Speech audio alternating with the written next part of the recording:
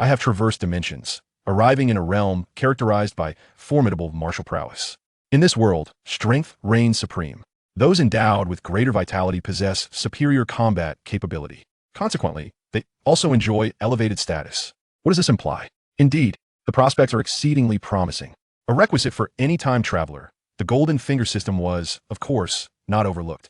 However, this system is the battle more, grow more powerful system. As long as the host defeats formidable foes, rewards will be granted to expedite their ascendance in this martial world. Wah wah wah. Isn't your arrival a tad premature? Still yearning for milk? Bring it forth. Wah. Sniffles. Chapter 1. I have traversed dimensions, yet I find myself but 1 year old. Why does everything feel so soft around me? Is this a mattress? The sensation of this mattress is remarkably smooth, entirely unlike the one I had at home. Without even opening my eyes, I can ascertain that I have indeed traversed dimensions, rather than being reborn. Qianqian kept his eyes closed, savoring the softness enveloping him. Just last night, while returning from work and crossing a traffic light, a vehicle with glaring high beams, its brakes seemingly malfunctioning, came barreling towards him. Unable to evade in time, Qianqian's brief and mundane life came to an abrupt end. Upon arriving in this world, his consciousness seemed to have traversed a year of chaotic existence, only now regaining a clear sense of his own body. The prospects are exceedingly promising. Indeed, they are. Qianqian felt a surge of excitement within. The air around him was fragrant. Inhaling it invigorated every cell in his body, indicating that this realm was anything but ordinary. Cultivating immortality? Mastering martial arts? Regardless of the path, both options were advantageous for Qianqian. He had always harbored a yearning for martial prowess, and such a world was perfectly suited for him. It seemed that he had traversed dimensions while still in slumber. Young man, how can you sleep soundly at such a tender age? Suddenly, a voice echoed in his mind. He could not sleep. With such an opportunity at hand, it was imperative to rise early and familiarize himself with this world, to learn about its martial techniques, and to embark on the path of cultivation as soon as possible. Qianqian, a person with a strong sense of ritual, felt compelled to rise and proclaim, "Do not underestimate the youth," regardless of any potential adversaries. Thus, he struggled to sit up, opened his eyes, and shouted, "Wah!" Upon his birth, Qianqian was momentarily taken aback. That sound, how infantile it was. Lowering his gaze, he beheld his chubby hands, soft and fluffy like cotton candy. Had he truly begun his journey from infancy? Before Qianqian could ponder further, a woman's voice suddenly reached his ears. Has Qianqian begun to cry again? Wasn't he just fed? Has his appetite increased lately? A pair of delicate, snow-white hands reached out toward Qianqian, lifting him into an embrace. The scene before his eyes transformed into a sea of white.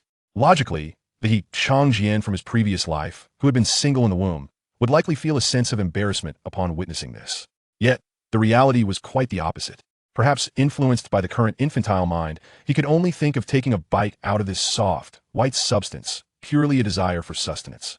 This yearning propelled Qianqian's hands boldly forward as he leaned in closer to embrace it.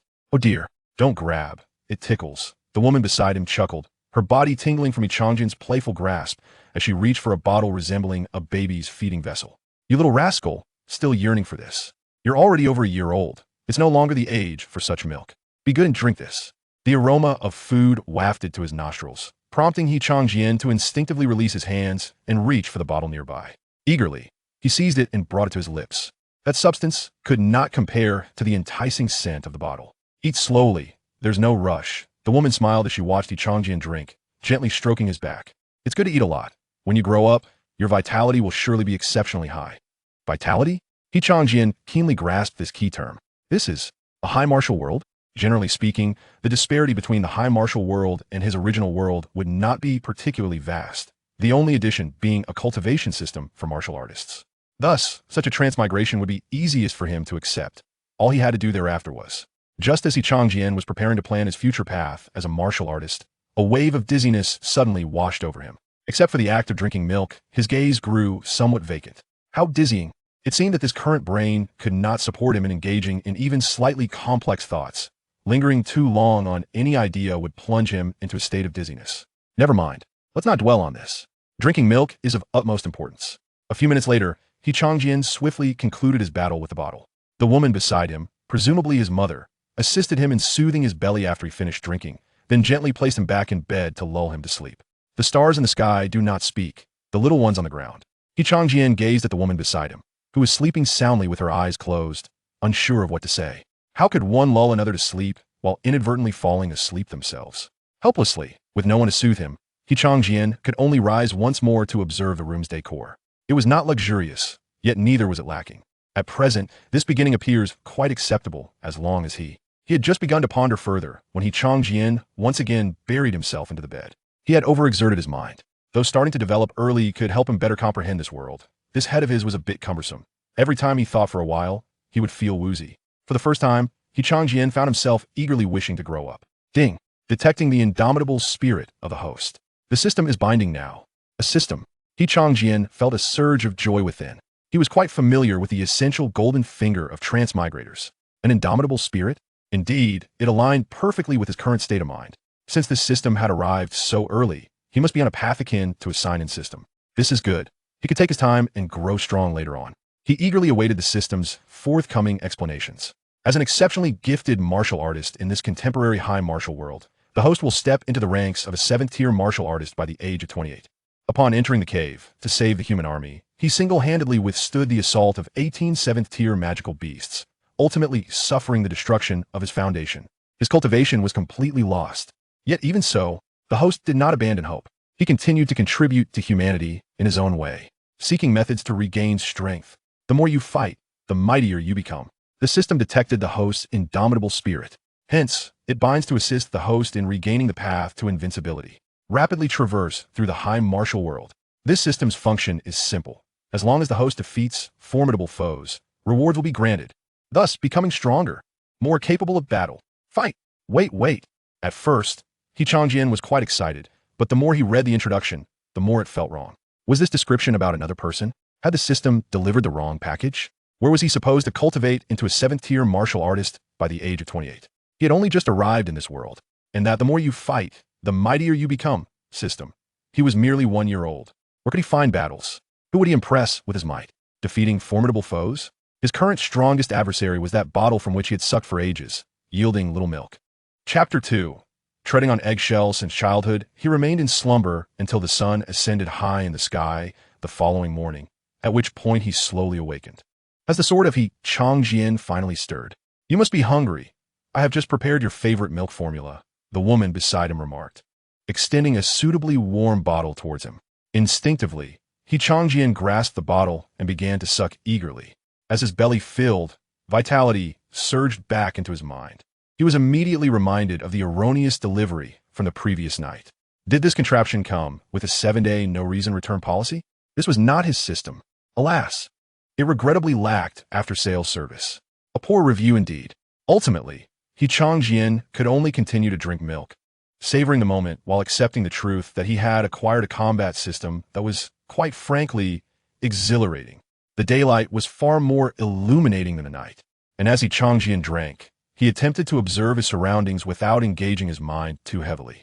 The bedding was pristine. The ceiling gleamed brightly.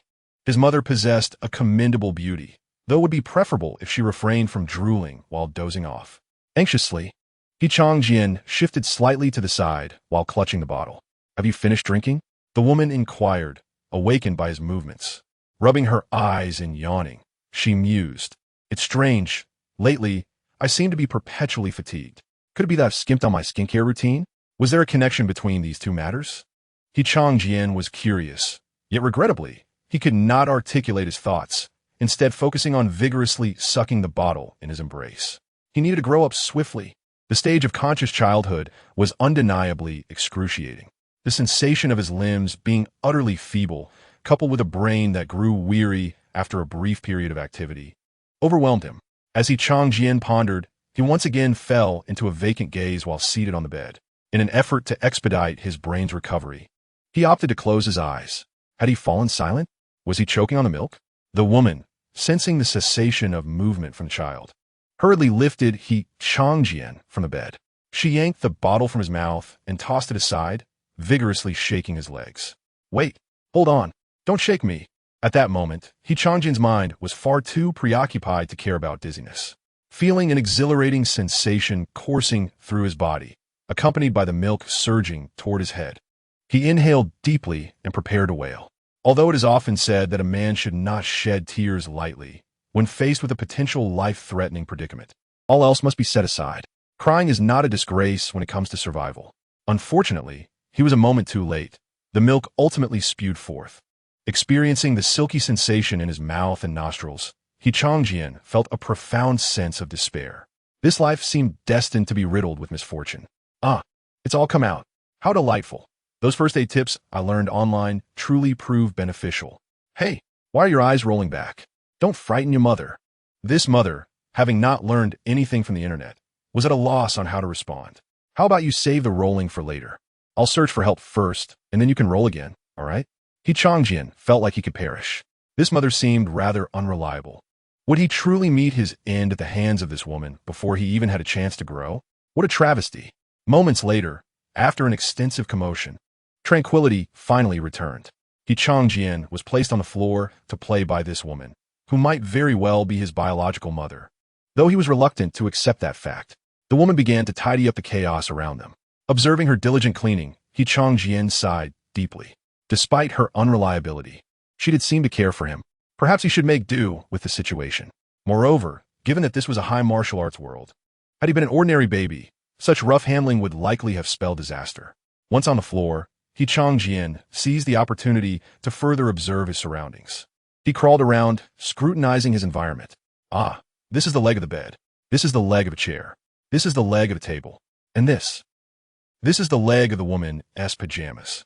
After a thorough exploration, having only discerned various legs, Qianqian abandoned his quest for observation.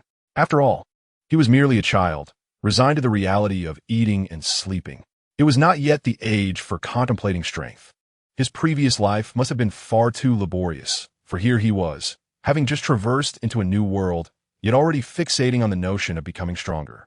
There was no need for such haste. Hey, how did you crawl over here? Do you wish to stretch a bit? The woman, having finished tidying up, approached and lifted Qianqian once more. Only then did Qianqian have the chance to observe something beyond mere legs. The home's decor was rather simplistic. It contained everything a household ought to possess. Not far away, on a cabinet, there was a photograph featuring 3 individuals: the woman, a man, and himself. The man wore glasses and exuded an aura of gentility, with a handsome visage. This ignited Qianqian's anticipation for what he might resemble as he matured. I shall be a dashing young man. Bestow upon me your utmost affection. I shall not wait a lifetime in vain. Suddenly, a trendy rock ringtone pierced the air. The woman cradled Qianqian and returned to the bed to answer the call. Hello, when will you be arriving? I need to prepare the meal in advance. 3 hours? Very well. I shall begin preparations now. Will you be bringing Qianqian along? I quite adore that little girl. She is so lively. All right then. I'll prepare her meal as well. Is the Shun Jiao brand formula acceptable? Oh dear, that is a laundry detergent brand. Haha, look at my silly head. Rest assured, while I may be a bit scatterbrained at times, I would never be careless to that extent. Qianqian felt a surge of panic upon hearing his mother's words. Surely she was jesting. It cannot be true. There was a world of difference between laundry detergent and milk powder. There was no way she could mix them up. Yet, Qianqian found himself uncertain. Considering the woman's earlier unreliability, it was not entirely improbable that such a mix-up could occur. No, he must be vigilant when consuming milk in the future. Life was fraught with dangers, and one slip could lead to disaster. From the very beginning of his life, he was treading on eggshells. He suddenly felt grateful for having arrived in this world early. Although the system he was presented with was rather chaotic, at least he was alive. Heaven knew if he had arrived later, he might have found himself in some dark and damp underground lair. That would be unbearable. Don't worry. You and Qianqian just prepare to come over. I will make sure to have plenty of food ready for you. You know my culinary skills, don't you? I'll check the kitchen to see what ingredients we have. If anything is lacking, you can bring some along. The woman, still holding Qianqian, made her way to the kitchen.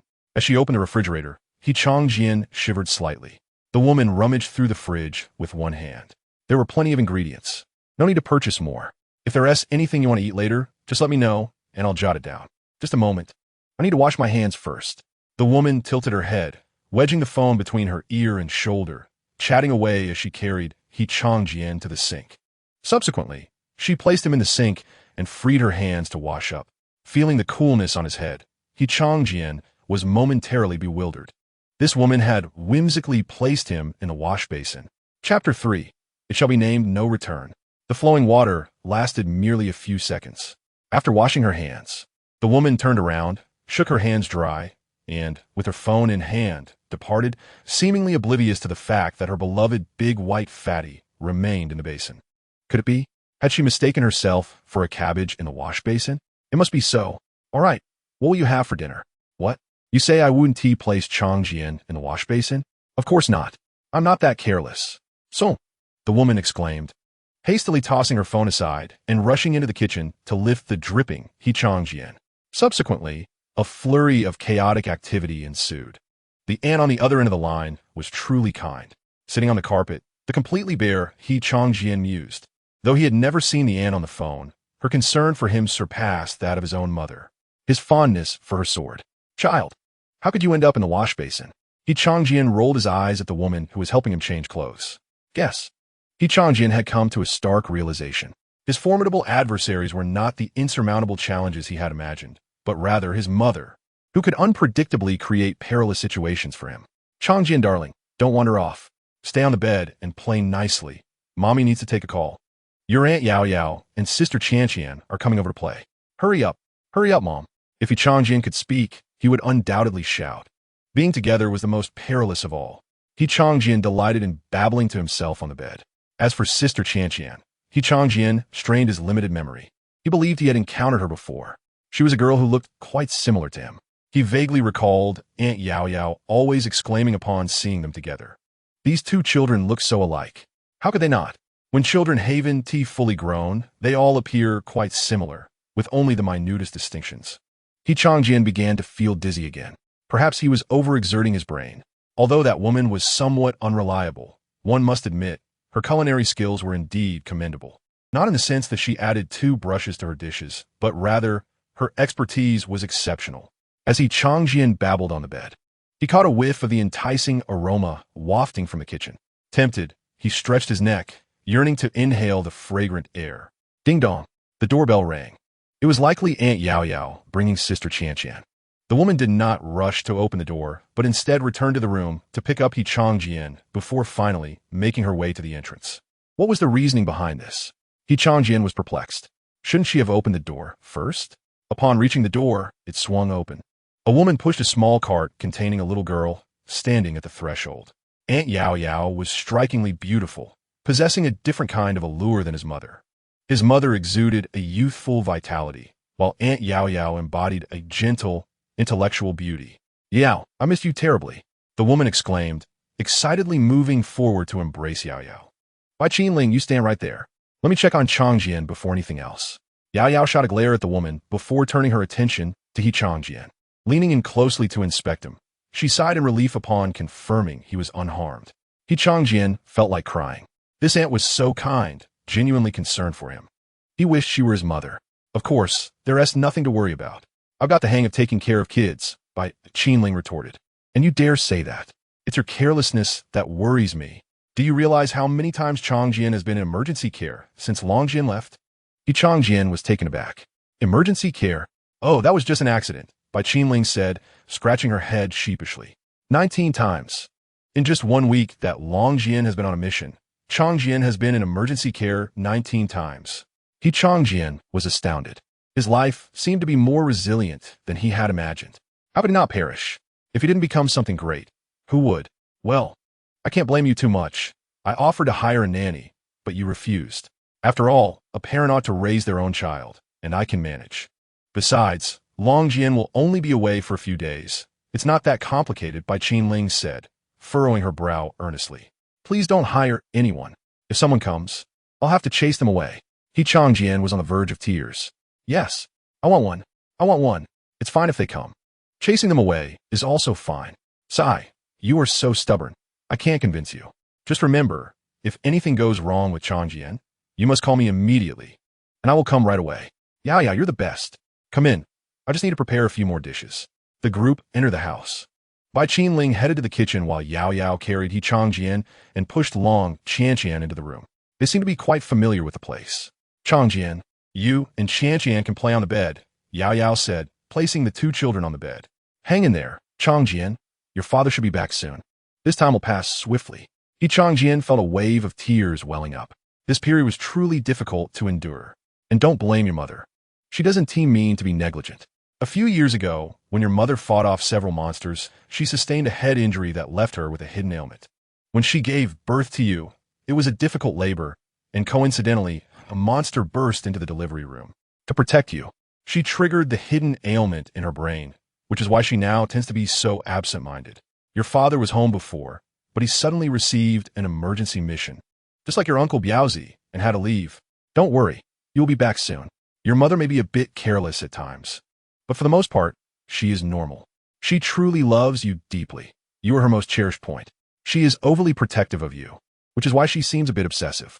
Rest assured, Aunt Yao Yao guarantees that as long as I am here, you will absolutely not perish. This guarantee sounded rather ominous. Who makes such assurances about not dying? However, after listening to Yao Yao's explanation, Qianqian gained a newfound understanding of Bai Qinling. Though her love may be a tad excessive, it was indeed genuine. The monster lair? How dare it harm his mother? Oof. Just wait until he grows up. He would ensure that the creatures of the monster lair would have no means of escape. No escape whatsoever. Your father has been searching for medicine to heal her brain over the years. Rest assured, she will recover. I'll go check on your mother now. You and Sister Qianqian play here, and if anything happens, remember to cry out. Aunt Yao Yao remembers that your cries are incredibly loud, even from over 100 meters away. I can hear you. Was that a compliment? Qianqian wondered uncertainly. It should be, right? Though, it sounded a bit strange. Wah wah. After Yao Yao left, Long Qianqian began to wail, attempting to climb onto Qianqian. Chapter 4. The Exceptional Valkyrie. Frequent visits to this place had fostered a certain familiarity between her and the elder brother, Qianqian. As he watched the cherubic Long Qianqian approaching him, Qianqian found himself momentarily lost in thought. The system chimed in, a sword piercing the heavens, a single strike obliterating countless high-level monsters. Entering the realm of warriors at the age of 9, achieving the 3rd rank at 12, the 5th at 18, and the 7th at 20. As the most outstanding genius of humanity, as a paragon of martial prowess. Battling such an existence is a crucial step in helping the host reclaim their sense of invincibility. Such a starting point is the most auspicious beginning for the host's fresh start. Engage in battle. Fight against this paragon of martial prowess. This is the essence of being a strong warrior. Fight. Fight. Victory in battle rewards. Exceptional warrior S root. Blood source root. Despite the fervent prompts of the system, Qianqian felt no surge of excitement. The primary reason was the absurdity of his opponent. The so-called martial goddess was merely a baby, snuggling against him incessantly. He could even detect the faint scent of baby powder emanating from her. Battle? What battle? Wait a moment. Qianqian suddenly froze. Although she was indeed small, she was unmistakably the same person. It seemed plausible that he could still accomplish the task. He gently pushed Long Qianqian away. Wah. The little one protested, eagerly leaning in closer. Qianqian remarked, this martial goddess is rather clingy. After considerable effort, he finally managed to extricate his head from her embrace and turned to survey his surroundings. As he did so, he repeatedly reminded himself to take it slow, lest he become dizzy. His gaze fell upon the baby bottle resting at the foot of the bed. Eureka! Wah wah! Qianqian exclaimed, his voice echoing with excitement for the first time. He had anticipated some awkwardness, yet to his surprise, it felt quite natural. Long Qianqian lifted her head, her bright, sparkling eyes wide with curiosity. Qianqian pointed towards the bottle. Wah! Long Qianqian, as if discovering treasure, ceased her clinging and scuttled towards the bottle with her little legs. The plan was proceeding smoothly. Qianqian, thrilled, crawled after her, though he noted her pace was rather slow. Could this girl truly become the martial goddess of the future? She was crawling at a snail's pace. Qianqian felt a growing impatience, almost wanting to give her a gentle push. Unfortunately, even lifting the bottle filled with milk proved somewhat strenuous for his soft, feeble arms. At last, after what felt like an eternity, Long Qianqian reached the head of the bed, positioned beside the bottle. Though it was empty, she still excitedly grasped it, preparing to bring it to her mouth. Wah wah! Qianqian suddenly called out. Long Qianqian looked back, puzzled. Before she could react, he swiftly snatched the bottle from her hands. Give it back. The unexpected turn of events left Long Qianqian's chubby face in shock for a few seconds.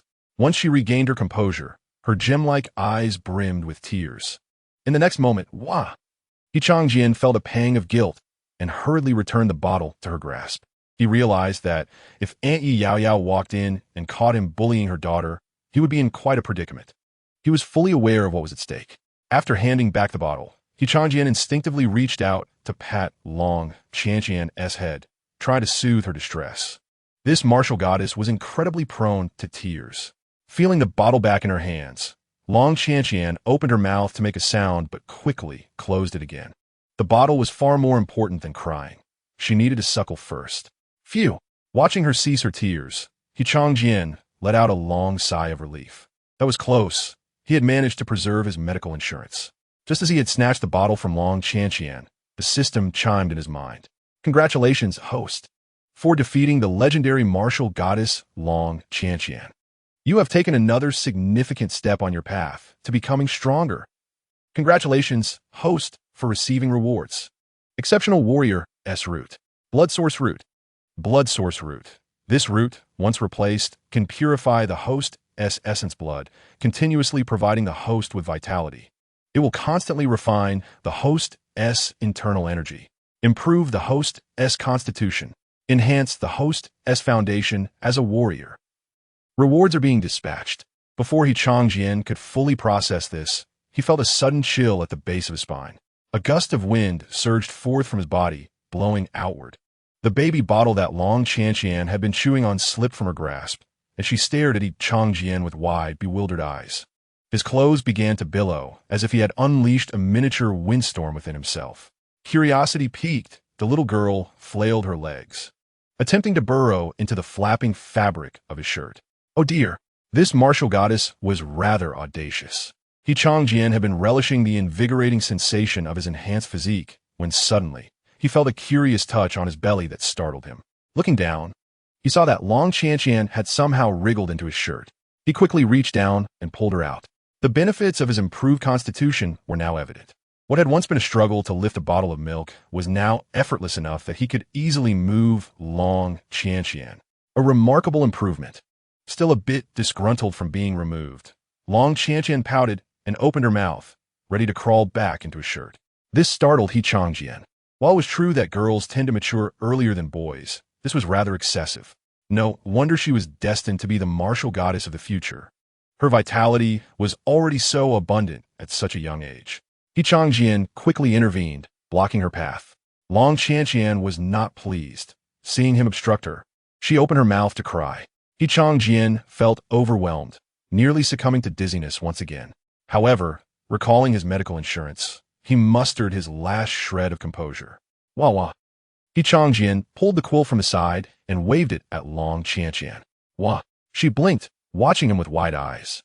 He pinched the edges of the quilt, playfully tugging and squeezing it before offering the corner to her. Long Qianqian, captivated by the quilt, reached out her tiny hands to grasp it. This squeeze sparked her curiosity, as if she had discovered an intriguing new world. She lost interest in crawling into Qianqian's shirt and began to incessantly pinch the quilt's corner.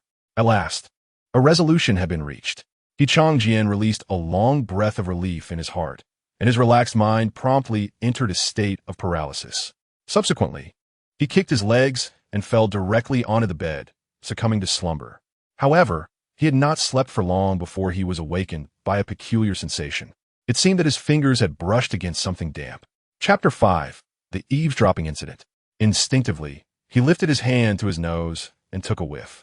A faint, unpleasant odor? Huh. With his eyes shut, Qianqian abruptly opened them wide. How could there be something damp and foul on the bed? Struggling to sit up, he caught sight of Long Qianqian nearby, blinking at him while clutching the corner of the blanket. The diaper beneath her had somehow been dislodged. Wow! Qianqian recalled the words of medical insurance and the advice given to him. His wails were loud. She could hear him. Before long, footsteps echoed from the kitchen. Oh dear! Qianqian, how did you manage to take off your diaper? I'm sorry, Qinling. I'll change Qianqian's diaper and then attend to you. It's no big deal. It's quite common for a 1-year-old. Just in time, my little one needs a change as well, so I'll help you out. Qianqian's cries came to an abrupt halt. What? He merely intended to call Aunt Yao Yao back to handle this Valkyrie, never expecting to deal with it himself. Changing a diaper, does that not imply no? Please no. Qianqian turned to flee, but Bai Ma was quicker, catching him by the leg. Minutes later, the sheets had been replaced and the diaper had been changed. Qianqian, you look rather well, despite the commotion. Your complexion remains so rosy. What do you mean by despite the commotion? My little one has always been well cared for. Thank you very much. I beg to differ. I'll finish tidying up the vegetables. Could you prepare some milk for the two little ones? Certainly. With the tasks assigned, the two women exited the room. Qianqian returned to the edge of the blanket, continuing to clutch at that little corner. Qianqian turned and buried his head in the bed. Although the sensation on his bottom was indeed quite refreshing, the preceding ordeal had been utterly humiliating. He felt utterly shamefaced. However, this feeling of embarrassment soon dissipated. For his beloved medical cough, Aunt Yao Yao entered with his favorite milk formula. Here you go, Qianqian and Qianqian, one for each of you. If it's not enough, feel free to call Aunt Yao Yao. Qianqian, take good care of your sister Qianqian. Yao Yao planted a kiss on Qianqian's cheek. Yet, Qianqian had no time to concern himself with Yao Yao's affection. His body's instincts were commanding him. Milk. He needed to drink milk. After having his mother shake out the milk from her belly earlier, he had yet to eat, coupled with the earlier commotion and the implantation of the new roots. He was ravenous. As the silky, sweet liquid flowed into his mouth, Qianqian felt it was the most exquisite moment of his life. He suckled vigorously, and a bottle of milk quickly filled his belly. After a satisfying burp, he glanced over at Qianqian, who was struggling to suck on her milk, and suddenly felt a sense of anticipation for adulthood. When Qianqian grew up to become a legendary Valkyrie, he would recount to her the tale of his childhood bedwetting. He wondered what expression this Valkyrie would wear upon hearing such a story. The mere thought made Qianqian chuckle with delight. Unbeknownst to her, while drinking milk, Qianqian was puzzled by Qianqian's smile directed at her. After pulling the bottle away, she gave a somewhat dazed yet adorable smile before reinserting the bottle and continuing to suckle. Following the root replacement, Qianqian's senses seemed to have sharpened significantly. He could vaguely hear the conversation between the two women outside. Perhaps he could glean some information about this world from their dialogue. As he pondered, Qianqian crawled to the edge of the bed. With both hands gripping the edge, he extended his legs to dangle. Finding a suitable angle, Qianqian steeled himself and let go. He landed on the floor with a roll. The ground beside the bed was cushioned with safety mats to prevent children from getting hurt, so Qianqian suffered no significant injury. After a brief recovery from his tumble, Qianqian crawled toward the door. Qianqian, observing his successful descent from the bed, gazed at him with eyes sparkling in admiration. Wow, he is so impressive. Straining to pull the blanket to the edge of the bed, she too wished to attempt a descent.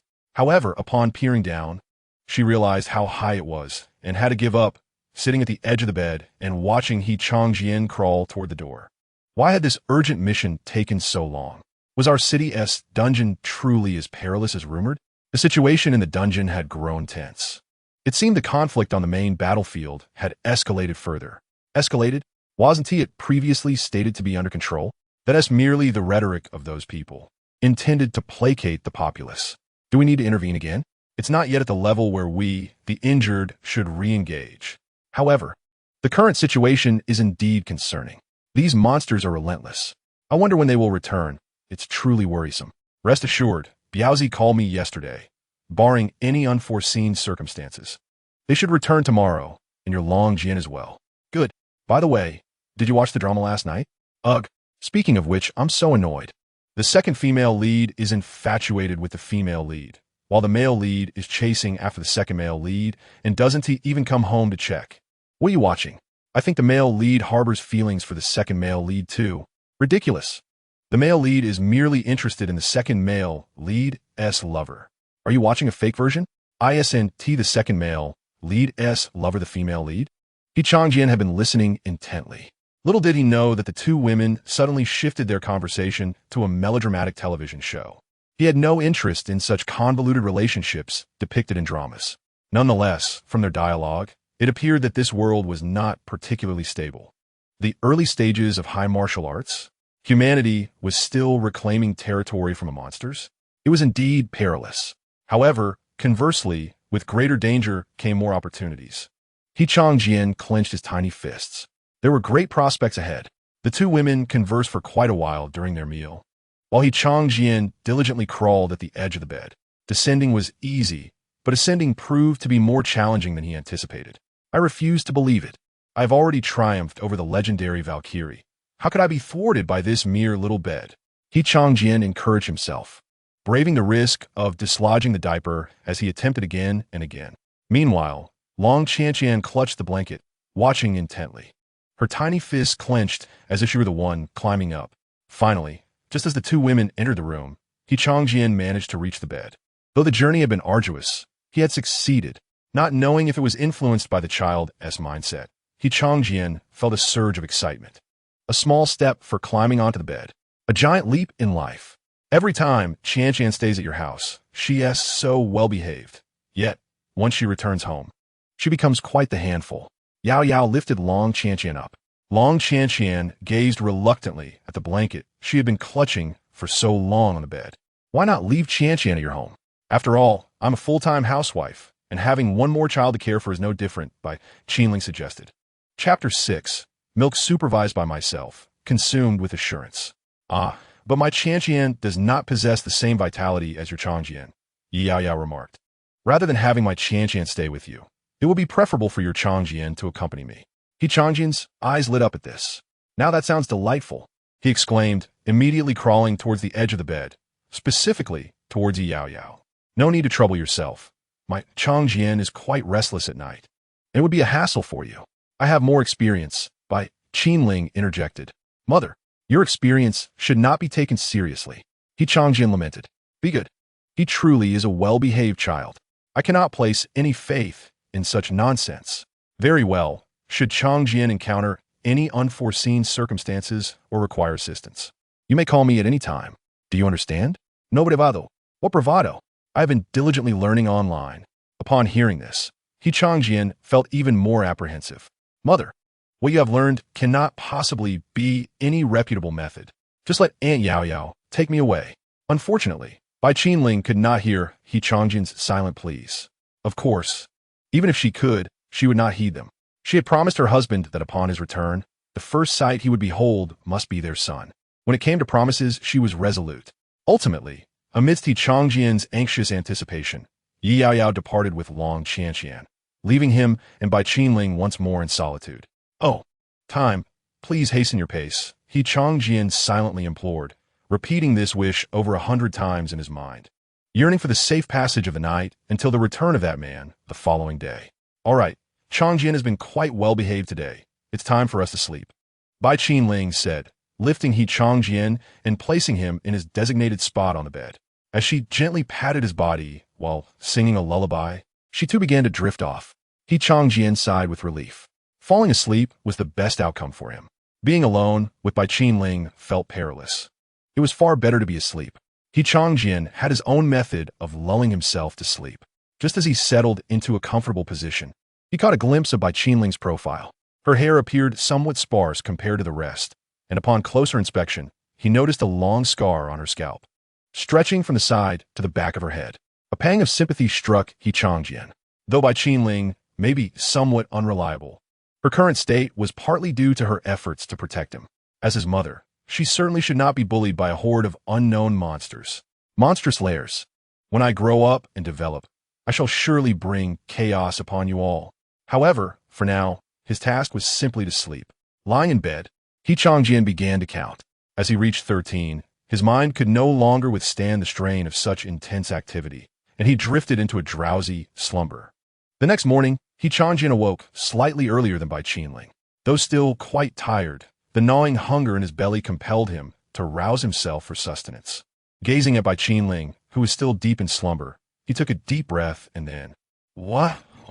After crying for nearly 10 minutes, to the point where Qianqian felt his eyes might wither, Bai Qianling finally stirred, rubbing her eyes. Qianqian quickly stifled his tears. No more crying. If he continued, he might suffocate. But just as his sobs subsided, Bai Qianling seemed to think it was merely a figment of her imagination. After rubbing her eyes, she lay back down. This time, Qianqian genuinely felt he might suffocate. How could she fall back asleep just like that, with no other option? He gathered his emotions once more and began to wail anew. If he was to suffocate, it was better than starving to death. This time, Qianqian had learned to be clever. When the woman awakened from his cries, he did not immediately cease his weeping, but waited until she stood up before quieting down. However, the next moment, the woman, standing at the edge of the bed, could not hear his cries. It was as if an engine had run out of fuel, and she fell back onto the bed. This woman's cries were utterly ineffective. Qianqian lay back, arms and legs splayed, feeling utterly despondent. Having cried for too long, he had exhausted the last remnants of his energy and could cry no more. What is despair? Qianqian now embodied despair. Yet amidst this despair, the blood source he had inherited imbued him with a glimmer of hope. A warm, comforting sensation spread from his spine throughout his body, revitalizing him. Now, with renewed vigor, Qianqian prepared to cry out once more. What? His cries nearly threatened to lift the ceiling off. This time, the woman could not remain asleep. She sat up, her eyes slightly dazed. Such a loud cry, my dear. When you grow up, you will surely be very cheerful, just like me, she said without anger. Gathering her wits, she approached Qianqian and gently patted his belly. All right, stop crying now. If you continue, your throat will get sore. Qianqian did not immediately comply. Instead, he eyed the woman with skepticism. Surely, she did not expect him to stop crying just to return to slumber. However, seeing her appear significantly more alert and considering she was his mother, Qianqian chose to trust her for once. So obedient. My baby can understand my words now? Bai Qinling remarked, her eyes sparkling with surprise. Well, mommy is still a bit sleepy. May I take a quick nap before I prepare your milk? Qianqian felt a wave of frustration, his mouth opening as if to cry once more. Oh dear, mommy was just teasing you. Don't cry, don't cry. I will make your formula right away. Bai Qinling rose, rubbing her eyes as she made her way outside. Watching her still drowsy demeanor, Qianqian felt a twinge of unease. Moreover, he could not see the situation outside, which only heightened his anxiety. No, he must alert her, just as he anticipated by Qinling to boil water and prepare the formula. He opened his mouth wide and cried with all his might. What? What? Baby, please don't cry. Mommy will have it ready in no time. Why does it seem like I've grabbed the laundry detergent instead? Please don't cry. I'll be quick. Upon hearing the woman's words from outside, Qianqian felt grateful that he had made such a decision. If he had not cried out, who knew what he might have ended up drinking?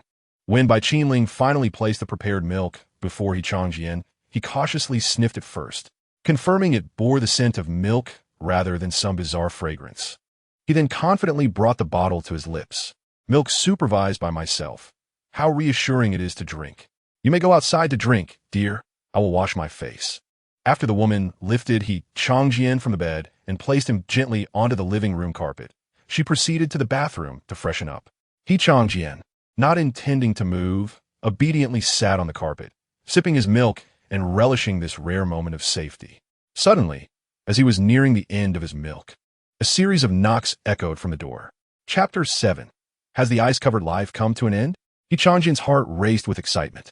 Could it be that his life of fragile tranquility was about to conclude? Hearing the knocks, Bai Qinling dashed out from the bathroom, her pajamas askew, with a toothbrush still clenched in her mouth, mumbling indistinctly, coming. She hurriedly ran to the door and pulled it open. To Qianqian's surprise, standing at the threshold was not the imposing man resembling a mountain, but rather his medical insurance and the bedwetting Valkyrie, Yao Yao. Yao Yao, why have you brought Qianqian here so early? She inquired. It's because Qianqian insisted on coming, Yao Yao replied, slightly baffled. This morning, apart from when I fed her, she had been crying incessantly. I asked her, and it was only when I mentioned going to see Brother Qianqian that she stopped crying. So, I had no choice but to bring her along. Is this little girl becoming so fond of Brother Qianqian? Bai Qinling observed with surprise, glancing at Long Qianqian. This woman, is she attempting to take advantage of her own beauty again? Meanwhile, Qianqian, still drinking milk, tugged at his long-sleeved shirt, ensuring his belly was well covered. Everything was in order.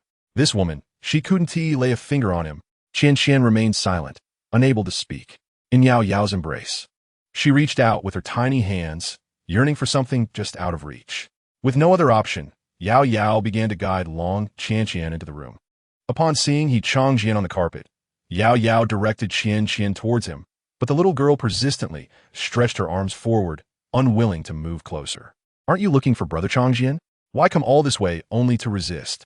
Bai Qinling remarked as she closed the door behind her. Noticing Yao Yao had paused, Qianqian grew anxious again, stretching her little hands forward on the verge of tears. Could this Valkyrie have developed an affection for our blanket? Qianqian pondered, extending his arms towards her. Wow. You see, children tend to influence one another. When they see one being held, the other wants to be held too.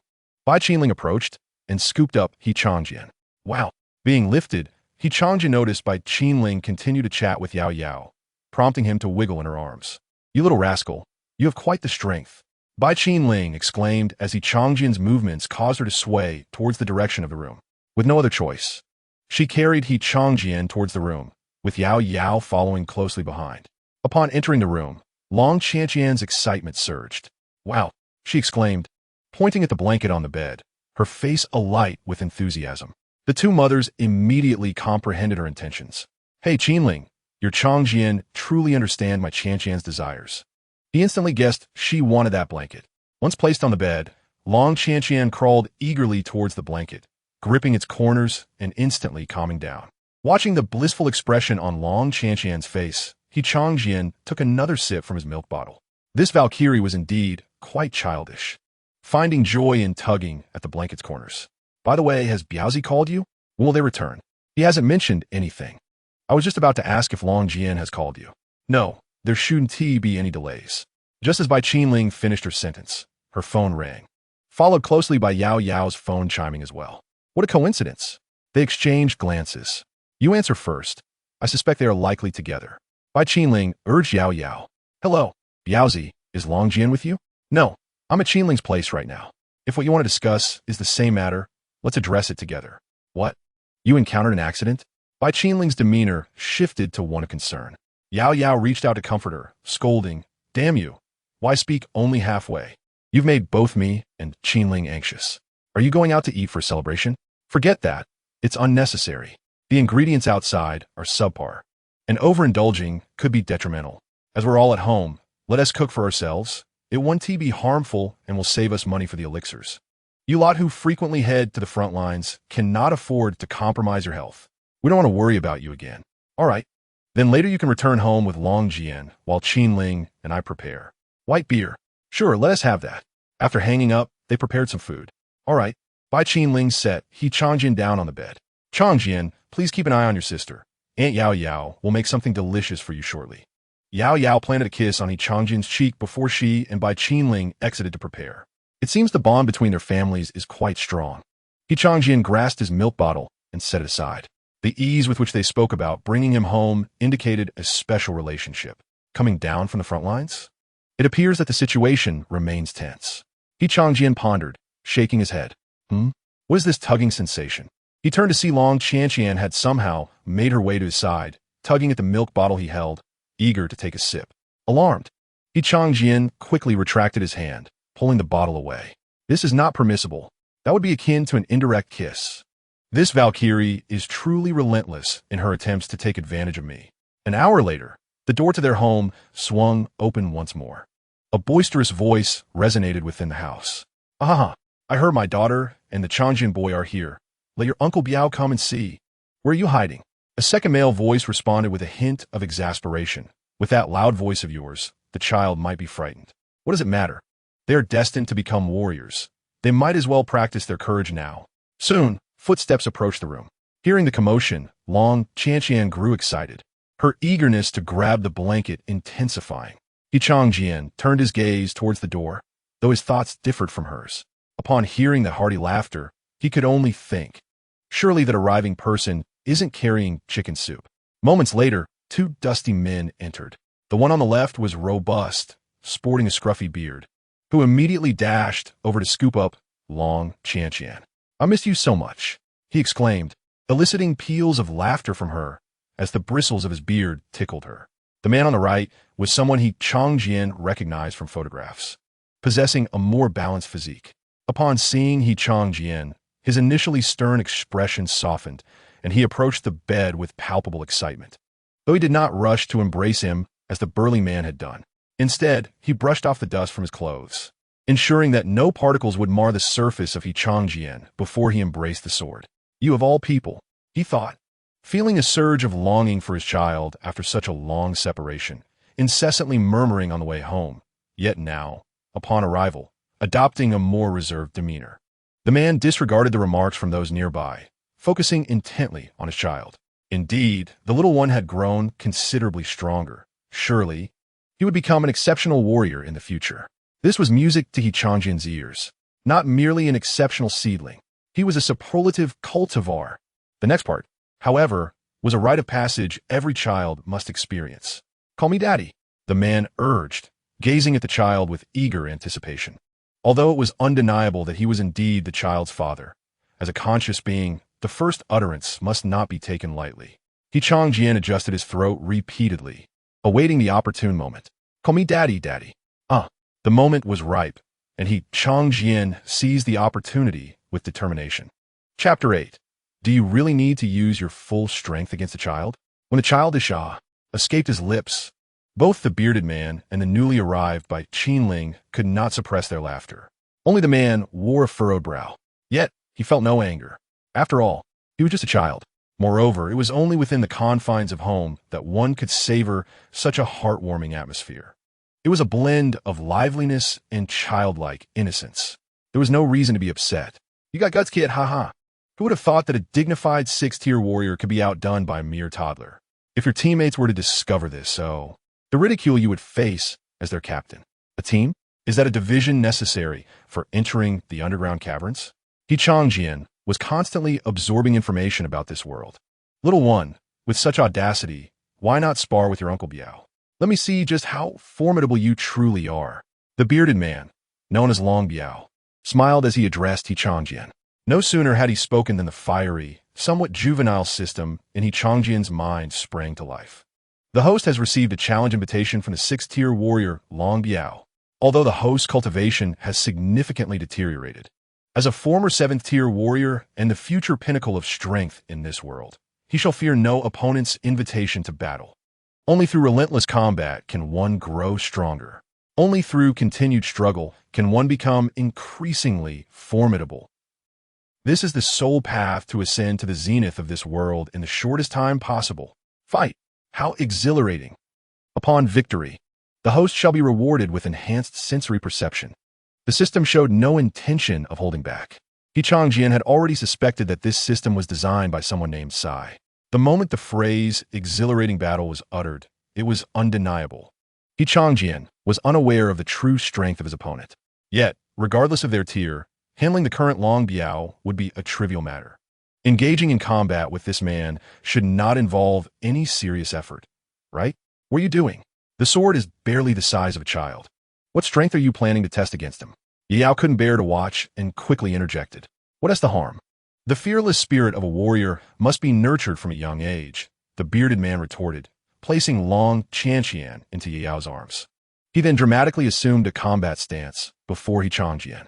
"Come on, little one, show me your prowess. If you win, I shall grant you my daughter as your bride." "What nonsense are you spouting to a child?" Yao replied, though her face was alight with amusement. She truly adored Qianqian. This child was resilient and destined for longevity. Blessed indeed. Meanwhile, Long Qianqian, oblivious to the unfolding scenario, clapped enthusiastically, thinking her father was about to play with brother Qianqian. "I don't want a crying wife.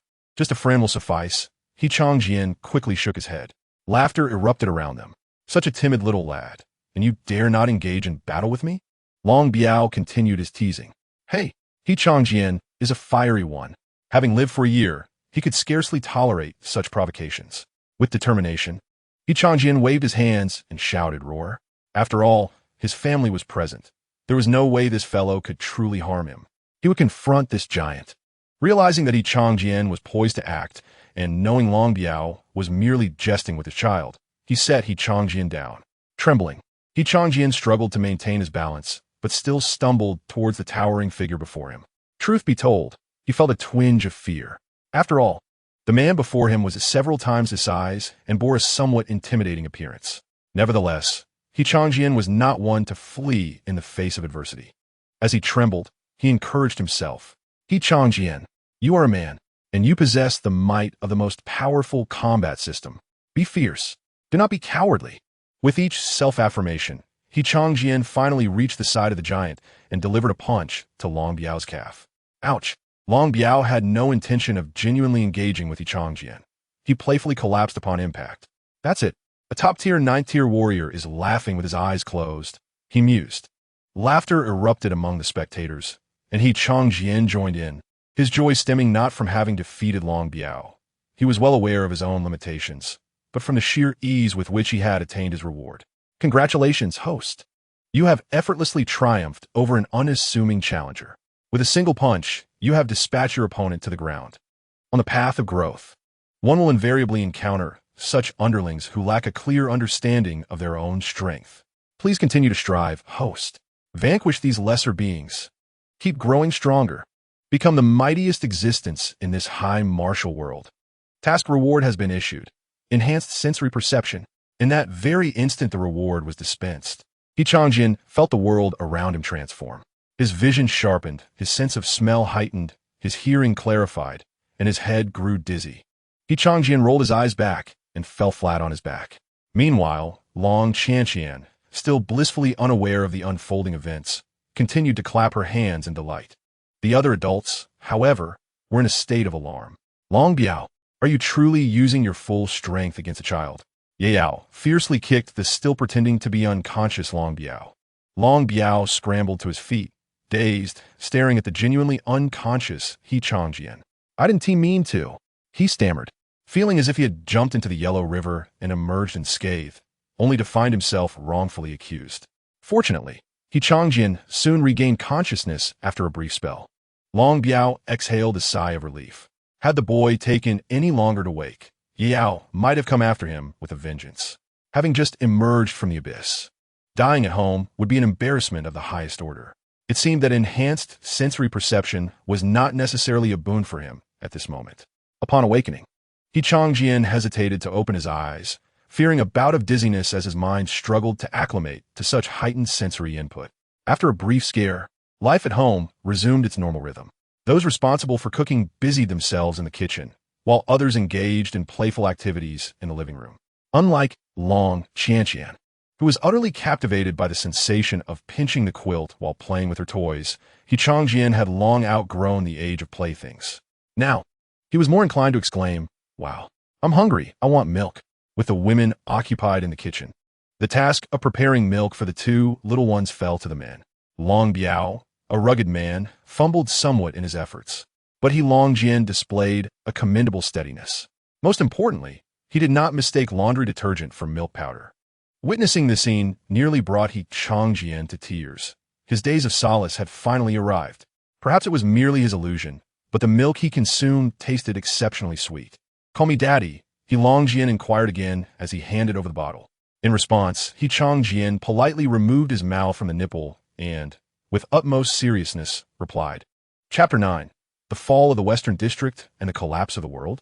As the two little ones began their meal, the adults' dinner was also prepared. Initially, Qianqian anticipated a lively gathering, especially with the presence of wine, particularly from Long Biao. However, to his surprise, the atmosphere was rather subdued.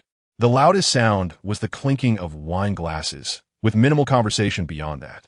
For Qianqian, this was fortuitous, as it allowed him to gather valuable information more effectively. With his senses heightened, he found he need not shift his position. He could hear the discussions from his seat with remarkable clarity. To avoid losing consciousness amid the listening, he closed his eyes, minimizing additional strain on his brain. "What did you say happened in the cave?" he inquired. "Was there any confidentiality agreement regarding the cave for this operation?" "Not at all. That confidentiality agreement is for those who haven't descended into the cave. We've all been down, so it naturally does not apply to us," came the reply. "Then do tell. Do you remember the rumors circulating about the main battlefield collapsing between humans and monsters? Is it true?" "Indeed, the Western District was defeated and a significant number of monsters invaded, entering the human realm through the cave entrance in the Western District. The headquarters in Huagua is in quite a predicament over this matter." "The Western District fell? How is that possible? I thought Elder Wei was stationed there." Therein lies the crux of the issue," Longjian sighed. "Elder Wei has passed away." "This cannot be," exclaimed the two women in shock. Elder Wei was a seasoned 9th-tier warrior. Even if the monsters were formidable, They would only be able to defeat him if they deployed 3 or more 9th-tier monsters. However, they only used one 9th-tier monster. 1. How is that even feasible? Yi Yao Yao repeated her disbelief, clearly astonished. Elder Wei has passed away peacefully. It seems some rogue leaked information to the monsters. They launched their attack almost simultaneously with Elder Wei's departure. Those despicable human pests. Qianqian nodded in agreement. Many of the classic battles and nations he had witnessed in his previous life were not lost due to the opponent's strength, but rather because of leaked intelligence and strategic plans. Hence, espionage has always been a focal point for nations to cultivate. Elder Wei has protected our Huagua for a long time, hasn't he? Indeed, Qianqian replied, his mood somber. He was already 137 years old when he stepped down from the front lines, but after 10 years of teaching at the academy, he broke through to become a 9th-tier warrior and went to guard the Western District. Altogether, he has spent 146 years in the cave, ensuring the safety of our Huagua. Had it not been for his many injuries, he could have lived even longer. Qianqian, listening from a distance, felt a deep sense of respect. 146 years, a staggering number, nearly representing the entirety of this elder's life dedicated to the cave. Furthermore, from Qianqian's words, it seemed that Elder Wei was also his teacher, making him his mentor. After the fall of the Western District, the pressure on the other major districts has intensified, especially in the crucial central battlefield, where the addition of a 9th-tier monster has pushed the 2 defending 9th-tier veterans to their limits. Not only is there immense pressure on a battlefield, but the monsters that have escaped are also causing considerable headaches. Although things may appear calm now, the Demon Suppression Office personnel are on the brink of madness during this period. What about the cave entrance in our city? Due to its proximity to the Western Battle District, the monsters within have also erupted first. Our urgent task is to return and suppress these monsters. Fortunately, the monsters that emerged from this cave entrance are not of a high tier, so they were quickly subdued. However, as the Western Battle District has not yet been reclaimed, there remains a possibility of future eruptions. We may need to set out again tomorrow afternoon. So soon? Just as we VE returned, we must leave again? Bai Qinling frowned. You know how it is with cave situations. When war is urgent, we have no choice but to act swiftly. How long will this next trip take? Uncertain, perhaps a week, a month, or we may have to wait until the Western District is reclaimed before we can return. Such a long duration? Indeed, Qianqian, who had been secretly listening while nursing from his bottle, was taken aback. It's over. The sky is falling, he lamented, feeling he hadn't even had the chance to savor the joy of family reunification before having to face separation once again. This is unacceptable. How can this be allowed? If all else fails, they should take me into the cave with them. Your son understands your words. He crying, Bai Qinling remarked, glancing at the tearful Qianqian nearby. There is no other choice. Qianqian, too, wished to remain with his family, but at this moment, he felt compelled to leave. Country before family. This separation is merely temporary, but if the nation falls, reunification would be a far more daunting task. The atmosphere at the dining table grew heavy. Qianqian felt a sense of gloom settle over him, reflected in the fading enjoyment of the milk in his hand. Alas, after finally returning for a brief farewell, this isn't the conversation I wanted to have. Let us discuss something cheerful instead. Remember I mentioned encountering an unexpected situation while exiting the cave? We were in the car when a horned cow suddenly charged at us, aiming for the roof of our vehicle. Thankfully, this cow was blind and miscalculated, crashing into a nearby rock and meeting its demise. Otherwise, I would have returned home with even more wounds. How foolish that cow must be. The previously somber group erupted into laughter, momentarily lifting the weight of their concerns. Even Qianqian could not help but momentarily detach himself from the sorrowful atmosphere. By the way, Yao Yao, you should come and live with Qinling for the next few days. Why do you suddenly say that? There are reports that several monsters from the West District have made their way into our city. This is disastrous. It was already perilous, and now it's even more so. Qianqian's heart sank.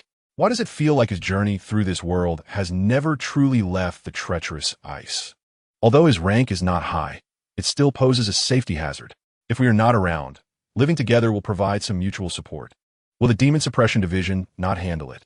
They will, but their response might not be swift, unless something unexpected occurs. Yao Yao should receive a message about her leave tomorrow. No need to wait until tomorrow. Yao Yao picked up her vibrating phone and said, I've already notified them. This situation seems to be even more serious than you have indicated. Bai Qinling has indeed been to the monster lairs. Unusual signs have been appearing one after another, which were previously non-existent. It's nothing to worry about. He Longjian took a sip of his drink and remarked, problems will eventually find their solutions. The atmosphere among the group grew somewhat somber again. You all should stay here tonight. It's getting late, and the guest rooms are clean. Just tidy up a bit, and you can move in. Yao Yao, you can stay here with Qianqian, and I'll return tomorrow morning to bring back some essential supplies. The ensuing conversation among the adults drifted into various topics, from the revival of spiritual energy to current events, and even some gossip about influential figures. They covered it all. However, it also allowed He Changjian to gain a deeper understanding of this world. 500 years have passed since the revival of spiritual energy. In the 1st century, humanity began to perceive the power of blood and energy and started to cultivate, leading to the emergence of martial artists. During the 2nd to the 4th centuries, monsters appeared and invaded the human continent. Now, only the nation of Huagua remains steadfast. The most tragic tale belongs to a small island nation known as Sakura Country, which was entirely submerged beneath the sea during a monster assault. The last century is solely the history of Huagua. A handful of 9th-tier pioneers of Huagua sacrificed their lives to establish 5 battle zones against the monsters, laying the groundwork for future generations and the development of martial artists. He Changjian could still enjoy his milk so peacefully because of the sacrifices made by these great figures. He has always held deep respect for these heroes. They are truly magnificent. As for the subsequent discussions among the adults, He Changjian ceased to pay attention. His mind could not withstand it. The next morning, He Changjian initially thought he could relish the warmth for a bit longer. However, when Long Biao returned with some items, He Longjian received a phone call, and the two hurriedly departed. Before leaving, He Longjian, still unwilling to give up, approached He Changjian and uttered the phrase, "Call me Dad." Naturally, He Changjian responded in kind. As expected, after all, this was a privilege reserved for children. Once they grow up, such playful interactions will no longer be possible. Chapter 10, The Plague Rat King. The day passed somewhat uneventfully, yet not without its gains. Although the enhancement of his senses increased the burden on He Changjian's mind, he could genuinely feel that his brain was rapidly progressing under the strain. Previously, he could only solve arithmetic problems up to 13, but now he could tackle more challenging multiplications like 2 by 2. At night, due to the close friendship between Bai Qinling and Yi Yao Yao, they shared bed. Meanwhile, Long Qianqian and He Changjian were naturally placed together. Ignoring the two women chatting nearby, He Changjian seriously regarded Long Qianqian, gesturing between them. Wow. This line here, you cannot cross. If you do, I will call Aunt Yao Yao. Ah. Long Qianqian raised a finger, appearing somewhat perplexed as she rested it on her chin. She mistook He Changjian's gesture as an invitation to play, and excitedly inched closer, wrapping her arms around him. He Changjian felt momentarily suffocated, physically, that is. This girl had more strength than he expected. Truly, a future Valkyrie. Yet, her intellect seemed to falter. Despite his clear message, she still did not comprehend. Hastily, he pushed Long Qianqian away and attempted to clarify once more. Long Qianqian giggled and crawled towards He Changjian again. He pushed her away, and she crawled back. After attempting this a dozen times, He Changjian ultimately gave up on explaining to Long Qianqian that she should not come closer, allowing her to cling to him like an octopus. This Valkyrie was quite foolish. She probably wouldn't even be able to count to 11 in kindergarten. He Changjian inwardly lamented in frustration. Moments later, Long Qianqian leaned her head close to his face. Don't lick. He Changjian panicked and quickly pushed her head away. Long Qianqian had learned to be clever. She followed He Changjian's outstretched hand, moving her head to the side, then opened her mouth to bite. Hiss! Destruction! They tussled until midnight, and it was only then that the little girl finally turned over and fell asleep. He Changjian finally had a moment to breathe. The two adults nearby also drifted into slumber amidst their conversation.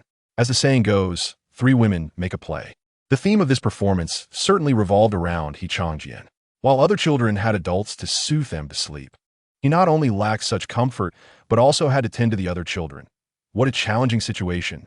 He Changjian closed his eyes and began to ponder arithmetic problems. 1111213. Yet, just as he was on the brink of slumber, a faint odor infiltrated his nostrils. An unpleasant smell. Moreover, his fingers felt somewhat damp. He Changjian jolted awake.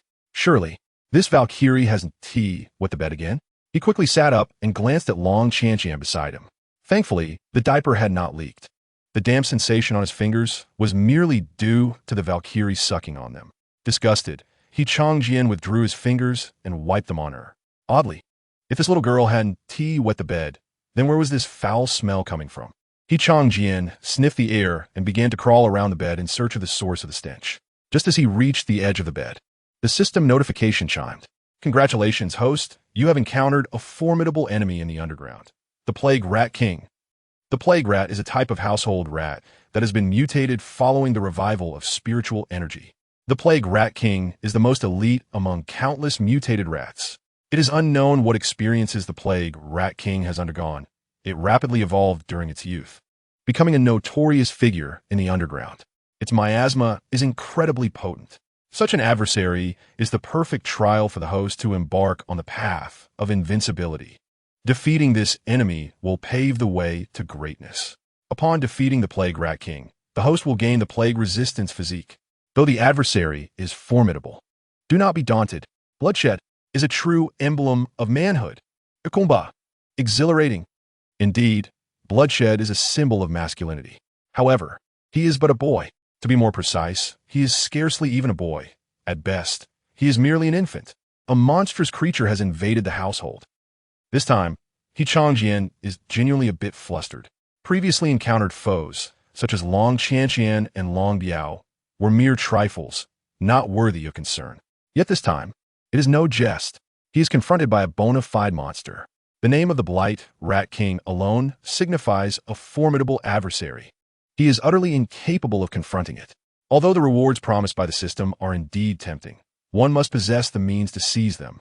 Should he perish before claiming the rewards, the bargain would be exceedingly unwise.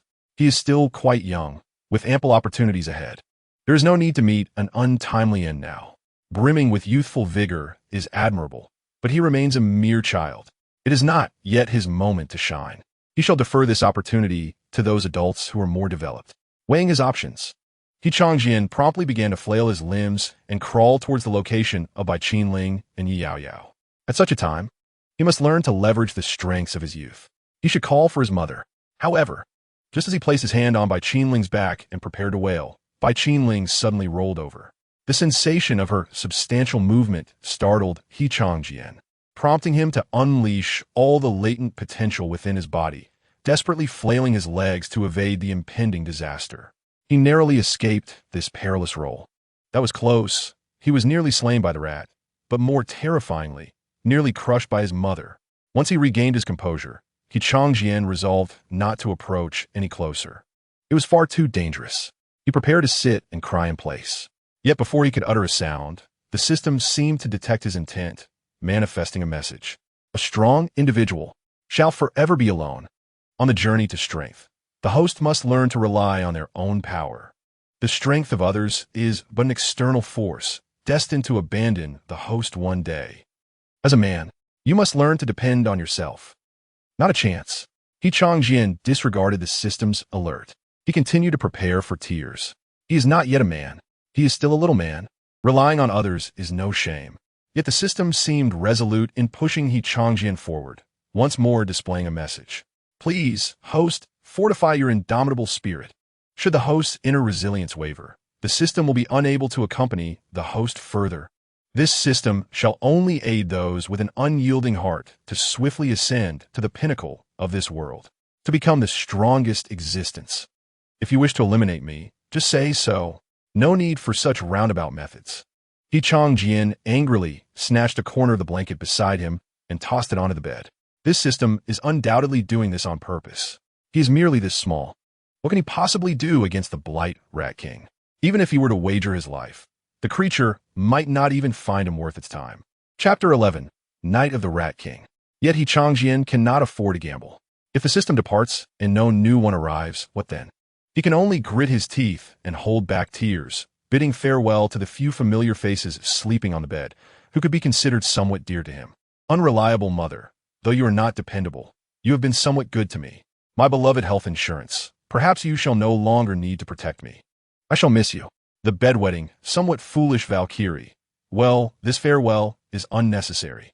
After completing his farewells, Qianqian turned to descend from the bed like a general resolutely heading to battle. However, as he turned, he lost his balance. His legs weakened, and he tumbled back onto the bed, his head spinning. Forget it. No more pretense. He might as well crawl down. Having done it once before, Qianqian was now quite adept at descending from the bed.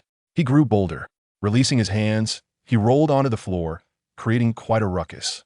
Of course, this was intentional. Though the system forbade him from crying outright, he could certainly make enough noise to awaken the women above. This way, he could evade the system's scrutiny while achieving his goal of calling for his mother. A double victory. He truly is a clever little imp. His objectives were clear. The first, to awaken the women in bed. The second, to locate the toolbox in the house. He recalled from his limited memories that there was indeed rat poison at home. The Blight Rat King is still a rat. The poison should have some effect. He acknowledged that this was a gamble, but it was the best plan he could conceive at present. His primary focus remained on rousing the two women. However, these two women might as well be asleep. He had deliberately tossed a milk bottle onto the floor, yet they remained oblivious. Frustrated, Qianqian realized that despite all his plotting, he ultimately had to rely on himself. A 1-year-old baby must descend from the bed to vanquish the Rat King and protect his mother. This household will surely fall apart without him. He observed no unusual objects in the room. The creature was likely lurking in the living room. He did not rush out, but instead crawled to the room's cupboard. With considerable effort, he pulled open the cabinet door and searched thoroughly. To no avail, there was no rat poison. He would have to venture outside. He lingered by the door for a moment, resting. His previous rummaging around the cupboard had drained a considerable amount of energy, and he needed to maintain high concentration upon exiting. He had to catch his breath. Otherwise, if he fainted halfway through, it would all be for naught. Once sufficiently rested, Qianqian crawled toward the exit. Although the moonlight spilled into the room at night, it remained somewhat dim, but for Qianqian, this slight darkness posed no issue. He moved slowly through the room, careful not to make any noise that might alert the Blight Rat King. Wait, hadn't the noise he made earlier already attracted its attention? He suddenly recognized this critical oversight and anxiously glanced behind him. Fortunately, all seemed normal. This little boy's mind is not particularly sharp when fixated on one thing. He easily forgets everything else. Qianqian shook his head, listened intently to confirm that there was no sound in the room, and then continued to crawl toward the living room cupboard. His heart raced, fearful that the Rat King might leap out from some hidden corner. Upon reaching the living room cupboard, Qianqian reached out to grasp it. The cupboard in the living room was significantly heavier than that in his room. He exerted several times the strength he possessed to barely pry it open a crack. Once he managed to do so, he sat down, panting heavily. This truly is exhausting for a child. Once the foul rodent is dealt with, those two women must be roused to drink ample milk. Qianqian took a moment to regain his strength before propping himself up, allowing his hands to reach into the cabinet. The written characters of this world bore a resemblance to those of his original realm. Qianqian strained to recall words like rodenticide or extermination agent, fully aware of the risk of losing consciousness from overexertion of his mind. Amidst a myriad of bottles and jars, he discovered one adorned with a depiction of a mouse's head, marked with a large red cross. Cautiously, he grasped the bottom of the bottle with both hands, avoiding the top, for his control over his limbs was still somewhat tenuous. The last thing he needed was to accidentally press the nozzle and spray himself. Once he retrieved the extermination agent, Qianqian felt a wave of reassurance wash over him. Sitting on the floor, he closed his eyes, focusing on regaining his strength while heightening his sense of hearing. The sounds of leaves rustling outside, water dripping in the kitchen, and the faint snores of those asleep in the room surrounded him. He couldn't help but sigh in exasperation. What a troublesome bunch. Suddenly, a noise pierced the silence, drawing Qianqian's full attention. Is it coming? His small hands tightened around the extermination agent, nerves beginning to fray. Although he had heard much about monstrous creatures from adults, this would be his first encounter. Moreover, the system's description suggested that this Rat King was no ordinary foe. Though it likely remained in its juvenile form, the title of king implied it was exceptional. Qianqian concentrated intensely. The sounds he perceived, coupled with the sensations on his skin, confirmed that a creature was approaching him. In his mind, he fervently called upon the blessings of various deities, focusing particularly on the formidable figure with fur and a staff. He resolved that when the creature appeared, he would bellow, "Where do you think you're running, monster?" Whether or not it would be effective mattered little. His resolve had to be strong. Drawing closer, in his perception, the Rat King was now before him.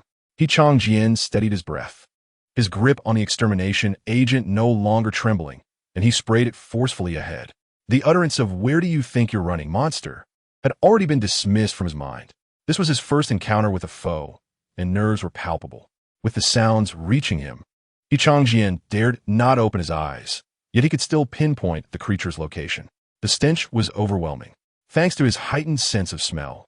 Every odor that entered his nostrils was amplified. The scent of the extermination agent was far from pleasant. He quickly held his breath, though not for too long. After a brief moment, he turned his head to take a deep breath, then resumed holding it. It wasn't until the outside fell silent that Qianqian, feeling lightheaded, dared to open his eyes slightly. He had braced himself to encounter something terrifying, but instead, he found a minuscule creature, slightly larger than his pinky finger, lying on its back, utterly lifeless. A viscous substance coated its surface, the origin of which was uncertain, whether it was from the extermination agent or something else. As for the supposed terror, it was hardly frightful at all, were it not for the toxic liquid on it. He would have felt emboldened to reach out and touch it. At that moment, a flicker of doubt crossed Qianqian's face. Was this tiny creature truly the Rat King? Chapter 12. A teacher named Sue arrives at home. Congratulations to the host for defeating the blighted Rat King. As humanity's greatest adversary, slaying monsters is the mission of every surviving human. In this arduous battle, I believe the host has gained significant insights. You have a greater understanding of your own abilities. Whether this battle yielded any rewards remained uncertain, yet it was undeniably arduous. With the system's notification, Qianqian felt a wave of relief wash over him. He tossed the extermination agent aside and collapsed onto the blanket behind him, concluding that only a fearless heart can traverse the path of cultivation ever further. Congratulations, host. You have received the reward, Blight-Resistant Physique. Blight-Resistant Physique Ability Description. The host's constitution will be further enhanced, rendering blight and general toxins ineffective against them henceforth.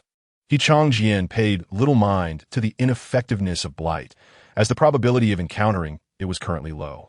What truly caught his attention was the latter part regarding general toxins. Could this imply that even if he accidentally ingested laundry detergent, it would pose no threat?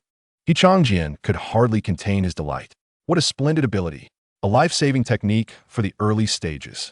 This ability was a true boon. In high spirits, Qianqian prepared to call out to the two women to prepare him some delicious food. However, before he could utter a sound, a sudden wave of dizziness overwhelmed his brain. His eyes rolled back, and he fainted. The earlier struggle had nearly drained his physical and mental reserves. An hour later, Qianqian awoke, finding himself still in the same position, which did not surprise him. If he had returned to bed, that would have been the real anomaly. After an hour's rest, his cognitive faculties had notably improved. His single-core processor had managed a minor reboot. He resolved to return to bed and awaken the two women. After all, it was quite extraordinary for a 1-year-old child to venture out of the room in the middle of the night to procure extermination agents and slay a mouse. Should others discover this, he might be deemed a prodigy. While his mother and Yao were not likely to share such tales, it was prudent to remain discreet. He had no desire to be dissected and studied by others. High-profile accomplishments were for later. For now, he simply sought to return to bed for some milk. Returning to the cabinet, Qianqian placed the extermination agent back inside and closed the door before crawling towards the room. Whether it was the near exhaustion from the earlier battle or his longing for food, he returned to his room with much greater speed than when he had left. Upon reaching the bedside, Qianqian reached for the bed, preparing to summon all his strength to climb up. Just as his head cleared the edge, he spotted a pair of eyes gleaming in the darkness, fixated on him. He was startled, and his hands slipped, causing him to tumble down. On the bed, Long Qianqian had crawled to the edge, clutching the corner of her blanket, her curious eyes assessing Qianqian as if pondering his actions. This girl, who had emerged to frighten him in the dead of night, prompted Qianqian to internally grumble. With considerable effort, he flipped onto his back and resumed his ascent to the bed. This time, it was much smoother, taking him only 5 minutes to successfully clamber up. Long Qianqian, seeing him reach the top, appeared quite excited, clapping her hands in delight. Qianqian hurriedly covered Long Qianqian's mouth with his hand.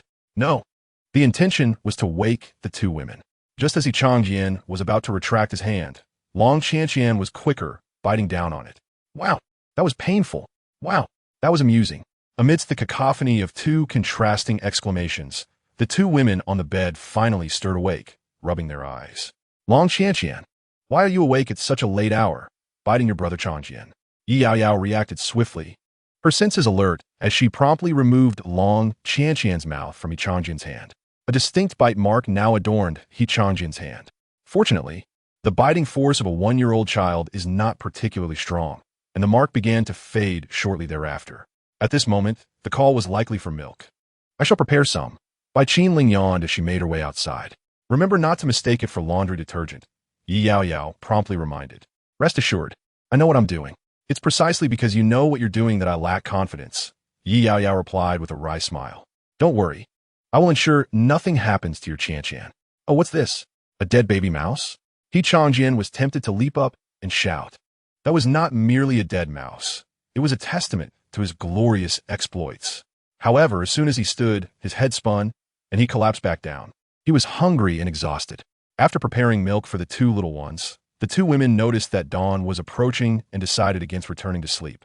Opting instead to freshen up, Qianqian quickly drained the milk from the bottle, tossed the empty container aside, and fell heavily onto the bed, plunging into a deep slumber. That night had truly worn him out. When Qianqian awoke again, he had no idea what time it was, but the sky outside was dim.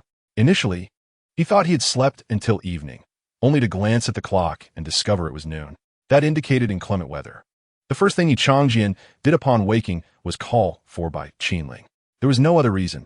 He was hungry. Bai Qinling lifted him up and carried him outside. Their home now had an additional occupant, someone Qianqian had only a vague recollection of, his mentor, surnamed Su. Teacher Su, there's another child in the house today. I wonder if you could teach both children together. I will ensure the corresponding remuneration is added, he said. It's quite all right, by Mama. No need to adjust the remuneration. Qianqian has met him before, and she can join Qianqian's class, Teacher Su replied. Thank you, Teacher Su, Bai Qinling and Yi Yaoyao chorused in unison. Subsequently, Qianqian and Long Qianqian were led into a small room designated for learning. The room was adorned with temperature-regulated carpets and scattered with a few small toys. A cabinet brimming with storybooks stood nearby. Upon entering, Qianqian sat on the floor to finish his milk powder, while Long Qianqian clutched a blanket. Her eyes wide as she watched Teacher Su. Let us see what stories I can share with these two little ones today, Teacher Su said as she began rummaging through the cabinet for storybooks. Qianqian glanced over and noted that they were all rather childish fairy tales, outdated for someone of his age. Thus, he opened his mouth to voice his thoughts. Does Qianqian not wish to hear the stories on these?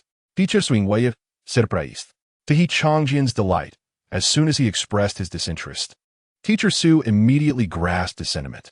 This was unexpected for him, unlike Long Qianqian, who still struggled to comprehend despite repeated explanations.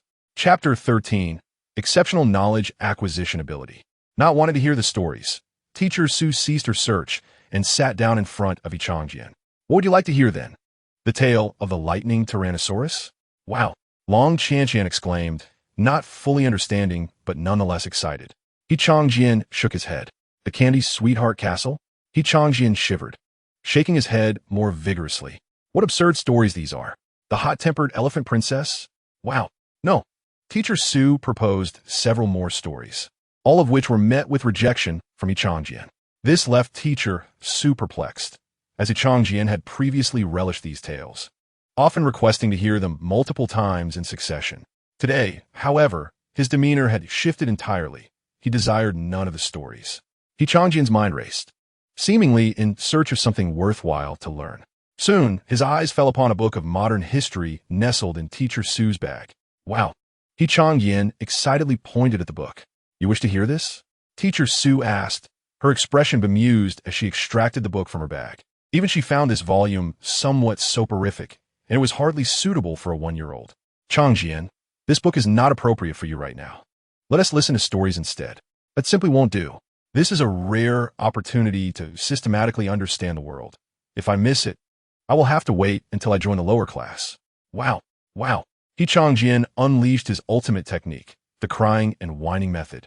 Teacher Su, left with no alternative, hurriedly opened the book of modern history and began to narrate. For a tutor, particularly one serving as an initial educator, nothing is more daunting than a child's tears, as it leaves a poor impression on the family. Now, little Sue will tell you about this, but if you wish to stop listening later, just tell little Sue, and she will switch to a story. Wow, Qianqian urged while sipping his milk. Half an hour later, during this time, Qianqian listened intently, for the knowledge being imparted was precisely what he sought. The divisions of martial artists from rank 1 to 9, the classification of monstrous entities from 1st to 9th tier, the cultivation of vital energy through exercise, diet, and elixirs, and the various powerful techniques utilized in martial arts training. Each child, upon reaching the age of 1, undergoes a foundational vitality assessment. If the foundation is lacking, certain measures may be taken at the age of 8 to alter one's fate. By the age of 15, if one's vitality reaches the threshold of an entry-level martial artist, they may experience an awakening of abilities which can manifest as a unique existence, whether it be an item or a creature. Those with exceptional talents may achieve the entry-level standards earlier, allowing for an earlier awakening of abilities. This and other foundational knowledge, along with historical insights into modern society, such as the origins of the monster-catching and demon-suppressing division and the various battlefields, were accounted. While Long Qianqian had already succumbed to sleep, Qianqian was utterly engrossed, oblivious to the empty milk bottle in his hand. Teacher Su watched in astonishment, her expressions reflecting her wonder. At that moment, Qianling entered, carrying a plate of cut fruit. Unlike her usual demeanor, where Teacher Su would play the role of a character from a fairy tale, today she appeared solemn, earnestly reading from a book that was decidedly less whimsical, her face bearing an expression of sheer shock. Upon observing Qianling's expression, one might mistakenly assume that something significant had transpired, prompting an immediate inquiry. What has happened? Why the troubled countenance? Oh, nothing, Madam Bai, came the reply. I was simply astounded by Qianqian's capacity for learning. Astonished by his learning ability? Qianling set down the fruit platter, her brow furrowed in confusion. As she entered, Qianqian, somewhat unsteady, rose to his feet and hurried to Qianling. Extending the milk bottle, he clutched in his hand. Mama, milk! Though merely a few simple words, they caused Qianling's eyes to widen in disbelief. Previously, Qianqian would occasionally call out for his mother or father unconsciously. However, this time, it was evident that he recognized her as his mother and was actively addressing her, even adding the word milk. It was noteworthy that Qianqian had only recently celebrated his first birthday. Teacher Su, this. Qianling began, her curiosity piqued. Madam Bai, I trust you now understand my astonishment, Teacher Su replied as she stood.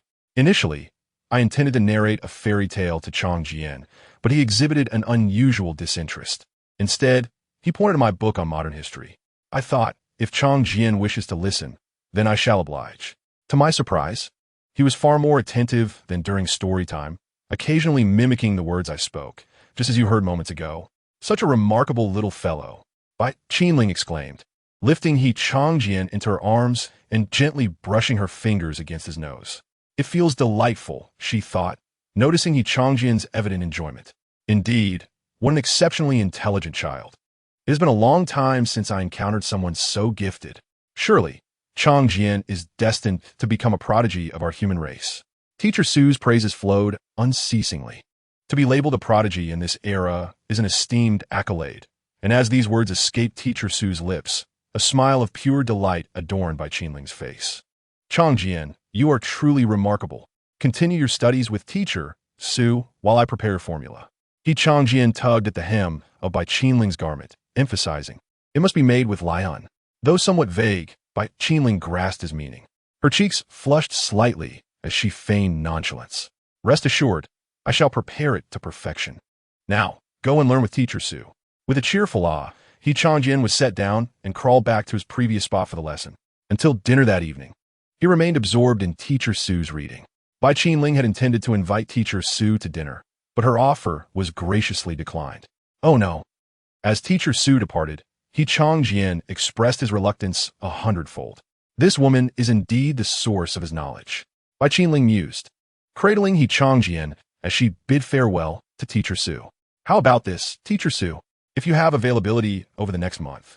Since Qianqian is so fond of your teaching, perhaps you could continue his lessons during this period? Upon hearing this, Qianqian froze, then excitedly turned to kiss Bai Qinling's cheek. Love you to bits, Mom. Although Bai Qinling had previously been somewhat unreliable at that moment, Qianqian's affection for his mother was undeniably genuine, so very sincere. That sounds feasible. Coincidentally, my other students' lessons have concluded, so I am available for the entire month. Thus, an arrangement was made, and Qianqian embarked on a month-long journey of intellectual enrichment, accompanied by a little book companion, Long Qianqian. Upon learning of Qianqian's long-term tutoring, Yao generously provided teacher Su with funds for additional tutoring sessions with Long Qianqian, which teacher Su readily accepted. Chapter 14. The Departure Approaches. Throughout this month, Long Qianqian and Qianqian attended classes together by day and shared the same bed at night. During this period of adjustment, Qianqian gradually accepted this peculiar companion who treated him as a plush toy. Apart from the occasional discomfort of Long Qianqian mistaking his fingers for a pacifier, he had grown accustomed to her presence. During this month, teacher Su not only taught Qianqian about modern history, but also imparted fundamental knowledge about their world. He learned that the highest institutions of learning were Beiwu and Longqing, and that the most challenging field of study was that of martial artists. The status of martial artists was significantly elevated compared to that of ordinary individuals, with many politicians and corporate leaders being formidable martial artists. For instance, the owner of the Parallel Worlds Penguin Corporation was a 7th-rank high-level martial artist. After all, weakness could invite peril. In summary, Qianqian absorbed all that teacher Su imparted with remarkable speed. His vocabulary expanded considerably, and he was often able to articulate short phrases of up to 6 words. Although he occasionally fainted from cognitive overload during his studies, alarming teacher Su and others, each time he regained consciousness, he felt his brain's processing speed had increased, allowing him to think more rapidly and for longer durations. The moment of fainting was somewhat painful, yet it was a delightful agony. Conversely, the system had grown quieter over the past month, likely due to the lack of worthy adversaries to engage in battle. Meanwhile, their city had not remained tranquil. Several nights were punctuated by loud explosions. From the conversations between Bai Qinling and Yao, it became apparent that the Demon Suppression Division was capturing monsters within the city. It wasn't until mid-next month that such explosions ceased altogether. As for Longjian and Long Biao, since their descent into the abyss, there had been no further developments.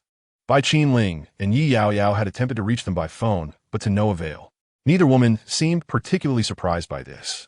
After hanging up, they resumed their respective tasks, but at a designated time each day, they would pick up their phones to call again, as if it were a mission they were obligated to fulfill. By the end of the month, Bai Qinling and Yao were bustling about their home, preparing for an outing. The Demon Suppression Division had successfully eradicated all monsters from the city, and the two women planned to take the children and some friends for a picnic. Mama, milk. Qianqian was now able to express his wishes clearly. Whenever he noticed Long Qianqian babbling anxiously, unsure of how to articulate her thoughts, he would chime in, Qianqian want. All right, you all wait a moment. I'll prepare it for you. Bai Qinling would reply. Whenever Qianqian asked for milk, he would add, must use lion to make. If Yao prepared the milk, Qianqian would not remind her. This led to Bai Qinling being teased by Yao for quite some time. You little rascal, next time, you needn't remind your mother. I know what to do. Bai Qinling would reply, embarrassed, but Qianqian paid her no mind. After all, his life was his own. Such matters must be attended to with constant vigilance. I wager that Bai Qinling will remember this incident, at least until the issues in her mind are resolved. Qianqian cannot afford to take such risks. When it comes to the prospect of going out for leisure, Qianqian is filled with excitement. After all, it has been quite some time since his consciousness returned to his body, and this is his first opportunity to venture out and observe the world anew. What differences exist between this realm of martial cultivation and his original world? He can only glean insights from the descriptions provided by teacher Su. Now, he is finally able to witness it with his own eyes. As Qianqian awaits, Bai Qinling's nurturing, a faint, childlike voice calls out. It is Long Qianqian. Qianqian immediately comprehends her intent and retrieves a blanket from beside him to offer it to her. Long Qianqian joyfully snatches it and begins to grasp the corner of the blanket. This very utterance of brother has caused Yao to harbor jealousy towards Qianqian for quite some time. Long Qianqian's first conscious attempt at naming was neither mother nor father, but brother, directed at Qianqian. A significant part of the reason Qianqian can accept this weepy little warrior goddess is indeed due to her calling him brother. What seems like a simple term evokes, in Qianqian, a distinctly different sensation. The most evident manifestation of this is that he finds Long Qianqian considerably more endearing. This is simply unfathomable. Previously, he was quite disdainful of her presence. Yet with that single utterance of brother, she has indeed become less bothersome. It is perplexing why this warrior goddess is so enamored with blankets to the point of obsession. She insists on bringing it wherever she goes. Qianqian even suspects that when this warrior goddess gets married, that very blanket might be part of her dowry. Absurdly, it is still his family's blanket. When the two women begin to prepare for their outing, gathering all the items needed for their picnic into a small cart downstairs, Qianqian assists by bringing Long Qianqian's blanket, as Yi Yao Yao often forgets to include it. Otherwise, the girl would certainly cry, and her sobs would be quite raucous. After all, when a warrior goddess cries, her strength is substantial. For someone with heightened auditory senses like Qianqian, it can be quite overwhelming. After spending an extended period indoors, stepping outside feels like inhaling the sweetest air. As they reach the entrance, Qianqian greedily takes a deep breath. Cough, cough, cough. He turns to glare at the security guard beside him, who is smoking, but the guard mistakenly thinks Qianqian is merely playing and waves back amiably. That gesture, however, only thickens the smoke in the air. Qianqian cannot tolerate even a whiff and quickly burrows into Bai Qinling's embrace. My dear child, are you still shy about going out? Be gentle. You're tickling me. Bai Qinling chuckles softly, ruffling Qianqian's hair. Once in the car, the foul smoke dissipates significantly. Yi Yao Yao is driving, while Bai Qinling watches over the two children from the back seat. The vehicle is equipped with an air freshener, so the odor is not particularly unpleasant. The moment they get inside, Qianqian clutches his milk bottle in one hand and clings to the window with the other. Standing on the back seat, having been cooped up for so long, he is practically bursting with excitement. Bai Qinling, please hold on tight. Aunt Yao Yao is about to drive. Bai Qinling warns with a smile. At her words, Qianqian grips more firmly. He had intended to roll down the window for a clearer view, but Bai Qinling does not allow it, fearing he might climb out. Qianqian yearns to retort that he is no longer merely a one-year-old child. He is 1 year, 1 month, and 3 days. However, realizing he lacks the vocabulary to articulate this thought, he resigns himself to observing the world outside. Chapter 15. A family gathering encounters two young geniuses. The architectural style of this world bears little difference from that of his former life, with street vendors selling soy milk and buns. However, there are significantly more martial arts schools and medicinal herb shops. Almost every stretch of road features a martial arts school or an apothecary, akin to the ubiquitous bubble tea shops of his past life. Perhaps due to the potential loss of vitality associated with bubble tea, Qianqian notices a distinct absence of such establishments. The competition among these martial arts schools and apothecaries is fierce. One martial arts school is named Vitality Boosting Martial Arts School, while the one adjacent is humorously dubbed Fleeting Vitality Martial Arts School, marked by a distinctive sign. As they pass by, Qianqian observes two individuals in training uniforms enthusiastically inquiring after each other's family's well-being. Upon reaching a supermarket, the clearance sale announcement has transformed into an exuberant promotion. Powerful vitality pills. Consume one to swiftly ascend to the 9th rank of martial artist. This advertisement leaves Qianqian utterly astounded. One pill to elevate someone to the 9th rank? The antiquated system within him nearly weeps at the thought. What they call swift advancement is merely a crawl compared to what he has experienced. What follows is even more astonishing. No more 998. No more 888. Now, just 1688. You won't regret your purchase. Rest assured, it's worth every penny. The underlying message is clear. The more one spends, the better the product. This world's marketing approach is truly eye-opening, Qianqian muses. However, it is also understandable. Teacher Su had previously mentioned that practitioners in this high martial world are exceedingly concerned about the purity of their vitality before reaching their cultivation limits. For them, the purity of their vitality signifies their future, and they are willing to sacrifice everything for it. Hearing this only solidifies Qianqian's resolve to remain discreet until he matures. After all, the blood source he possesses continuously purifies the vitality within him. If these individuals were to discover this, he shudders to think of the consequences. He is too timid to contemplate it further. Another peculiarity Qianqian notices along the streets of this world is the abundance of salons, rivaling the numbers of martial arts schools and apothecaries. This surprises him considerably. Teacher Su had not mentioned such a phenomenon, leaving him to speculate. Could it be that maintaining one's appearance enhances the purity of one's vitality? This is the only possibility that crosses his mind, for further contemplation would likely overtax his singularly focused brain, leading to a crash. Whether it is due to his inaugural visit to the high martial world or the innate curiosity of children towards new experiences, Qianqian is utterly captivated by the sights along the way. The vehicle pulls into a parking lot at a park, and the two mothers embrace their children as they disembark. It is truly puzzling why my Qianqian has taken such a liking to your blanket. Yi Yao Yao laughs as she carries Long Qianqian down from the car. At this moment, we simply cannot do without it. Having taken our family's quilt, one shall remain in our home for a lifetime, Bai Qinling remarked with a smile, gazing at Long Qianqian. Yi Yao Yao had yet to respond. Qianqian, anxiously shaking his head in Bai Qinling's embrace, thought it best if this girl remained just a sister. As for becoming a wife, that was another matter entirely. Well, it seems your Qianqian does not harbor any fondness for Qianqian, Yi Yao Yao teased, though her face was adorned with a bright smile. This foolish boy is oblivious. As he matures, he will surely come to regret it, Bai Qinling added with a chuckle. Regret will be of no avail, Qianqian muttered under his breath.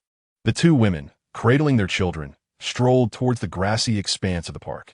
The weather today was delightful. Following recent rainfall, the overall temperature remained cool and pleasant, ideal for an outing or picnic. Upon arrival, the two women spread out the picnic blanket and, after settling the little ones comfortably, they began to unpack the prepared food, meant solely for the adults, while the children were still dependent on milk. This gathering comprised 4 families, with the other 2 households similarly consisting of mothers and their children, as the current situation in the abyss had compelled all men to the front lines. Before marriage, these women too had been summoned to the battlefield. Now, due to the tender age of their offspring, they found themselves with a rare respite. Once the children grew a bit older and commenced their early schooling, they might very well receive calls to return to the front lines. It was a harsh reality. However, until the abyss stabilized, no one could escape this fate. No one wished for separation, yet failure to act would lead to perpetual estrangement. After 5 or 6 minutes, the 2 mothers, still cradling their children, arrived at the park.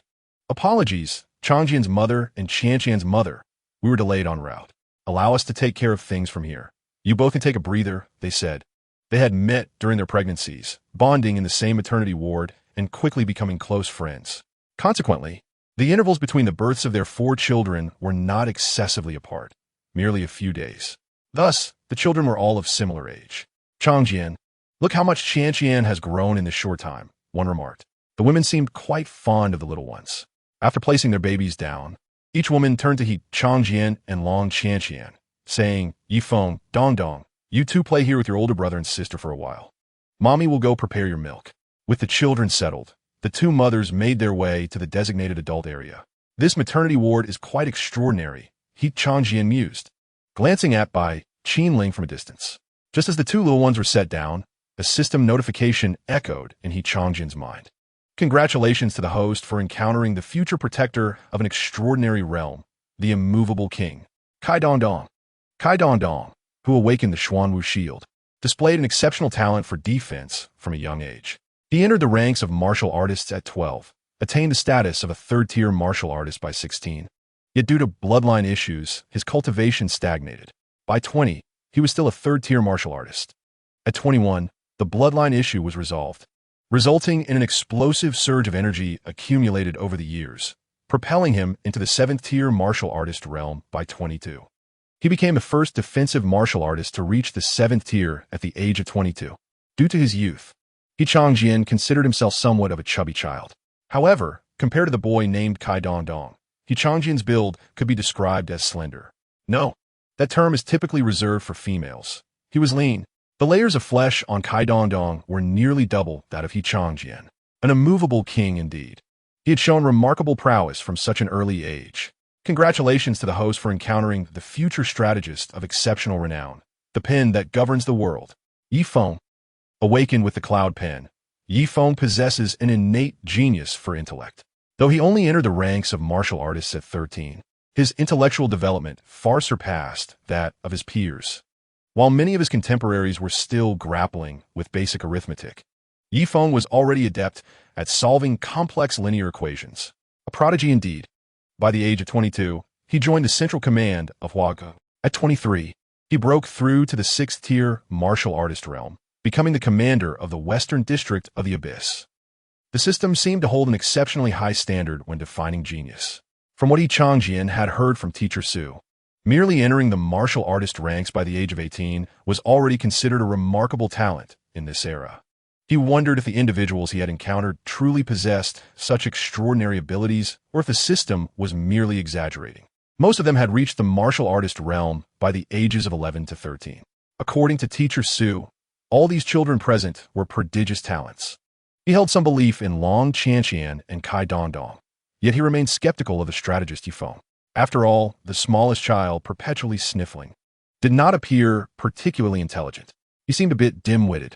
Never mind being a strategist. Qianqian even questioned whether this child had mastered the art of using the restroom. Chapter 16. The child with an excessively stable core. Feeling somewhat hesitant to engage in a competition right after their introduction, Qianqian was still a bit bashful. However, having had numerous experiences of this nature, his initial shyness dissipated almost instantaneously. What piqued his curiosity was how the contest with Yifeng would unfold. As for Kai Dongdong, there was no need to elaborate. With a shield in hand, the competition would surely entail combat. But as for Yifeng, the bookish type, surely a written test was not on the agenda. If it were indeed a written examination, Qianqian would feel as though he were bullying the little simpleton. After all, he was now capable of solving complex mathematical problems, such as 2 multiplied by 3. The system wasted no time, and, after introducing the 2, it promptly outlined the task at hand. Faced with these 2 highly renowned individuals, engaging in battle with them will yield even greater rewards for the host. Do not be intimidated by their fame. Although the host is currently an unknown, believe, as long as you persist, you will undoubtedly become an entity of even greater renown. Never underestimate any adversary. Even a scholar may occasionally unleash astonishing combat prowess. The objective of this battle: defeat Kai Dongdong, defeat Yifeng. Completing this will reward the host with dragon and tiger vitality. Fight! How exhilarating! Qianqian let out a long sigh upon reading the system's explanation. He understood that a battle of wits was merely a fanciful wish for him. The brutish system seemed to recognize no alternative to combat. Even a contest of knowledge would devolve into a brawl. Was this not tantamount to bullying? Qianqian found it amusing. However, how could he coax these 2 youngsters into engaging in a fight? As he pondered this question, he looked up at his unfamiliar companions. Coincidentally, Kai Dongdong was also gazing at him, or rather, at the milk bottle in his hand. Qianqian recognized that look in Kai Dongdong's eyes. He was hungry. It remains uncertain whether the adults engaged in conversation have simply forgotten their duties, as the milk bottles for Kai Dongdong and Yifeng have yet to arrive. This unfortunate delay has led Kai Dongdong to become irresistibly drawn to Qianqian's milk bottle, gazing at it with rapt attention, even feeling an impulse to reach out. How delightful it would be to grasp it! Qianqian, sensing the opportunity, began to suck on the bottle, deliberately producing some noise. His expression and actions, combined with the sweet aroma of malt sugar wafting through the air, made him momentarily shake his head, attempting to dispel the peculiar thoughts swirling in his mind. Perhaps he had indulged too much in advertisements. With the fragrant scent of milk permeating the atmosphere, he had no doubt that the chubby boy would soon succumb to temptation. Indeed, Kai Dongdong could not resist the allure of Qianqian's milk bottle and began to crawl towards him. Struggling to reach Qianqian's side, he was met with the astonishing sight of Qianqian extending the milk bottle towards him. Kai Dongdong could hardly resist such temptation and reached out eagerly. However, Qianqian quickly withdrew his hand, delivering a playful slap to Kai Dongdong's wrist. Taken aback, Kai Dongdong blinked at Qianqian, neither angry nor crying, merely staring. The emotional composure of this child was rather remarkable. Qianqian sighed inwardly, realizing he was in for a challenge. This child's unwavering concentration was indeed formidable. Had it been that Valkyrie, she would have been in tears by now. It seemed he would need to intensify his approach with Kai Dongdong. Once again, Qianqian extended the milk bottle. Kai Dongdong blinked thoughtfully for a moment before reaching out once more. This time, he successfully grasped the bottle, and a flicker of excitement danced across his face. The enticing aroma from within the bottle prompted him to bring it towards his mouth. Seizing the moment, Qianqian swiftly slapped the bottle away, reclaiming it. Kai Dongdong continued to blink at him, as if under the impression that they were merely engaged in a game. Not only did he refrain from crying, but there was also a hint of amusement in his expression. Truly, this child's remarkable emotional stability was somewhat excessive. Qianqian's competitive spirit was ignited. As a formidable warrior who had vanquished the Valkyrie and trampled upon the Mouse King, how could he not conquer this little chubby boy? In the ensuing minutes, a playful battle for the milk bottle ensued between Qianqian and Kai Dongdong. Each time, Qianqian would allow Kai Dongdong to take the bottle first, only to skillfully snatch it back at the opportune moment, accompanied by a playful slap to Kai Dongdong's hand. At one point, Kai Dongdong nearly succeeded in bringing the bottle to his lips. In a flash, Qianqian's hand darted out, reclaiming the bottle just before it could reach its destination. To ensure Kai Dongdong would cry, Qianqian delivered 3 swift slaps this time. Victory seemed assured. Yet, to his dismay, Kai Dongdong burst into laughter. Qianqian felt utterly defeated. He had faced far more fearsome foes than this child, and yet found himself in such disarray. It was as if Kai Dongdong had been stripped of his tear ducts, focusing solely on joy. While laughter is indeed a blessing, it was not what Qianqian needed at that moment. Exhausted from the exertion, Qianqian plopped down on the ground, clutching the milk bottle and taking deep gulps. He was hungry and needed to replenish his strength before continuing the battle. As he drank, Kai Dongdong's expression began to shift, watching the diminishing milk within the bottle. A look of dismay crossed his face. Qianqian keenly observed this change and, with a decisive suck, drained a significant portion of the milk from the bottle, causing Kai Dongdong to visibly shudder.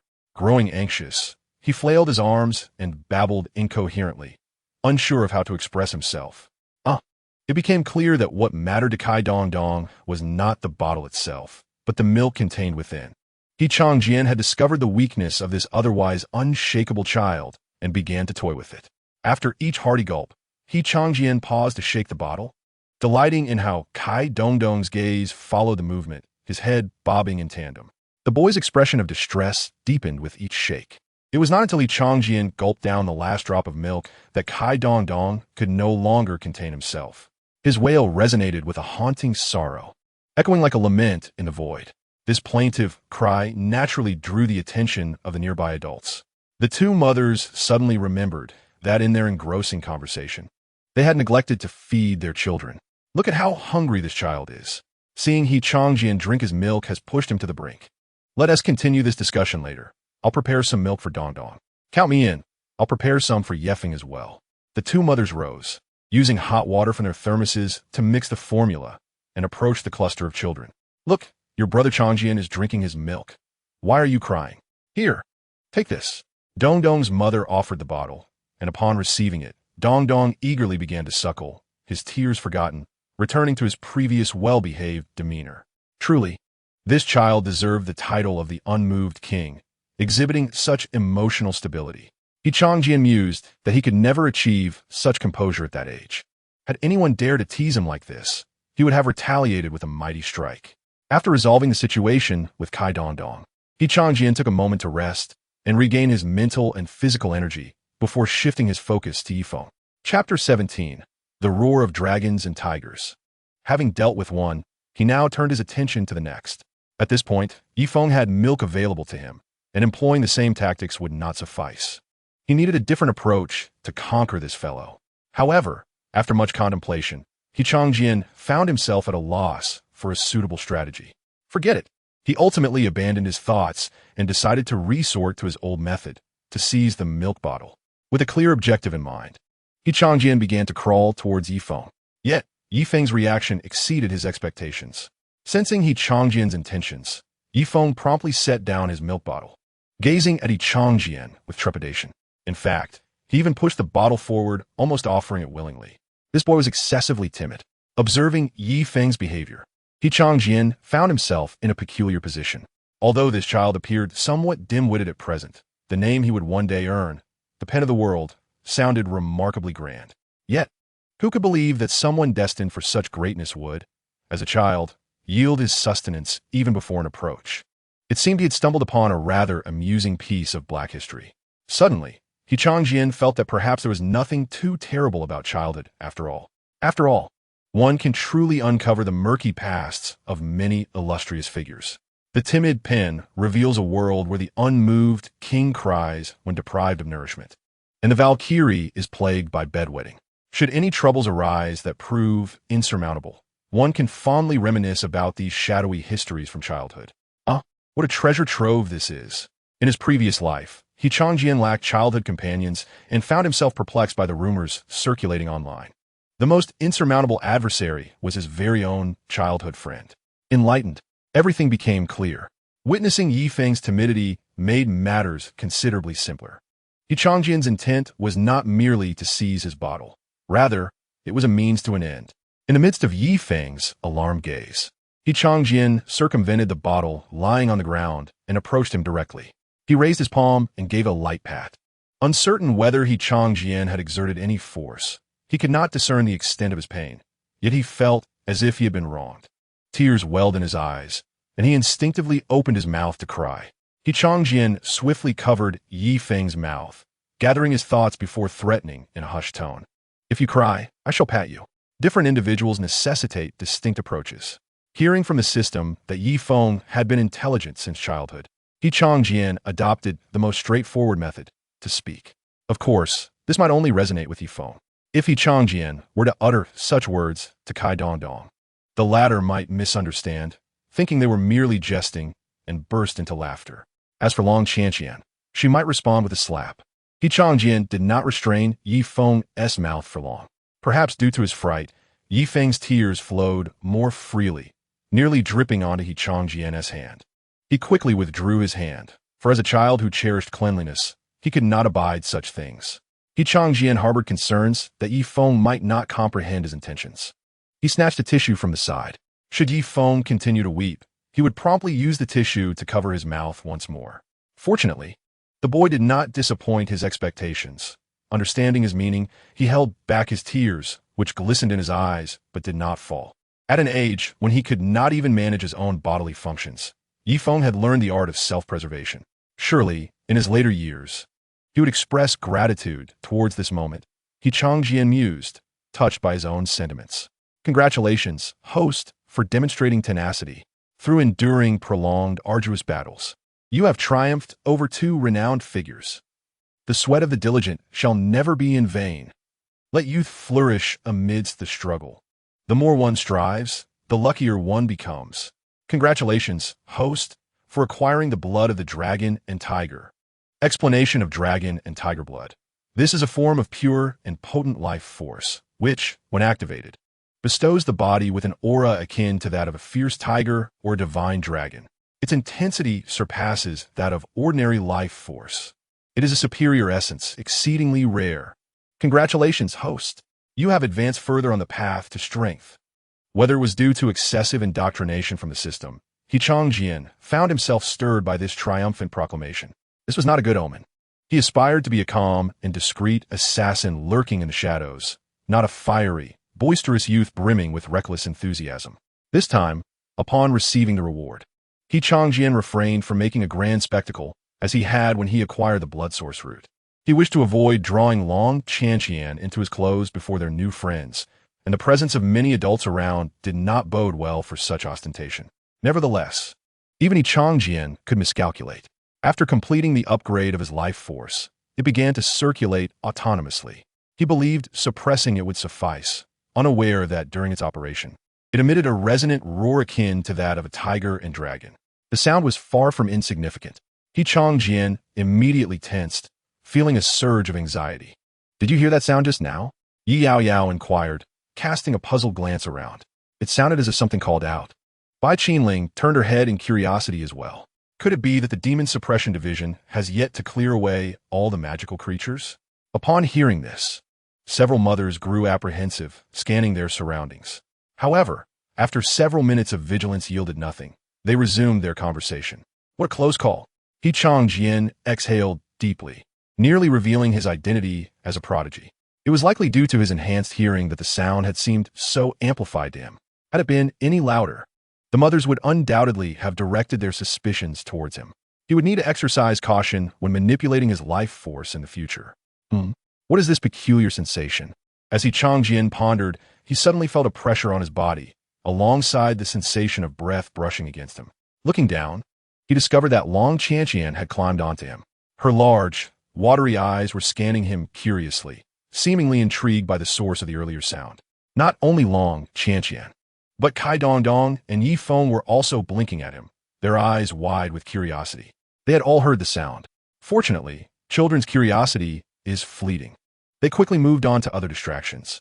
After a brief moment of silence, they resumed their activities, grasping at the corners of their blankets, nursing, and wiping their noses. Qianqian's taut nerves finally relaxed. After such prolonged tension, his head began to spin. It was the perfect opportunity to take a break and listen for any valuable information amidst the mother's chatter. Chapter 18. At such a young age, he carries a mountain of wealth. Qianqian closed his eyes and lay down. The women began their conversations with mundane topics, discussing their favorite television dramas. And Qianqian drifted near sleep. It was not until the mention of the purity testing of life force that he perked up, catching the key phrase. When is the scheduled purity test for your children? I believe it's approaching soon. My Qianqian's is next Thursday. It's just a few days away. My Qianqian made the appointment alongside Qianqian. It's the same. Dongdong S is due, but we've just been too busy to go. I'm still monitoring the time. Yifeng S is also coming up. Is it possible for us to go together? Of course. Bai Qinling immediately retrieved her phone and opened a social media app. The testing facility is run by my university professor. Just let them know. That's wonderful. I wonder how Dongdong's talent will manifest. Ideally, he would awaken an offensive attribute, rather than end up like his father, who only specializes in defense. Isn't it too early for awakening? He is merely 1 year old. The priority now is assessing the foundation of their life force. That is the most crucial aspect. The groundwork must be solid. Conducting this preliminary test brings us peace of mind. If the results indicate a poor life force, we will have to devise a solution. In this era, a warrior's identity is of utmost importance. There are pros and cons. If my Yifeng's talent proves insufficient, I would prefer him to pursue academics, avoiding the dangers of the demon lair, allowing me to worry less. Not merely the abyss of magic. It is essential for merchants to possess a foundational level of martial prowess, which holds considerable significance. Indeed, I recall that the prices of potions aimed at enhancing the purity of one's vital essence have surged considerably. Quite so, the last time I checked. Even a most ordinary potion was priced at 660,000. There exists another potion capable of sustaining the purification of one's vital essence for an entire year, and its price is even more extravagant, reaching 780,000. Such exorbitance. Qianqian, who was eavesdropping, was taken aback. The resources and financial investment required for martial artists to cultivate in a high martial world are indeed substantial, a fact he anticipated. However, he never imagined the cost would escalate to such heights. A basic potion to enhance talent priced at 660,000. A potion sustaining purification for a year at 780,000. How much, then, could his own blood source root, which consistently purifies his vital essence with remarkable precision, be worth? Even if he were to purchase 100 of those 780,000 potions, the financial toll would be staggering. Qianqian began to feel faint again. For one who could currently only count to 44, this calculation was undeniably daunting. While the specific amount eluded him, one fact was unequivocal. That sum was extraordinarily vast. Little did he know that at merely 1 year of age, he had unwittingly become an invisible, super-rich individual. No wonder he felt a weight on his back while sleeping during this period. It turned out he was carrying a mountain of wealth. Qianqian was also aware of the adage that possessing a treasure can lead to misfortune. Upon learning the value of his root bone, he became even more resolute in his decision to conceal his strength until he had fully matured. Ordinary potions were not to be trifled with.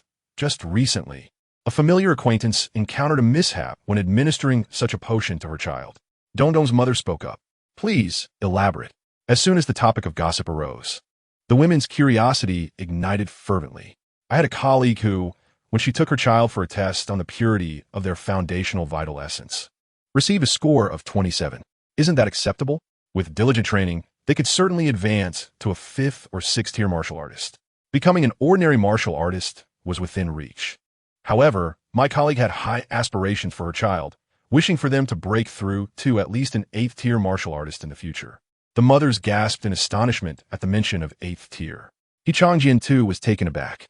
Teacher Su had informed him that starting from 5th tier, the difficulty of breaking through each subsequent tier escalates exponentially. It is not merely a matter of significant resource investment. The purity of one's vital essence is also a critical factor influencing future cultivation limits. The challenge of reaching 8th tier is immense, with few individuals in Manhwa achieving such a level of cultivation. As for the 9th tier, even fewer attain that. When one attempts to break through from 8th to 9th tier, it transcends mere purity and resource allocation. These two factors are indeed necessary, but the opportunity to break through to 9th tier often hinges on a stroke of luck. Indeed, there were those who advised her that such talent was already sufficient, yet she was unyielding, insisting on further purifying her child's vital essence. Others suggested that if she desired purification, she should purchase a higher quality potion. Did she heed their counsel? Not all. Dongdong's mother lowered her voice, glancing around cautiously before continuing. However, my colleague is rather frugal. While she wished for her child's vital essence to be purified, she hesitated to spend the necessary funds. At that time, she sought to procure the potion from a vendor, claiming it was the same reputable potion priced at 660,000 in the market. Yet she acquired it for merely 170,000. 3 times cheaper? How could she dare to use that? The mothers were left aghast. Indeed, a crowd urged her, yet she remained obstinate. Dongdong's mother recounted, her urgency palpable as every pore seemed to express her anxiety. She insisted, after all, that they were all the same potion. Regardless, it was all for use. And now, following a recent test, her child's score plummeted from 27 to a mere 3, irrevocably derailing their martial journey. The mothers expressed their dismay. How could matters concerning cultivation be treated so lightly? Sometimes, spending a bit more is worth it, as it ensures peace of mind. Indeed, although money can buy lessons, such a lesson, her own mother is quite commendable. Qianqian suddenly mused. While she may occasionally seem a tad unreliable, at least she genuinely cares about this aspect. The conversation among the women soon returned to mundane topics, such as television shows and shopping. Qianqian decided to retire to his resting place. Just as he was about to close his eyes, he noticed Long Qianqian and the other children gazing anxiously at a spot on the cushion, clearly terrified. There, Green Cricket had hopped up, though he could not discern when it had arrived. It was merely a small insect. What was there to fear? Without hesitation, Qianqian approached the cricket and swiftly tossed it onto the nearby lawn. Wow! Wow! The children's admiration was simple yet profound. Witnessing Qianqian accomplish what they dared not, they erupted in exclamations, gazing at him in awe. Even Yifeng, who had previously been terrified of Qianqian, was now sniffling and filled with admiration. At that moment, Qianqian embodied the image of an invincible superhero in their eyes. One word: astounding. Having completed the deed, Qianqian paid no heed to the children's adoring gazes as he returned to his original position, closing his eyes once more. Yet, a faint smile crept upon his lips, an uncontainable expression of satisfaction. One must admit, there's a certain pleasure in exuding an air of aloofness after performing such a feat. Although it was merely the admiration of 3 children, it did not diminish Qianqian's secret delight. I must not let myself become too childish, he thought. What merit is there in the admiration of children? I must mature, not dwell in childishness. The remainder of the time was filled with the women sharing stories and the children at play. Qianqian struggled to join in the children's finger-counting game, instead finding a comfortable position on the mat to sleep. Whether due to the frequent mental exertion or the inherent need for ample sleep, Qianqian felt perpetually fatigued. The following days passed largely outdoors. These 4 women seemed to possess an unending array of topics to discuss, rising early to prepare and then heading to the park each afternoon. Initially, Qianqian felt a sense of novelty in their outings, but as time wore on, it became rather routine. He began to long for the days spent at home, where teacher Sue would impart knowledge, relishing the sensation of information flooding his mind and filling the void within. Though it might induce dizziness, it was profoundly fulfilling. Time swiftly approached the day designated for testing the purity of his bloodline. Bai Qinling and Yi Yaoyao rose at an unearthly hour, 4:30 in the morning. Naturally, they were not roused by their own volition, but by the enthusiastic calls of Qianqian. I understand your excitement about the purity test of your blood essence today, Qianqian. But must you express it with such fervor? Bai Qinling yawned, casting a helpless glance at the spirited child on the bed. It is simply too early to be awake at this hour, Qianqian. Allow Yao Yao to sleep a little longer. Yi Yao Yao, with her eyelids fluttering shut, promptly collapsed back onto the bed. How could this not thrill Qianqian? Having traversed into this world, it was his first genuine encounter with anything related to martial artists. Furthermore, there was a pivotal detail, the blood source root within his body. While the system's description was indeed formidable, he had yet to experience a tangible opportunity to manifest this impressive data before him. This examination of blood essence purity was precisely the means by which Qianqian could gauge the true merit of the system's rewards. Seeing the two women dozing once more, Qianqian reached out again, shaking them gently. However, no matter how he jostled them, they remained utterly unresponsive. How infuriating, pretending to be asleep at such a time. As the saying goes, one cannot awaken a person unwilling to rise. Qianqian had no choice but to bide his time until 6 or 7 o'clock, when the two ladies would naturally awaken. Excitedly clutching his milk bottle as he boarded the vehicle, Qianqian felt as though the very air outside brimmed with sweetness, except for the occasional wafts of smoke drifting from the entrance below. How inconsiderate! Do they not realize that a baby should not be exposed to secondhand smoke? He secretly vowed to remember that security guard and, when the time came, to ensure that this fellow was stuffed with dozens of cigarettes, all while facing a full-powered industrial fan. Enjoy smoking? Then let them indulge to their heart's content. Once on the road, Qianqian's momentary irritation was swiftly replaced by a surge of good spirits.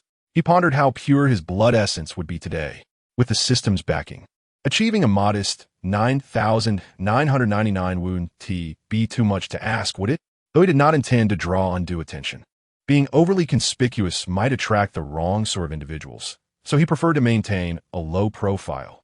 After approximately 17 or 18 minutes of driving, they arrived at a facility reminiscent of a medical institution, albeit considerably larger than those from his previous life.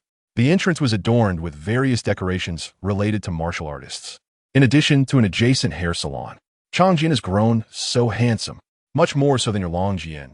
And look at Qianqian, all chubby and adorable, just like little Yao Yao.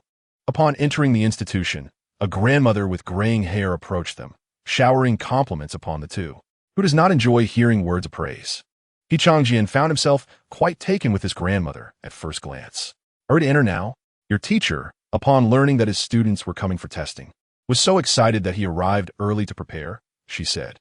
I imagine he must have woken up at 4:30, insisting on coming here to get ready. Upon hearing this, Qianqian thought it was rather too early. The little ones had yet to awaken, and he too succumbed to slumber once more. The grandmother's face was perpetually adorned with a warm smile, exuding kindness. What a coincidence!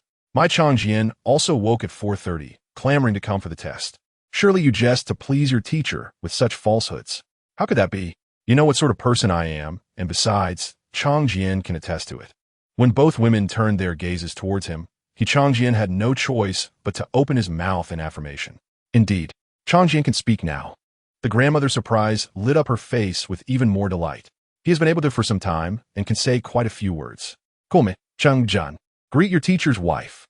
Every child must face that milestone, learning to speak and greet. However, given that they were out in public, he felt compelled to maintain his mother's dignity. Reluctantly, Qianqian complied. Greetings, teacher's wife. Such a good boy. Here, this is for you. The grandmother produced a red envelope from thin air and handed it over. Qianqian's eyes sparkled with delight. Greetings, teacher's wife. I love you, teacher's wife. Can we hug? Who would refuse money? Had he known about this red envelope beforehand, he would have mustered all his energy to call out with fervor, even risking fainting from the effort. judging by the thickness of the envelope. It must contain a 5-figure sum. He truly adored this grandmother. She appeared so amiable, so gentle, so approachable. "Your little mouth is exceptionally sweet," she remarked, her every wrinkle radiating joy as she produced yet another red envelope. "Here, this is an additional reward for you." Qianqian's eyes sparkled even brighter. This grandmother is a goddess of wealth. "Greetings, teacher's wife. Can I have another hug?" Qianqian struggled vigorously in by Qianling's embrace, eager to leverage the advantages of his youth. Establishing a good rapport at this moment could yield greater benefits from the teacher's wife later on. Unlike the foolish long Qianqian beside him, who still fidgeted with the corner of the blanket. Chapter 20, A Touch of Mischief. "Hey, this little one is quite the social butterfly. Unlike you two who are shy. Haha." The grandmother stepped forward and scooped Qianqian into her arms. "Teacher, just one red envelope is sufficient. The child is still small." "What is this? Am I not allowed to give my Qianqian a red envelope? I'm giving it to my precious RNT, darling." "Yes," Qianqian exclaimed loudly. "The red envelope is mine. It cannot be returned." Bai Qianling looked at Qianqian with both amusement and exasperation. "All right, just accept it. It's a small token of my appreciation. What do you look like refusing? If you reach for it again, I might just get angry." The grandmother feigned annoyance. With no other option, Bai Qianling reluctantly accepted the wallet. "So, how does it feel being held by your grandmother, my dear Qianqian? Is it comfortable?" "Very comfortable. I love being held by grandmother." Qianqian replied earnestly and enthusiastically. How could it not be comfortable? Even if the teacher's wife were to grab his legs and spin him around, he would still praise her for her speed. "Oh, your little mouth is so sweet," the teacher's wife beamed, playfully poking Qianqian's nose. "When we leave later, I'll have your teacher prepare some child-friendly herbs for you to take home, to help strengthen your body." Look, those few calls weren't in vain. The advantage of being a child lay in their sweet words. Qianqian glanced at the still, silly long Qianqian. This girl was still there, grinning like a fool. Well, he remembered how long Qianqian had called him brother for the first time. In light of that, he decided to extend a minor gesture of kindness. "Teacher's wife. Qianqian's sister wants one too." "Oh, this little fellow knows how to be considerate of his sister." Good. You both shall have one." While long Qianqian, unsure of what had just transpired, felt a mix of excitement and shyness as everyone suddenly turned to her, prompting her to call out a couple of times. Before long, the other two mothers also brought their children to the gathering. The group then proceeded towards the testing room. Qianqian also caught sight of the steward. Perhaps it was due to the prolonged influence of his teacher, but the steward bore a somewhat fierce countenance, which made Qianqian feel a touch of trepidation. However, when he remembered that he was cradled by his teacher's wife, his anxiety dissipated considerably. Fortunately, despite his intimidating appearance, the steward was a benevolent soul, possessing a gentle voice. Upon learning that Qianqian had risen at the exhilarating hour of 4:30, he waved his hand exuberantly, exclaiming, "Qianqian and I truly share a bond. Haha." Coincidentally, just a few days ago, a bottle of exquisite vitality elixir arrived at my home. When you have the time, Qianling, do come by to collect it. Who could dare to label his steward as fierce? Who? Qianqian will be the first to disagree. This was clearly the composure expected of a mature man. Although he was unaware of the exact value of this exceptional vitality elixir, the mere presence of the word exquisite assured him of its quality. Qianqian was utterly enamored with this delightful steward and his wife. He mused about the splendid sunshine that day, realizing that it was indeed the arrival of his benefactor. After a brief exchange of pleasantries, they proceeded to conduct a purity test of the vitality elixir. The testing apparatus was quite simple. The teacher Sue had previously described it during class.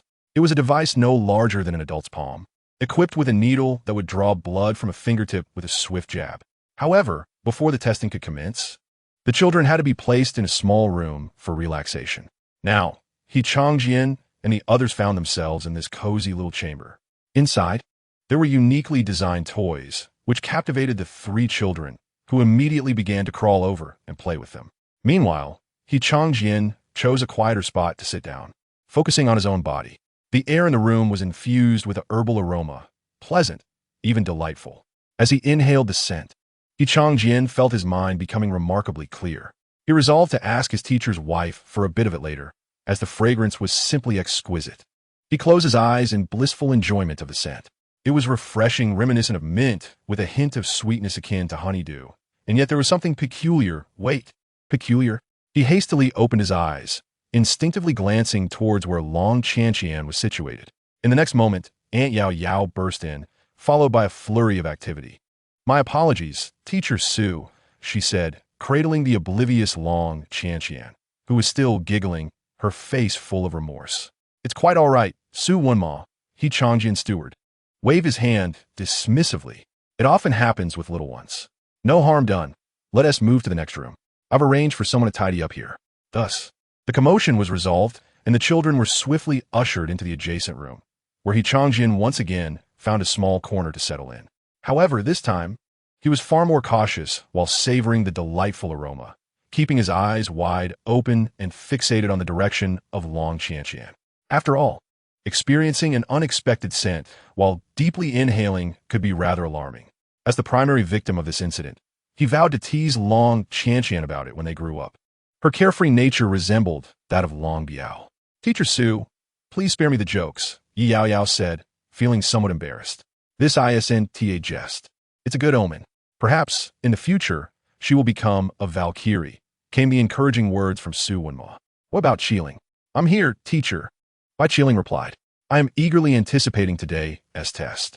If I recall correctly, both you and Long Jian have high vitality purity, correct?" "It's acceptable," she replied modestly. "You've always been humble. A score of 45 and 55 is not insignificant. Both of you have the potential to reach the 8th rank." Su Wenma's words trailed off abruptly as he remembered that Bai Qiling's cultivation had stagnated at the 4th rank due to her injuries. If the issues with her brain could not be resolved, she might remain trapped in that stage for life. It was worth noting that she and he Qianqian had once been the most driven and eager students in his class. "Forgive my indiscretion, Qiling," he said apologetically. "It's all right, teacher. So many years have passed. I have come to accept it," she replied, though her fists clenched at that moment. She recalled that when she was barely born, a war erupted in the underground caverns. Her father and even her mother were called to the front lines almost immediately. That battle was critical. The fate of the entire Huan nation hung in the balance. Ultimately, they managed to hold their ground, but many parents, including hers, were left behind in the cold, desolate depths.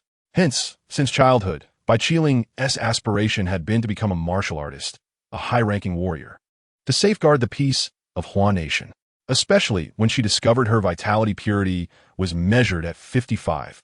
She had every chance of breaking through to the 8th rank, even the 9th. Throughout her subsequent training, she indeed exhibited extraordinary talent, earning her and Yi Qianqian the title of the twin stars of their university. However, due to their involvement in the underground battles, both suffered lingering repercussions. Yi Qianqian fared somewhat better, as he could still continue his training, while Bai Qiling's progress had come to an eternal halt. Brain injuries were notoriously challenging to treat, yet neither of them harbored resentment. They had both accepted the path they had to walk. If they did not defend their nation, it would face annihilation. That was the true meaning of a future devoid of hope. Thus, Bai Qiling invested all her efforts in Yi Qianqian. In truth, it was Bai Qiling who felt the most anxious today. She dared not remain awake, facing the purity test of Yi Qianqian's vitality. She hoped for a high score, while simultaneously wishing it wouldn't be too high. It was a complex blend of emotions. Rest assured, Bai Qiling's grandmother reassured her, stepping forward to pat her shoulder. "For these years, your teacher and I have been searching for solutions to this issue. Long Jian has been striving as well. We are not at a dead end yet. There is still hope." Chapter 21. Purity Test of Vitality. "Thank you, teacher's wife." Bai Qiling was acutely aware of the difficulty in resolving her brain issues. It was the core area for mobilizing vitality. Damage here was incredibly challenging to repair. Let us not dwell on such sorrowful matters," Su Wenma interjected with a smile. "I believe that little Qianqian is intelligent. I wouldn't be surprised if he scores even higher than both of you combined." "With your blessing, teacher," Bai Qiling said, glancing towards the corner of the room where Yi Qianqian sat, his expression a mixture of vigilance and complexity. Approximately 5 minutes later, the test commenced. As Dongdong's mother and Yi Feng's mother had other commitments, they decided to let the two children go first. Kai Dongdong was up first. When the device was placed on his small hand, Dongdong's mother closed her eyes and fervently declared, "I hope my dong dong has high purity. I pray my dong dong has high purity. O esteemed ancestors of the ninth rank, I beseech your assistance in elevating the purity of my child's vital essence. Should it prove insufficient, I shall return home and dispose of that utterly useless thing," Dong Dong's mother remarked, causing those around her to stifle their laughter. Poor man. Qianqian felt a twinge of sympathy for the unfamiliar gentleman for a fleeting 3 seconds. The instrument's needle pierced swiftly, and before Kai Dong Dong could register the pain in his hand, the blood sampling was complete. The digits on the device danced rapidly, eventually settling at 46. Success. That useless thing is unexpectedly useful this time. Ahaha. I shall return and reward him handsomely, Dong Dong's mother exclaimed, showering Kai Dong Dong's face with affectionate kisses. Kai Dong Dong was somewhat bewildered, unsure why his mother had suddenly become so exuberant. All he knew was that the kisses tickled, bringing about a slight urge to laugh. Next came Yifeng. Yifeng's mother, though equally anxious, was not as exuberant as Dong Dong's mother and silently observed the instrument. Oh, and there's an additional task, wiping the snot threatening to drip onto Yifeng's clothes. Following that, the sampling and testing proceeded. 46. Yifeng's mother took a deep breath, an uncontrollable smile spreading across her face. Clearly, this result delighted her as well. Today, these children exhibit remarkable talents. 2 consecutive 40 SXs? It's been ages since I've witnessed such a phenomenon. Su Wenma was equally astonished. A vital essence purity of 46 implies eligibility to challenge the 8th rank, with a promising chance of success. It seems today we have stumbled upon a nest of geniuses, haha. Su Wenma felt elated. For him personally, detecting multiple potential children was a significant achievement. For the entire nation of Huagua, these findings could very well signify the future pillars of the country. He grew increasingly eager for the tests of the next 2 children. Next up was Long Qianqian. Weren't you 2 supposed to leave first? Why are you still here? Yi Yao Yao glanced at the 2 faces filled with anticipation, feeling somewhat exasperated. What does that matter? The bloodline test revealing a 46 is the highlight of today. I can hardly contain my excitement until it concludes. It wasn't a matter of comparison. They were all close friends, and competing held no meaning, only served to dampen spirits. If I do well, I can't bear to see others excel. That's a trope found only in mindless novels. It's merely curiosity. I wasn't nervous, but your anticipation has made me a bit anxious too. Yi Yao's grip on Long Qianqian's hand trembled slightly. Yet, Su Wenma's testing hands remained steady, and the process proceeded swiftly, yielding results in no time, until the number froze. 53. Yao Yao, your Qianqian is quite impressive. This talent, it surpasses my Dong Dong by leaps and bounds. Dong Dong's mother, impatient, shouted out the result immediately. Kai Dong Dong turned to his mother, wondering if she had just called out to him. 53. Yi Yao Yao felt a surge of excitement. This level of vital essence purity is exceedingly high. As long as nothing unforeseen occurs, Long Qianqian is poised to solidly break into the 8th rank of martial artists, with even a chance to challenge the 9th rank. Alas, her father was unreachable at the moment. If he knew this splendid news, he would surely be beyond ecstatic. This was the sole thought occupying Yi Yao Yao's mind. Truly, a nest of geniuses. Su Wenma gazed at the group of children, his eyes sparkling with hope. It felt as though he were witnessing the future of Huagua. Moreover, his greatest expectation lay with the last child. Qianqian's genetic makeup guaranteed that the testing results would only soar, never falter. Not only Su Wenma, but all eyes converged upon Qianqian. Bai Qiling was the most anxious among them, barely daring to glance at the testing machine. In contrast, Qianqian himself remained remarkably composed, harboring a hint of concern. If the purity were too high, that would spell trouble, so he made slight adjustments. In his estimation, around 70 would suffice. Naturally, he was unaware of just how formidable the blood source provided by the system was. It was merely a guess. Blood collection completed. All held their breath, eyes fixed on the digits on the instrument. The speed was astonishing. In the blink of an eye, it surpassed 10. In an instant, it leapt to 20. Without a hint of doubt, it reached 30. Breaking through the 40 barrier, a collective sigh of relief rippled through the crowd. Ascending toward the 50 threshold, it broke through. Excitement surged as everyone's expressions shifted. Su Wenma's hands trembled, and Bai Qiling's heart raced. 55. breath caught in their throats. Bai Qiling was on the verge of tears. My child. This is her child. 60. This was no mere breathlessness. A wave of suffocation washed over everyone. 60, implying that Qianqian was destined to cultivate to the 8th rank of martial artists. A certainty. Bai Qiling's tears were no longer merely on the verge of spilling. They flowed freely, cascading down her face. It was not over. The digits on the detector continued to ascend, and no one dared to divert their gaze.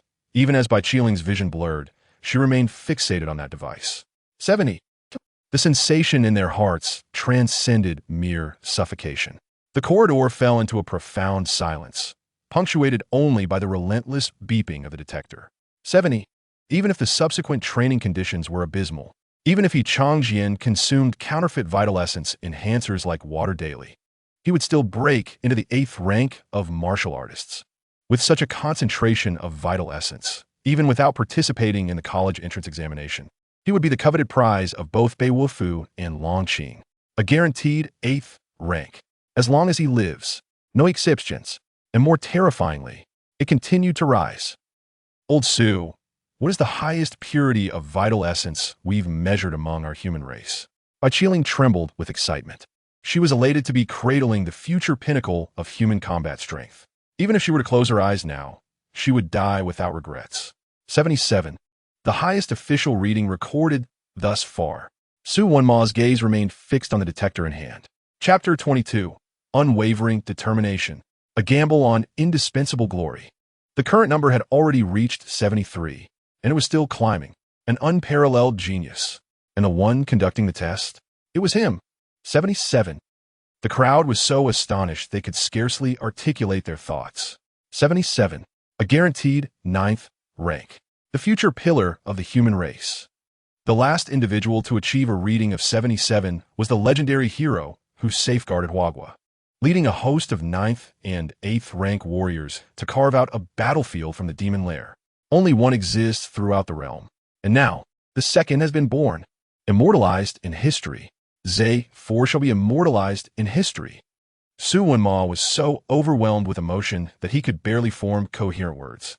Qianqian was destined to be enshrined in the annals of history, and he too would leave an extraordinary mark upon that record.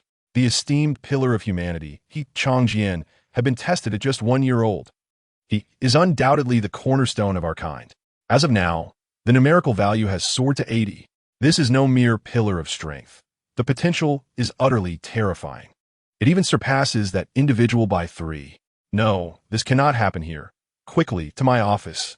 Su Wenma suddenly became anxious. Such an existence has reached a strategic level for Huagua. It possesses the power to determine the fate of an entire battlefield. It is capable of leveling regions and shaking the very foundations of the world. This must be reported to the headquarters of Huagua, just as everyone prepared to leave.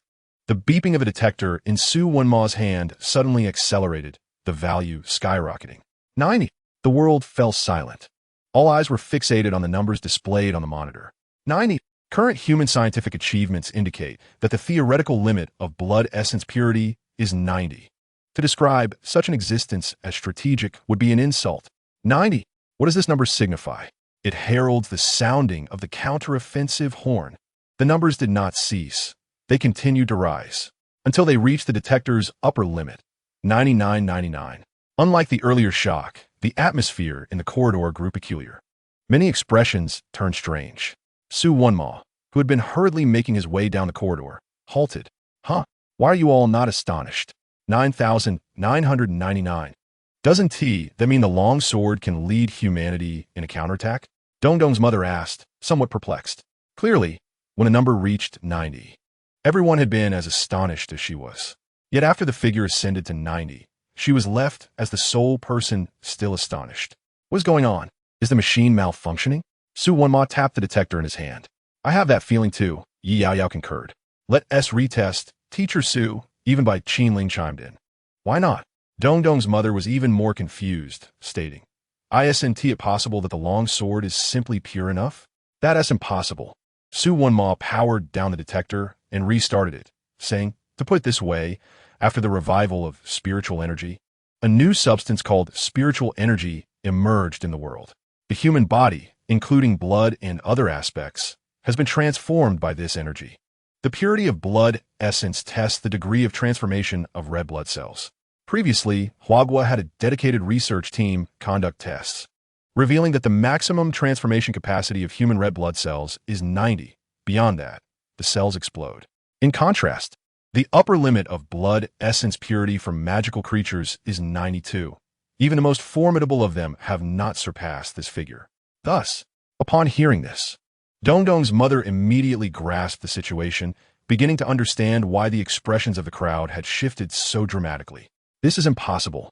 There were instances when the machine malfunctioned and displayed 99.99. If this were true, Su Wunma chuckled. Remember before the revival of spiritual energy? There was an exceptionally intelligent great man whose brain was sliced for research after his death.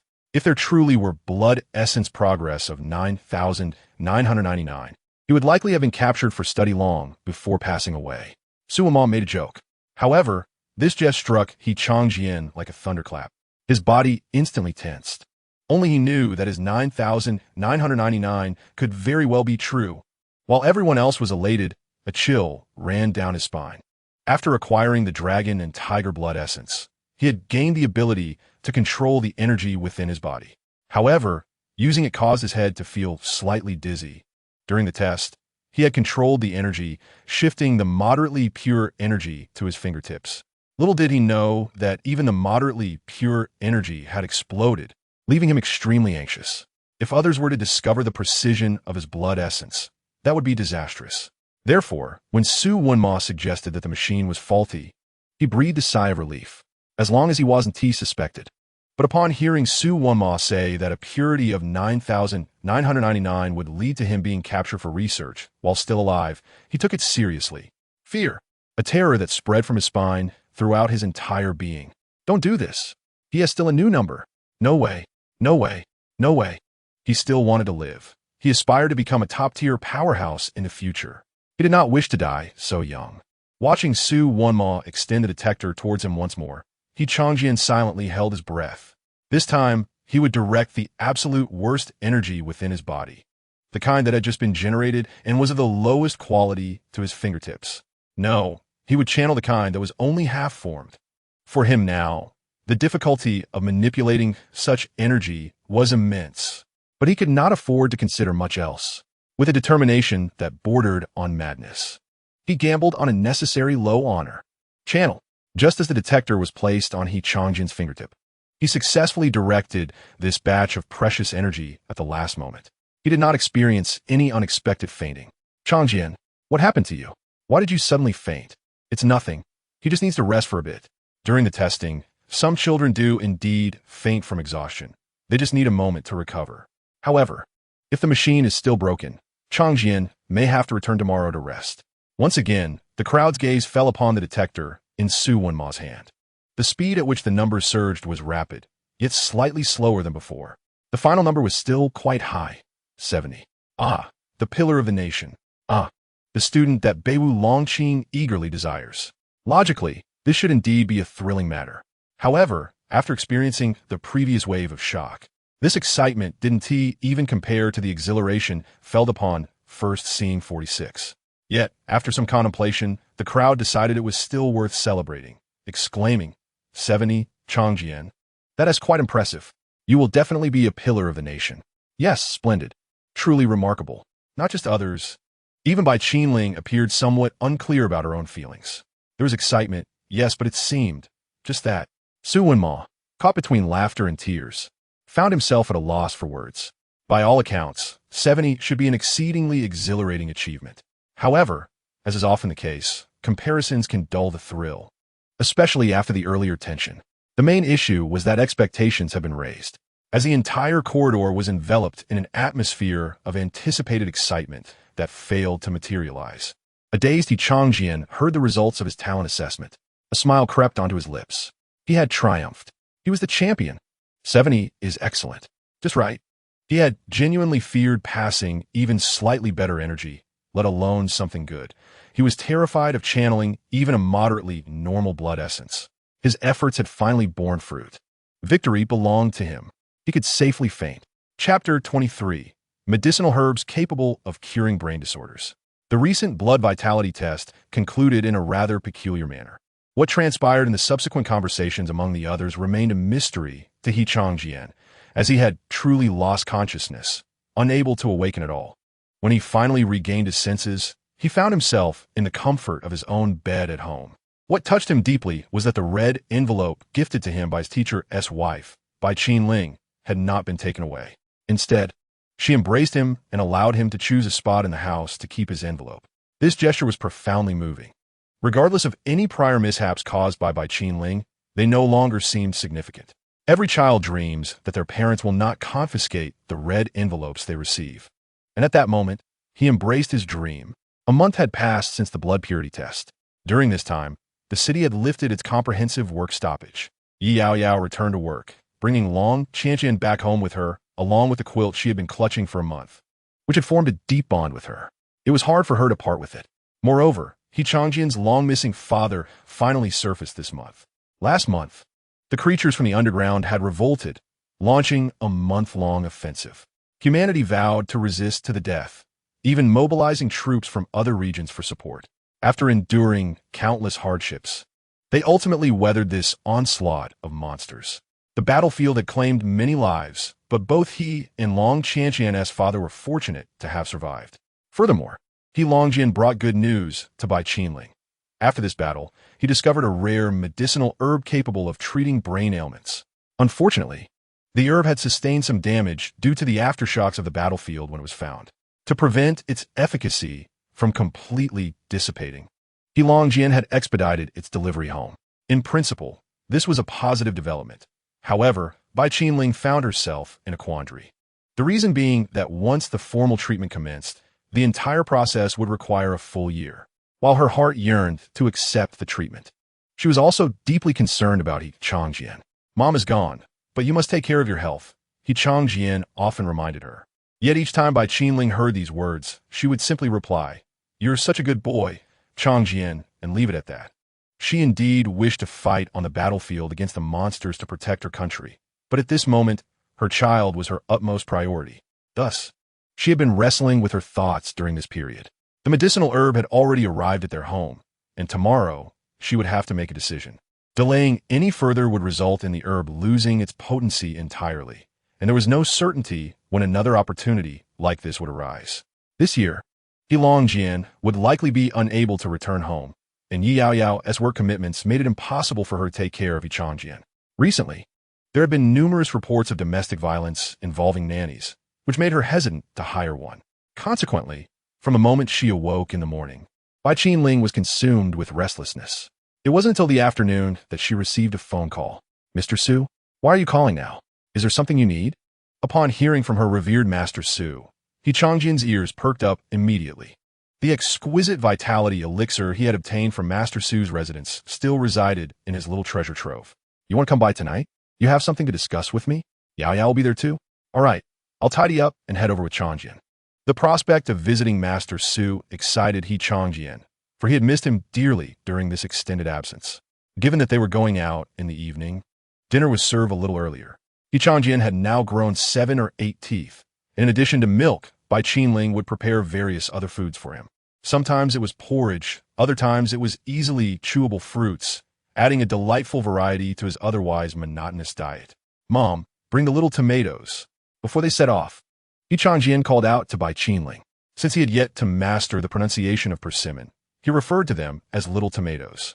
The reason for bringing them along was for Long Qianqian.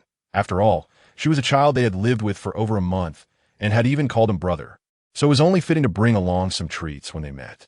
Once they were ready, Bai Qianling took Qianqian and set off. Upon arriving at the familiar institution for blood vitality testing, Qianqian felt a wave of trepidation.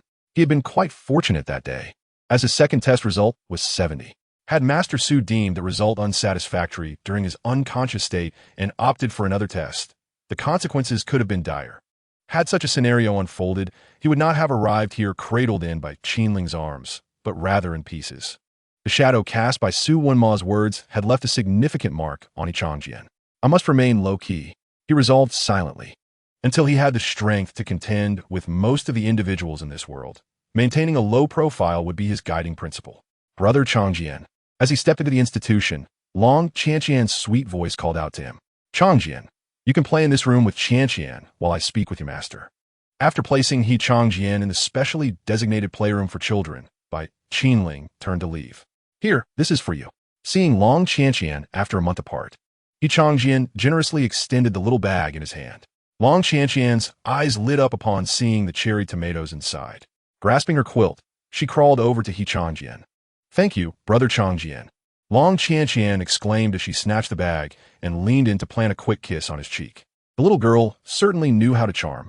Qianqian felt his face flush slightly. The unexpected kiss left him feeling a tad bashful. Qinling and Su Wenma waited outside, which provided Qianqian with some relief. He was eager to learn why his master had summoned him that day, hoping it would resolve Qinling's concerns. Seeing her struggle with indecision at home each day made him anxious. Master, you called us here today to... Besides Qinling, Yi Yaoyao stood at the door. Did Longjian bring back a herb that can treat your condition? You know about it, Master? Yes, Longjian has informed me. Since this opportunity has presented itself, you should seize it. Isn't this what you've always desired? Indeed, but I cannot help but worry about Qianqian. He is about to enter preschool, and there will be no one to look after him. I knew you would be concerned about your child. Su Wenma chuckled. Rest assured, you can go ahead with the treatment. Longjian will be in the care of me and your master's wife. Chapter 24. Not accompanying me now is for the sake of better companionship in the future. I feel like I'm imposing on you and master's wife. Oh, don't say such things. When you call us master and mistress, we certainly must do something. Do not perceive it as a burden, Su Wenma added. Have your master's wife and I not retired? We find ourselves with ample free time at this institution, merely engaging in routine checks. We can certainly take care of the children while you attend to your matters. Qianqian, you too. Yao Yao, since your work keeps you occupied, let us alleviate your responsibilities. When one of you has recovered and the other has some leisure, you can reclaim your children. However, Qinling opened her mouth as if to protest. No buts. Su Wenmo, we have discussed this thoroughly. We have no children or grandchildren of our own. This will allow us to experience the joys of parenthood. Moreover, we can impart knowledge to the children through reading and writing, facilitating their early education. Of course, if you find us too old-fashioned, Su Laosher, what utter nonsense. How could I ever find you and your wife objectionable? Qinling replied. Su Wenma observed her internal conflict and recognized her struggle.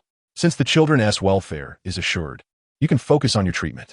If you let this opportunity slip away, will you be content? This is not the Qinling I know.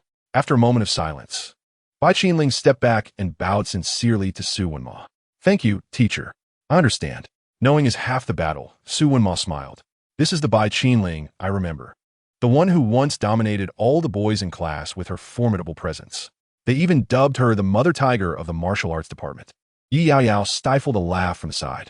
Please don't expose my past. Qinling retorted playfully, giving Yi Yaoyao a light shove. Our mother is rather fierce. Qianqian, who had been eavesdropping inside, was slightly taken aback. Qinling was usually quite gentle at home. He never imagined she would earn such a title. If our mother is the strongest in the martial arts department, how did our father win her over? Qianqian pondered. Upon reflection, it seemed that Longjian was indeed quite impressive. The following day, having reached an agreement with Su Wenma, Qinling set off for the finest medical institution in Huagua for her brain treatment, while Qianqian was taken home by his master and his wife. In fact, they were at the same institution. The first 3 floors were dedicated to diagnostic clinics. The 4th floor housed kindergarten classes. The 5th was for storage. And the 6th and 7th floors comprised residential areas. Though his master and his wife had no children, their home was warm and inviting, complete with a room specially prepared for children, clearly indicating their fondness for having kids visit. This room naturally became the new quarters for Qianqian and Qianqian. Qianqian, you will stay here with my wife for the time being. Your mother has matters to attend to and will come to collect you later, Ding Yueying. Their master's wife reassured them while organizing their room. Qianqian was accustomed to this place, having frequently visited with Qinling over the past month. But Qianqian felt a bit out of place. Nevertheless, with Qianqian and the cozy bedding, she managed well. The next day, Ding Yueying took the 2 children out to purchase daily necessities and generously bought a plethora of toys, most of which were for Qianqian. as Qianqian was not particularly interested in them. His fascination lay with blood qi pills. Unfortunately, the shopping mall they visited did not stock them. By the third day, after completing his tasks, Su Wenma was ready to conduct a lesson for the two little ones. The content would mirror the initial enlightenment stories taught by teacher Su. However, Qianqian was not inclined to listen, and as Su Wenma prepared to begin, he interrupted, "Master, I wish to learn about martial arts." Su Wenma's interest peaked at Qianqian's declaration. "Oh, little Qianqian aspires to learn about martial arts? Pray tell, why do you wish to pursue this?" "Because I want to become a martial artist." "Oh, how impressive." Su Wenma found Qianqian increasingly intriguing and continued to inquire. "Then enlighten me, little Qianqian. Why do you desire to be a martial artist? You're asking such profound questions of a child. How could he possibly answer?" Ding Yueying chided gently. "No wedis, no wedis. Su Wenmo Yuka." It is precisely because Qianqian is still a child that his responses hold greater authenticity and value. After addressing Ding Yueying, Su Wenma turned back to Qianqian. "Come now, little Qianqian, share with us why you wish to become a martial artist." After a moment's contemplation, Qianqian earnestly replied, "I wish to relieve my family's burdens. Thus, I aspire to become a powerful martial artist." Su Wenma was taken aback by the depth of Qianqian's response, his eyes encouraging as he urged him to continue. "I think my mother is quite foolish." The words slipped from Qianqian's lips, leaving both adults momentarily speechless. Wasn't he just speaking of wanting to help his family? How could he call his mother foolish? His mother had sustained grave injuries, yet persistently sought remedies to heal her, returning to the very place that had caused her pain. Thus, Qianqian considered her foolish. Hearing this, Su Wenma and Ding Yueying simultaneously furrowed their brows. For a child, this was the most critical time for companionship. Yet, at this moment, both parents were absent, which could easily lead to misunderstandings. Just as now, Qianqian misconstrued his mother's actions as foolish. They wished to clarify this misunderstanding to Qianqian.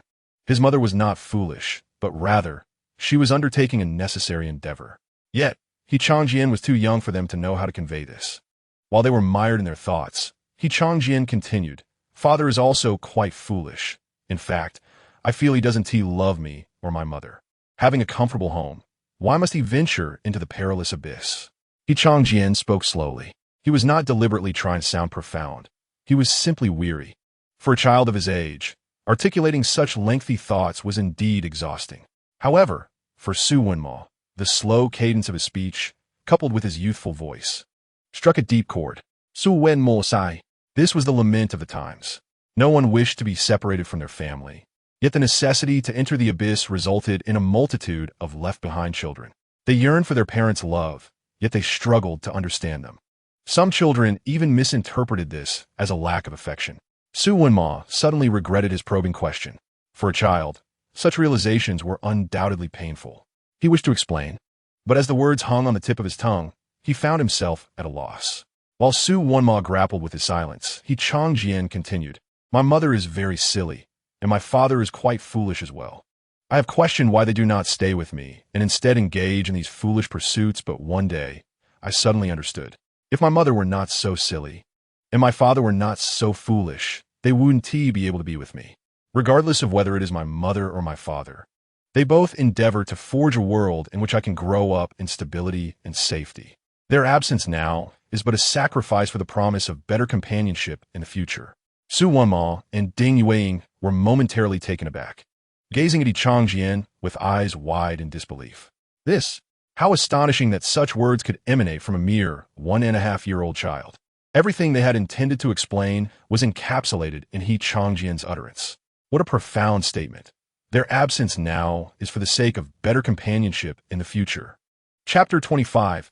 Reclaiming the land of Huaxia, ensuring the safety of every household. Therefore, I aspire to become a warrior, so that I may alleviate the burdens of my father and mother, and of my family. Yet this world encompasses more than just my own family. Qianqian took a deep breath and continued. Throughout the entirety of Huagua, there exist countless Qianqians, along with innumerable devoted parents who, like fools, venture into the depths of the earth, striving to create a nurturing environment for countless Qianqians to thrive in safety. In this world, there are countless families like Qianqians, unable to reunite. Qianqian has tasted the bitterness of separation and understands the profound anguish it brings. It is not enough. Qianqian's body began to tremble uncontrollably. He had genuinely stirred his emotions. Having spoken so much, he now felt slightly suffocated. Yet the fervor of his feelings caused him to disregard this sensation. He did not speak these words for mere eloquence. At home, witnessing Bai Qinling's nightly struggles filled him with genuine sorrow. She, who could sing lullabies to lull herself to sleep, was now tormented by her own ailments and the worries surrounding her child's growth, losing sleep over it. The root of all this turmoil, it is that horde of rodents in the depths. Each time Qianqian thought of this, a flame of anger ignited within him. Merely becoming a warrior is insufficient. I must become a formidable warrior. I shall grow strong enough to stand alongside the esteemed guardians of the depths in Huagua. I shall become powerful enough that the monsters lurking in the abyss tremble at the very mention of the name Qianqian. I must reclaim a land of Huaxia, ensure the safety of every household. Choking, observing Qianqian, fervently standing with clenched fists and a serious expression. Su Wenma and Ding Yueying felt waves of suffocation wash over them. Their bodies trembled in response. It is crucial to note that this child before them is only 1.5 years old. Without his parents by his side, he harbors no resentment towards them. Yet he speaks of reclaiming the land of Huaxia and ensuring the safety of every household. How many within Huagua possess such profound awareness?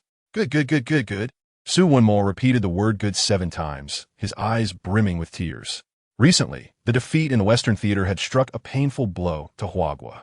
Su Wenmo had spent countless sleepless nights over this. Yet now, upon hearing Qianqian's words, he could no longer contain his emotions. This is the future of Huagua. This is the pillar of Huagua. This is the hope that countless individuals have sacrificed their lives to protect. Once Qianqian's emotions subsided, a wave of dizziness washed over him. Having spoken so extensively, he felt somewhat overwhelmed. He quickly seated himself to regain his breath. Therefore, Master, I do not wish to hear those stories now. I comprehend the lessons within the storybooks. I yearn to learn about the knowledge of warriors to prepare myself for the path ahead. Actually, there is no need to rush at your age. Ding Yueying initially intended to interject that there is no harm in playing at this age, but Su Wenma interrupted her. This age is absolutely perfect. Qianqian possesses a heart for family and country. This is a tremendous blessing. Since Qianqian wishes to learn, I shall teach him. Su Wenma suppressed his tears, his face alight with satisfaction as he placed a reassuring hand on Qianqian's shoulder. From this day forth, whatever Qianqian wishes to learn, Master Su shall teach you. As soon as Su Wenma finished speaking, Qianqian's eyes rolled back, and he collapsed onto the ground. His mind had already been somewhat dazed, and with Su Wenma's pat, he could no longer sustain himself. Qianqian, you old fool, how could you pat a child with such force? If anything happens to Qianqian, I shall not spare you. Ding Yueying rushed to Qianqian's side, glaring fiercely at Su Wenma. I didn't use much force, Su Wenma protested, his face a picture of innocence. Naturally, he could not exert too much strength on a child. In fact, he had hardly applied any force at all. Yet how could this have caused him to faint? Watching the chaotic scene between the two, Long Qianqian stood to the side, clutching the blanket and laughing foolishly. 10 minutes later, just as Su Wenma and Ding Yueying were anxiously preparing to take Qianqian to the hospital, he finally regained consciousness.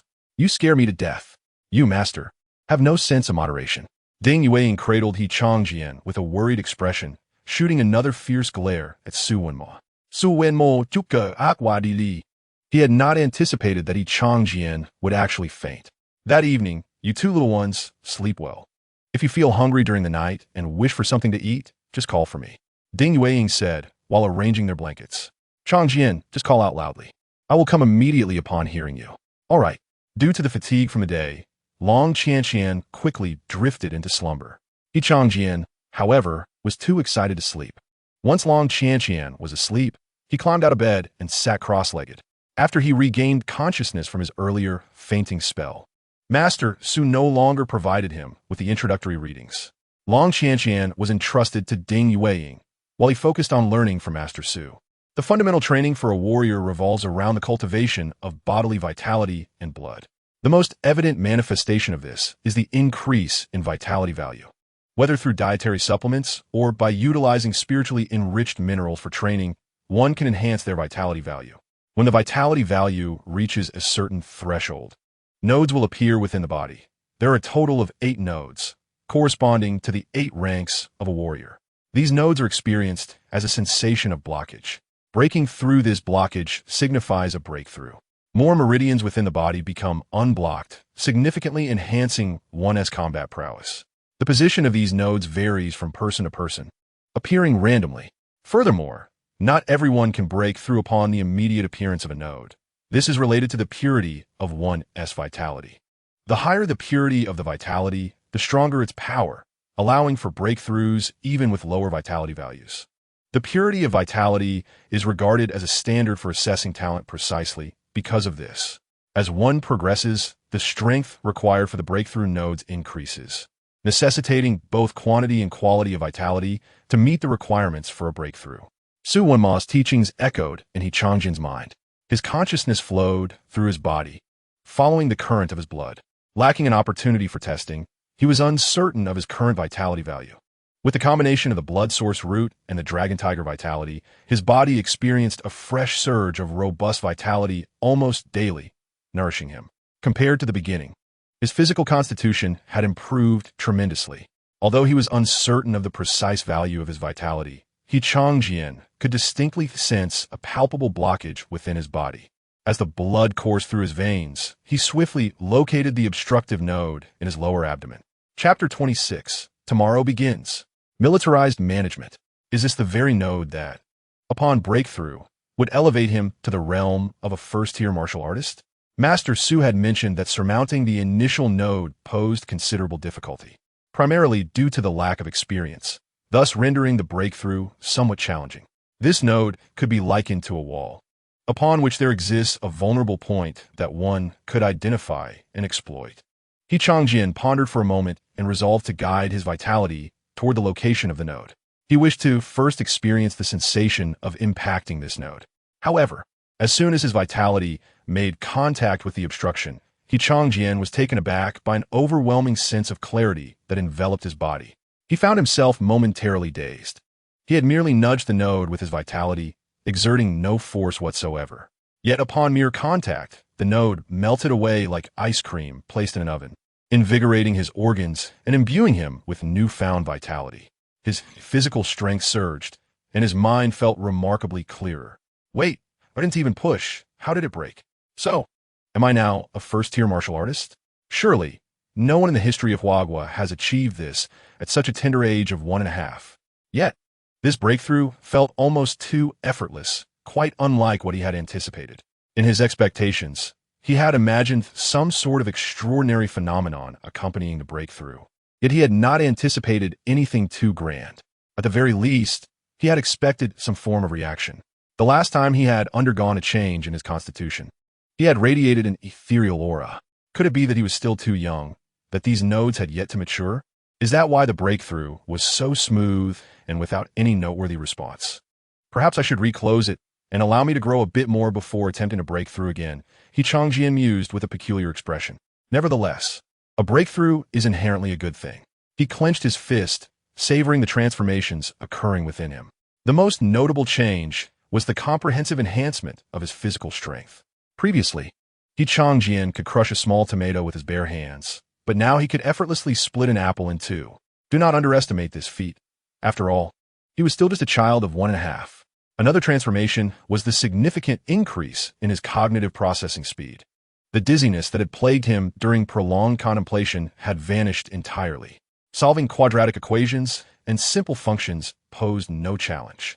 Qianqian felt an overwhelming sense of power coursing through him. Speaking of which, am I now ready for awakening? Teacher Su had previously informed him that upon achieving the status of a first-tier martial artist, he could proceed to the Awakening Center for Martial Artist Awakening. Typically, one would not awaken until the age of 15. However, those with exceptional talent might undergo awakening a year or two earlier. Yet, the notion of awakening was something to be contemplated for the time being. There was a fear of standing out too much and attracting unwanted attention, while also being aware that awakening demanded certain physical prerequisites. Teacher Su had recounted instances of individuals perishing during awakening due to their bodies being unable to withstand the explosive forces of awakening. While awakening could yield remarkable treasures, if one's physical constitution could not bear the awakening's manifestations, those treasures would instead become harbingers of destruction. Thus, Qianqian set himself a modest goal. Before he could awaken, he would first enhance his physical prowess. Starting tomorrow, he would commence his training, coupled with militarized management. Coronel seeking nuggets, true pot, veteran barbecue, handgun drumsticks. Ahem, of course. These were merely whimsical thoughts. His guardians were unlikely to permit him such indulgences, and at his current age, he was unable to chew on them. Half a year had elapsed, during which Qianqian had diligently followed Su Wunma's teachings. This learning experience was significantly more profound than his previous studies with Teacher Su, encompassing the essential knowledge a martial artist must grasp. The disparities in strength between various tiers of martial artists, the power gap between subterranean creatures and humans, and the prevailing circumstances were but a fraction of the vast knowledge he absorbed. Regardless of the subject matter, Qianqian demonstrated an astonishing capacity for rapid assimilation, often contributing his own insights, much to Su Wunma's astonishment. By night, after ensuring Long Qianqian was asleep, he would rise to train for an hour before retiring for the night. He had maintained this routine without interruption for 6 months. Speaking of Long Qianqian, it is worth mentioning that their relationship had grown considerably closer over the past year. Qianqian had discovered a rather unique trait of this girl, her clinginess. She was exceedingly affectionate. Whenever he was not occupied with studies, she would snuggle close to him, incessantly seeking his proximity. Initially, Qianqian found it somewhat uncomfortable, as her affectionate nudges tickled him. However, as time passed, he became accustomed to it. Now, he could read diligently even while she clung to him like an octopus. In a sense, Long Qianqian had inadvertently helped him hone his focus. Returning to the main topic, with the enhancement from the blood source roots and the tiger and dragon vitality, Qianqian's physical attributes and vitality steadily increased. Strangely, however, the second breakthrough node, which should have manifested by now, remained dormant. The prolonged training had undeniably yielded a significant transformation. His physique had visibly strengthened, a change that was evident to the naked eye. Although Qianqian had been cautious to control his strength, ensuring that Su Wunma did not perceive anything amiss. Such outward changes could not be concealed. "Qianqian, have you been working out? You seem much sturdier lately," Su Wunma suddenly inquired after class one day, causing Qianqian to feel a twinge of anxiety. "The meals at Master Su's house are delightful, so I've been eating more," Qianqian replied, attempting to explain. "Should your elder hear that, she will undoubtedly be overjoyed for quite some time," Su Wunma chuckled, extending his hand toward Qianqian. "Cool me. Let your Master Su see just how strong you become." An invitation to battle from Master Su. Su Wunma, a 7th-tier martial artist, has engaged in numerous subterranean battles, having severely wounded an 8th-tier creature. His combat experience is extensive, and after retirement, he serves as a training lecturer in the martial arts department at Wuda. After years of learning, the host's abilities have garnered Master Su's recognition. And at this pivotal moment, Master Su extends a final challenge to the host to assess the fruits of their studies. The student surpasses the master. May the host triumph over Master Su and successfully graduate. This represents a crucial step for the host in reaching the pinnacle of their journey. Only by traversing the mountains can one behold the dawn of their personal growth. Defeating Master Su will yield rewards, innate talent. Let the battle commence. What exhilaration! The system unexpectedly possesses a modicum of culture. Quite remarkable, Qianqian exclaimed. He had assumed that this system was merely a battle-hungry behemoth. Yet here he was, finally presented with a legitimate combat task that bore genuine rewards. Over the past 6 months, it had become customary for various guests to visit Su Wunma's abode, many of whom brought their children along. This circumstance inadvertently led Qianqian to trigger a plethora of peculiar combat missions. However, not all rewards from these missions were particularly valuable. Indeed, the encounters with this group of children yielded rather mundane rewards, the most common being an increase of 10 points to one's vitality. Nevertheless, the tasks were not overly challenging. A simple tap on the children's heads would send them into tears, a trifling endeavor. Chapter 27. Has that unparalleled senior been dissected? Yet, to overcome the master. Although Qianqian possessed a modicum of strength now, his opponent was a 7th-tier martial artist. Though older, the 7th-tier prowess was still formidable. Should a real battle ensue, this task would undoubtedly remain unfulfilled. However, drawing from his prior experiences with the system, Qianqian had discerned its modus operandi.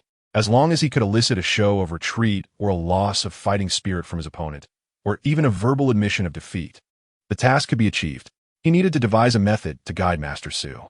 Master, if my test of strength proves sufficient, will there be rewards? Qianqian inquired earnestly. Just tell me directly what you desire, Qianqian, and I shall grant it, Su Wunma replied with a beaming smile. He held a deep fondness for the exceptionally gifted Qianqian. Today, Qianqian was determined to earn his reward. I wish to savor the scrambled eggs made by Master's wife. If my strength meets your satisfaction, even if I lose, you must concede and persuade her to prepare the dish. Conversely, if my strength fails to impress, then you need not intercede on my behalf, Qianqian proposed. Very well, Su Wunma agreed, his expression filled with approval. He saw nothing amiss in Qianqian's ambition. A martial artist ought to possess a tenacious spirit. This was commendable. Qianqian pondered the extent of his current strength. Just how much force would be deemed appropriate? If all went as expected, he had achieved the 1st-tier martial artist status. In contrast, Su Wunma stood as a 7th-tier martial artist. Nevertheless, for 7th-tier warrior, even a 1st-tier S-punch would likely feel like mere tickling. A force of 2 or 3 layers should suffice, approximately aligning with a vitality precision of 70, complemented by the strength gained from daily training. With a determination set, Qianqian gathered his energy, slightly bent his posture, and gauged his strength before unleashing a punch. Hiya! He shouted, infusing his call with vigor. However, upon witnessing Su Wunma stagger back a few steps, Qianqian immediately felt a twinge of panic. Oh no, had he exerted too much force? Qianqian Su Wunma, of course, would not be harmed by Qianqian's strike, yet he was indeed taken aback by the force behind it. That solid power had evidently reached the level of a 1st-tier martial artist. Su Wunma gazed at Qianqian in disbelief, exclaiming, "Is this the innate talent that arises from a high purity of vitality?" Feeling somewhat intimidated by Su Wunma's intense gaze, Qianqian feared that such excellence might provoke unwanted scrutiny. He must carefully plan an escape route. Yet, Su Wunma swiftly approached him, grasping Qianqian's hand and closing his eyes to sense his energy. Qianqian had no time to withdraw and instinctively shut his eyes, burying his vitality deep within. However, regardless of his efforts, the sheer volume of his vitality was still perceived by Su Wunma, who detected a tenth of it. You are a 1st-tier martial artist. Qianqian, how did you achieve this breakthrough? Su Wunma exclaimed, his eyes wide with astonishment.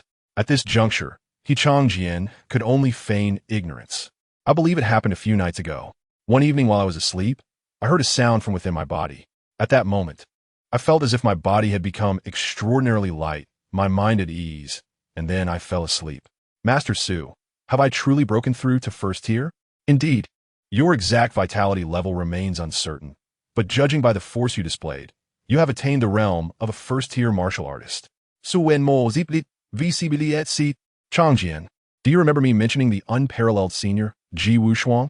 Of course, it is thanks to Ji Wushuang that our Huagua was able to establish 5 major war zones.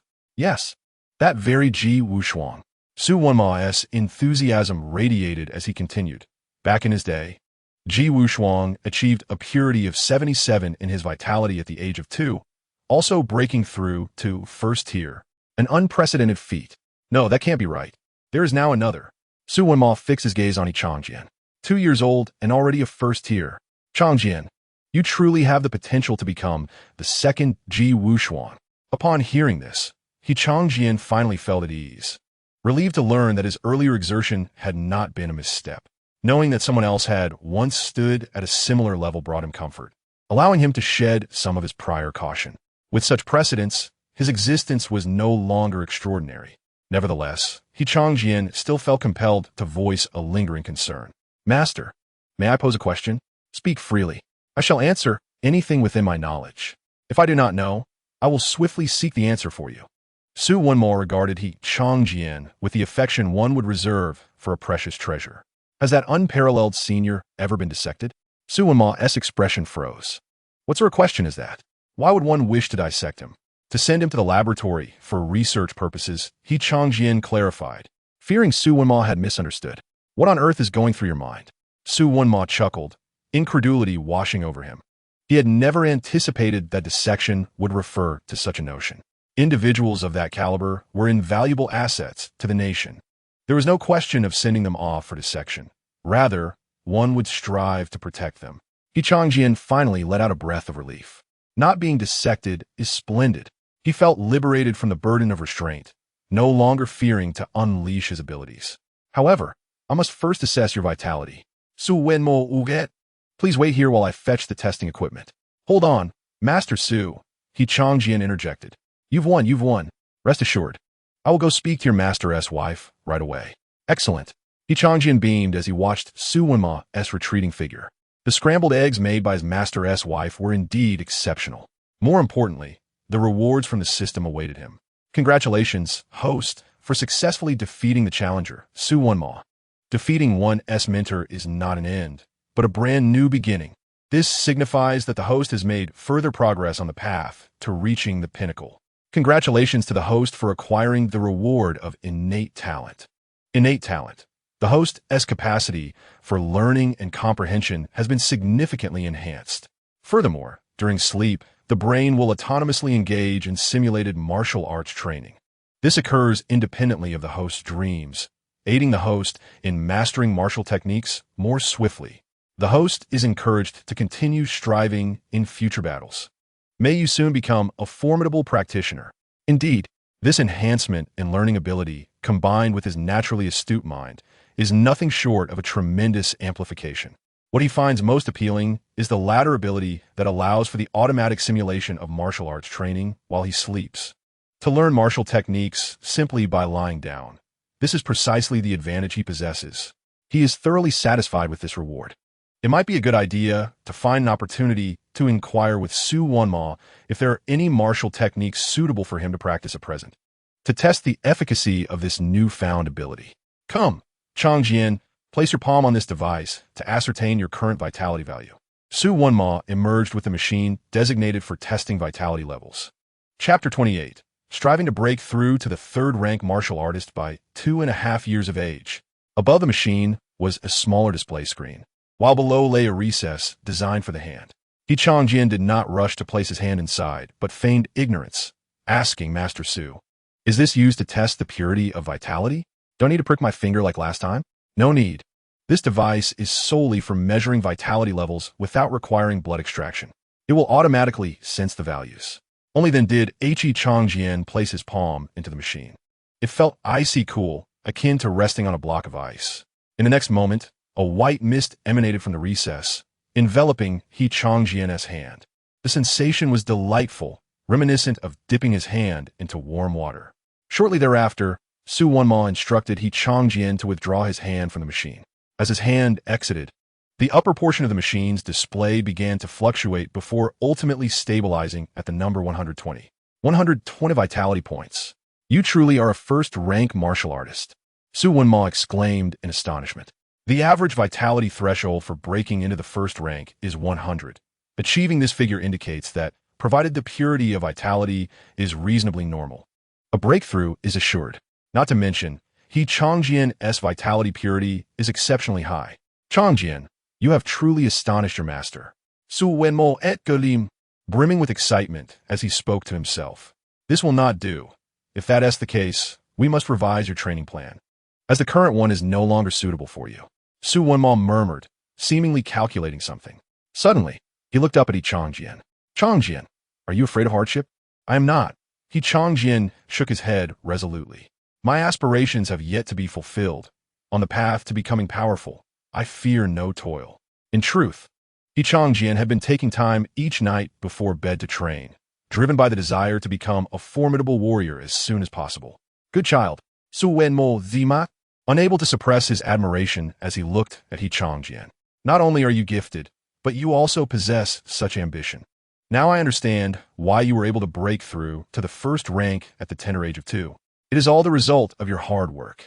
With that in mind, I promise you, starting tomorrow, I will provide you with special training to help you realize your dream. However, it may be somewhat arduous. Can you endure it?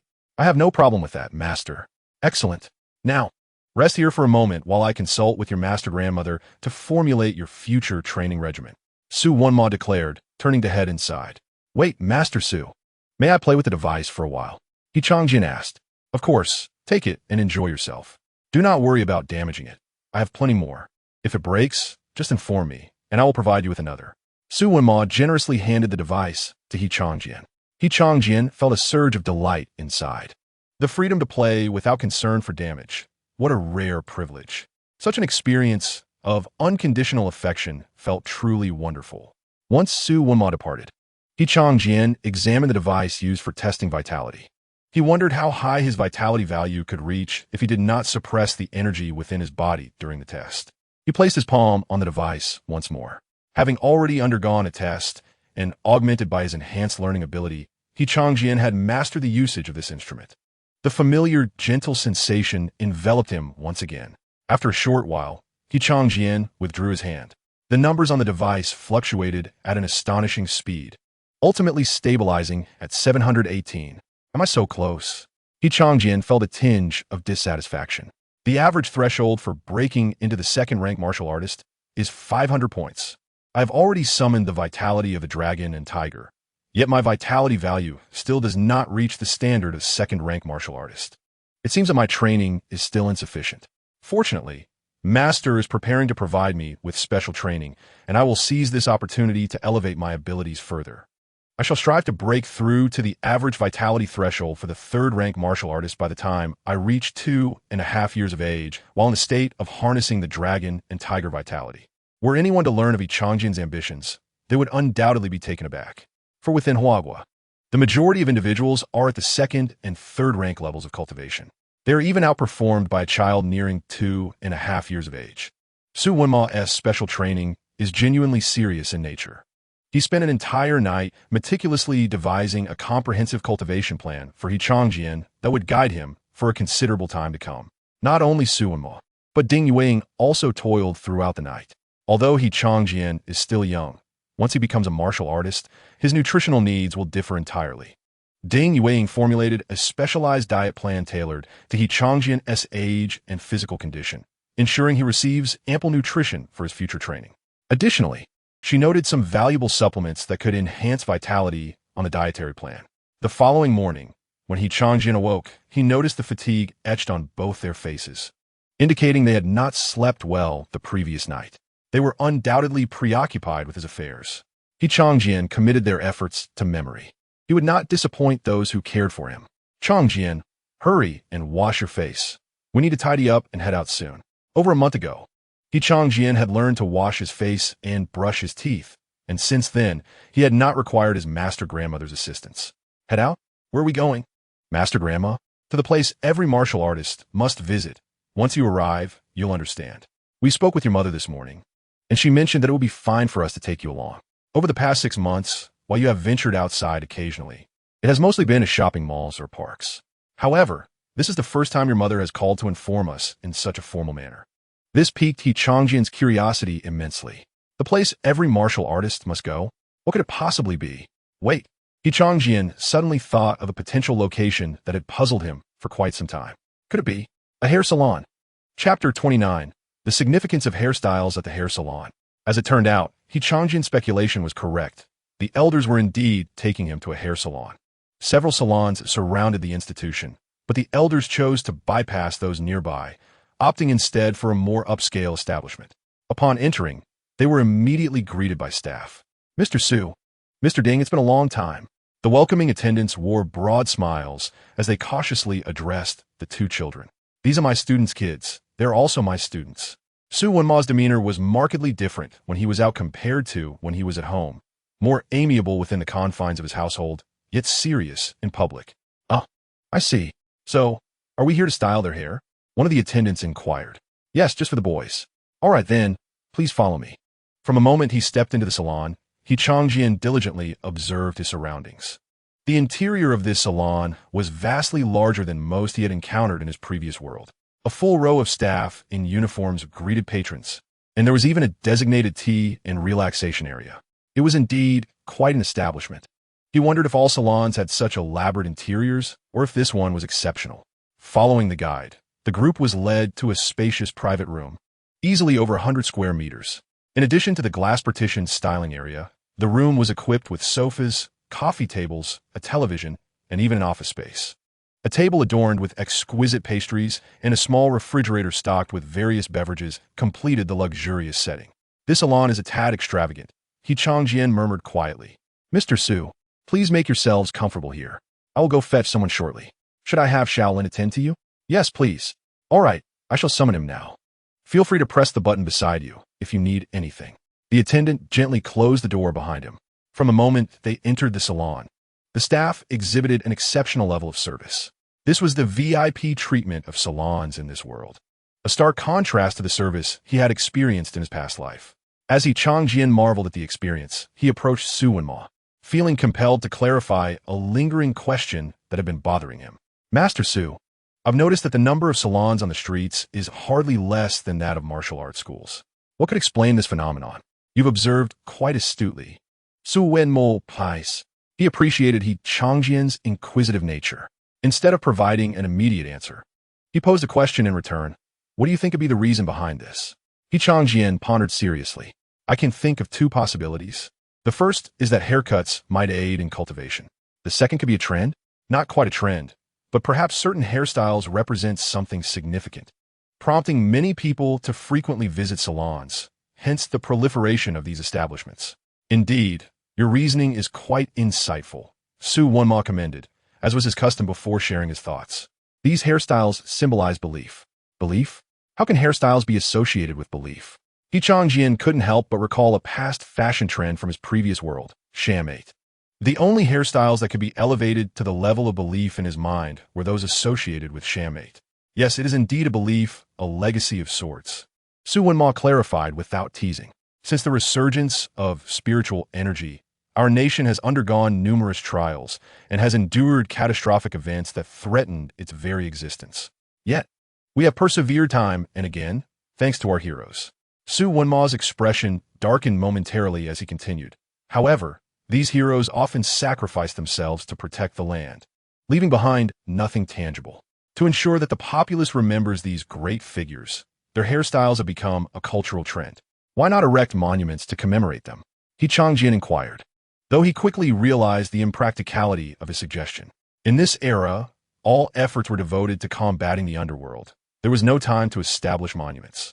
If those fallen heroes were to learn that the time they fought for was squandered on building monuments, it might infuriate them. Qianqian's mindset had yet to fully adapt to the realities of this world, sometimes leading him to make habitual verbal missteps. This only deepened his appreciation for the peace of his previous life. Su Wenma, however, took no offense, recognizing that children often lack a comprehensive understanding. The construction of monuments requires considerable manpower and resources, and our current situation does not allow for such endeavors. The command center devised a cost-effective solution that could also enhance public welfare. Those hairstyles. Initially, they were not as extravagant. At least when I was younger, they were quite modest. However, they have evolved into what we see today. That said, I must admit, the hairstyles of those predecessors were indeed quite distinctive. Su Wenma handed Qianqian a brochure. Take a look and see which hairstyle you prefer. We will style it accordingly. Distinctive? Qianqian accepted the brochure, apprehensive as he prepared to flip through it. He hoped it wouldn't be filled with garish Shamate styles. Although it was indeed a trend of an era, it was regrettably not a trend of his own time. Fortunately, his fears were unfounded. The hairstyles within the brochure remained within the realm of normalcy. The brochure was straightforward, featuring images of various hairstyles accompanied by the names of corresponding celebrities beneath each picture. Qianqian soon found the hairstyle of the most frequently mentioned figure, Ji Wuxian. It featured medium-length hair, with the longer back half tied up while the front half fell casually to the sides. It resembled a modified samurai cut that was popular among the youth.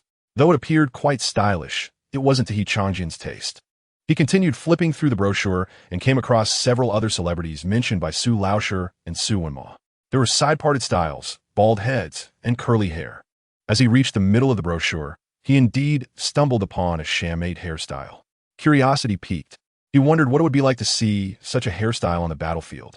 Of course, he had no intention of trying it himself. Well, do you have a favorite? Su Wenma inquired once Qianqian had finished browsing the brochure. I do.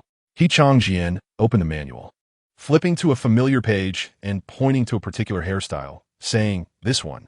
Chapter 30, I also want to cultivate. Oh, this one? Su Wenma expressed a hint of surprise. Although Qianqian was markedly different from typical children, he was still a child and would likely be drawn to more flamboyant hairstyles. It was unexpected that he ultimately chose a buzz cut. What do you like about it? Su Wenmo inquit gudio sili. Ding Yueying, who was accompanying Long Qianqian in play, also turned to listen to Qianqian's response. After all, hairstyles held different meanings in this era. There are two reasons. The first is that it's easy to manage.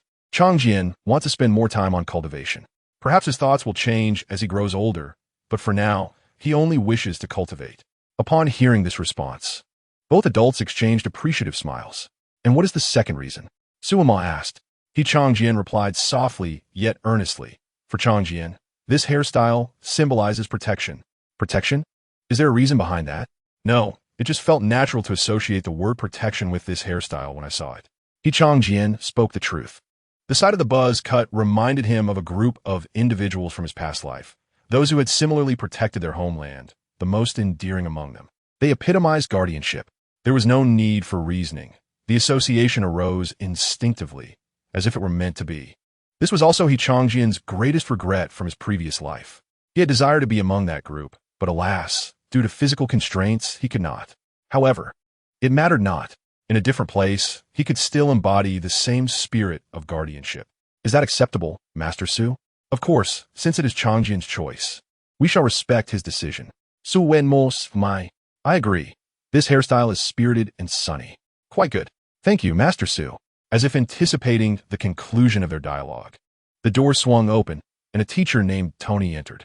Mr. Su, Mr. Ding, and you two little ones, Tony greeted in succession before asking, have you made your decision? Listen to him. Su Wenma gestured towards Qianqian. This one. Qianqian's resolve remained steadfast, still favoring the buzz cut. All right, young brother, come with me, Tony said, somewhat taken aback, as not many children his age opted for a buzz cut. He refrained from asking any inappropriate questions. Yet it must be said, Qianqian possessed the charisma to carry off the buzz cut with aplomb.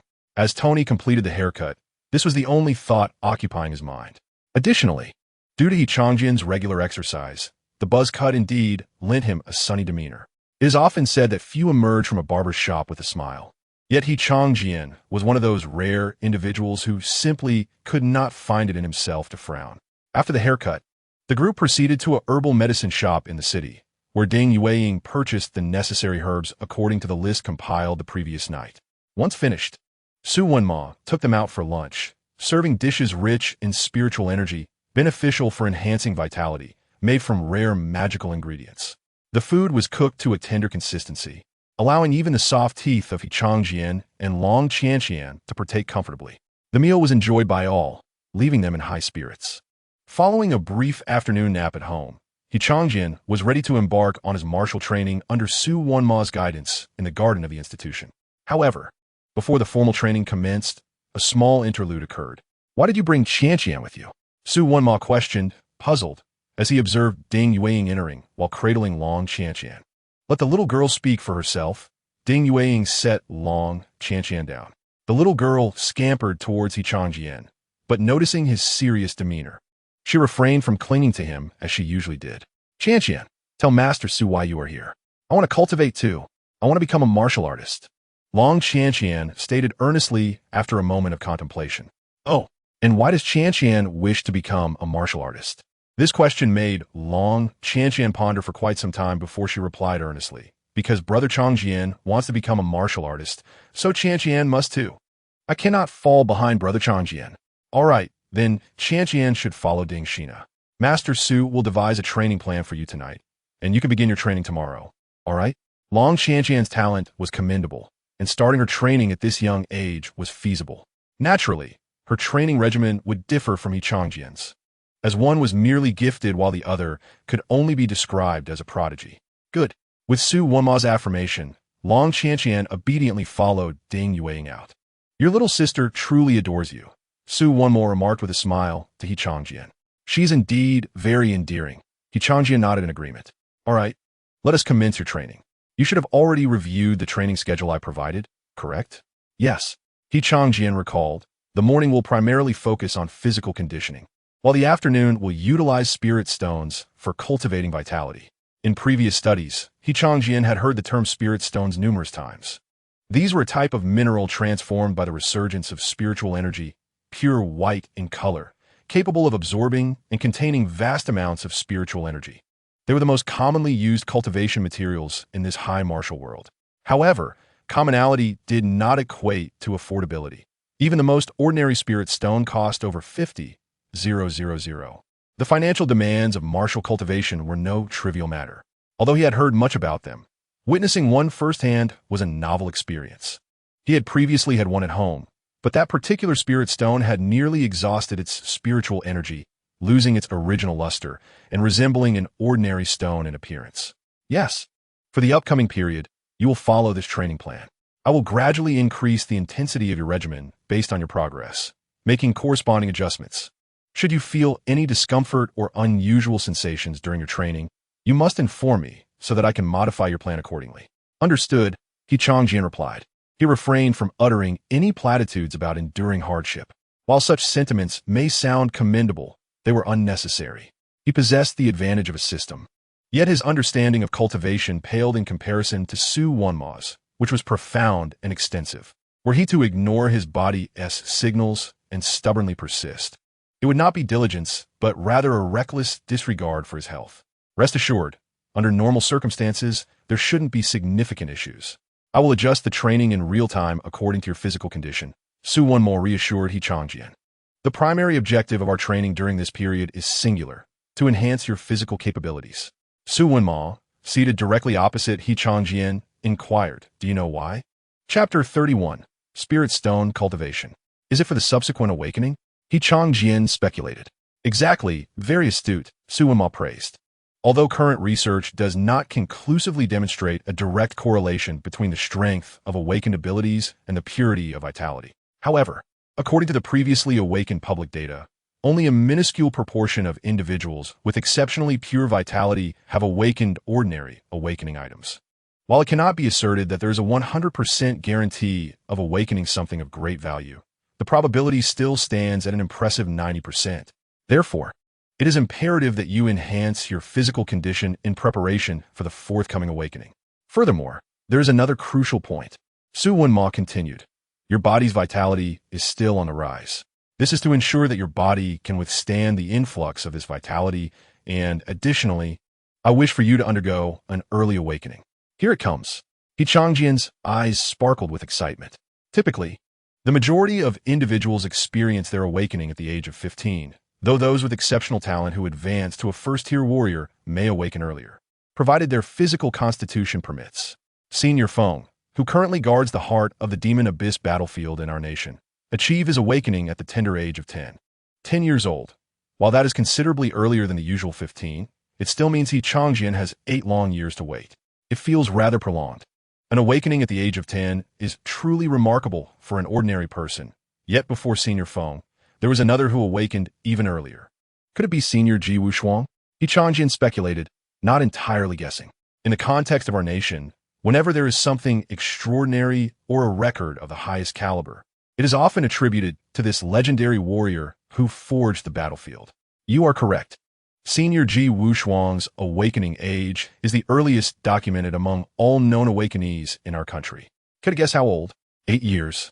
That is the age Qianqian felt he could patiently await. 6 years would be tolerable. No, it was 4 years. For years. Qianqian's eyes widened, not in shock, but in delight.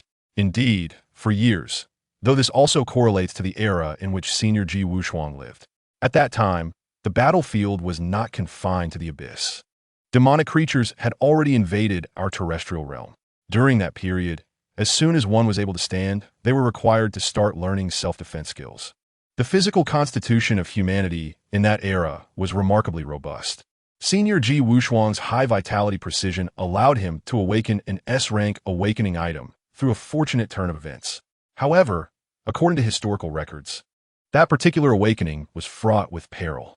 Despite Senior Ji Wuxuang's physical prowess being significantly superior to that of his peers, he barely managed to endure the awakening process. Thus, to achieve an early awakening, one must first cultivate their physical capabilities. Qianqian nodded in understanding. He recognized the rationale. If his physical condition did not keep pace, the awakening would not lead to empowerment, but rather self-destruction. The benefits of awakening are numerous, beyond the substantial enhancement of combat power that awakening items provide. There is another immediate advantage: breakthrough. Breakthrough? Yes, a breakthrough.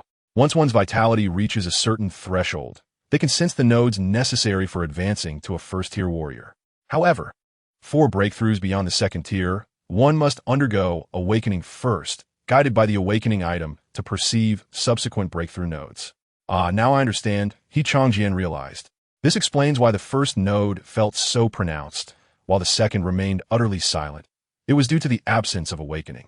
You should now be able to sense the flow of vitality within you, Su Wunma inquired. I can. Good. The cultivation of spiritual stones is quite straightforward. Su Wunma reached into a nearby bag and retrieved a stone radiating a soft, white glow. Upon its emergence, Qianqian felt the surrounding air become remarkably fresher. Observing the stone's exquisite translucence, he realized it was a high-grade spiritual stone. Its value likely exceeds 200,000. This is spiritual energy. Su Wunma placed his fingertip alongside the spiritual stone and, with a flick, summoned a semi-transparent, luminous white gas. The cultivation with spiritual stones involves finding the resonance point between vitality and spiritual energy, drawing it out, and subsequently absorbing it into the body, allowing it to circulate alongside one's vitality. Come here, extend your palm.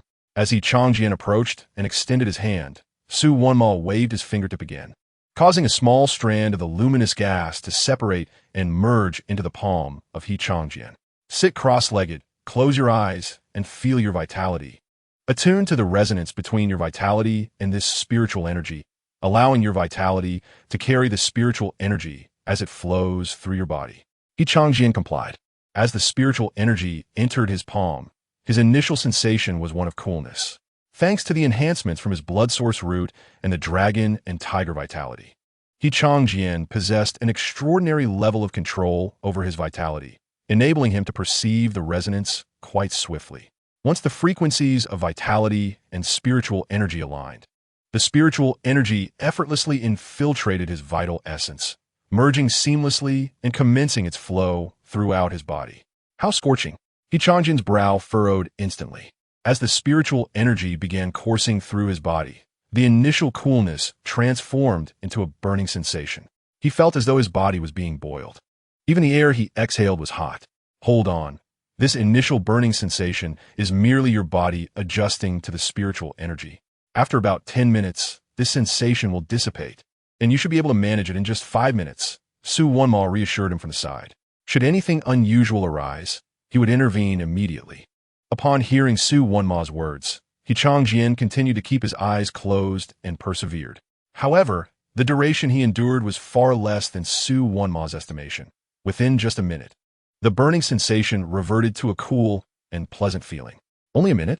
This talent is indeed a bit frightening. Su Wunma had already made preliminary assessments in his mind, but hadn't anticipated that his estimates were still too conservative. Remarkable spiritual stone. After some time, Qianqian opened his eyes, his face aglow with excitement. After completing that cycle of spiritual energy circulation, he sensed a significant increase in his vitality. He estimated that once he activated the dragon and tiger vitality, he could achieve the vitality level required to challenge a third-tier warrior. What a treasure! Chapter 32. An existence capable of threatening the position of demonic beasts. Your absorption rate has exceeded my expectations considerably, Su Wunma remarked. Do you feel any unusual blockages within your body? None. I feel as though my entire being has been liberated, an exhilarating sensation. Qianqian exclaimed, waving his fist. It appears that you have no issues utilizing the spiritual stone for cultivation. Here, take this spiritual stone, and I will teach you how to attract the spiritual energy from it. Su Wunma handed the stone to Qianqian. Attracting spiritual energy is significantly simpler than absorbing it. It also relies on the principle of resonance. As long as you find the frequency that resonates with the spiritual stone, you will be able to draw out the spiritual energy within. Su Wanma flicked his fingertip again, extracting another strand of spiritual energy from the stone. However, there is one point you must keep in mind. Once you draw out the spiritual energy, you must absorb it promptly. Otherwise, it will gradually dissipate into the air. Su Wanma observed as the strand of spiritual energy began to fade. Now, attempt to draw the spiritual energy from the spirit stone, Qianqian said, embarking on his inaugural endeavor.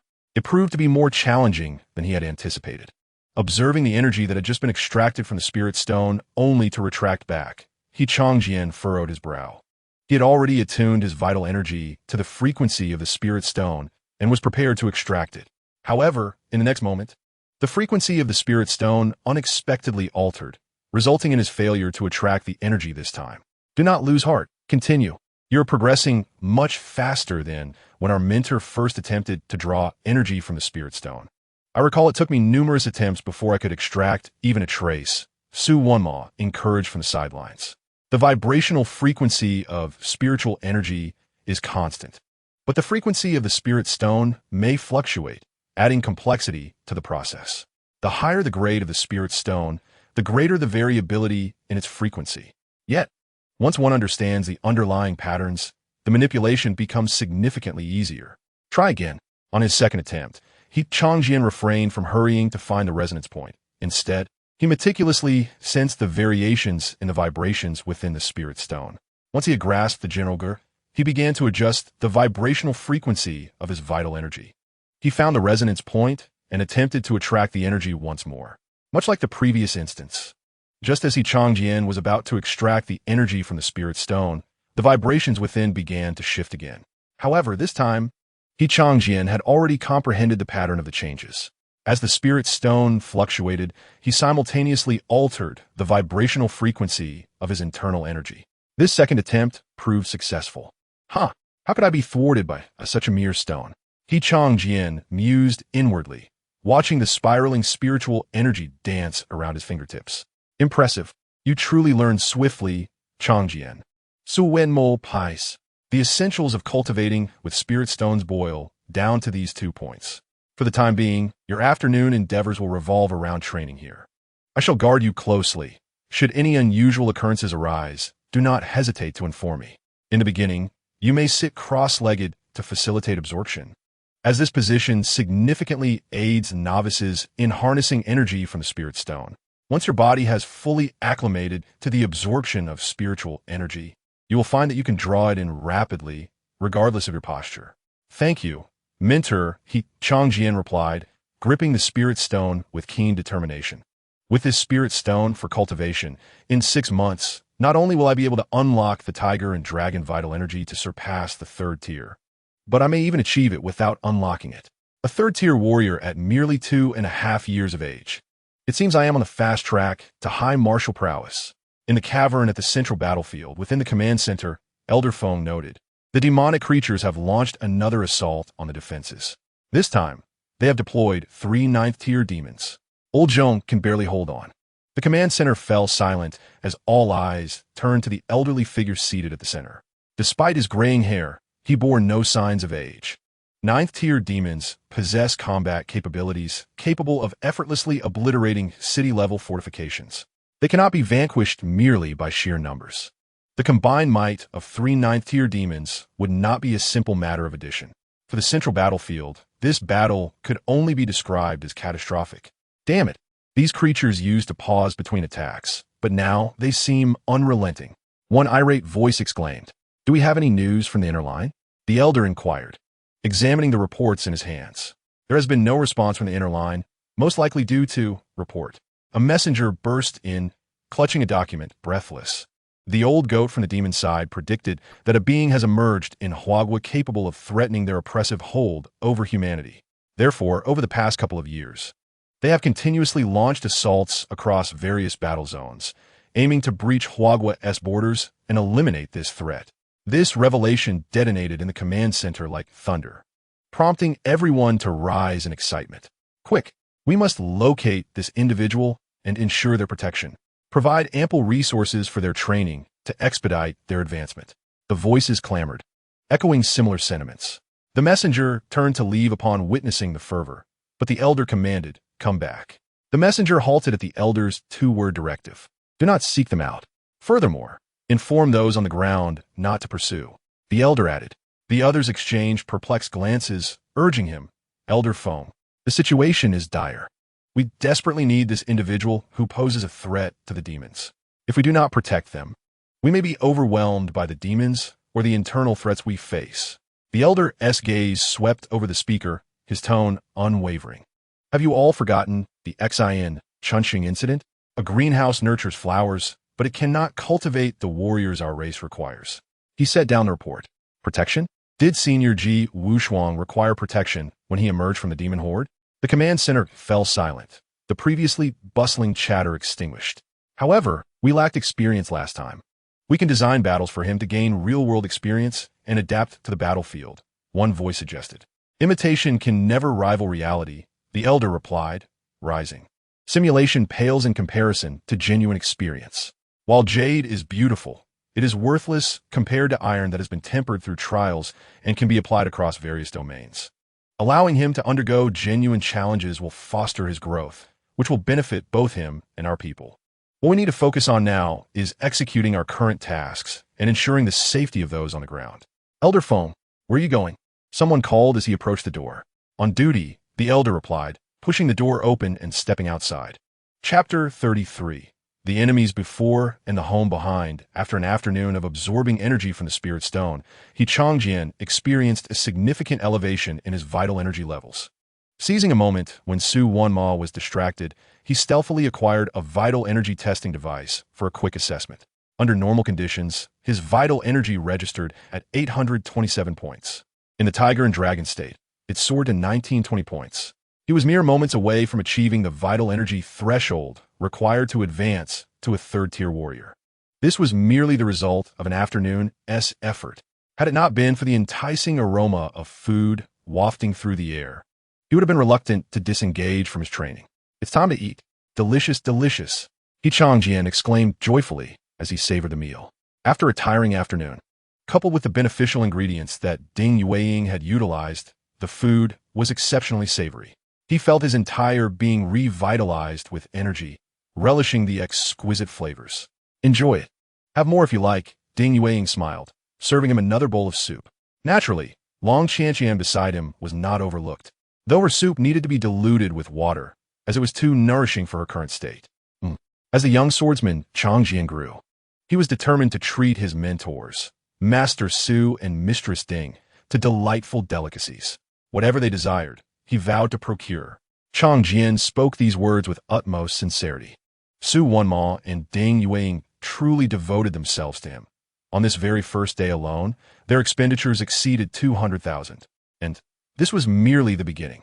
"All right, Mistress Ding, when the time comes, I want you to buy me something splendid as well," exclaimed Long Qianqian, swallowing her mouthful of food with excitement. "Indeed, everyone shall be catered for. Let's acquire in abundance," she added cheerfully. Upon hearing this, Long Qianqian's face lit up with glee. Su Wanma and Ding Yueying exchanged glances, their hearts warmed by this tender scene.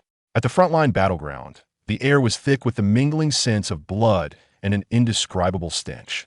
Upon the towering walls, the dried and fresh bloodstains merged, exuding a menacing aura. Atop the battlements, all human soldiers stood poised, their gazes fixed on the ominous army of monsters gathering before them. Among them, 3 colossal beasts radiated an astonishing malevolence. Even from a distance of over 1,000 meters, one could sense the oppressive energy emanating from their forms. Some soldiers maintained resolute expressions, seemingly unperturbed by the specter of death, while others trembled, their bodies betraying a primal fear of danger.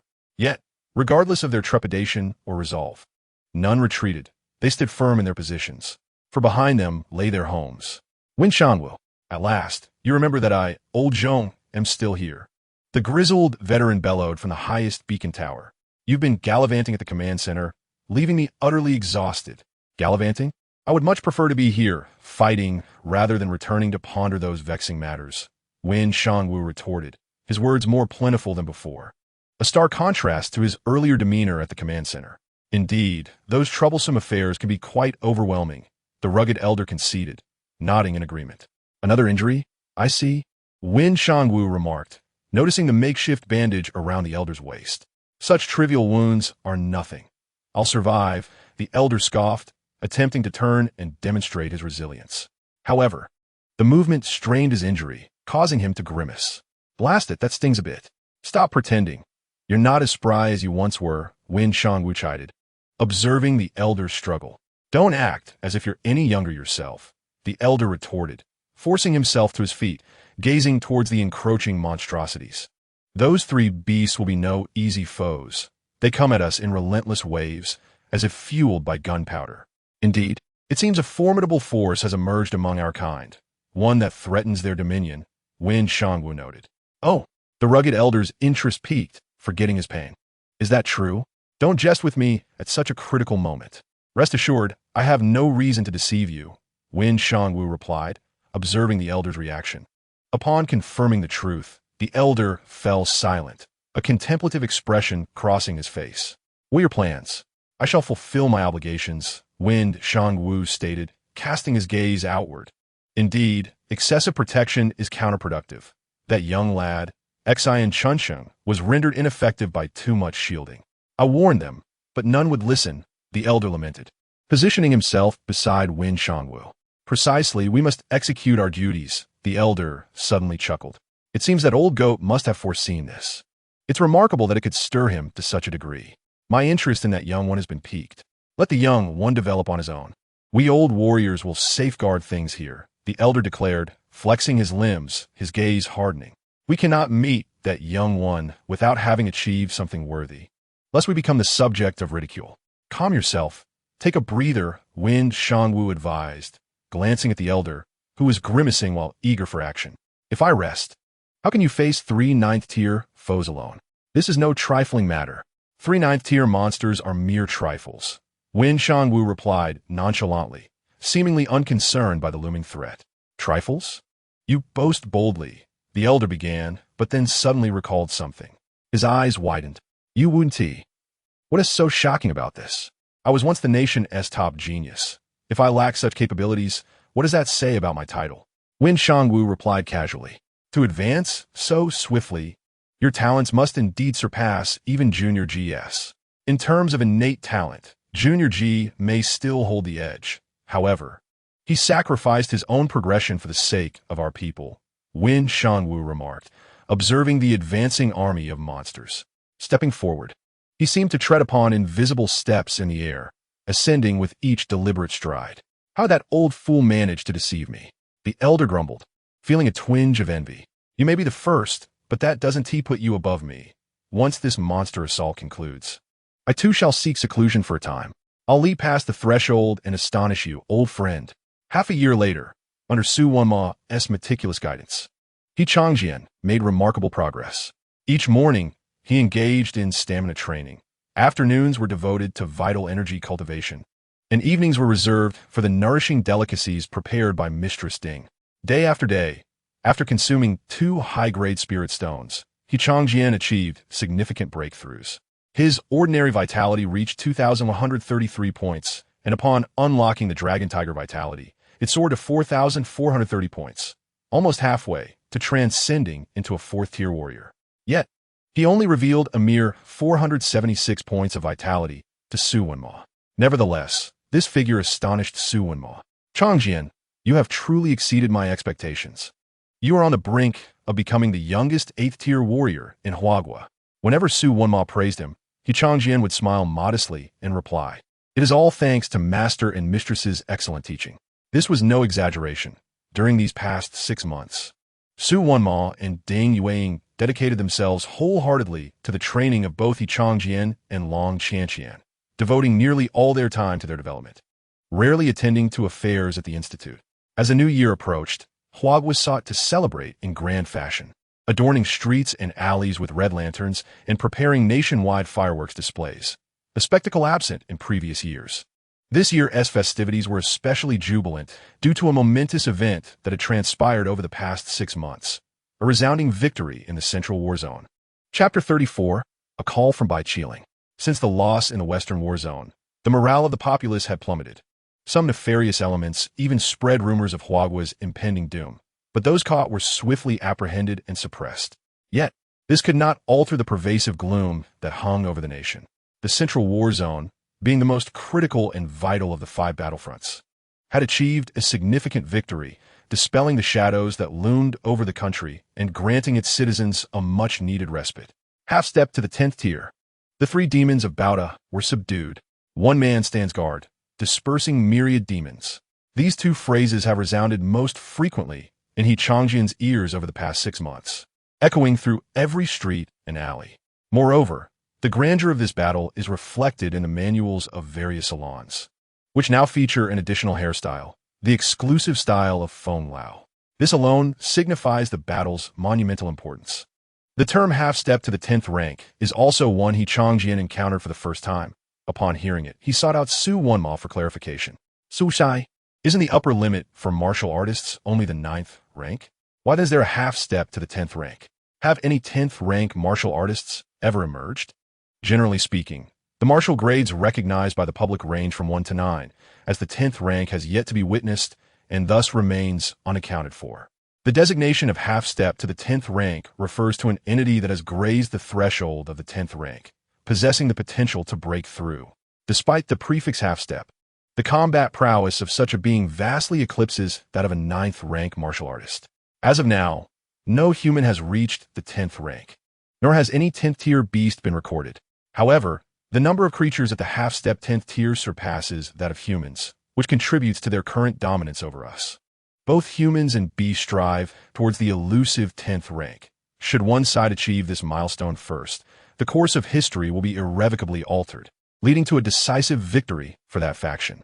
In recent years, Hua country has implemented martial arts policies and subsidies aimed at uncovering and nurturing talent to expedite the emergence of 10th rank martial artists. Matters concerning the fate of the nation are not yet Qianqian's burden to bear.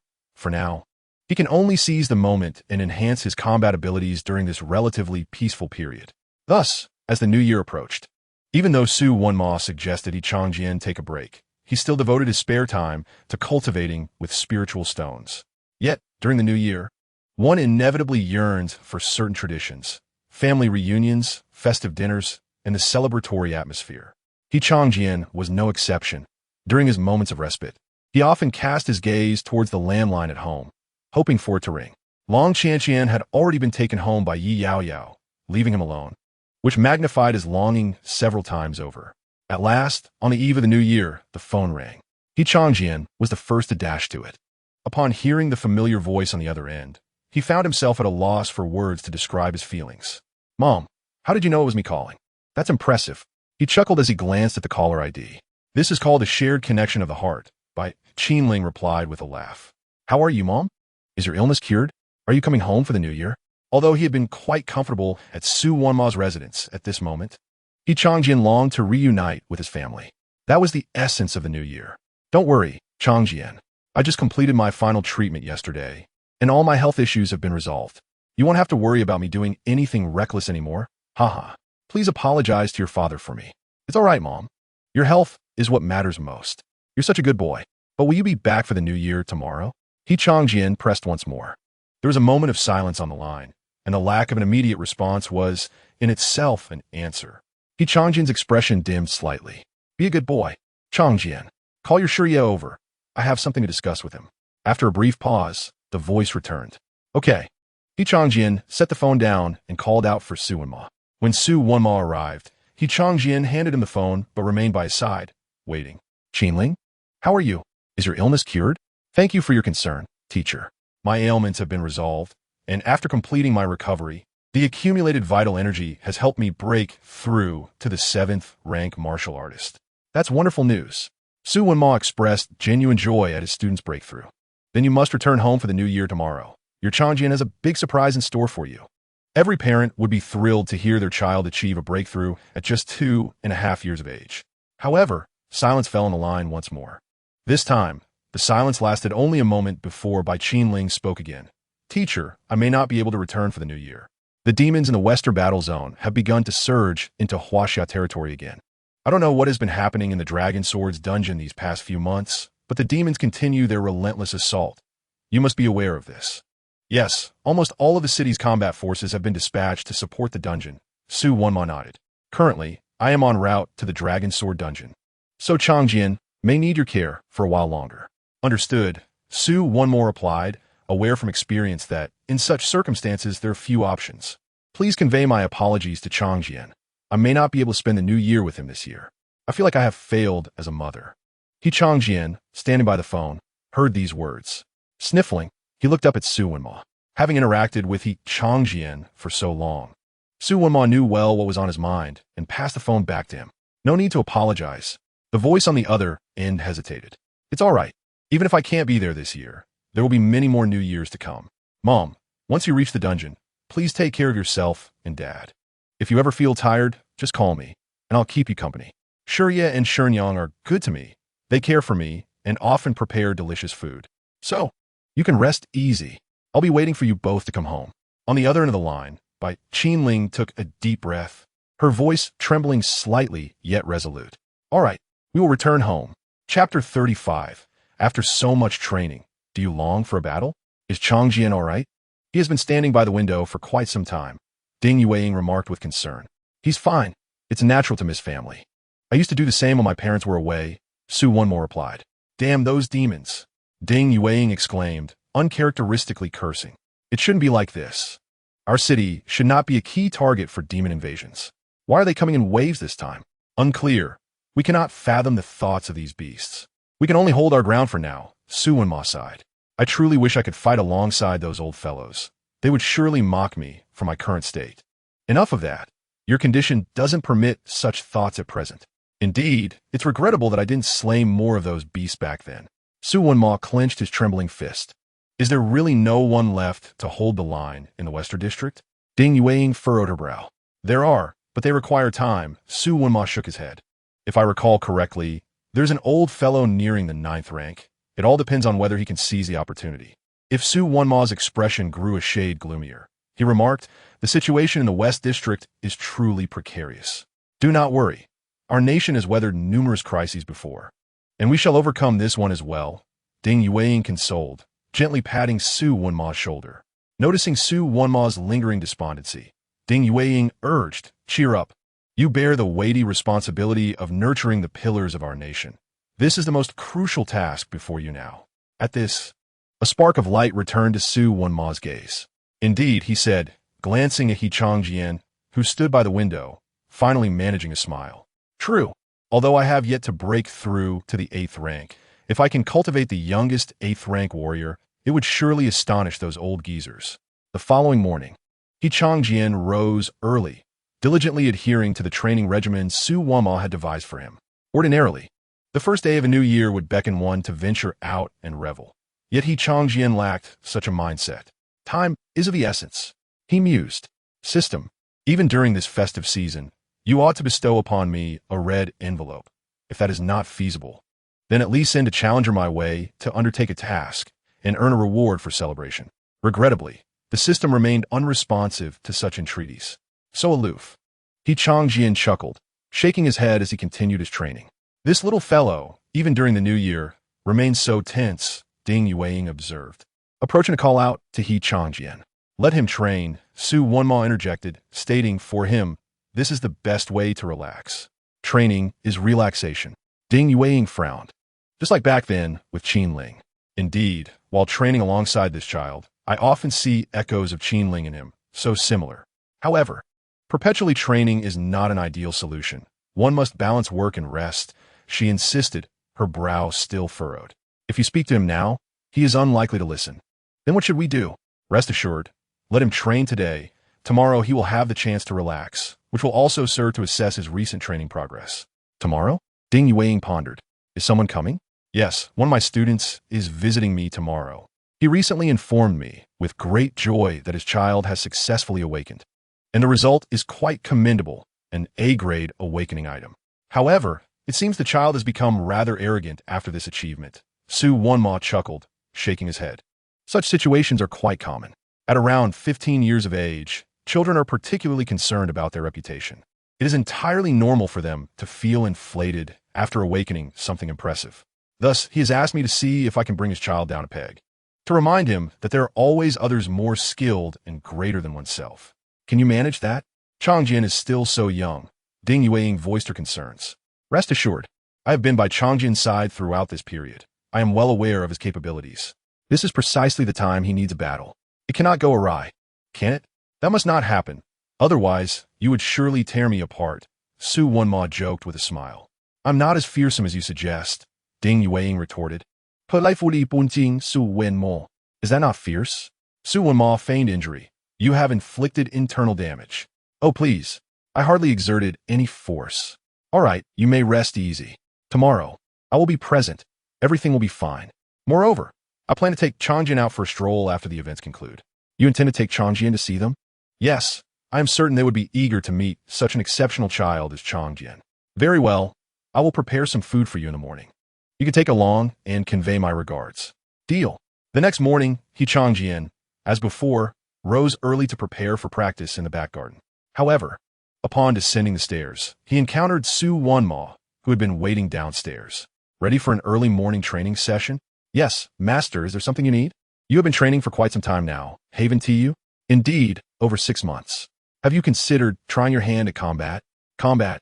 Qianqian paused, his gaze igniting with fervor. Training is for the purpose of engaging in real battles. If one only trains but shies away from combat, they become nothing more than an ornamental display, ultimately useless. Are you arranging a battle for me today, master? Precisely, Su Wenmo replied with a smile.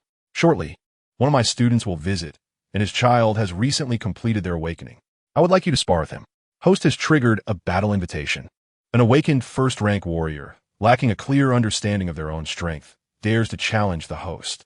Such arrogance must be met with a resounding defeat to make them aware of their true standing. There are many opponents encountered on the path to strength. Yet, the most common are these deluded egotists. Only through battle can their inflated egos be deflated. Complete the battle to earn a reward, 100 vitality points. The rewards for defeating a first-rank warrior are generally modest, which Qianqian had anticipated. It was slightly better than the previous challengers who possessed no cultivation, whose reward had been merely 10 vitality points. However, this battle held greater significance for Qianqian beyond the reward. Chapter 36. Are you insulting me? An awakened first-rank warrior, comparable in strength, signified a legitimate battle, not a mere farce like before. It was a possibility for injury. Qianqian regarded Su Wenma, whose face was alight with joy. If he surmised correctly, his master intended for him to gauge the results of his recent training. Judging solely by vitality points, he would not be at a disadvantage. However, his opponent possessed an advantage, their awakened item. An awakened item could bestow formidable abilities upon the wielder, representing a powerful skill beyond martial arts. How about trying it when the time comes? Fear not. I will be present to ensure that neither of you encounters any mishaps. You may engage fully. All right. Qianqian acquiesced. I will go warm up. I shall emerge when it is time for battle. No need for that. Simply train here. I will bring the opponent to you. Thank you, master. Approximately half an hour later, a woman in her 30s arrived at Su Wenma's residence, accompanied by a flamboyantly dressed, uniquely coiffed youth. You needn't bring anything. Your presence alone is enough to honor the teacher. A small token is nothing.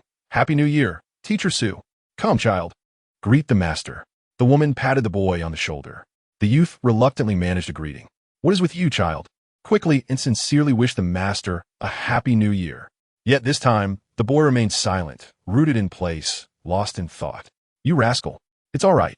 Su Wenma chuckled as he intercepted the woman's hand, which was poised to strike the young boy, and remarked, after all these years, your temperament remains unchanged. Alas, it is merely the childishness of this young lad that incites you. The woman glanced at the boy beside her, a hint of exasperation in her gaze. Did you not say you would come here to witness something? Hurry up. Let us not squander time. Speed is of the essence. The boy, growing increasingly impatient with the woman's incessant chatter, had been roused from a peaceful slumber that morning by her insistence to visit some esteemed elder. He was to witness the adage that there are always greater talents beyond one's own. His early awakening had already left him irritable, and the woman's rambling only intensified his vexation. You little rascal. The woman glared, ready to strike again. No harm done. Youth is characterized by zeal and vigor, which is commendable. Our nation, Huagua, is in dire need of such spirited young individuals. Su Wonma interposed, turning his attention to the boy. As fortune would have it, I have another child at home of a similar age and cultivation level as yours. Why not engage in a friendly competition? With a new year upon us, I have prepared a red envelope. Whoever emerges victorious in this contest shall claim it. What say you? Initially, the boy had little interest in combat, but upon hearing of the red envelope, he pursed his lips and replied, "Very well. Since it is an invitation from the esteemed elder, I shall reluctantly acquiesce. Where shall we compete?" Su Wonma gestured towards the back garden, saying, "The arena is just over there. Your opponent awaits you." Humph. I hope he can truly demonstrate what it means to be a talent beyond talent, a realm beyond realms. The boy scoffed as he made his way to the back garden. "Apologies for the trouble, esteemed teacher," the woman said with a hint of embarrassment. "My child has become rather arrogant since his awakening. However, his awakened object does possess some merit, so your chosen opponent may need to be approached with caution. Fear not. If I permit him to compete, rest assured there shall be no issues," Su Wonma replied with a smile. "Shall we go and observe?" Indeed, in the back garden, before the battle commenced, the time could be utilized for cultivation. Thus, Qianqian had been practicing for a while. "Hey, little brat, where's your guardian?" A voice called out as Qianqian closed his eyes to absorb the spiritual energy from the spirit stones. He opened his eyes to see a boy with an unusual hairstyle, one he had seen in a salon's catalog. Though not as exaggerated as a Shamart style, it was certainly distinctive. Encountering such a hairstyle in reality was quite a shock to him. "Never mind. Judging by your appearance, you probably haven't even learned to read yet. So I won't bother asking," the boy said, shaking his head in apparent dissatisfaction. "The one who promised to fight me should be here. Yet now he is nowhere to be found. Is he perhaps hiding in the shadows, waiting for a grand superhero-style entrance?" Upon hearing the boy's somewhat pretentious words, Qianqian quickly realized who had approached. "Your opponent is me." "What?" The boy, who had been scanning the area for his rival, turned in disbelief to face Qianqian. "You?" His astonishment quickly morphed into indignation.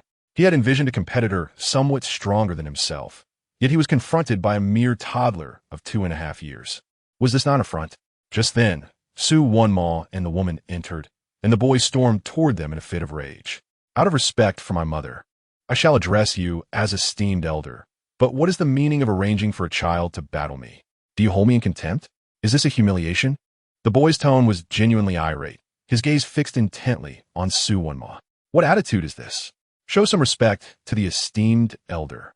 Though the woman scolded the boy, her eyes darted anxiously towards the child in the garden, her heart racing. What does the teacher intend? Could it be an attempt to evoke a sense of shame within my child, thereby inspiring his ambition? But if that is the case, won't that child be hurt? I harbor no such intentions. The strength of both parties in this battle is indeed comparable, Su Wonma assured with a smile. Comparable? The boy's anger swelled further. Are you suggesting that my strength is on par with that of a toddler? One may kill, but not humiliate. The boy trembled with rage, declaring, "I refuse to fight that child. I will challenge you instead. If you wish to challenge the esteemed elder, you must first contend with me," Qianqian stated, standing firmly in the center of the back garden. "If you cannot defeat me, you lack the qualifications to challenge my esteemed teacher." Qianqian's tone carried a hint of displeasure. He found the brashness of such young children unbearable, lacking in manners and prone to shouting. "You little brat, who gave you the audacity? If you truly engage, you may find yourself injured. Do not come crying afterward." The boy inhaled deeply. He should not have come here. He felt inexplicably humiliated. As a warrior, how could one avoid injury? Qianqian regarded the boy, extending a hand in a courteous invitation. "Come forth." Chapter 37. Is this a 2-year-old? Very well. Since you, little brat, are seeking a beating, I shall gladly oblige. The boy was truly incensed as he advanced. "You may utilize your awakened object. Only then will your strengths be somewhat equal," Su Wonma added, observing the boy's retreating figure. "I won't need it. Even if I had to leave from the upper floors, I would not resort to using my awakened object against a toddler. Wouldn't that be a source of ridicule?" The boy retorted indignantly. "This group is utterly absurd, seizing every opportunity to humiliate me when I have done nothing to provoke them. Teacher, is this truly advisable? That child may be injured." The woman expressed her concern, watching the two poised for confrontation. It appeared evident that the child was destined to take a beating. "Just watch." Su Wonmo replied, exhibiting a calm demeanor. Let both your child and I witness what true genius entails. The woman chuckled wryly, observing the child in the back garden. Genius also requires time to develop. A 2-year-old child. Little one, it would be wise to concede now. My punches as a first-tier warrior are no jest. Do not let a mere red envelope lead to your injury. It is not worth it. The boy continued to urge before the battle commenced. In truth, he was reluctant to engage Qianqian, not out of disdain, but rather due to the absurdity of battling a child who appeared to be just 2.5 years old. Hope you give it your all. Qianqian charged towards the boy. He had long awaited a proper battle. After months of training, Su Wonmo had interspersed combat techniques and technical teachings, which had now been ingrained deeply within Qianqian's very being. Channeling his energy, Qianqian propelled his fist toward the boy. The momentum was commendable. The boy, with a dismissive flick of his wrist, extended his hand to grasp Qianqian's fist. The strength of a mere child can only reach so far. To Qianqian, the impact of this strike felt little more than a playful tussle. Little one, should I catch that fist of yours, I swear. At the instant, Qianqian's fist collided with the boy's. An overwhelming force far beyond his expectations sent him staggering back several steps, his footing faltering, and he was ultimately toppled to the ground. Seated upon the earth, the youth gazed dazedly at Qianqian ahead, his eyes trembling in disbelief. The power behind that punch seemed to eclipse him. No, that cannot be right. Surely, he had simply let his guard down. How could this child possess greater strength than he? After all, if we reckon from birth, this little one had barely trained for 2.5 years. His strength could hardly surpass that of a toddler. Had all his years of training been in vain? I must take this seriously. As Qianqian charged toward him once more, the boy swiftly scrambled to his feet, eager to counterattack. However, upon seeing Qianqian's fist already in motion, he hastily crossed his arms in a defensive posture. It held. Qianqian's fist landed upon his crossed arms with considerable force. Yet this time the boy did not get knocked back. I knew it. He thought, that last hit was merely due to my unpreparedness. Otherwise, how could I have been sent reeling? Now, it was time for his retaliation. If he could withstand even 30% of my strength, then his defense must be somewhat commendable, though his combat awareness leaves much to be desired. Qianqian observed that the boy still had not regained his balance, and thus he released his guard, preparing to launch an attack. This led to the emergence of a significant gap in his defenses, a prime opportunity. Qianqian swiftly crouched down, supporting himself on one arm, his body spinning as he unleashed a kick aimed directly at the boy's waist. Originally, Qianqian had intended to strike at his face, a blow that would decisively conclude the skirmish. Yet alas, being merely 2.5 years old, his height was a disadvantage. Oh no! The boy sensed something was amiss and attempted to sidestep, but he was too slow to react. Qianqian's legs struck him squarely, sending him sprawling. This time, the force was double that of the previous punch. Once more, the boy crashed to the ground, rolling several times before rising, his initial confidence utterly shattered. That previous strike was not even the full extent of this child's power. And what of this relentless barrage of attacks?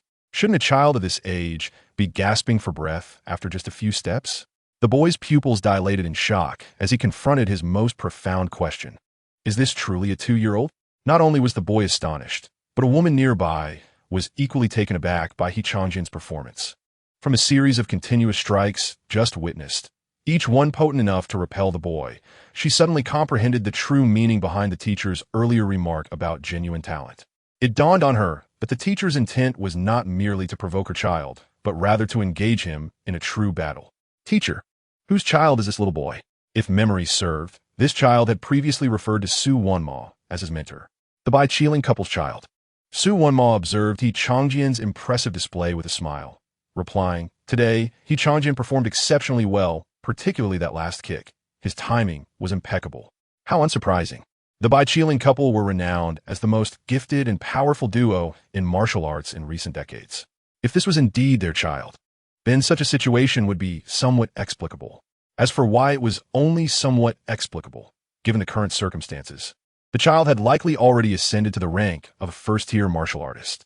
A 2.5-year-old first-tier martial artist, capable of overpowering those who had already awakened their abilities. How utterly astonishing. Yet it was also a good thing. The woman cast a sympathetic glance toward her own child. This time, The lesson would be delivered with utmost clarity. Use your awakened abilities, or else you won't be able to compete with me, Qianqian remarked earnestly, observing the boy, who was struggling to regain his footing. He genuinely wished to witness the combat prowess of one who wielded awakened abilities. It was said that upon awakening, not only did users gain unique powers, but their physical attributes would also receive a certain enhancement. He yearned to see just how significant that enhancement was. The boy's face flushed with indignation. Initially, he might have perceived Qianqian's words as an insult, but after 2 exchanges, he was compelled to acknowledge a deeply humiliating truth. This was likely no mockery. Everything that had been said was indeed true. However, to resort to using awakened abilities against a mere child of 2 years was an utterly embarrassing affair. How bothersome. Noticing that the boy still showed no signs of employing his awakened abilities, Qianqian charged forward once more. Damn it, I can't afford to think too much. The boy gritted his teeth, and suddenly a green vine appeared from nowhere, coiling around his right arm. Utilizing an awakened ability might be shameful, but losing would be even more humiliating. Chapter 38. You are still young. There remains an opportunity for cultivation. Is that the awakened ability? A vine? What purpose does it serve? Qianqian's gaze was fixated upon the boy's arm. It glowed. The moment the brightness of the vine changed, Qianqian swiftly retreated. The change in brightness was exceedingly subtle, nearly imperceptible to the untrained eye. Yet, Qianqian's senses had undergone enhancement. Even the slightest variation was glaringly obvious to him. After retreating 5 or 6 meters, several vines suddenly sprang forth from where he had stood, rapidly intertwining to form a cage. Qianqian charged forward again, his focus intensely locked on the boy's arm. As soon as the brightness of that vine altered, he would vacate the area. Each time, it was only after he had retreated 5 or 6 meters that the vine would appear, constructing a prison. A containment ability? It seems to have a rather substantial windup, making it feel less than optimal. He had essentially grasped the essence of the boy's ability and decided against further testing, opting instead to charge directly at him. It was time to conclude this confrontation. No, how could you possibly know where I intended to unleash my ability? The boy gasped for breath, utterly distraught.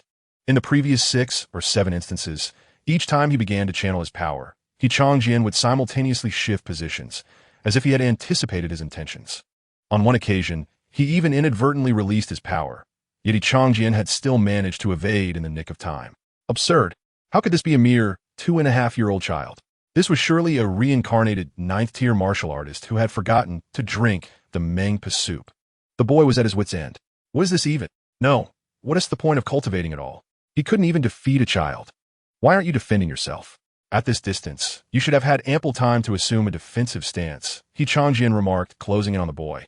He had intended to turn and deliver a side kick, but seeing the boy offer no signs of defense, Qianqian reconsidered and withdrew his leg. At that moment, the boy's gaze was vacant, staring blankly at the ground, devoid of any light. Life has become devoid of hope. Observing the despondent youth slumped on the ground, utterly bereft of fighting spirit, Qianqian contemplated for a moment and decided not to press on. He suppressed the surge of energy within him. Surely, this wasn't an emotional trigger caused by battling against himself. After some reflection, Qianqian resolved to approach the boy and offer some words of comfort. Although the lad had initially been rather boisterous, he was fundamentally not a bad person, perhaps a touch naive. It's all right. Qianqian gently placed his hand on the boy's shoulder and spoke earnestly. It's perfectly fine to lose to me. You're still young, with ample time ahead for cultivation. Keep at it. The boy lifted his head, staring blankly at the child standing before him, who was still shorter than he was while seated. If anyone else had uttered such words, it would have simply been a standard consolation. However, hearing those words, especially the phrase still young, from a mere 2-year-old felt akin to 4 resounding slaps across his face. A wave of humiliation and grievance surged within him, overwhelming his emotions. Tears welled up in his eyes as he bolted toward the exit, thinking, let everything be destroyed. I can never show my face again. Qianqian mused. It seems this boy is quite sensitive, having been moved by my words. Teacher, I must trouble you to assist this young lad, a woman remarked, realizing that her intention to provoke her child had inadvertently caused his emotional breakdown, leaving her both amused and perplexed. I suppose I should go check on my child. When I find the time, I shall return to express my gratitude to you and this young brother. Go ahead. Qianqian replied, as the woman hurried off to find her distraught child. What situation this is? The garden now held only Qianqian and Su Wenma. What does that look in your eyes? Su Wenma chuckled as he noticed Qianqian gazing at him expectantly. The red envelope. Qianqian replied with utmost seriousness. What red envelope? I don't recall mentioning anything of the sort. Su Wenma laughed while reaching into his pocket. That person just said there would be a red envelope for this match. Master Su cannot go back on his word. That would be quite improper. You little rascal. Su Wenma said, producing the red envelope and handing it over. Qianqian happily accepted it. This is splendid. I experienced battle, increased my vitality, and received a red envelope. What a profitable endeavor. So, how did it feel to engage in battle? Su Wenmo inquit. It was a novel experience, Qianqian pondered before responding. Initially, I felt a bit anxious since it was my first serious fight. His defensive capabilities were commendable, yet his combat experience was lacking, which afforded me numerous opportunities. During those few kicks, my body was somewhat tense, and I wasn't in the optimal state to exert force, leading to some loss of power. This is an area I need to adapt and optimize moving forward. Additionally, concerning the awakened item, I am unsure of how others' awakened abilities compare. It might be that his ability is either too weak or he is not yet skilled with it. But I found his vine cage power somewhat lacking. Qianqian spoke candidly, not concerned about coming off as arrogant. This was simply his genuine assessment, and he knew Su Wenma wouldn't misinterpret his words. Su Wenma chuckled. Once he becomes more adept, that ability will be instantaneous. Instantaneous? Qianqian mentally simulated the scenario. If it were instantaneous, he would likely struggle to cope with it under normal vitality levels, necessitating the activation of the dragon and tiger vitality. All right, go take a shower and tidy yourself up. I will take you somewhere interesting, Su Wenma said with a smile, observing Qianqian deep in thought. Out? I still wish to practice a bit longer, Qianqian insisted earnestly. You cannot train incessantly. There must be a balance between work and rest to allow your body some time to recuperate. This time, Su Wenma did not acquiesce to Qianqian as he had in the past, adding, I will take you to meet some intriguing old fellows. Are they friends of Master Su? Qianqian inquired. Yes, a group of acquaintances I have known for quite some time. All right. Qianqian considered it briefly before nodding in agreement. That's the spirit. Go wash up, and when your teacher's wife has prepared everything we need, we can set off. When Qianqian emerged from the bathroom, Ding Yueying had just finished packing the items for their outing. Are we going for a picnic? Qianqian asked, eyeing the food she had neatly arranged in a thermos. Yes, it can be considered a picnic, Su Wenma said, producing 3 bottles of liquor, all white. Considered? Qianqian was even more curious now. It was known that Su Wenma refrained from drinking at home. Yet this time he had prepared 3 bottles, each with a high alcohol content. He glanced back at the thermos, which contained many savory snacks, including a bag of specially packaged peanuts. You will understand when we arrive. Su Wenma teased, as he packed Ding Wing's thermos along with the 3 bottles of liquor into the car's trunk. Qianqian followed Su Wenma into the vehicle as they set off. Master, are we heading to the countryside? As the vehicle traversed the roads, Qianqian noticed something was amiss. They were driving away from the city center. Yes, my old friends reside in the countryside. The car passed through the urban sprawl and entered rural territory. The towering buildings gradually dwindled, replaced by fields of crops. It seemed that no matter where one was, the rural air was always fresher, and in this world, the countryside was imbued with a higher concentration of spiritual energy than the city. Half an hour later, the vehicle halted at the entrance of a village devoid of buildings. Get out. We cannot drive into the village. We must proceed on foot, Su Wenma said as he turned off the engine and exited the vehicle, with Qianqian following suit. Previously, he had only caught a vague glimpse of the village from the car, but upon disembarking, he discovered that the various objects he had seen were engraved stone tablets bearing names. He gazed at the village entrance, where a wooden sign read Pastoral Home. By the side of the village sat an elderly man with a balding patch on his head, propped against the cane. Upon seeing the two disembark from the car, especially upon recognizing Su Wenma, he excitedly rose with the support of his cane, hunching over as he approached. Qianqian then noticed that one leg of the old man's trousers fluttered lightly in the breeze. Old Su, you rascal, how long has it been since you last visited? I missed you terribly. The old man, leaning on his cane, shuffled over to Su Wenma, peering incessantly into the trunk. So, did you bring anything? How could I forget you, old man? Su Wenma chuckled as he retrieved the bag of peanuts and a bottle of liquor from the trunk. Uh-huh, you truly understand me, the old man exclaimed, tucking his cane under his arm and reaching out to take the liquor and peanuts. I'll carry them, Qianqian offered. No need, young lad. I can manage this much, the old man declined Qianqian's kindness, accepting the items from Su Wenma with a grin. You're quite the sensible child. Old Su, whose student is this? From a Qiling dragon sword. Su Wenma removed the food from the vehicle. Drink, Qiling's child. The old man turned to Qianqian, smiling as he inquired, that innate talent must be quite remarkable, with a purity exceeding 50, right? You underestimate both Qiling and Longjian. Su Wenma lifted the food and replied, It's over 70. 70. The old man's eyes brightened. Now, that's impressive. This talent, indeed, a future pillar of our Huagua. I was wondering why you hadn't come here sooner. It turns out you wanted to introduce this child to them.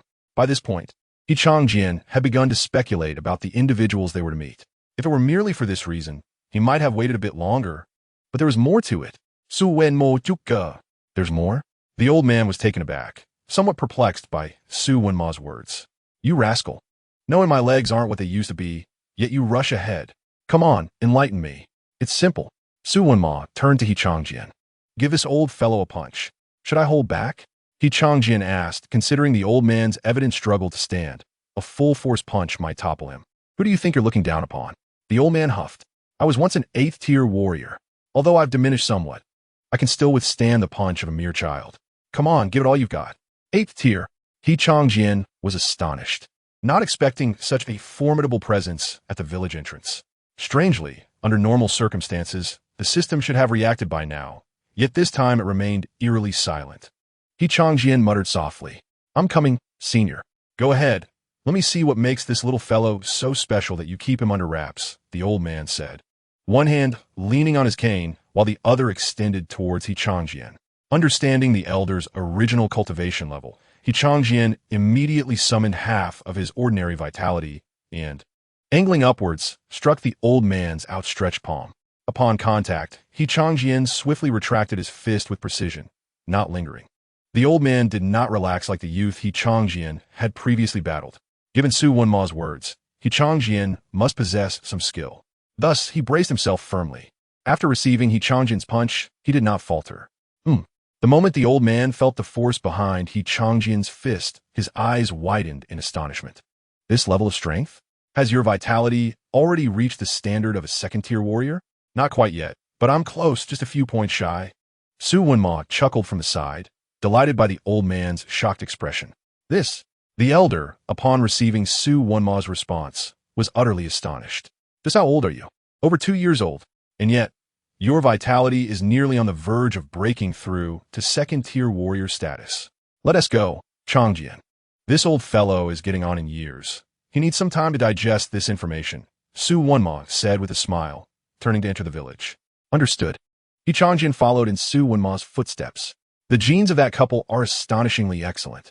The old man gazed at the retreating figures of the young and old entering the village, his body trembling with excitement. A 2.5-year-old 2nd-tier warrior. The second prodigy is about to emerge. Qianqian walked silently behind Su Wenma, passing by the stone tablets that chronicled the lives of the deceased. Only a small fraction of the inscriptions provided personal introductions, while the majority recorded their achievements. Zhang Qinzong, captain of Squad 237 in the Western War Zone, perished during the monster siege, having killed a total of 219 monsters since joining, including 18 6th-tier monsters and 1 7th-tier monster. Sun Haojia, a member of Squad 110 in the Western War Zone, also lost his life during the monster siege, having slain 120 monsters since joining, including 11 6th-tier monsters and 3 7th-tier monsters. These accomplishments represented the glory of each individual inscribed upon the tablets, alongside them in this solemn place. As Qianqian walked among the stone tablets, observing each person's recorded life, his expression grew complex.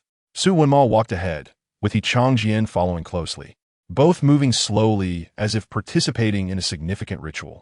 The journey of a few hundred meters took them over 10 minutes to complete. Upon reaching the end of the stone tablet cluster, Su Wenma did not pause, but led Qianqian further into the distance.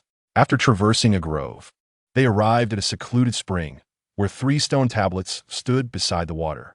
Unlike the orderly arrangement of the previous tablets, these 3 were placed haphazardly. "I have truly brought someone to see you this time," Su Wonma murmured, approaching the 3 stone tablets. Qianqian followed closely behind. Upon reaching the 3 tablets, Qianqian's expression shifted to one of bewilderment. The inscriptions on the tablets, much like their erratic placement, were rather extravagant. Chapter 40. The Gifts Left by the 3 Predecessors. My surname is Hai, given name Chaorun, a half-step 10th tier warrior. With a single swing of my sea-stabilizing needle, I can slay countless monsters. A hero among men, a prodigy of heaven and earth. In a great cave war, I was drenched in blood, slaying 73 9th-tier monsters, slaying countless monsters with ease, and defeating 73 9th-tier beasts. Qianqian was taken aback. Is this truly the prowess of a half-step 10th-tier warrior? He turned to the second tablet. My surname is Wu, given name D, a half-step 10th-tier warrior, invincible under heaven. I once used my Awakened Artifact's first skill to instantaneously slay 88 8th-tier monsters and 99 9th-tier monsters, unrivaled in the monster lair. All monsters tremble at my name. They lose their wits upon hearing my voice. The second tablet was even more extravagant. The Awakened Artifact gains new abilities with a warrior-esque cultivation advancement, each tier corresponding to a unique power. The later abilities are progressively stronger. The first Awakened skill could take down 88 8th-tier monsters and 99 9th-tier monsters. Qianqian could scarcely imagine the strength of such an Awakened Artifact. He had never heard of these 2 names from Teacher Su or Master Su. Logically, individuals with such achievements should be recorded in the compendium of renowned figures. Yet, Qianqian did not find their names there. Filled with confusion, Qianqian turned to the third tablet. The third tablet was even more outrageous. My name is Tian, unmatched among my 3-word peers, the only individual in all Huagua to break through to the 10th tier warrior status. I once cleaved through monsters in the 5 regions battlefield, slaying countless 8th tier monsters and 781 9th tier monsters. With a single strike, I rendered those monsters submissive, turning them into pets of Huagua, a great figure of our nation throughout the ages. If Qianqian did not understand what was happening upon reaching this point, he would be truly foolish. The exaggeration on the third tablet was too blatant. One need not think deeply to realize it was false. The combined count of 9th tier monsters inscribed on these 3 tablets approached 1,000. If that were true, humanity would have perished long ago, unable to endure until now. How outrageous! These 3 predecessors certainly had lofty ambitions. Qianqian pondered for a considerable time before finally settling on a term he deemed appropriate. Just 3 old children boasting before their demise. Su Wonmo remarked bluntly, laughing. Do you know why the tablets of these 3 rascals are placed here? Is it because of the inscriptions on the tablets? Indeed, these individuals, much like the warriors outside, met their demise upon the battlefield. Yet in their final moments, they insisted upon having their epitaph inscribed in such a manner, a request that the steward of Tianyuan village was unwilling to honor. In light of this, Su Wonma gazed at the stone tablet with a hint of resignation, remarking, ultimately, they chose not to rest alongside those warriors, but instead sought a location outside Tianyuan village with a more picturesque view for their final repose. It is indeed beautiful here. Qianqian concurred. Undoubtedly so. Those old children remarked that if I failed to select an appropriate spot, they would come to haunt me, leaving me in disquiet. Although Su Wonma's words carried an edge of reproach, a smile lingered on his face. The camaraderie among the 4 of them was evidently profound. Qianqian cast a sidelong glance at Su Wonma, noting his unusually loquacious demeanor today. Previously, at home, aside from offering guidance, Su Wonma's words were often succinct. Take this and follow the narrow path through the forest until you reach its end. There you shall find a small mound, Su Wonma instructed, producing a stone tablet and handing it to Qianqian. These 3 old children have prepared a gift for you. A gift? Qianqian paused, intrigued. Yes, before their demise. They collectively prepared a box for me, instructing that when I encounter someone worthy, I should bring them here and present the contents. Su Wenmo et la Bozette. However, these 3 old fellows were rather cryptic, insisting that the box must not be opened until I arrive with that person, and that I should bury it in a location beyond their stone tablets. While I am uncertain of the specifics they left for you, I assure you it is something beneficial. You may retrieve it with confidence. Understood. Qianqian nodded, though he did not immediately depart. Instead, he turned to the 3 stone tablets and clasped his hands in gratitude. Qianqian expresses his thanks to the esteemed predecessors. Although he was unaware of the box's contents, it was nonetheless a gift bestowed by his seniors, and such gratitude was essential. Su Wenmal watched Qianqian with a smile. He had never needed to remind him of such courtesies. Qianqian had never let him down. Then I shall take my leave, master. Go on. As Qianqian's silhouette faded into the forest, Su Wenmal turned to his prepared suitcase, retrieving the warm dishes he had arranged and placing them between the 3 stone tablets. Each tablet occupied a distinct position, while Su Wenmal settled into the final vacant spot. He poured a cup and filled the tablets first before serving himself. Raising his glass with both hands, he took a deep draught. The fiery sensation coursed down his throat, causing him to furrow his brow and let out a sharp breath. After a lengthy hiatus from drinking, he found himself somewhat unaccustomed to it. The taste was indeed intensely fiery.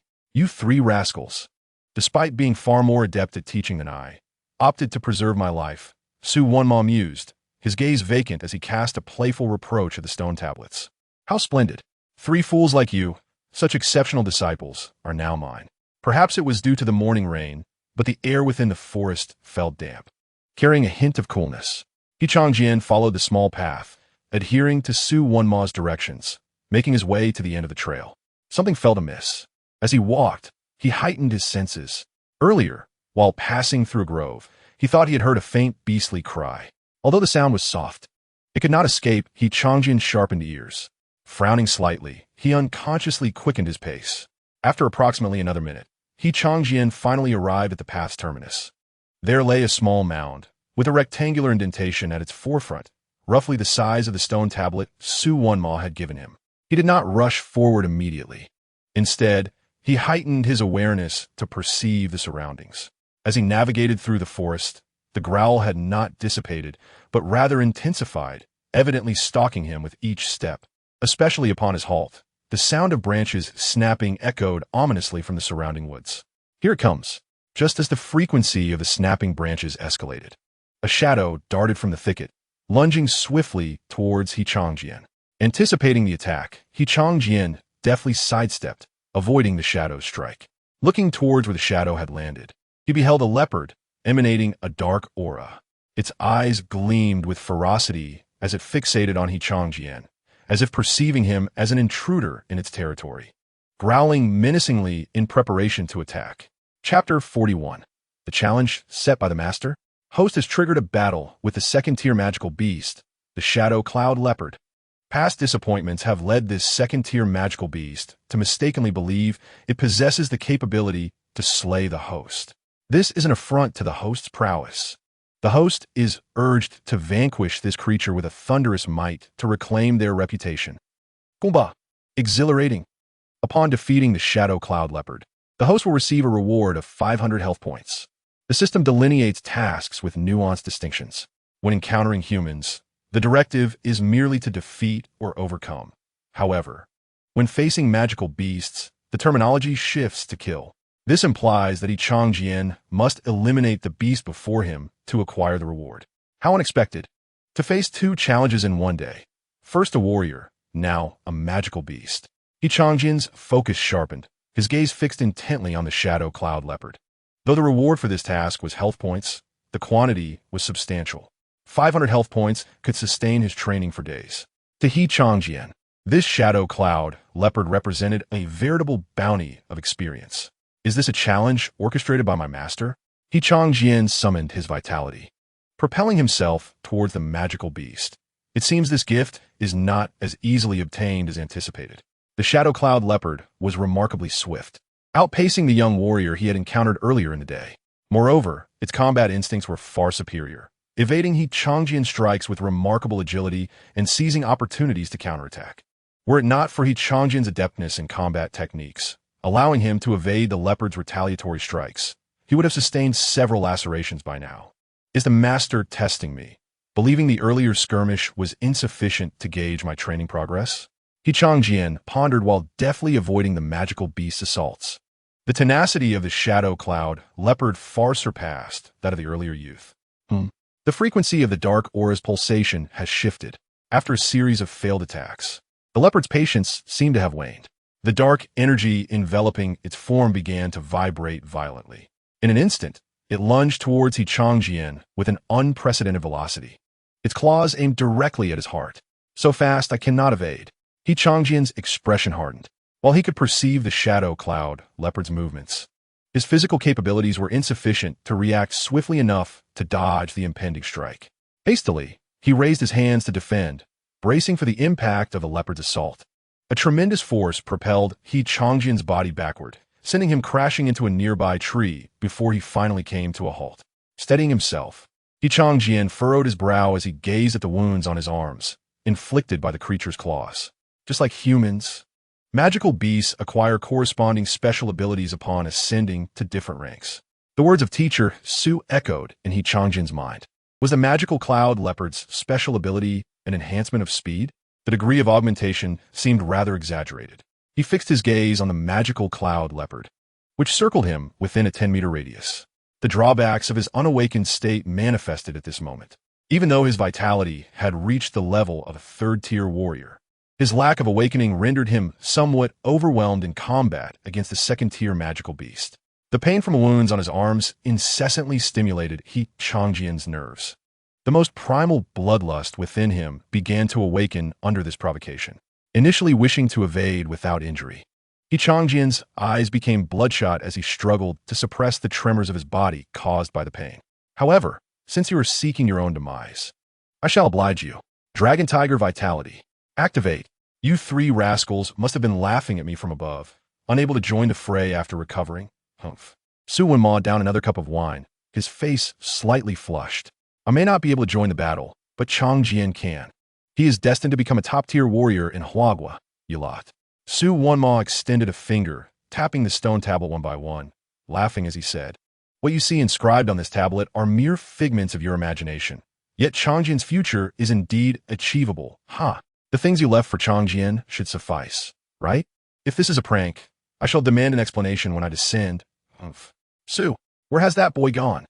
Just as Su Wenma was about to refill his cup, a frantic shout erupted from behind him. Turning around, he saw an elderly man from the village, limping towards him with a cane. Why aren't you at the village entrance watching over things? Have you come here for a drink? Su Wenma raised his wine cup. Drink your own nonsense. Where did that boy go? The old man cursed directly. Lao Wu and the others left something for Qianqian, and I sent him to retrieve it, Su Wenma replied, lifting the cup to his lips. This is bad. This is terrible. Panic surged within the old man upon hearing Su Wenma's words, and he exclaimed anxiously, You fool, you're still drinking at a time like this. A second-tier magical beast entered this area a few days ago, right in this forest. Su Wenma spat out the wine in his mouth, his previously hazy mind suddenly clearing. What nonsense are you spouting, you old fool? Why didn't you mention something so important earlier? He cursed as he swiftly turned and dashed down the small path. I haven't seen a living soul in ages, and I was excited to meet such a talented child, forgetting that the old man was also hobbled, hurriedly following behind Su Wenma. However, due to his limited mobility, his attempts to keep pace appeared rather comical. Why didn't you eliminate the magical beast from Qianqian village in a timely manner? Don't talk nonsense.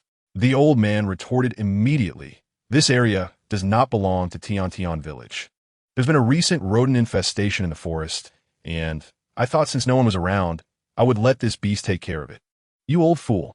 Su Wenma cursed again, quickening his pace. If anything happens to Qianqian, I will make you pay. The old man, aware of his fault, silently endured the scolding without further reply. With the activation of Dragon Tiger Vitality, Qianqian's body trembled continuously, emitting a sound akin to a dragon's roar or a tiger's growl, creating an impressive aura. Unable to evade, Qianqian resolved to charge directly at the magical cloud leopard, upon seeing the human charging toward it. A flicker of surprise crossed the leopard's eyes. Logically, a prey's fighting spirit should wane after sustaining injuries. So why was this human not only undeterred, but actively closing in on it? Chapter 42, I apologize, Master Su, for disappointing you. In that brief moment of distraction, Qianqian reached the leopard's side and swiftly mounted its back, delivering powerful blows to its body. Initially, Qianqian intended to subdue the magical cloud leopard by pinning it to the ground, but due to his current limb length, he could only straddle its back. Nevertheless, his strength was unwavering. With the activation of Dragon Tiger Vitality, Qianqian's vitality surged once more, enhancing his power. Each punch that landed on the magical cloud leopard's back created distinct indentations in its flesh. Roar! The magical cloud leopard, in pain, struggled to shake Qianqian off. One of Qianqian's hands clung tightly to the creature's fur, while the other continued to rain blows upon it. Roar! The magical cloud leopard realized that this prey might be beyond its ability to handle. If this continued, it risked being beaten to death. With a mighty roar, it turned its head to bite at Qianqian on its back. As long as Qianqian released his grip, it could seize the opportunity to escape into the forest, distancing itself from this enraged predator. However, to its surprise, Qianqian did not evade, allowing the leopard's jaws to sink into his shoulder. Blood flowed down his arm, yet Qianqian, seemingly in a frenzy, accelerated the speed of his punches. Roar! The magical cloud leopard let out another roar, but this time, it lacked the previous ferocity. It was afraid. Deep down, it felt a primal fear of the creature on its back. No, this prey must be insane. It was injured. Shouldn't it be the one afraid? Why was it becoming more ferocious with each blow? The magical cloud leopard failed to comprehend this until it drew its last breath. In a bloodthirsty rage, Qianqian only realized 3 minutes after the magical cloud leopard had died that the creature beneath him had perished, missing even the system's notification. Oof. You dare challenge me? When I was still nursing, you probably hadn't even broken through to become a second-tier magical beast. He dismounted the magical cloud leopard, casting a cold glance at its lifeless body. He then proceeded to inspect his wounds. Fortunately, they were merely superficial injuries, none life-threatening. Thanks to the blood source root, these wounds would heal in no time. A little disinfection upon returning would suffice. After his examination, Qianqian ambled towards a small mound, muttering softly, "It seems I must specifically capture a second-tier magical beast. Master Su must be quite troubled. I only hope that when Master Su sees me later, he won't be disappointed by the extent of my injuries." Unbeknownst to Qianqian, at that very moment, in the depths of the forest, 2 figures stood, dumbfounded. "No way. Has this boy already awakened?" The old man with the cane remarked with a peculiar expression. "Impossible. At such a young age, the risk of awakening is too high. Where could he have awakened?" Not only the old man, but Su Wenma's expression also bore a hint of peculiarity. With merely the vitality of a second-tier warrior, he killed a second-tier magical beast? No, and he's only 2 years old. Are you genuinely intent on nurturing this child to become the second Ji predecessor?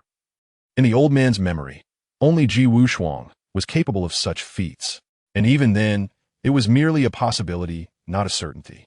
After all, there are no historical records detailing how Ji Wuxiang managed to slay a second-tier magical beast at the tender age of just over 2.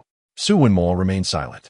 He indeed harbored such thoughts, yet he was acutely aware of the monumental challenge that lay before him.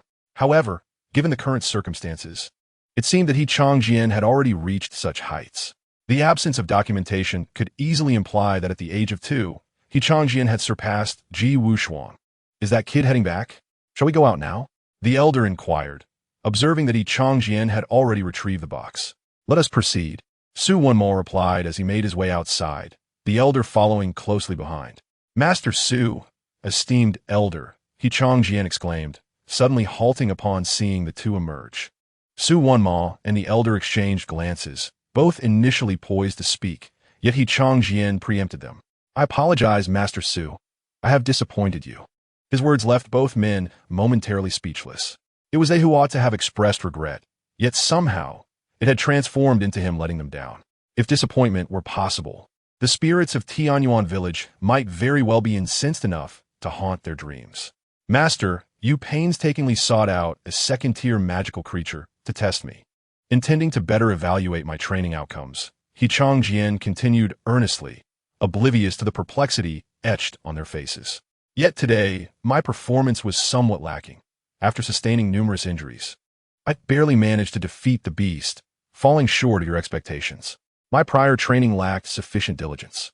Worry not, Master. Upon my return, I shall devote myself to rigorous training, rectifying the shortcomings encountered in today's battle. Such a scenario shall not repeat itself. The arrangement of this battle had imparted a crucial lesson upon Qianqian. There are always individuals who surpass you, and he would resolutely engrave this truth in his heart. He spoke with utmost sincerity, yet to Su Wonma and the elder, his words sounded somewhat peculiar. Their thoughts converged on a singular notion. There are always those who surpass you. If there exist others beyond you, then it truly defies the heavens.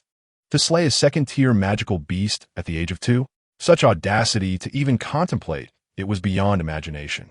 It was a feat that even novels would hesitate to portray. Not a child, indeed, the elder began, about to offer an explanation. Ah, splendid. Your introspection is profoundly deep. I hope you commit these reflections to memory and never forget them. Su Wonma interjected, cutting off the elder. Chapter 43. The situation seems somewhat dire. However, do not undervalue yourself. There are few peers who can achieve what you have at your age. Though you have sustained some injuries from Master S perspective, you are already quite remarkable. What you lack is merely combat experience. I believe that with further encounters and growth, these challenges shall cease to be issues for you. Su Wenmo En Gao. Let us go. You must tend to your wounds at home promptly. Take these days to rest and reflect upon today's experiences. And then we shall persevere together, he added. Understood, Qianqian replied earnestly, making his way down the narrow path. He intended to thoroughly review the day's battles. He would also reflect on his earlier skirmish with that youth to identify areas for improvement. Remain humble. Absorb every possible lesson. There are others more accomplished than you. Su Wonma and the elder followed closely behind Qianqian along the path. Goodness, you Su truly dare to speak. There are few peers who can achieve what he has. The elder whispered, his tone slightly peculiar. I ask you, not just now, but even if you gathered everyone from the revival of spiritual energy until now, who could match this lad's caliber? This is meant to motivate him. His talent is extraordinary, and opportunities to inspire him like today are rare, Su Wonma remarked. Observing Qianqian lost in thought. Clearly a natural-born magical beast. Now it has become a trial for your junior, the elder quipped. You have the audacity to mention this? I have yet to hold you accountable. Ah, had I not anticipated this, would your junior have been able to glean such experience? The elder pondered before conceding, very well. I shall provide you with a few high-quality spiritual stones. You may give them to this young one. I recall you also cultivated a few herbs to replenish vitality. You, Su, are indeed quite greedy, the elder chided, yet his tone softened as he gazed at Qianqian's retreating figure. Come by later to collect them. Indeed, you are quite the miser. I'm genuinely surprised, Su Wonma exclaimed, taken aback. He had merely jested, yet the elder had taken it seriously. Those herbs were complex to cultivate, demanding significant time, effort, and spiritual stones. If Su Wonma recalled correctly, the elder had begun growing them upon his arrival. It had never yielded any for harvesting. You are the true miser. The purpose of cultivating these herbs is to utilize them, yet I have not found a suitable recipient. The elder retorted, casting a sideways glance at Su Wonma. The future of Huagua is paramount. Enabling their development is what truly matters. And a few herbs are but a trifling concern. I shall take you to harvest them shortly. Do not venture on your own, as some are not yet ready for harvest, and their efficacy will not be optimal.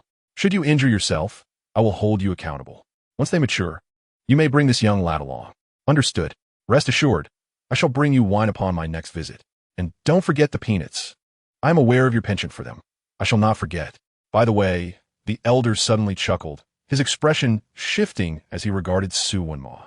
Speaking of which, after this commotion with the young lad, do you think your family will let you off the hook upon your return? Su Wenmo fan de. His expression, changing as cold sweat trickled down his brow.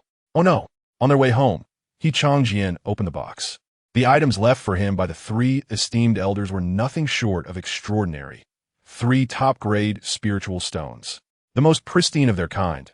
As Qianqian opened the box, he could feel the essence of the top-grade spiritual stones invigorating his very being, as if awakening every cell in his body. Compared to the superior spirit stones, the exceptional spirit stones not only boast a higher concentration of spiritual energy, but also possess a purity of essence that the former cannot rival. Generally, the market price for superior spirit stones begins at around 200,000. In stark contrast, the price for exceptional spirit stones escalates to over 1,000,000. This figure represents the most basic pricing, not the customary transaction value. What does this imply? due to the extreme rarity of exceptional spirit stones. They are typically auctioned upon their emergence. The starting bid is 1,000,000. The gifts presented by these three esteemed elders are exceedingly precious. The box in his possession, upon inspection of the spirit stones within, could very well be valued in the 8-digit range. Accept them. They are entrusted to me for a fated individual, and it appears you are that very person.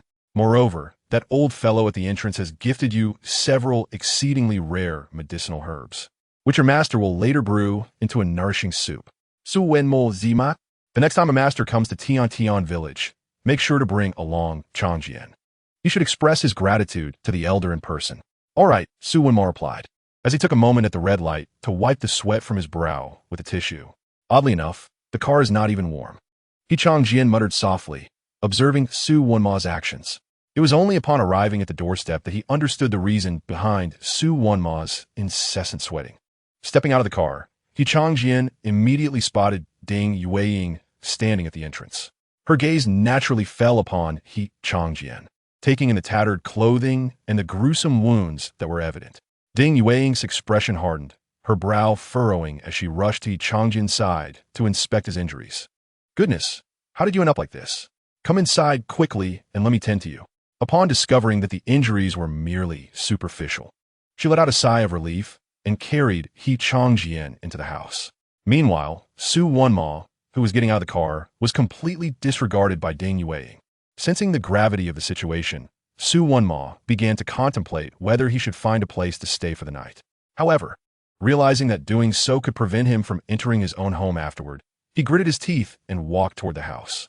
Once in the bathroom, Ding Yueying immediately set to work cleaning the blood from Qianqian's body, revealing all the wounds. On his forearms were several long but shallow claw marks, and there were multiple bruises from impacts that were evidently severe. The most alarming was the bite wound on his shoulder, marked by a row of jagged holes that appeared menacing. Bear with it. It may sting a bit, Ding Yueying said, her heart filled with concern as she examined his injuries. Carefully, she dipped a cotton swab into antiseptic solution and began to apply it around the wounds. Hiss! Qianqian gritted his teeth, finding this far more excruciating than the injuries sustained in battle. After thoroughly disinfecting all the wounds, she proceeded to apply ointment and bandage them. This process was considerably quicker, and within 5 minutes, all of Qianqian's injuries had been addressed. Your hands are truly skilled, master.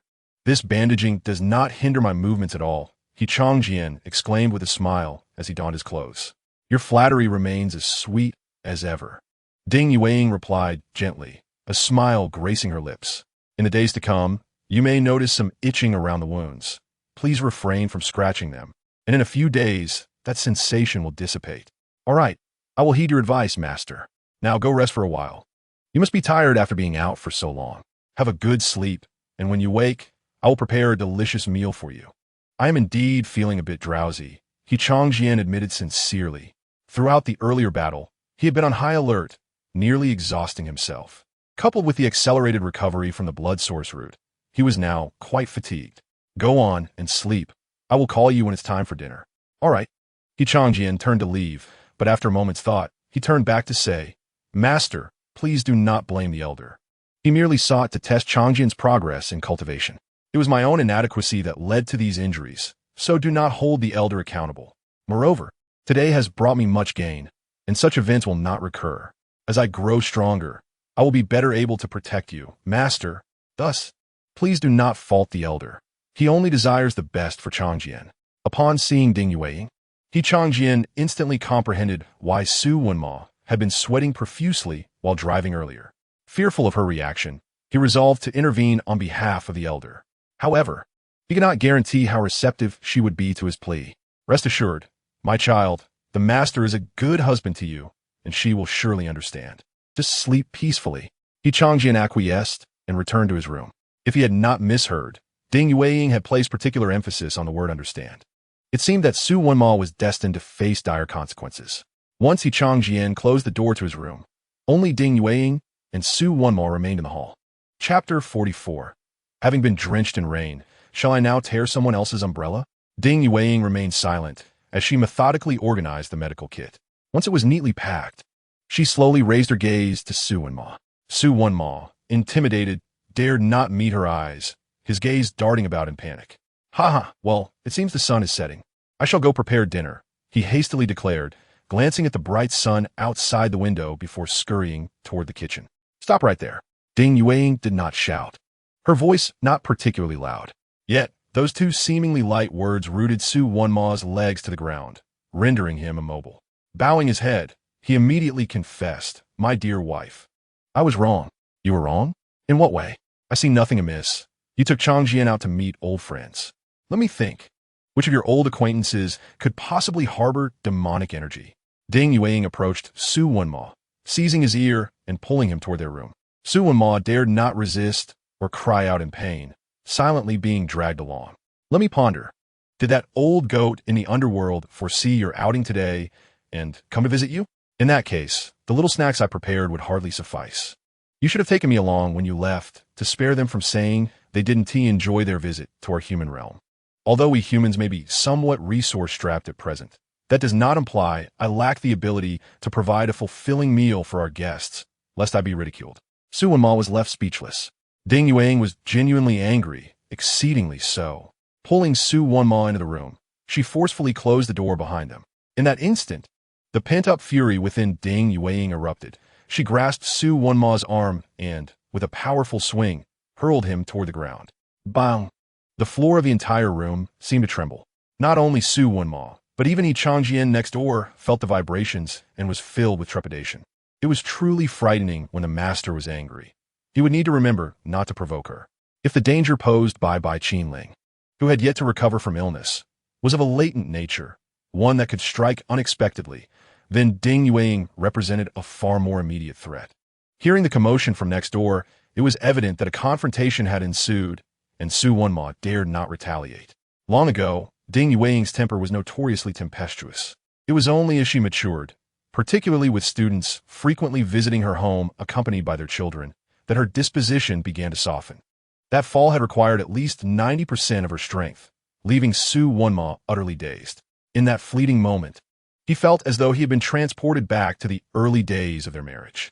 On the very night of their wedding, a careless remark had provoked Ding Yueying's ire, resulting in him being bedridden for over 10 days. Not daring to utter a word, Su Wunma only dared to rise from the floor when he noticed that Ding Yueying had lost her desire to strike him further. Hey, my dear wife." That blow was as fierce as ever. He attempted to jest.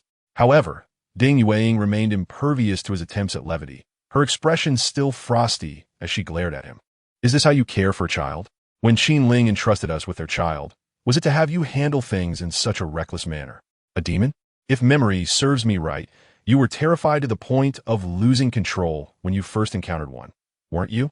How is it that after experiencing the rain yourself, you now wish to tear the umbrellas from others? Have you lost your senses from teaching?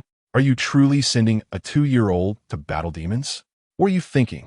Ding Yueying's relentless barrage left Su Wunma too intimidated to interject until she had finished. "Not as you think," he ventured cautiously. Ding Yueying shot him another glare, her voice dripping with disdain.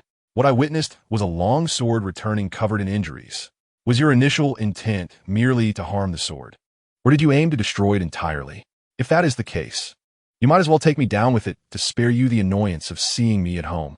Su Wunma felt overwhelmed, realizing he could not let Ding Yueying continue her tirade. It wasn't that he feared reprimand. If a few harsh words could quell her anger, he would accept them. Yet, based on past experiences, he knew that if she continued, her fury would only intensify. Braving the risk of another blow, he interjected, "My dear, allow me to explain. It truly was not as you perceive it. Grant me 3 minutes, and I shall elucidate the matter clearly for you." His earnest plea was accompanied by a promise. 3 minutes. If you cannot clarify the situation, you know the consequences, Ding Yueying retorted with a haughty snort. The prospect of the impending consequences sent a shiver down Su Wunma's spine, yet he set aside his trepidation. Summoning all the eloquence he could muster to convey the events of the day succinctly and clearly within the allotted time. "So you mean to say that you sent a 2-year-old child, a long sword, to retrieve something from a location obscured from your view, over a distance of at least 1,000 meters?" After hearing his account, Ding Yueying's expression softened slightly, yet her demeanor remained grim. "Incorrect." Su Wunma found himself at a loss for an explanation, bowing his head in acknowledgement of his fault. Such occurrences had never transpired during their frequent visits to Qianqian village, and he had not anticipated such a coincidence this time. However, he knew that this could not serve as an excuse. Should he express this to Ding Yueying, she would surely erupt with rage. Admitting his fault was the wisest course of action, had it not been for the longsword's exceptional capabilities. Had you considered the potential consequences of your actions? Incorrect, Su Wunma reiterated, bowing his head once more. Remain here. You may only leave this room when the longsword's injuries have healed, Ding Yueying commanded, gesturing toward the corner of the room. Su Wunma complied without protest, resembling a child being punished as he dutifully stood in the corner. Meanwhile, the battle raged on outside. Have you retreated? Don't be cowards. You were so valiant charging ahead. Long Biao bellowed at the retreating demons, his eyes aflame with fury. Damn it, all of you shall end up in my belly. However, as he opened his mouth too wide, blood dripped from his face into his mouth, prompting him to spit it out. Thank goodness for Sister Bai's timely arrival. Otherwise, we would have struggled to withstand this onslaught from those beasts, he remarked, glancing at Bai Qinling, who was tending to heal Longjin's wounds. The demons attacking their position were not particularly formidable, but their sheer numbers were overwhelming. At such a moment, the contribution of a 7th-tier warrior was invaluable. This is all thanks to the herbs you found. Otherwise, I wouldn't have been fit to step onto the battlefield, Bai Qinling replied, shaking her head. Indeed, we must assist. Longjin has been worried about your condition for quite some time now, Long Biao said. All right, enough about that, he Longjin interjected, halting Long Biao. Rest assured, Sister Qinling. Both Long Biao and I have nearly sensed the threshold to the 7th tier. It won't be long before we break through, and then your burden will lighten. Good. Bai Qinling nodded, continuing her diligent care of He Longjin's wounds. At that moment, a piercing alarm blared across the battlefield. Damn it, these beasts are back already. How long has it been? They don't even take a break. Long Biao cursed as he picked up a weapon from ground. Bai Qinling quickly finished bandaging and turned to He Longjin, asking, Are you ready? Of course. The longsword is waiting for our return, He Longjin replied, assessing his arm wound as he grasped his weapon and rose to his feet. As for Long Chong's sword, we shall be resolute.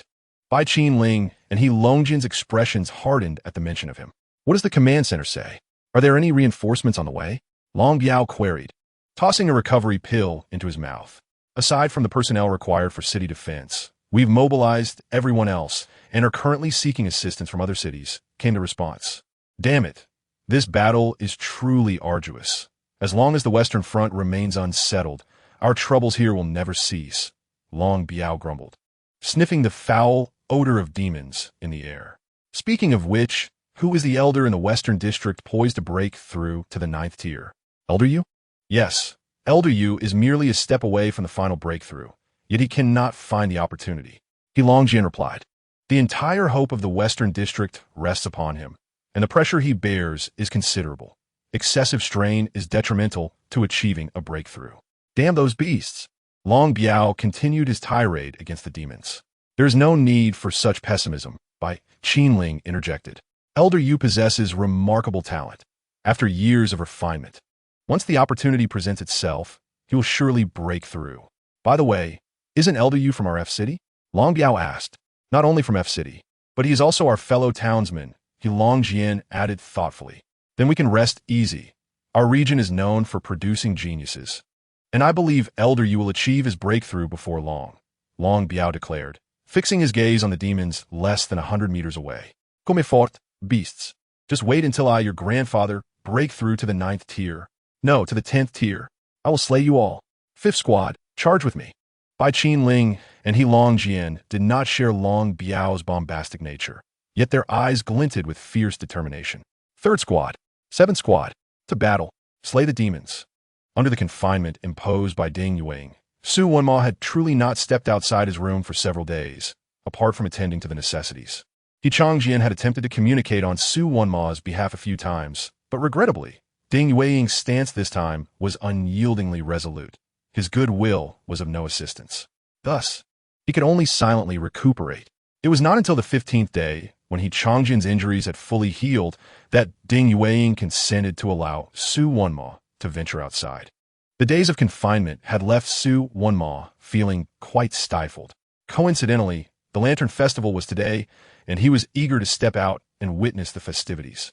The Lantern Festival was held in a marketplace that had yet to be fully transformed by towering skyscrapers.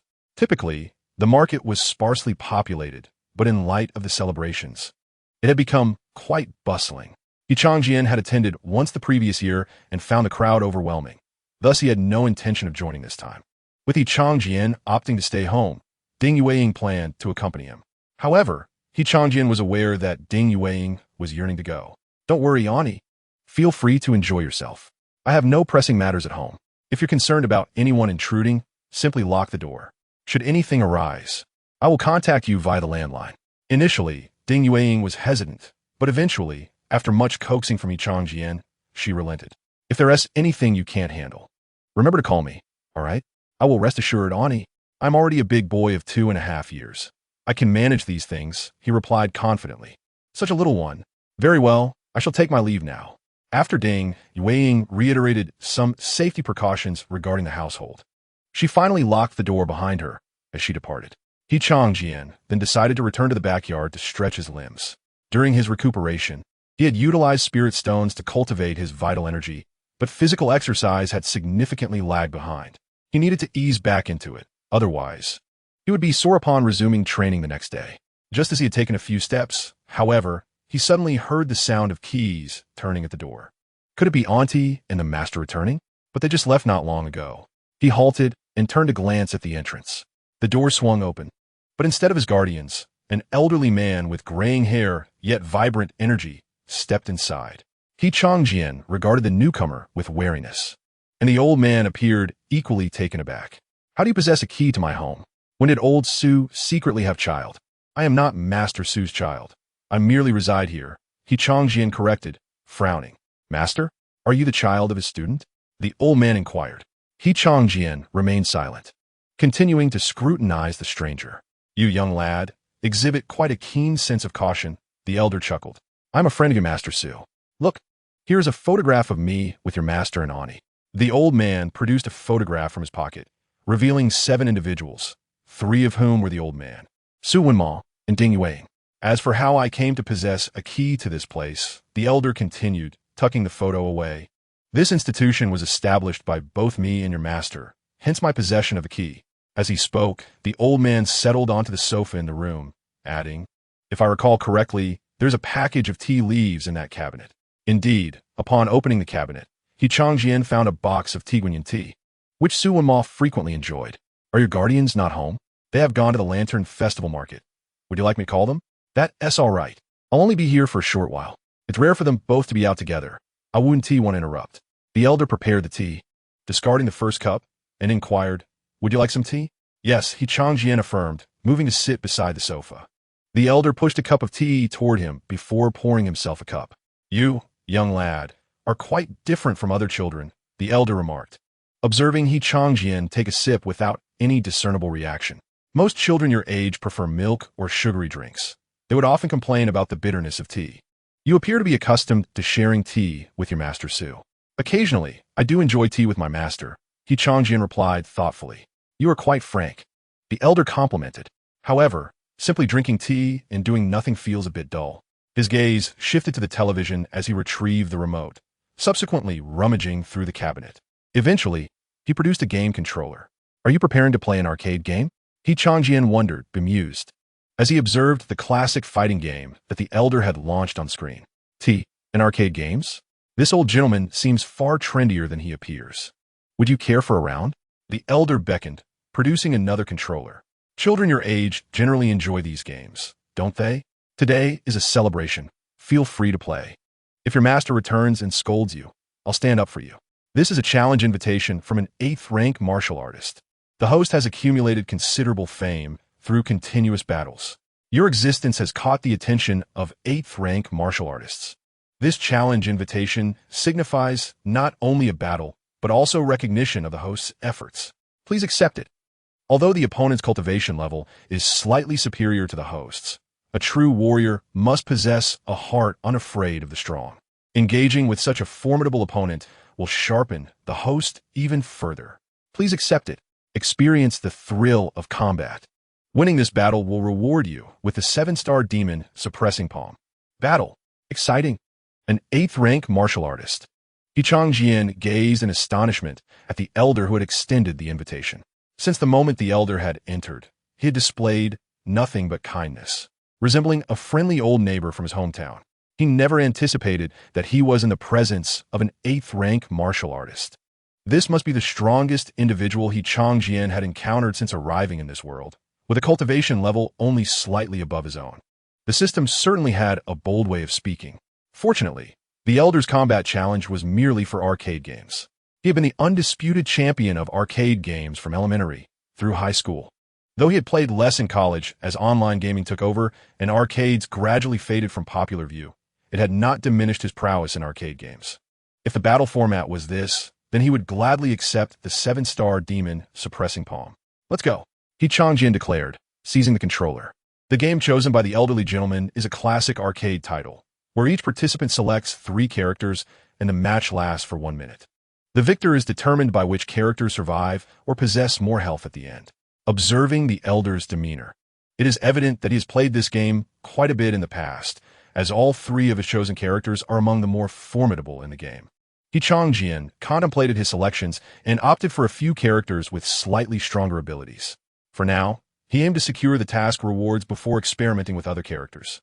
My dear child, you have a keen eye for selecting characters, but do tread carefully. I am quite proficient with these 3 characters, and overcoming me will not be an easy feat, the elder warned. 3 minutes later, as he watched the last of his characters fall in defeat, the elder fell into a contemplative silence. Throughout the past 3 minutes, the rhythm of battle had been entirely dominated by Qianqian, who had cornered him and left him struggling, with not even a single character of his own defeated. This will not do. That was merely a stroke of luck on your part, little one. Let's try again. I shall be serious now, the elder retorted, a hint of frustration in his tone. Very well, Qianqian replied, eager to accept the elder's challenge. It had been a while since he had played, and the prospect of engaging in a match was enticing. Moreover, the thought of a 2.5-year-old dominating an 8th rank warrior was certainly one to boast about, even if it was just a game. 3 minutes later, the elder furrowed his brow as he watched yet another of his characters collapse on screen, his face flushed with frustration. This is unacceptable. Again, 3 minutes passed once more. The elder found himself increasingly despondent. He had intended to relax while playing, but instead, he found his blood pressure rising with each match. After several rounds, he had failed to eliminate even a single character of Qianqian's. This is not fair, he protested, resorting to childlike complaints. How is this unfair? We both have 3 characters. After all, Qianqian chuckled, bemused by the elder's indignation. Initially, he had assumed the elder possessed a remarkable skill in the game, but as the battles progressed, it became clear that he was not as formidable as he had anticipated. This cannot be. You are far too strong. You must let me have the advantage and fight with just one hand. Qianqian regarded the elder with a peculiar expression, astonished that he could utter such words to a mere child without a hint of embarrassment. Despite being an 8th rank warrior, the elder now seemed to embody the spirit of a child. Could this truly be the legendary old trickster? 3 minutes later, the elder set down the controller. His breath caught in his throat.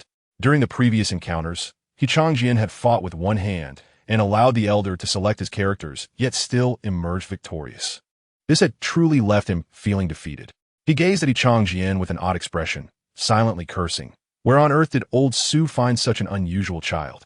This is truly messing with my psyche. Perhaps, esteemed elder, you might consider switching characters for our next match?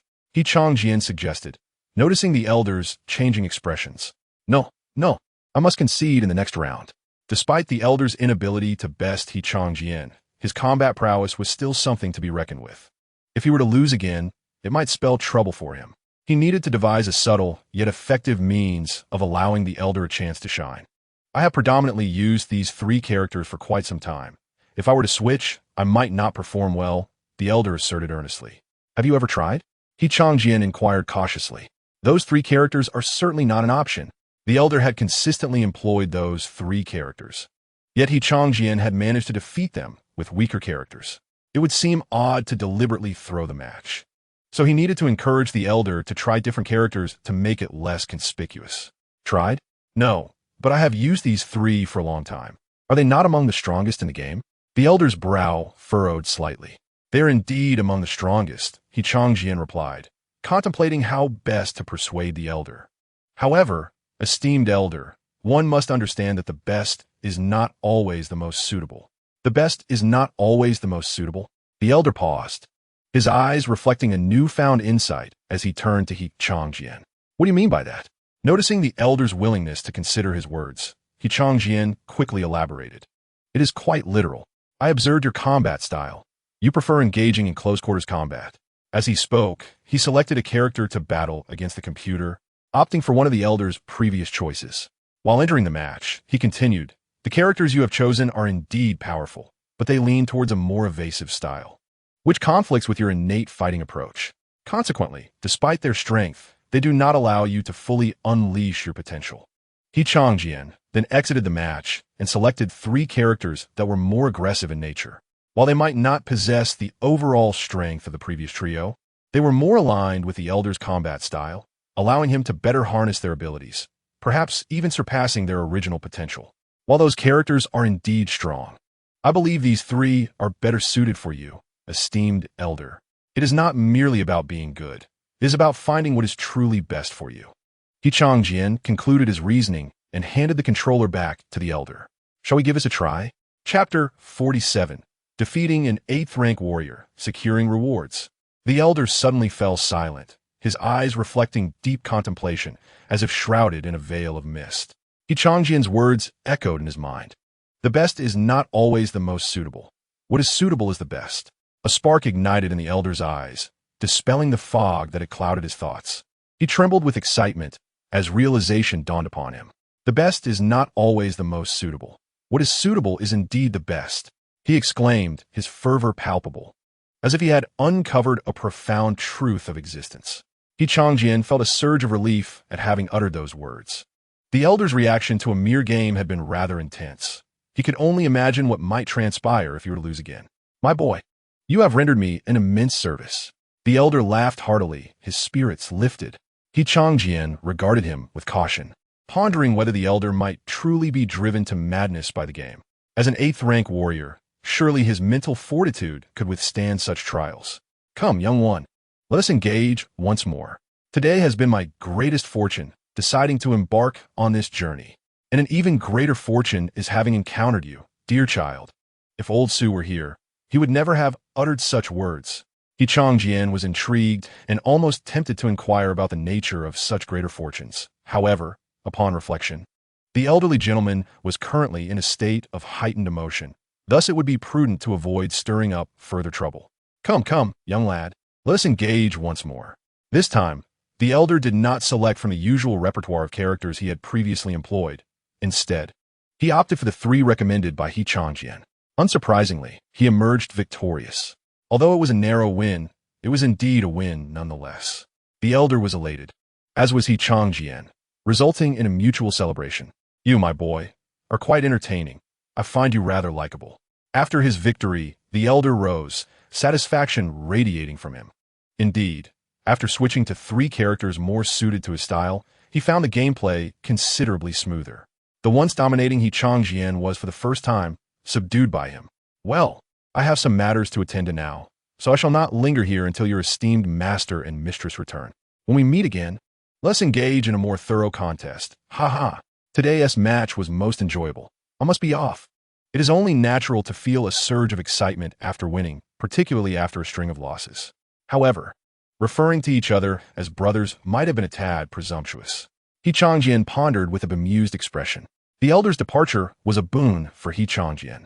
At least he was no longer in danger of being summarily dismissed. "This will not do.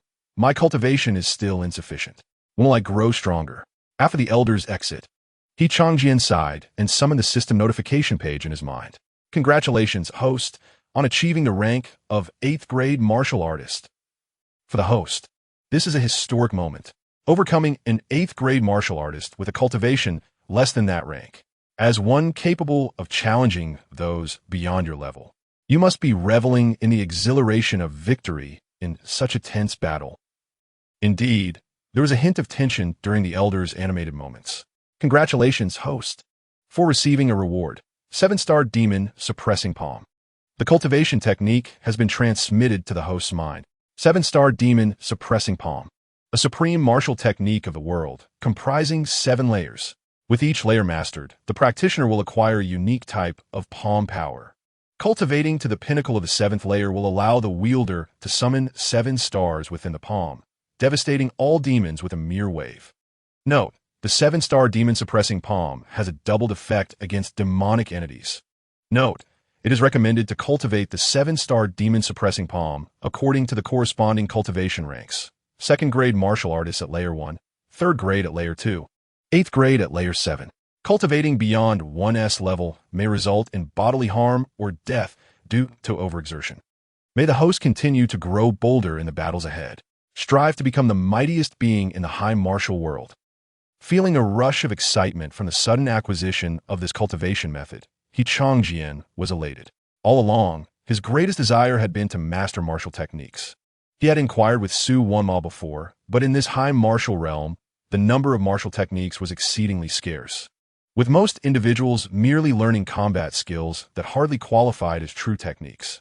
The genuine martial techniques that stood apart from mere combat skills were few and far between, and most were derived from individual abilities awakened in conjunction with the skills of their awakened objects, resulting in uniquely personal martial arts. Consequently, their applicability was limited.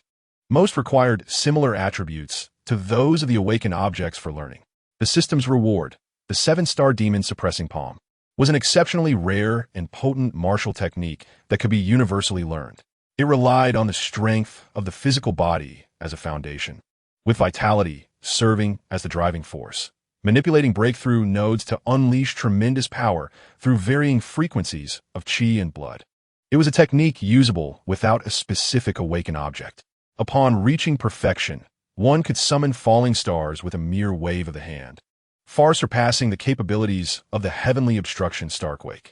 Qianqian mused, who would have thought that one day, I too would become the man who dances with such power.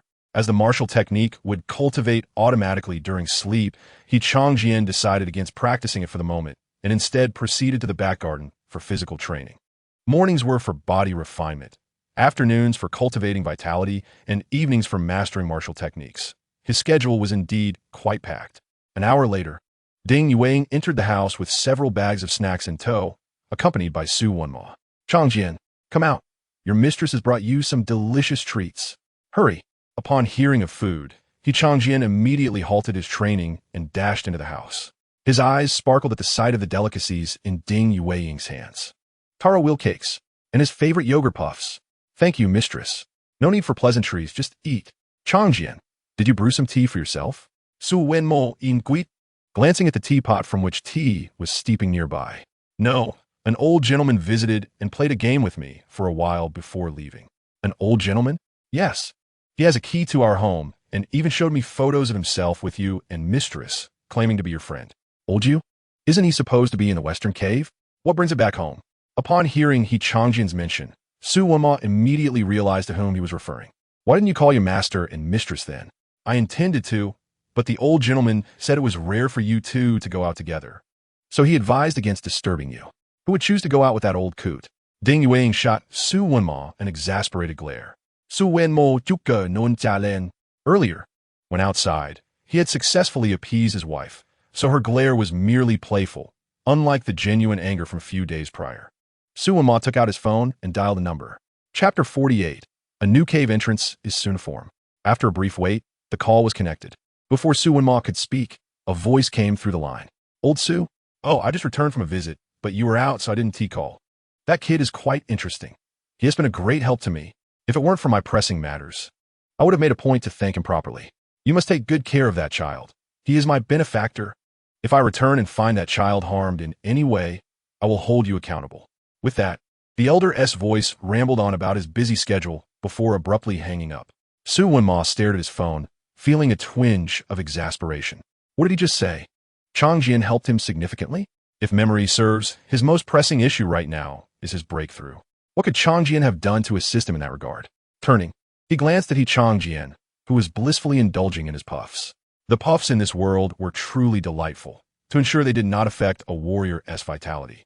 Many ingredients were optimized, resulting in an array of delectable flavors and textures. Qianqian, when that old gentleman came back, what did you both do? Not much, really.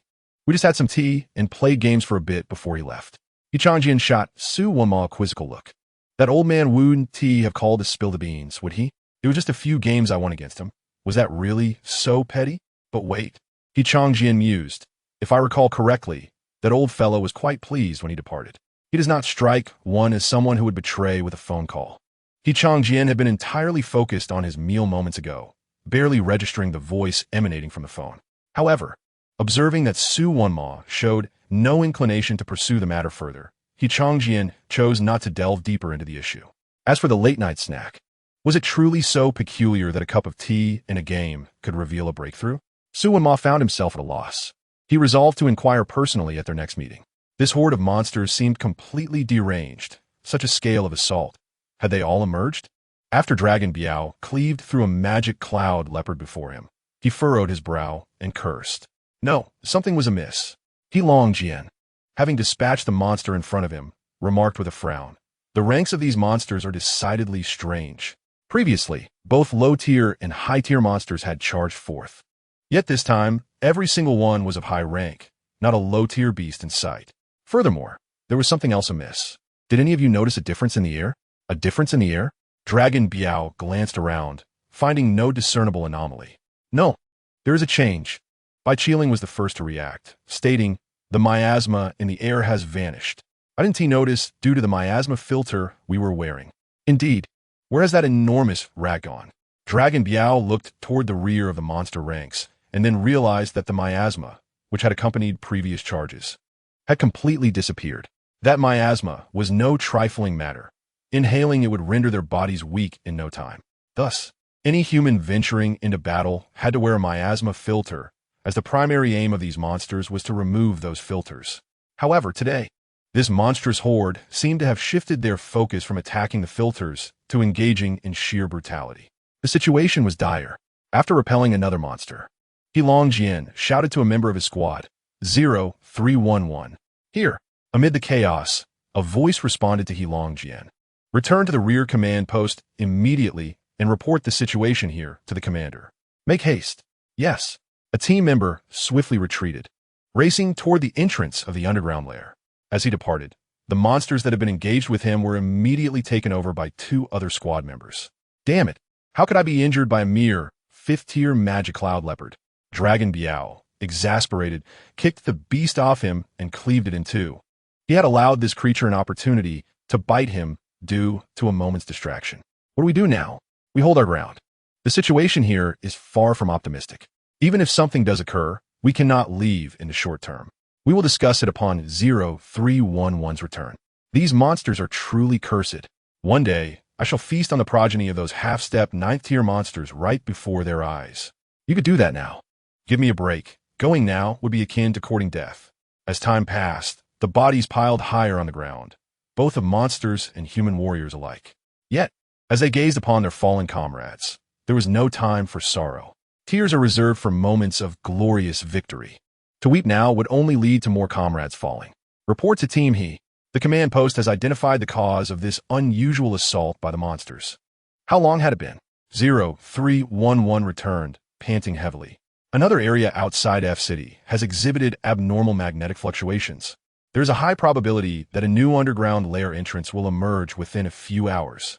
When this statement reached the ears of the others, a shared dread surged within them. This is dire. Their families, their children were all in F City. Damn it, these monsters are exceedingly cunning. Dragon Biao cursed vehemently. Now the reason for the relentless assaults during this period became abundantly clear. It was due to the impending emergence of a new underground entrance. To this day, humanity has yet to establish a definitive theoretical model regarding the formation of underground lairs. As for predicting the appearance of entrance points, no effective technology exists. Only as the entrance nears formation can some instruments detect it with limited effectiveness. Conversely, the monsters possess an innate ability to foresee the time and location of these entrances. Long before, the monsters in this area had begun an unrelenting assault on this entrance, each wave larger than the last and with shorter intervals in between.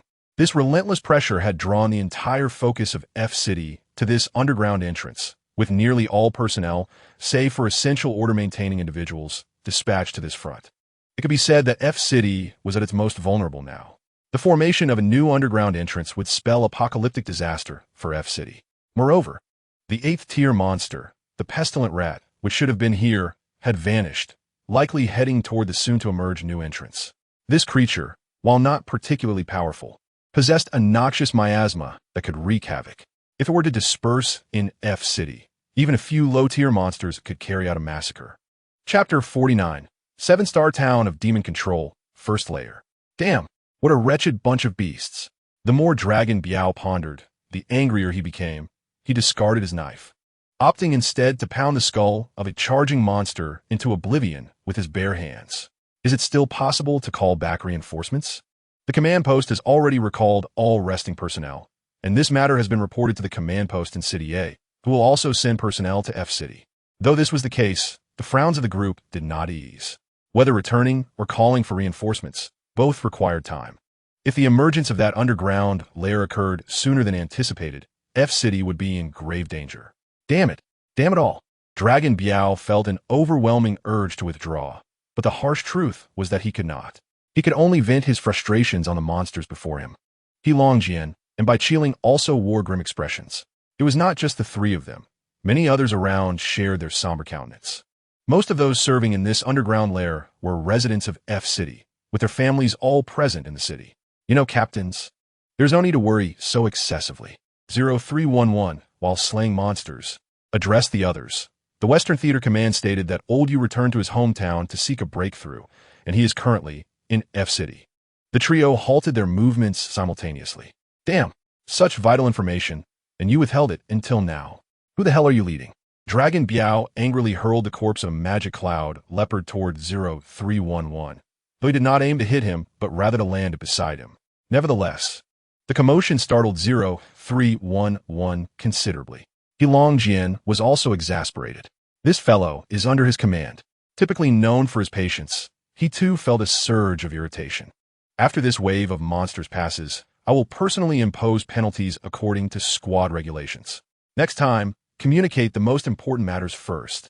If you continue to speak while gasping for breath like this, I will impose the strictest penalties upon you according to squad rules.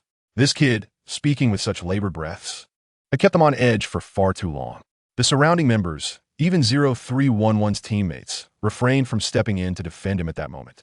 Not only did they refrain from offering assistance, but they even felt that Qianqian could be punished even more severely.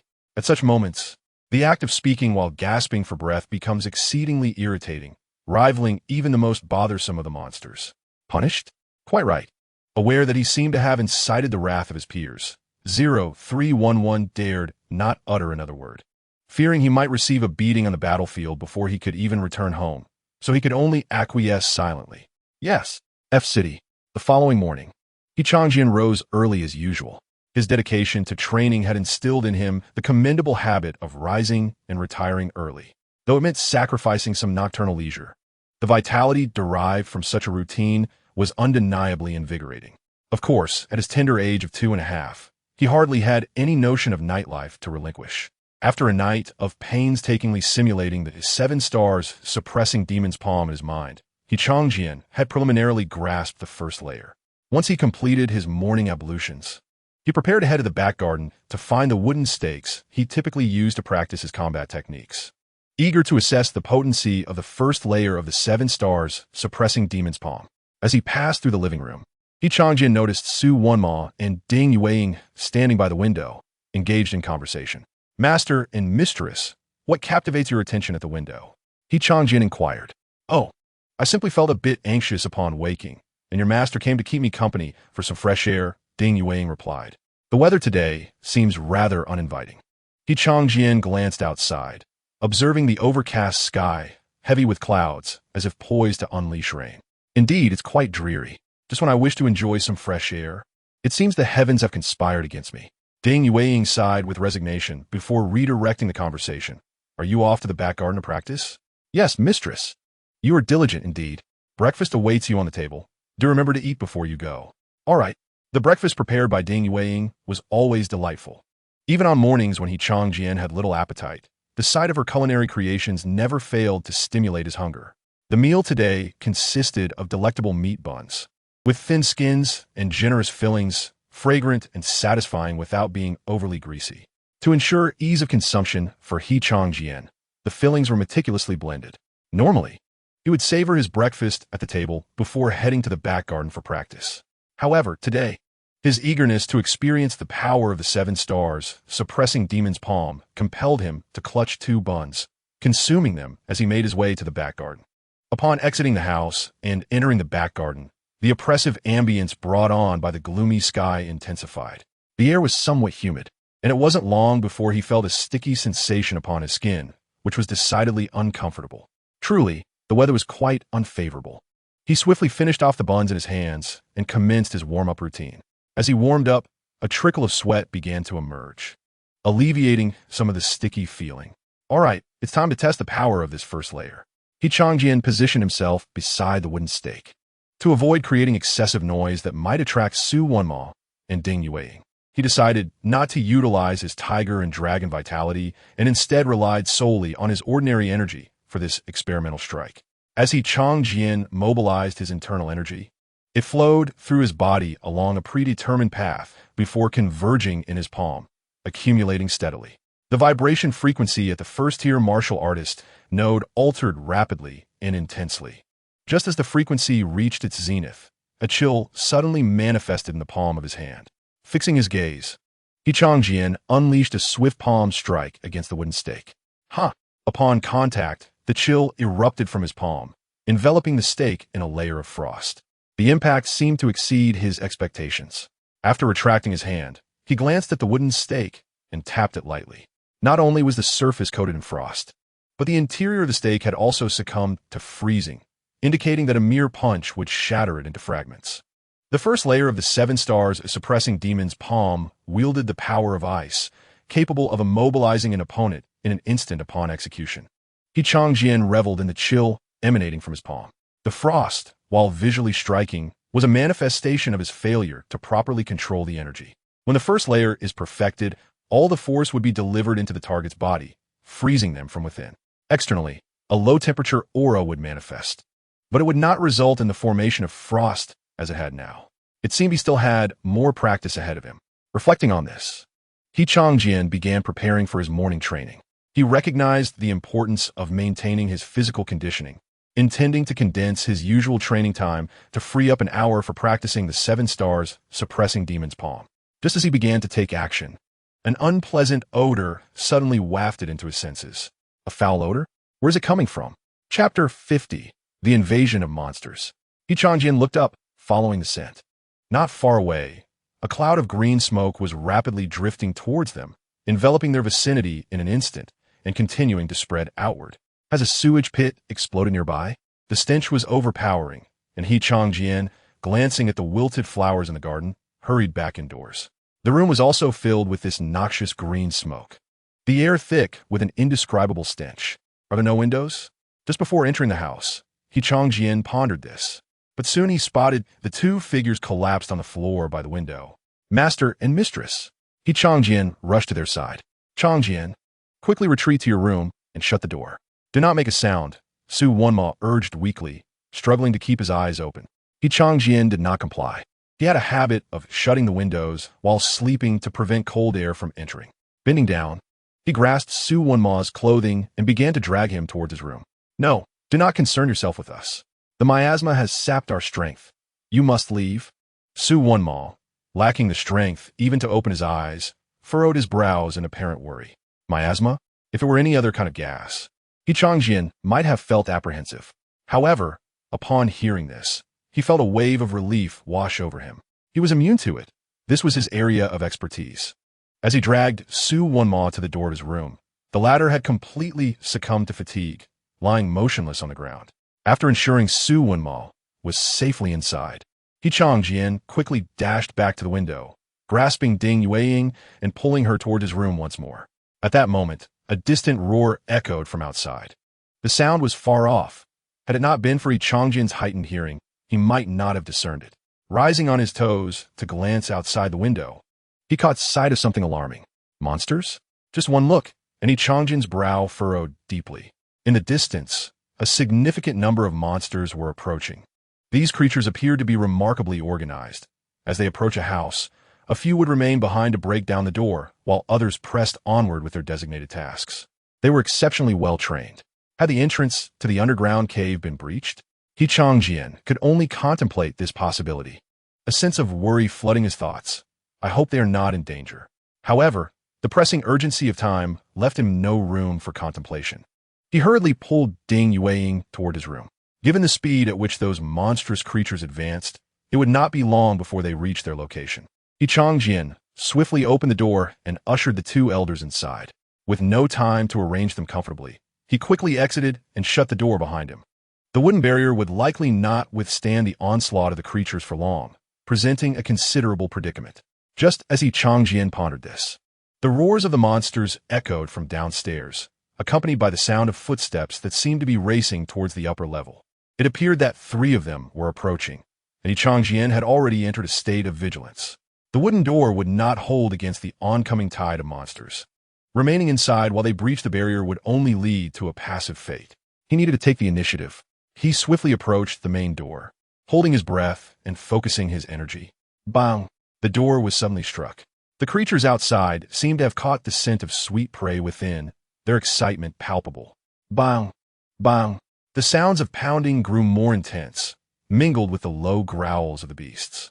Just as Qianqian prepared to assess the situation, a system prompt sounded. Congratulations. Host, you have encountered a second-tier monster, the venomous Fong snake. On the path of growth, there will always be. Enough with the noise. Qianqian interrupted the system irritably. Just provide the crucial information. Normally, he could indulge in the system's dramatic proclamations, but at this life-or-death juncture, he had no time for such distractions. Host has encountered a second-tier monster, venomous Fong snake. Defeating it rewards 500 vitality points. Host has encountered a second-tier monster, shadow cloud leopard. Defeating it rewards 500 vitality points. Host has encountered a third-tier monster, fiery claw tiger. Defeating it rewards 1,000 vitality points. 2 second-tier monsters, and 1 third-tier. Had he not acquired the 7-star demon suppressing palm yesterday, this predicament would have been tantamount to a death sentence. Yet now, a sliver of hope remained. Observing the precarious state of the door, Qianqian began to channel the energy of the dragon tiger blood within his body, concentrating it into his palms. This was not the time for gradual, measured attacks. In a life-or-death struggle, every strike must be decisive. He would not survive by being cautious. First, he would see if he could eliminate the 2 second-tier monsters in one go. He held his breath, gathering strength in his hands. The door, having sustained multiple heavy blows, finally succumbed, collapsing to the ground. The 3 monsters outside rushed in eagerly, oblivious to Qianqian's concealed presence. An opportunity. Qianqian struck decisively, unleashing a frigid force from his palms as he leaped high towards the creatures. Of course, high was relative. It was merely a few dozen centimeters. Yet it was sufficient for him to strike at the heads of the monsters. The tiger-like creature was the first to sense danger and swiftly attempted to evade. But the shadow cloud leopard and venomous Fong snake were not so fortunate. They received the full force of his strike, instantly freezing, their surfaces coated in frost, rendered immobile. Qianqian swiftly followed up with 2 more strikes, shattering the frozen forms into icy shards scattered across the ground. 2 down. Without hesitation, Qianqian once more summoned the 7-star demon suppressing palm and charged towards the fiery claw tiger. This third-tier monster would undoubtedly pose a far greater challenge than the previous 2.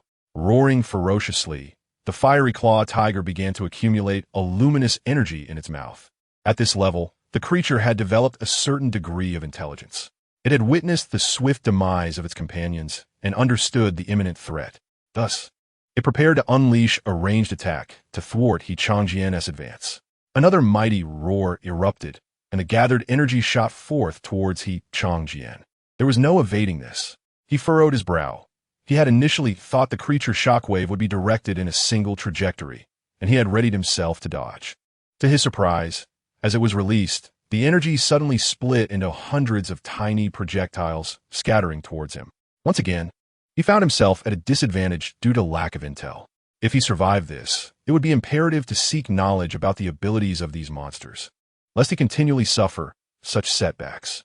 Qianqian's speed increased rather than diminished. If evasion was not an option, then there was no need to dodge. Chapter 51. Do you truly believe there is no one among my kind? The onslaught of energy pierced through Qianqian's body, igniting the primal bloodlust within him. The pain stimulated his energy, causing a surge that echoed with growls from deep within, propelling him forward. In mere seconds, he weathered the barrage and reached the fiery claw tiger, raising his palms high to strike its head. The tiger, bewildered, trembled in confusion. Its awakened intelligence was filled with questions. Why did this human possess blood more refined than its own? Why, when injured, did he not instinctively retreat in fear? How was he able to charge forward with such velocity? But its thoughts were swiftly frozen by the chilling sensation enveloping its mind. Bang! Qianqian's palms once more struck with force against the fiery claw tiger, reducing it to icy fragments. After completing this feat, Qianqian collapsed to the ground, panting heavily, grateful for a brief respite. The earlier explosion of power had nearly drained him of all energy. Now, fully channeling the dragon tiger blood, and with the 7-star demon suppressing palm at his disposal, he had managed to overcome a 3rd-tier monster. Though he pondered how this fiery claw tiger ranked among its peers in strength, the situation seemed increasingly dire. As Qianqian contemplated this, he readied himself once more. For the roars of monsters echoed from downstairs yet again. This relentless wave of beasts. Was there truly no force in the city prepared for such a scenario? Qianqian struggled to his feet. The elders were still in the room behind him. Retreat was not an option. No, he thought. Retrieving a precious spirit stone obtained from the rural village to rapidly restore his strength while he contemplated. Recently, it seemed the original entrance to the cave in F City had been under constant assault, with the scale of the attacks escalating, leading to the mobilization of nearly all forces in the city to that location. What was the current situation? Had that area been breached? Or had a new entrance to the cave emerged? Qianqian surmised that the latter possibility was more likely. Were these monsters attempting to lure him away? It appeared that their cunning exceeded his expectations. Breaking off his thoughts, he returned the spirit stone to his pocket. The beasts had already surged forth. Were there still 2 2nd-tier and 1 3rd-tier? Perfect. Let them come, for they would serve as my experience package. Now was the moment to elevate my vitality to the average breakthrough level of a 4th-tier warrior.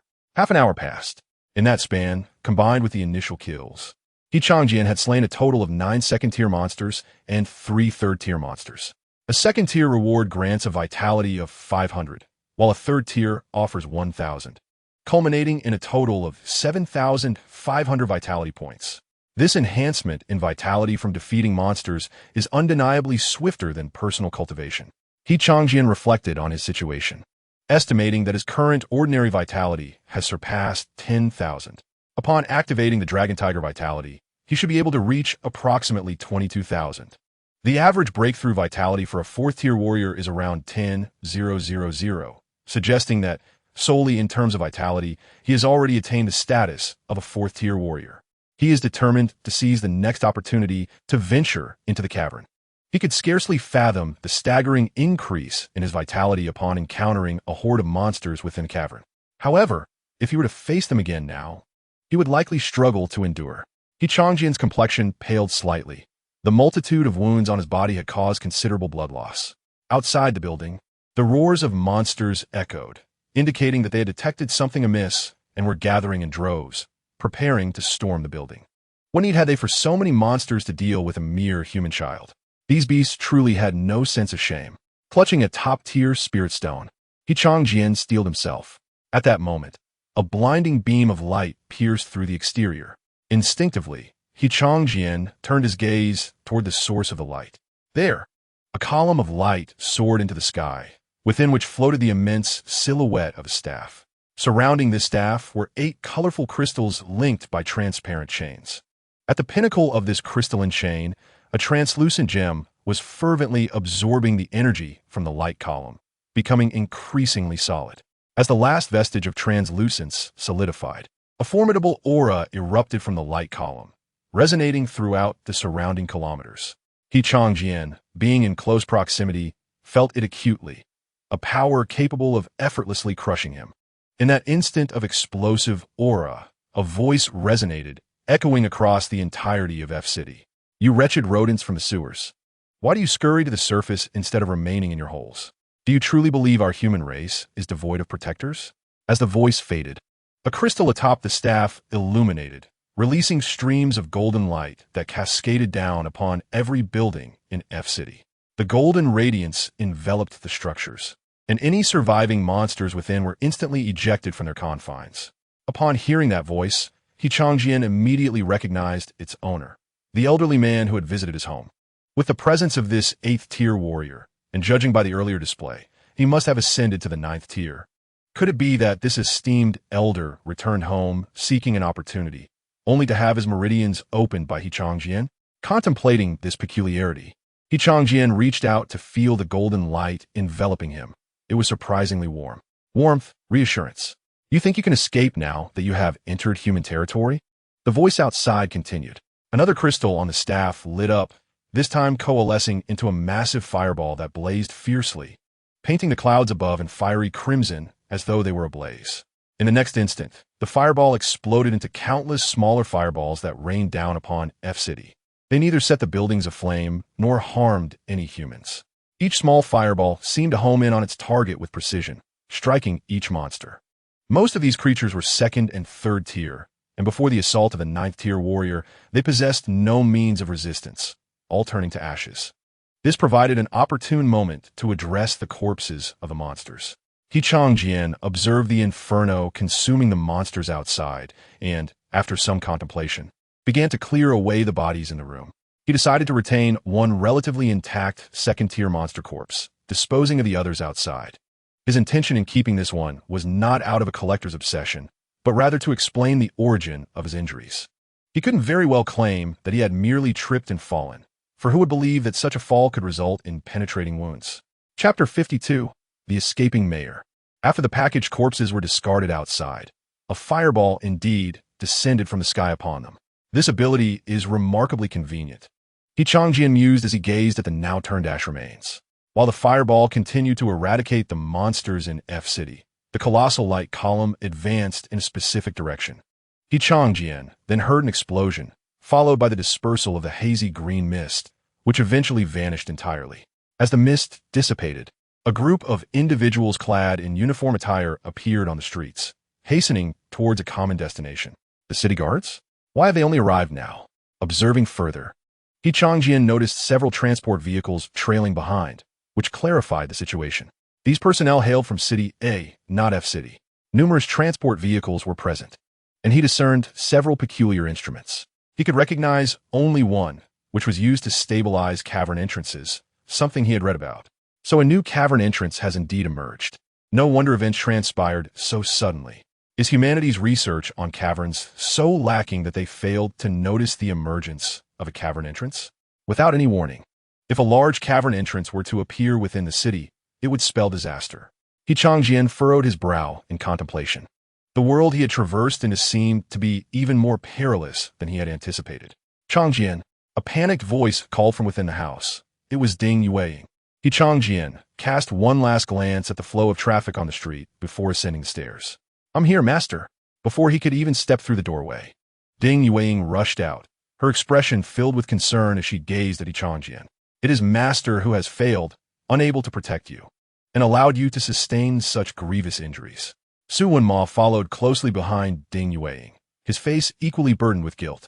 They were meant to safeguard Qianqian, yet unexpected circumstances had befallen them, leading to Qianqian having to protect them instead.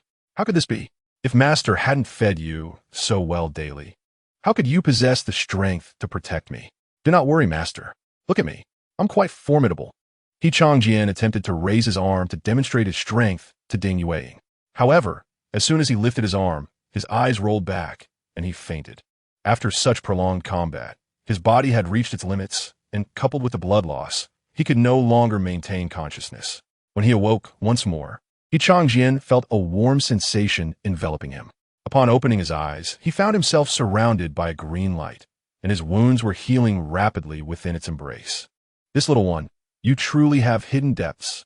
Were it not for your slaying of that 2nd-tier monster today, and your master's earlier explanation, I would not have realized that you have already attained the strength of a second-tier warrior, a voice remarked as Qianqian regained consciousness. Turning to look, he found the elderly man from before. Beside him were Ding Yueying and Su Wunma, both wearing expressions of deep concern. Did I faint? Indeed you did. The elder gazed at Qianqian and remarked, if it were any other child who had sustained such grievous injuries, it would not merely be a matter of fainting. I believe it is due to your superior vitality and essence, which surpass those of your peers, coupled with your early initiation into cultivation that has solidified your foundation, enabling you to endure until now. A mere 2.5-year-old, yet already a second-tier martial artist. Turning his attention to Su Wunma, the elder chuckled. I pondered how the esteemed Su family came to have an additional young one. It appears we have a prodigy here, comparable to Elder Ji, and perhaps even destined to surpass him. Su Wunma remained silent, his gaze fixed on Qianqian. The elder paid no heed, well aware that Su Wunma was still grappling with feelings of guilt. As a close friend, he understood his companion's character all too well, and he was fiercely protective of his junior. Given Qianqian's evident talent, it was clear that Su Wunma had developed a deep fondness for him. The unfortunate events of the day, which resulted in Qianqian being injured while attempting to protect them, were understandably distressing for Su Wunma. Do not dwell too heavily on your guilt. What transpired today was neither what you wished to witness nor what we desired, the elder reassured Su Wunma. The outcome is not the worst imaginable. I trust this little one also wished to safeguard you. Did he not? The elder cast a glance at Qianqian, who promptly responded, yes. My mentors treat me exceptionally well. At this moment, I can step forward to protect you all. Enough with the self-referential pronouns. The little one is unfazed, yet you become entangled in your own emotions, the elder interjected. If we are to assign blame, it is not entirely yours. The wretched mayor of F City has fled. Qianqian's spirits lifted instantly. What a revelation. It was only when the reinforcements from a city arrived that I learned the headquarters had issued a warning hours earlier, informing your mayor that the entrance to the abyss might soon open. Yet, instead of making arrangements, that scoundrel chose to flee under the cover of night, leaving you completely unprepared this morning. Indeed, how could it be that humanity's technology failed to detect the emergence of the abyss? Qianqian finally grasped the source of his earlier confusion. If they truly lacked the means to perceive such occurrences, how could Huagua have endured to this day? It was infuriating to realize that such a cowardice existed, abandoning an entire city for his own survival. Truly despicable. However, karma swiftly caught up with that individual, as he encountered the A City forces en route to F City and was apprehended for his cowardice. He is now being escorted to the Celestial Tower for judgment. The Celestial Tower serves as the highest judicial authority in Huagua, holding a status equal to that of the National Command Center. Justice will prevail. Were I not currently undergoing treatment, I would be compelled to applaud, Qianqian exclaimed. By the way, may I make a phone call? He suddenly recalled, turning to Ding Yueying. Are you seeking to confirm Qianqian's safety? Ding Yueying instantly understood his intent. Rest assured, during your unconsciousness, I made a call to verify. The security personnel in Qianqian's neighborhood were equipped with gas masks and managed to secure the area. They're all safe now. Excellent. Upon hearing that, Long Qianqian was unharmed. Qianqian felt a sense of relief wash over him as he accepted the elder's treatment. Little one, would you care to visit me for a bit of fun? The elder smiled, extending an invitation to Qianqian. Visit you? Qianqian's eyes sparkled with excitement, his face alight with eagerness. Chapter 53, The Elder Seed. He had come to realize the identity of the elder before him, a figure from the Abyss military district. Qianqian had always harbored a desire to explore the Abyss, to witness firsthand what it truly entailed, yet the opportunity had eluded him. After all, no one would consider taking a 2.5-year-old child into the military, let alone into the Abyss. But now, that opportunity had finally presented itself. Experience packs.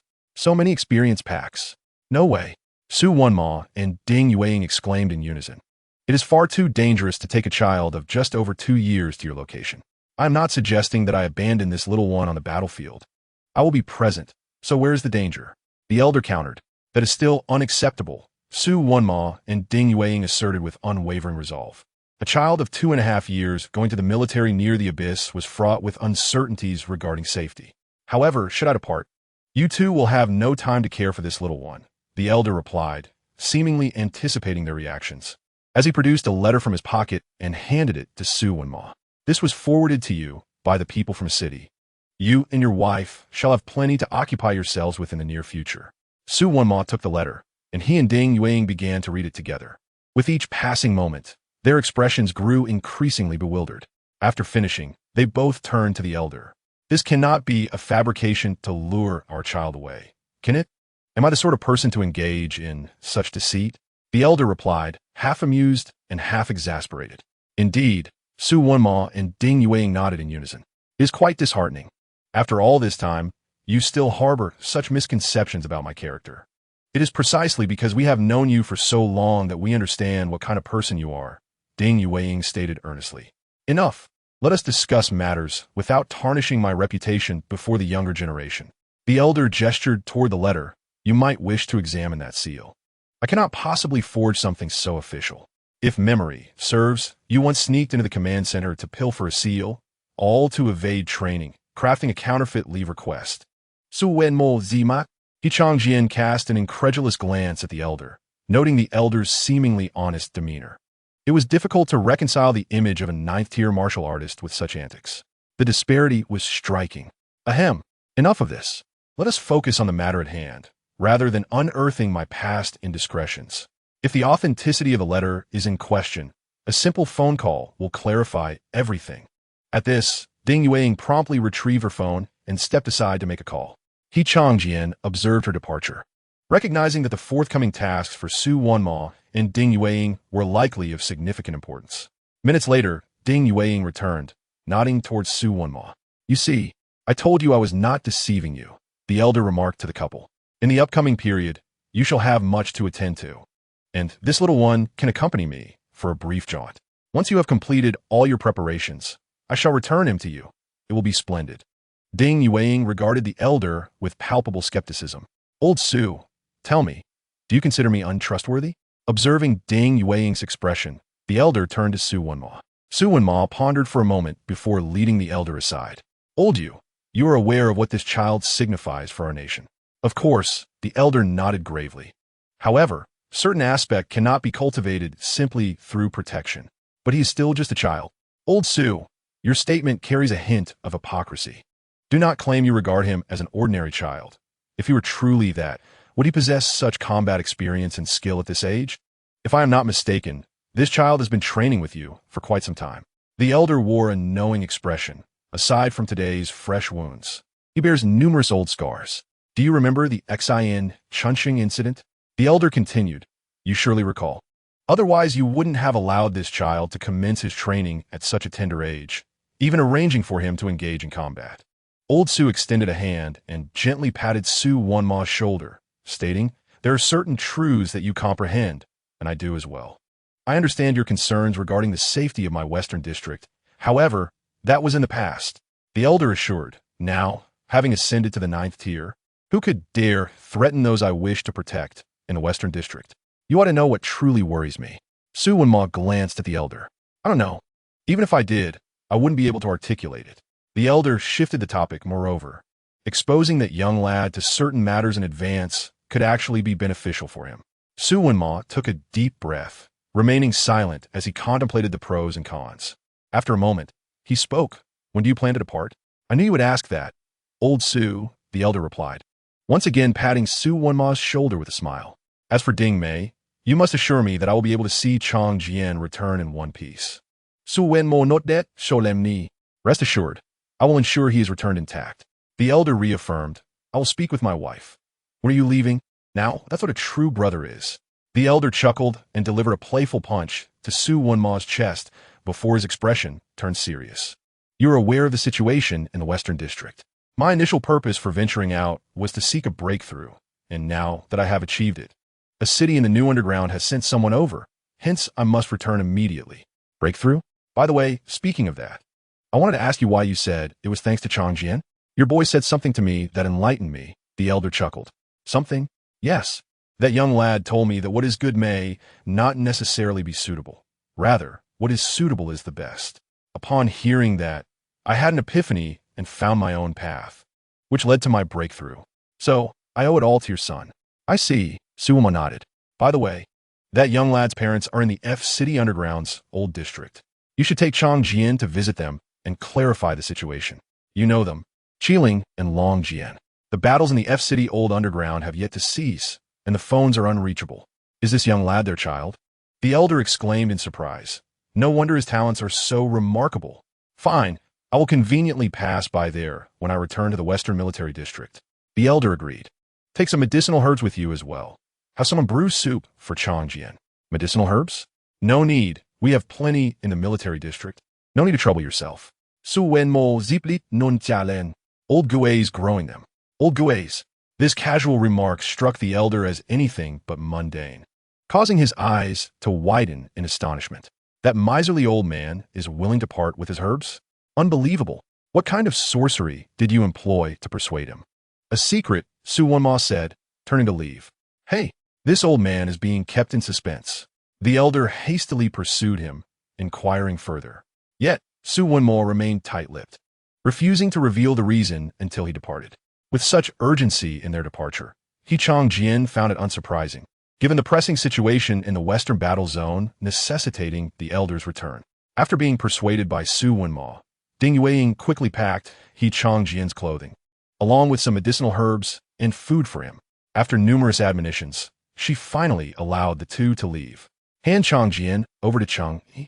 I am utterly uneasy about that, Ding Yueying remarked, frowning at the retreating figures. Rest assured, Qianqian's importance to our Huagua is well recognized by Qianqi. Su Wenmo reassured her. He understands, but Qianqi's peculiar training methods are concerning. I must call and reiterate. He can accompany the child, but under no circumstances should they engage in training together. Ding Yueying retrieved her phone, located the number, and dialed. All right, I understand. You can rest easy. Not long after departing, Yu Cheng-yi hung up the call. Did your wife call? What did she say, elder? Yu Cheng-yi had his voice notably low during the call, and Qianqian vaguely heard the word training. Oh, it's nothing. Your wife merely advised you to train diligently with me and not to fear hardship, Yu Cheng-yi said, placing his phone into his pocket with a smile. Your Ding Shernai is quite the worrywart. She truly cares about me. Qianqian nodded in agreement. This was indeed the truth. It was Ding Yueying who was most concerned about his daily life. He nearly lost his composure upon seeing her in tears earlier. At home, whenever he practiced alongside Su Wenma, Ding Yueying would always remind him to prioritize safety. Yet now, she was encouraging him to train diligently with Yu Cheng-yi, even saying not to fear hardship, words she had never uttered before. It seemed that although Yu Cheng-yi appeared somewhat unorthodox with a dubious past, he might indeed possess some genuine wisdom in matters of cultivation. The difference in attitudes towards children and ourselves was stark. Ding Mei was indeed quite biased. Yu Cheng-yi muttered to himself softly before turning to Qianqian and asking, Young man, care for a bit of excitement? Excitement? Qianqian was momentarily taken aback. What do you mean by excitement? You'll know once you try it. Suddenly, Yu Cheng-yi summoned the awakened material staff into his palm. A crystal atop the staff illuminated, and Qianqian felt a sudden sensation of being lifted from beneath his feet. Lifted? Qianqian looked down to find a cloud of mist forming beneath him. The same phenomenon occurred at Yu Cheng-yi's feet. Just as Qianqian was pondering the significance of the mist, an overwhelming sensation of weightlessness enveloped him, and he was lifted into the sky by the cloud. The buildings that had once been nearby now appeared as diminutive matchsticks. How's that for excitement? Yu Cheng-yi laughed from his side.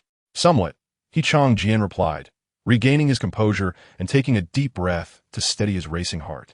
He had just been contemplating whether this cloud beneath him was so ethereal that it would dissipate with a single step. The moment that thought crossed his mind, he was suddenly airborne. For an instant, his heart stopped, but he soon realized that the cloud was indeed quite solid, alleviating the rapid beating of his heart. Initially, he had been puzzled about how to traverse the distance, but now it all became clear. You have quite the capacity for acceptance. I was worried you might not handle it. So let's get going. With a flourish of his staff, the cloud beneath them propelled the two swiftly forward. Although he knew he wouldn't fall, Qianqian still felt a twinge of fear. The wind in the sky was quite fierce, and as they moved forward, there was a strong sensation of being pushed from behind, though it felt akin to a lack of support, giving Qianqian the impression that he might fly off at any moment.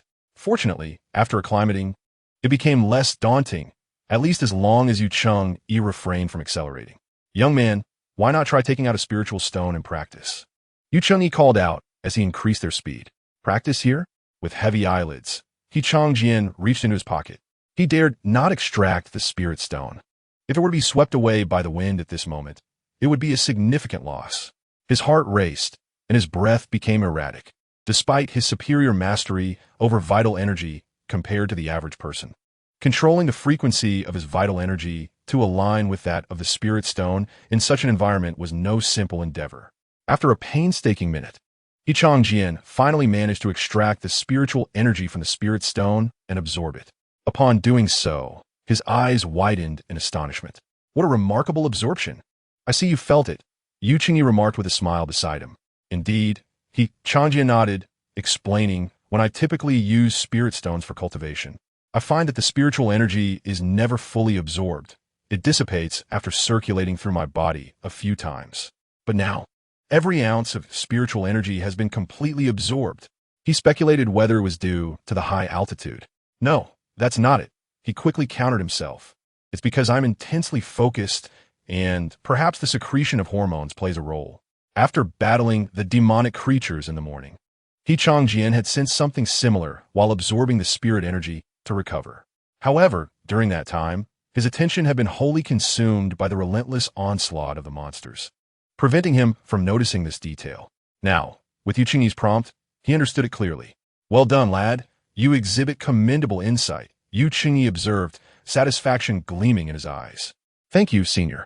This guidance from Qianqian had opened a new realm for Qianqian.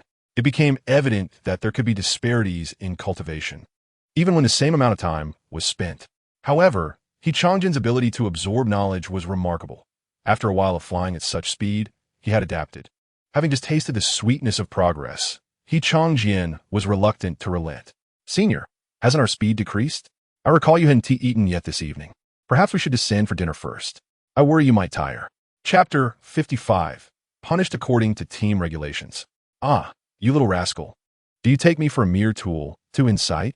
Qianqian waved his staff, accelerating their pace once more. Whether it was due to the swift pace or Qianqian's intent, Qianqian's previously stable body began to sway. How about it, lad? Is it thrilling enough?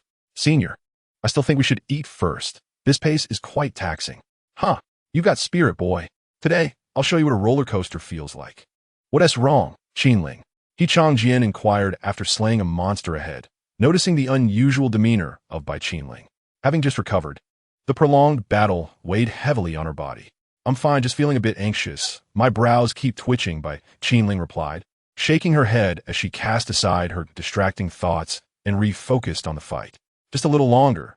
These creatures seem to be losing their will.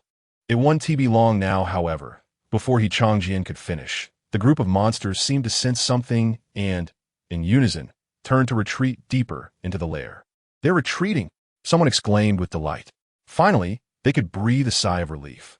The extended battle had nearly drained their energy, and they desperately needed a moment to recuperate. Long Jian, what is that over there?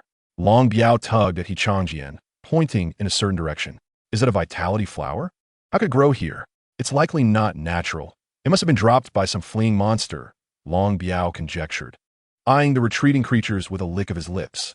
What do you say? Should we give it a shot? It's of no use to us, but it would be a tremendous boon for Qianqian and Qianqian. Plus, it has no side effects.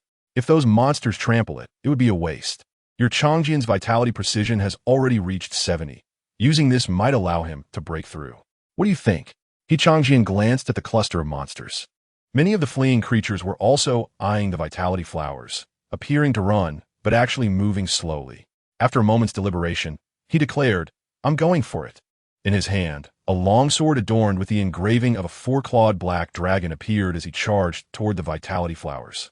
All right, Long Biao, enveloped in earthy yellow light, resembled a tank, smashing through the retreating monsters with determination.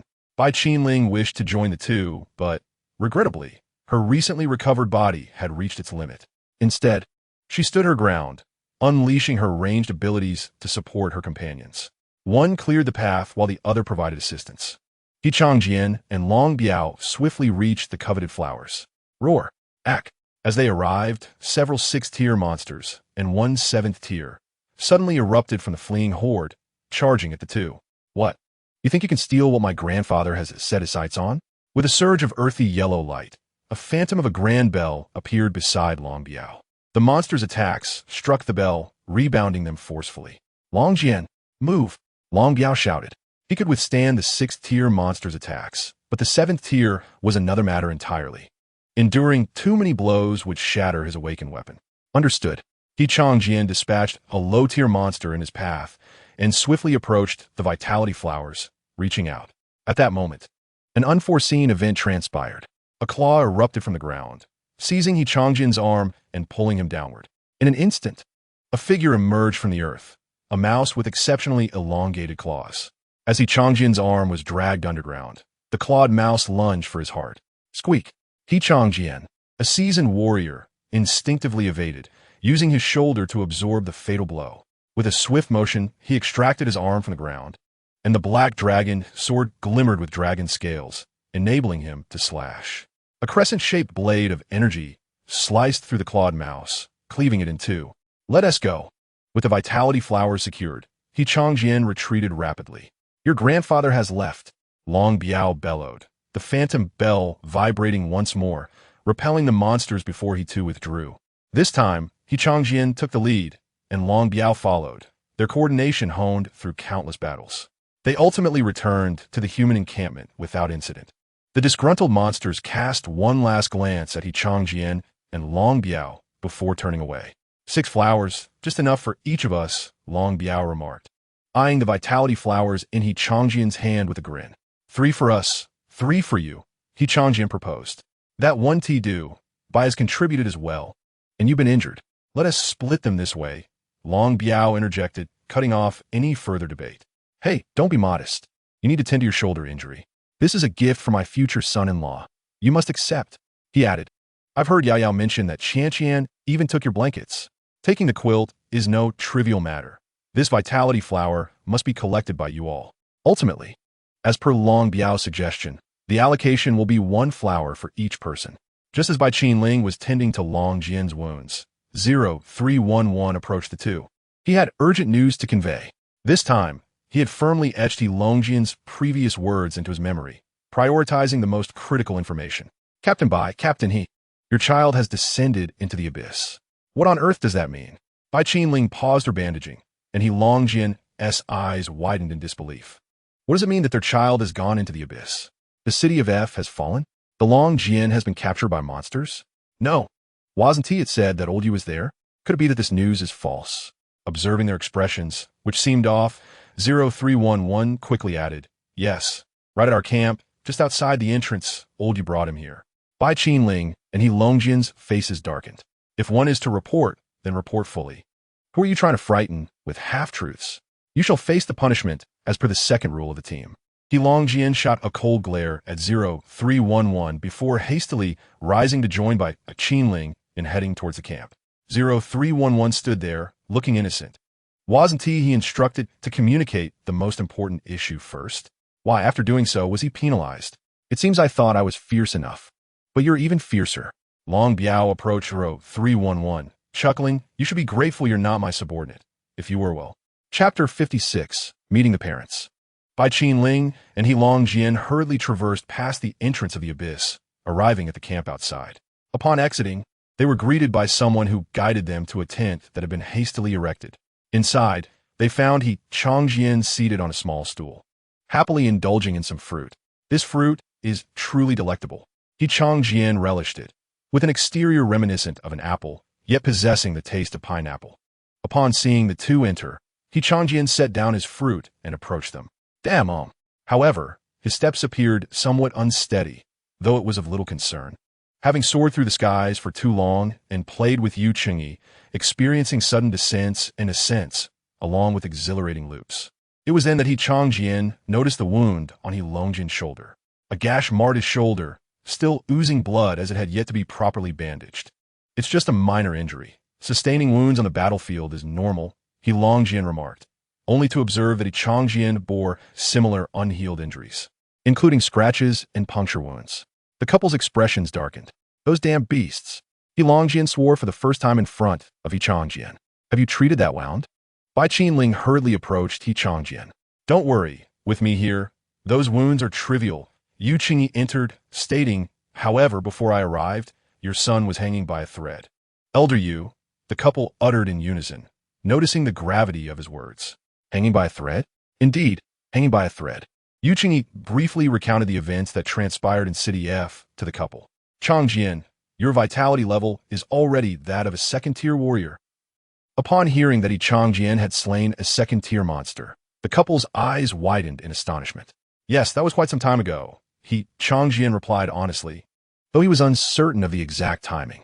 Thus, I have informed your teacher that for the time being, Qianqian will remain under my guidance. Yu Qingyi looked at the couple. You are both among the finest talents in our nation and should understand what such a gift as Qianqian's entails. As for safety, you need not worry. While the depths of the abyss may be perilous, I can assure you that I will keep this little one safe in the periphery. Regarding training, having worked under me, you should be aware of my methods. Bai Qinling and He Longjian exchanged glances. After a moment, Bai Qinling turned to Yu Qingyi and inquired, Might Elder Yu be able to assure us of one thing? If you ask it of me, I shall agree. We would like Qianqian to communicate with us weekly, either through a call or a voice message. If you can promise us this, we will entrust Qianqian to you. Must we truly be so wary of one another? Yu Qingyi sighed, realizing the couple's concern for Qianqian's safety under his tutelage. Very well, I agree. Seeing their determined expressions, Yu Qingyi felt a bit exasperated. What about the fundamental trust between people? His training methods might be a tad intense, but with him around, safety is guaranteed. Thank you, Elder Yu. Qianqian, while your talent is remarkable and your future boundless, what is most important now is for you to grow strong. Bai Qinling advised Qianqian. Make sure to maintain a regular diet, and, as the weather turns cold, remember to dress warmly. As for your training, take breaks when you feel tired. There's no need to strain yourself constantly. We are still here, and we can bear this burden for now, understand? Yes, I will remember. Qianqian nodded earnestly. Though Bai Qinling's words sounded somewhat nagging, only those of age could truly comprehend the preciousness of such concerns. Elder, it may trouble you to find an opportunity for Qianqian to consume this, Bai Qinling continued as He Longjian approached Yu Qingyi with the vitality flower in hand. The vitality flower? This is a rare find. Where did you come across it? We obtained it during the battle. Those monsters left it behind. Looking at your shoulder's injury, it seems you were scratched by a monstrous claw while retrieving this flower, Yu Qingyi remarked, accepting the vitality flower and eyeing He Longjian's shoulder. It's nothing, just a minor wound. He Longjian shrugged. Thank you for your assistance, Elder. It's a trivial matter. Qianqian cast a deep glance at his father's shoulder, recognizing the severity of the wound. The Western War Zone remains uncertain, and they cannot linger here for long. After issuing some brief instructions, Yu Qingyi departed with Qianqian. Mom, Dad, you should return. Once my strength grows, and we secure this abyss, we will all return home together. Qianqian called out from the cloud released by Yu Qingyi, looking back at the two who were still watching them depart. All right, we will return together. Bai Qinling and He Longjian responded. Elder Yu, what are you smiling about? It was only when they could no longer see the two that Qianqian turned back, only to find Yu Qingyi wearing a smile. Little one, many have expressed this sentiment when parting at the entrance of the abyss. However, to this day, no one has managed to fulfill it. Well, that will soon change, Qianqian replied confidently. Such confidence in a young lad. I like it, Yu Qingyi chuckled. Tell me, do you believe you possess enough courage? Bring it on, Qianqian boldly declared. In truth, from the demeanor of Bai Qinling and others, as well as Su Wunma and the like, Qianqian was well aware that training under Yu Qingyi might entail facing certain dangers. However, for him, this was precisely the moment to embrace such perils. With Yu Qingyi providing assurance, he naturally intended to seize the opportunity to develop further. Following him could potentially lead to encounters with monstrous beings and formidable masters, thereby triggering combat missions from the system to enhance his cultivation. High risk indeed, yet equally high rewards. As Qianqian accompanied Yu Qingyi on their expedition, he had already fortified his mental resolve. Excellent. A bold spirit indeed. Then let me take you to experience the sensation of invincibility within the abyss. Invincibility within the abyss? Qianqian pondered, remarking, but senior, you are merely at the 9th rank. Are there not still half-step 10th ranks and half-step 10 stages above? Cough, cough. Why so meticulous, young one? Close enough to invincibility within the abyss, wouldn't you agree? Qianqian retorted, somewhat exasperated, as he guided the duo upon a cloud, soaring towards the entrance of the western battlefield's abyss.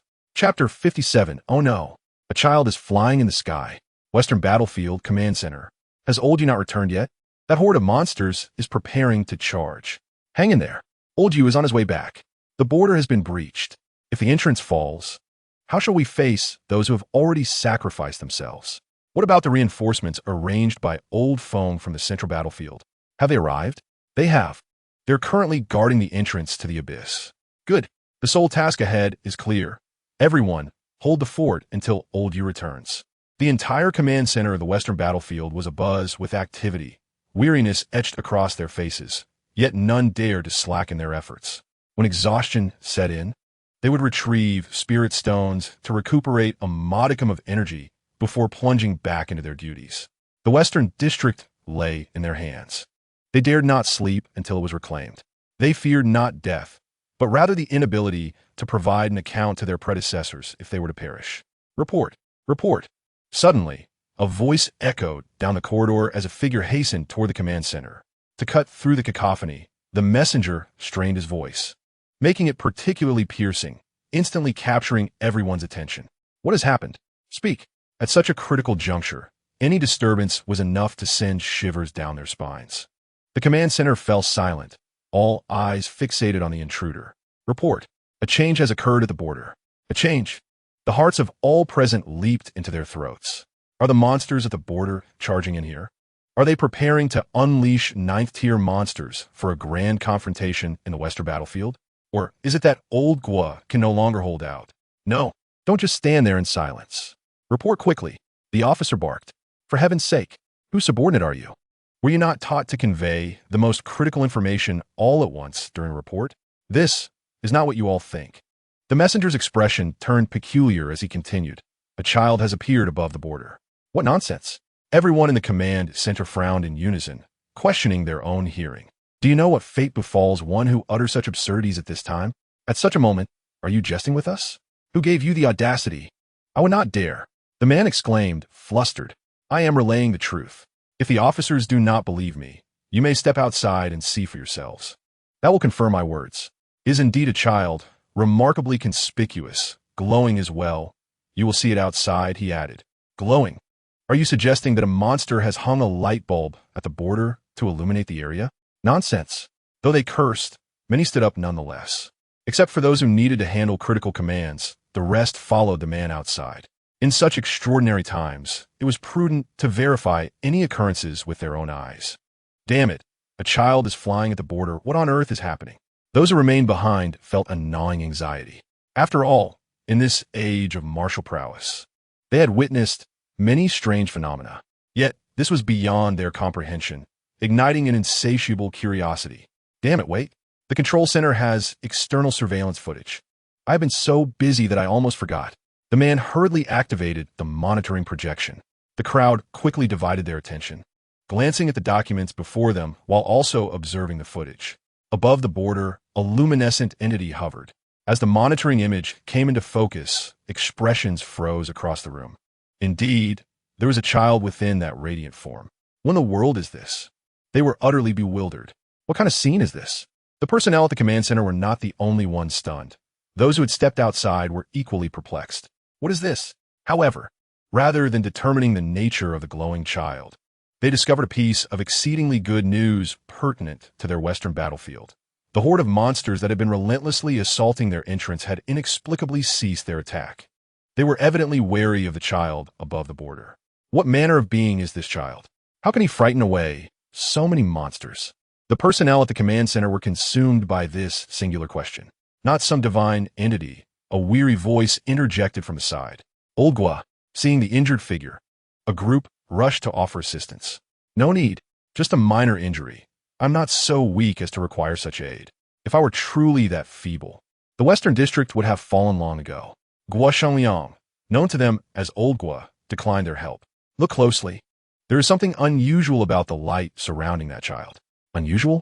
The group turned their gazes toward the spectacle once more. Some squinted, while others took out binoculars. the cloud and mist beneath.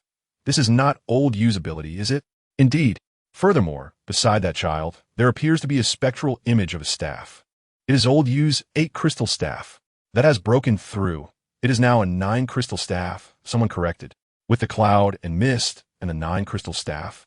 Does this imply? They exchanged astonished glances, each reflecting the shock in the other's eyes. Has old Yu returned to youth after breaking through to the 9th rank? What are you all thinking? Have your minds turned to mush from sitting too long in the command center?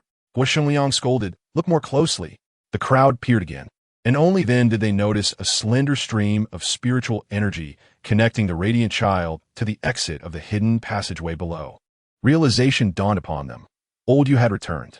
Was this his doing? The expressions of the crowd turned peculiar, seeing that they finally grasped the situation. Qianqian disdainfully withdrew his gaze. This response time. If thrown onto the battlefield, you would be among the first to perish. Damn that old Yu. He circles back without a word, sneaking around to the border. Qianqian glanced toward the distant border. Is that little brat someone he brought along? Have those new recruits not been enough? And now he is preparing to bring in a child as well? Qianqian furrowed his brow slightly. Observing the scene, it appeared that the child was merely a little over 2 years old. One could only hope that this innocent soul would not be unduly frightened. Frightened? That seemed unlikely. There was certainly a degree of tension. Qianqian had arrived at the Western Military District's encampment with Yu Qingyi just over 10 minutes prior. Just as they were about to enter, Yu Qingyi suddenly posed a question. Shall we seek a bit more excitement? Chapter 58. Confidence and Coldness. Scorn for the Demonic Beasts. All right. After pondering briefly, Qianqian acquiesced. After all, the excitement that Yu Qingyi referred to could potentially aid in his cultivation. Upon Qianqian's agreement, Yu Qingyi unleashed one of his awakened abilities, invisibility. They traversed the entrance to the cavern and stepped directly into the abyss. The first impression this world left on Qianqian was a cacophony of scents. The metallic tang of blood mingled with the distinctive odor of demonic creatures, saturating the entire cavern. However, mere scent posed no significant threat to Qianqian. The real spectacle awaited him. Yu Qingyi swiftly guided Qianqian through the throngs of demonic entities, making their way toward the gatekeeper. Along the way, the system's notifications incessantly chimed. Congratulations, host. You have encountered a 5th-tier demonic beast, the Fire Cloud Lion. Killing it will reward you with the superior Tiger Fist. Congratulations, host. You have encountered a 5th-tier demonic beast, the Demon Water Snake. Killing it will reward you with 5,000 vitality points. Congratulations, host. You have encountered a 6th-tier demonic beast, the Flying Demon Cloud Leopard. Killing it will reward you with 10,000 vitality points. Qianqian felt a whirlwind of emotions, nervousness, excitement, and a tinge of regret. He was apprehensive, knowing that any of these formidable creatures could easily extinguish his life with a mere flick of their limbs. However, with Yu Qingyi's invisibility enhancing their stealth and the aura of a 9th-tier entity emanating from him, the passing demons remained frozen in place, too intimidated to act. His excitement stemmed from the system's notifications about the rewards for killing, a plethora of vitality points, and an array of martial arts techniques and elixirs. Qianqian's heart raced with anticipation. Yet, the regret lingered, for none of these beasts were within his capability to defeat at present. Wait until I develop further.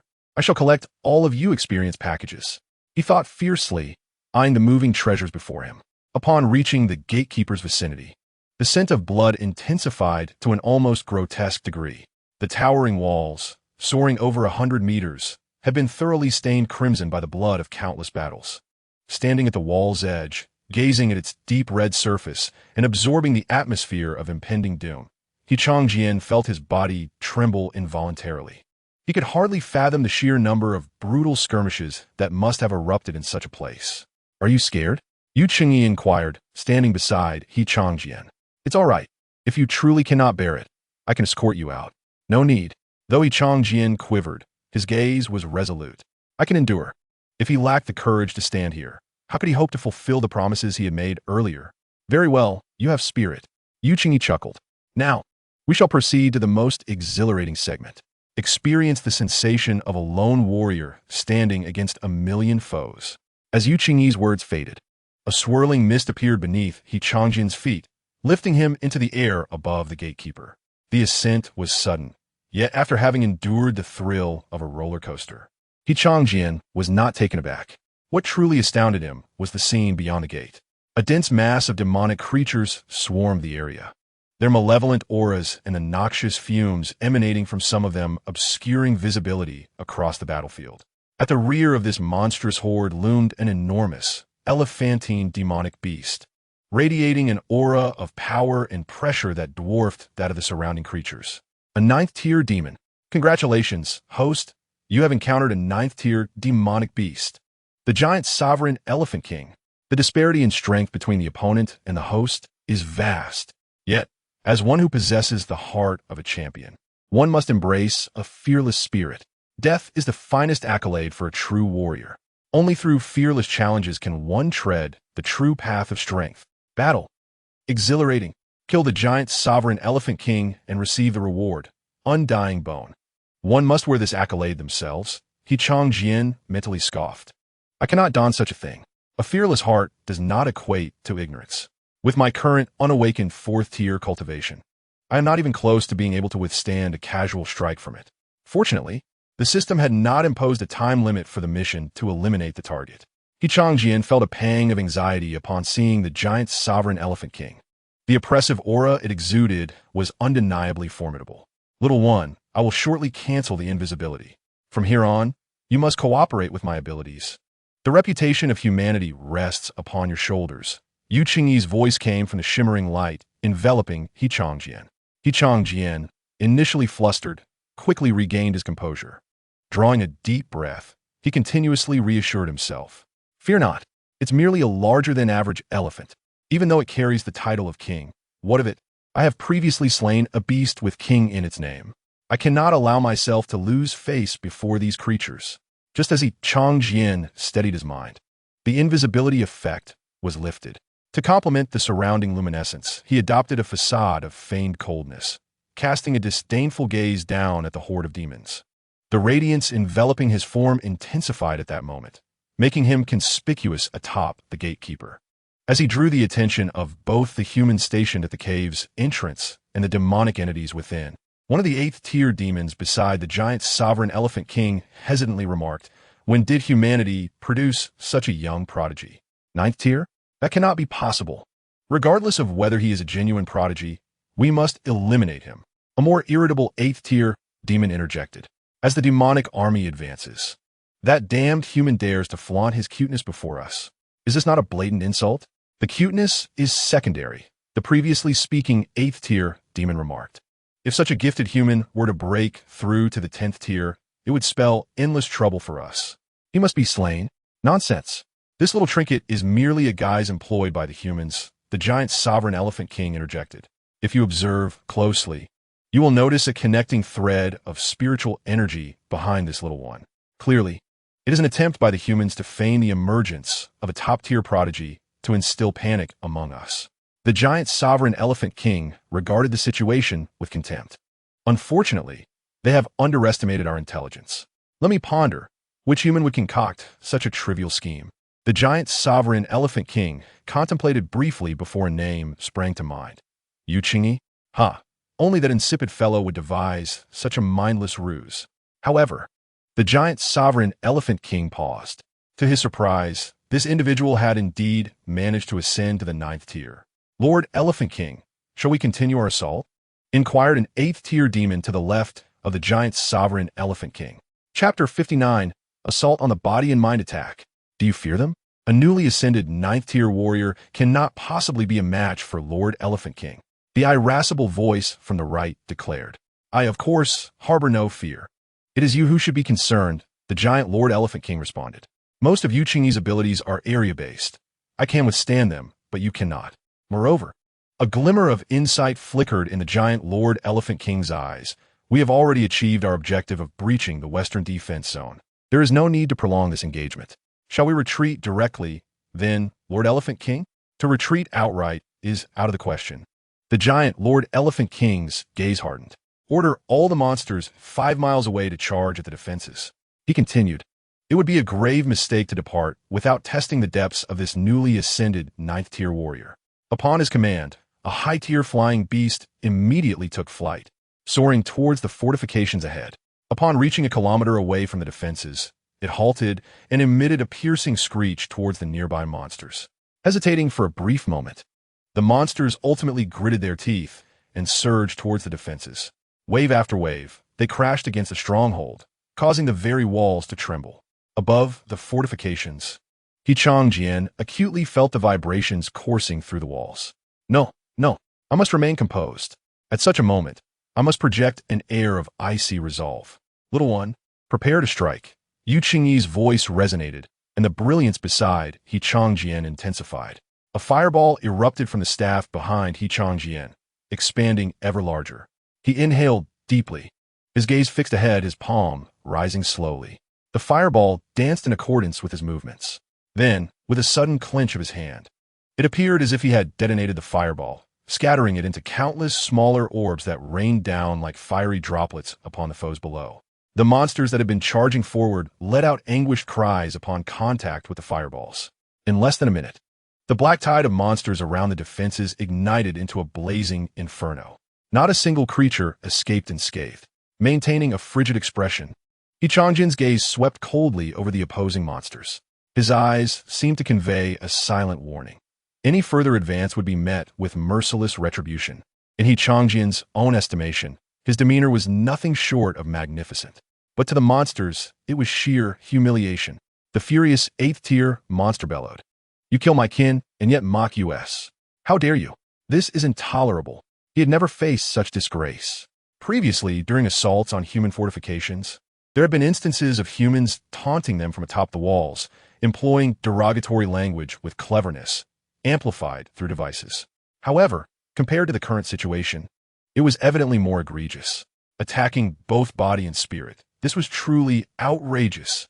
The furious monster turned to the giant Lord Elephant King, ready to voice his grievances. But notice the latter's demeanor suggested a reluctance to engage. The irate monster huffed, "This child shall pay for his insults. I shall remember this.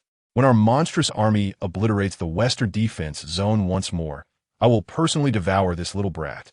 With the retreat of the demon clan, the warriors of the Western Theater returned to the fortifications, gazing at the departing enemy soldiers, a sense of daze enveloping them.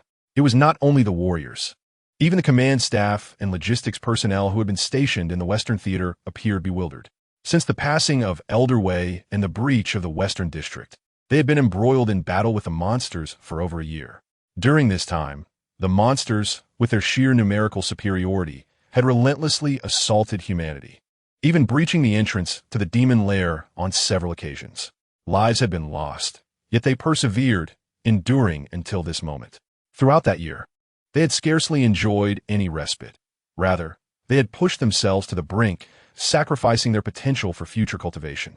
They had once fantasized about the joy of reclaiming the Western Theater and the fortifications, but upon achieving that reality, in the instant their nerves finally relaxed, they discovered a profound weariness, longing only to collapse and sleep soundly. Emerging from the secret passage, Yu Qingyi lowered Qianqian from the sky. "You still have that reckless streak. Even after breaking through to the 9th tier, you remain unchanged." Guo Shengli approached Yu Qingyi, observing Qianqian with admiration. "You little rascal show no fear. Well done. It is no wonder that this you dares to send you forth."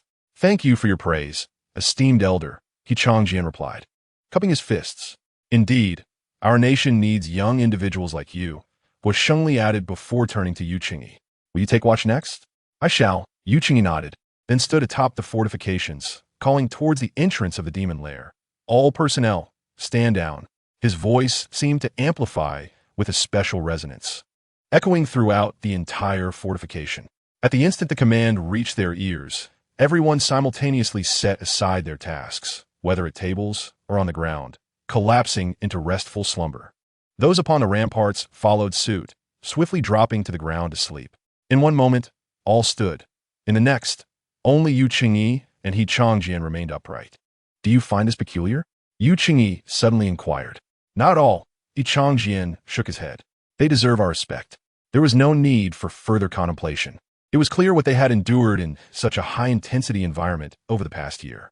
"Indeed, every human standing in that lair deserves our respect," Yu Qingyi affirmed. "I have a question for you. Do you know why the monsters possess overwhelming strength, yet have not sought to annihilate us? He continued, like just now before we arrived. Why did they not simply strike and obliterate the Western theater despite the presence of ninth-tier monsters? Qianqian pondered deeply, resting his chin on his hand, before responding. Perhaps it is for the purpose of training and cultivation? Oh, elaborate on why you believe it to be these two reasons, Qianqian encouraged. After a moment of reflection, Qianqian began to articulate his thoughts. When I was merely a year old, my mother employed a tutor for me, during which she introduced me to modern history. After the monsters launched their initial large-scale assault against humanity, decimating most nations, they did not pursue further mass attacks, but instead consumed the territories of Blue Star piece by piece. Given the disparity in strength between them and humanity, they could have easily initiated multiple large-scale assaults to eradicate us, yet they chose a more gradual approach, which suggests a strategy of training. As for the concept of cultivation, Qianqian paused, taking a deep breath, for what he was about to reveal weighed heavily on both humanity and the nation of Huagua. Moreover, it is due to the excessive chattering that one might suffocate if they do not take a breath. To the monsters, humans are considered exquisite delicacies. As humans cultivate over time, the accumulation of spiritual energy within them increases, resulting in a more vigorous life force, akin to a prize tonic for the monsters. Much like ginseng fruit. Thus, they do not rush to launch their final assault on us. Instead, they choose to wait until we develop for a while longer, then reap their harvest before departing. This strategy represents the maximization of their interests. Consequently, our current predicament can be likened to being kept in captivity. Qianqian refrained from continuing his discourse, lost in profound contemplation. Yuqingyi expressed his approval, stating, "Indeed, this situation is excessively cruel for us humans, and many are reluctant to broach the subject. Yet, the reality remains as such. However, there is no need for excessive pessimism, for the tide has begun to shift. The era of captivity and military training is in the past. Now, they harbor more trepidation towards us." Upon hearing this, Qianqian's mind raced. Trepidation? Is it due to the esteemed Feng Lao of the Central War Zone? In the outside world, Feng Lao's breakthrough to a half-step 10th rank had garnered exaggerated attention. Partially, Yuqingyi replied. However, what these monsters fear even more is our indomitable approach to combat. The reason our nation has endured this long is that our predecessors have sacrificed their lives, paving the way for us. In the most challenging circumstances, our overall combat strength may not match that of the monsters. 5 8th-rank warriors might trade their lives to vanquish a single 9th-rank monster, and they would not hesitate to strike. This is utterly incomprehensible to high-ranking monsters who value their lives. They believe that even if they may not break through, reaching the 8th rank signifies proximity to the 9th rank, an opportunity to become the pinnacle of this world. At such times, one would typically seek a secluded place to cultivate in silence. Yet, we humans seem entirely indifferent to our future, willing to barter our lives for a 9th rank monster. Of course, this is not indifference, it is merely a survival strategy necessitated by extreme circumstances. We must instill fear in these monsters. Otherwise, as you said, we would merely be kept in captivity, used for military training. Throughout the time that our predecessors sacrificed their lives, an increasing number of talents emerged from our nation, stabilizing the situation somewhat, until the arrival of our senior, Ji Wushuang. These 5 major war zones were forged by Ji Wushuang, punch by punch. At this juncture, Yuqingyi's emotions began to swell with fervor. As the first half-step 10th rank of our nation, Ji Wushuang single-handedly repelled the tide of monsters. This marked the first time in our nation's history since the revival of spiritual energy that we actively drove back the monsters. Moreover, it was the first time that, under grievous conditions, Senior Ji succeeded in slaying a half-step 10th rank monster. Those in the depths of the monster lair were instilled with fear. Their numbers of half-step 10th rank monsters undoubtedly exceed our human ranks, yet they dare not gamble. They are but a hair's breadth away from the pinnacle of the 10th rank, and they are reluctant to perish. This battle fought by Senior Ji has granted us a century-long respite, allowing our human talents to flourish. The number of 8th rank warriors among us continues to grow, with 9th rank warriors steadily on the rise. Following this battle, Senior Ji chose to delve into the depths of the monster lair, and to this day, we have received no news. The points of trepidation that the demon race harbors towards us can be summarized into three. In times of necessity, we are all warriors, and we are unflinching in the face of death. Our nation boasts the visible presence of half-step 10th rank Feng Shangwu and the concealed prowess of half-step 10th rank Ji Wuxuan. Qianqian exclaimed in astonishment. Concealed prowess? But hasn't over a century passed? Could he still be alive? Upon reaching the half-step 10th rank, one cannot regard them with the same perspective as ordinary individuals. Their longevity remains uncertain, Yu Qingyi replied. However, when you next encounter that fellow Feng Shanwu, you might inquire about it. Speaking of which, due to Senior Ji's battle, a covenant was established between humans and monsters. Combat is permitted below the 9th rank. Yet half-step 10th rank warriors must refrain from engaging. Half-step 10th rank warriors must refrain from engaging? Qianqian questioned, perplexed. But the last time that old rascal outsmarted us. Yu Qingyi chuckled. That fellow chose to break through during battle, remaining at the 9th rank initially, only to ascend a half-step 10th rank midway through the confrontation. He cleverly exploited a loophole in the rules. Qianqian conceded. That loophole is quite impressive. Are you quite close with Senior Ji? Qianqian inquired. As the foremost individual of our nation, I dare say I call him that old rascal quite casually, Yu Qingyi replied. Not bad. We both emerged from the same school, and I am a year his senior. When he was merely a 3rd rank warrior, he would often follow me around, calling me Senior Yu and seeking knowledge. I was reluctant, yet he persistently pursued me. I'll have to bring you along next time to have him treat us to a meal. Yu Qingyi laughed. If he refuses to treat us, I shall bring up past matters.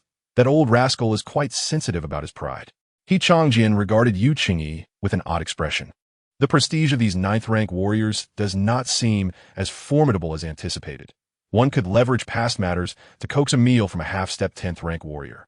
Such scenarios appear rather amusing. He had entertained similar thoughts previously. In truth, the majority of those currently stationed on the battlefield are old classmates. Yu Qingyi glanced towards the outer defenses, suddenly feeling a wave of nostalgia. Upon our graduation, we ventured to various battlefields in the underworld. After all these years, few of us remain. Qianqian turned to gaze at the battlefield ahead. The ground was stained crimson, with heaps of monster corpses in the distance, still shrouded in lingering demonic energy.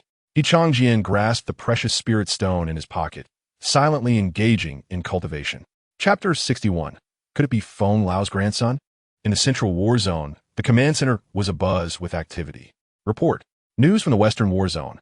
A 9th rank warrior has emerged. The defenses have been reclaimed. A great victory. A messenger burst into the command center, calling out loudly. The room fell silent for a moment before erupting into jubilation.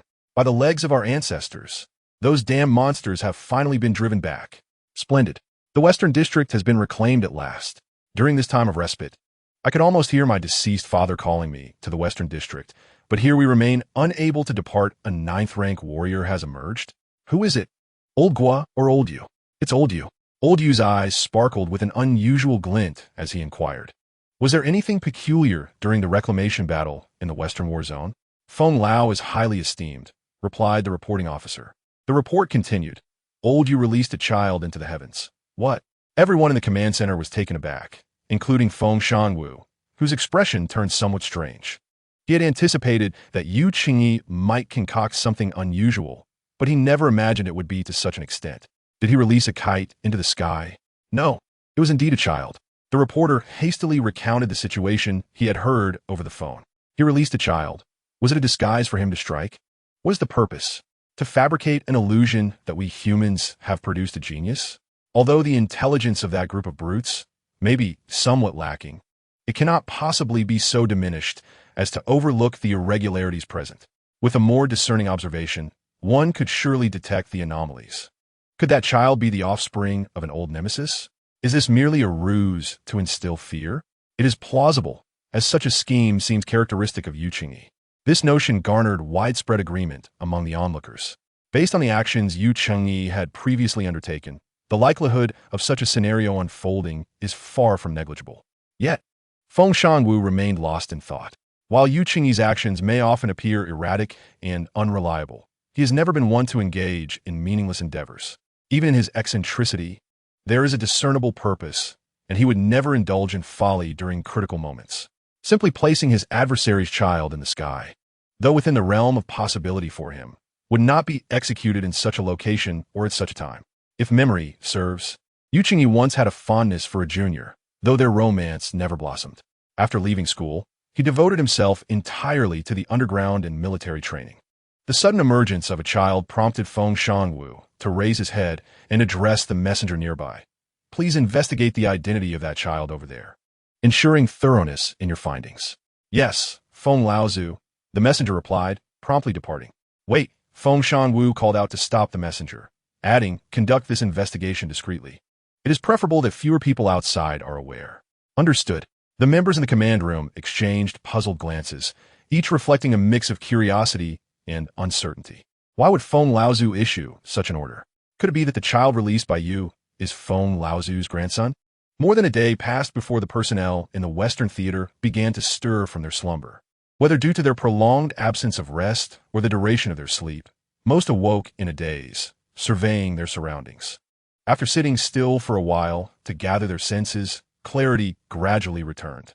Some headed toward the bathing area, while others made their way to the mess hall, relishing the long-awaited opportunity to relax, if only for a moment. After dining and bathing, they returned to their duties. Under the command of the headquarters, some began to clear the battlefield of corpses, separating those of humans from those of the magical beasts.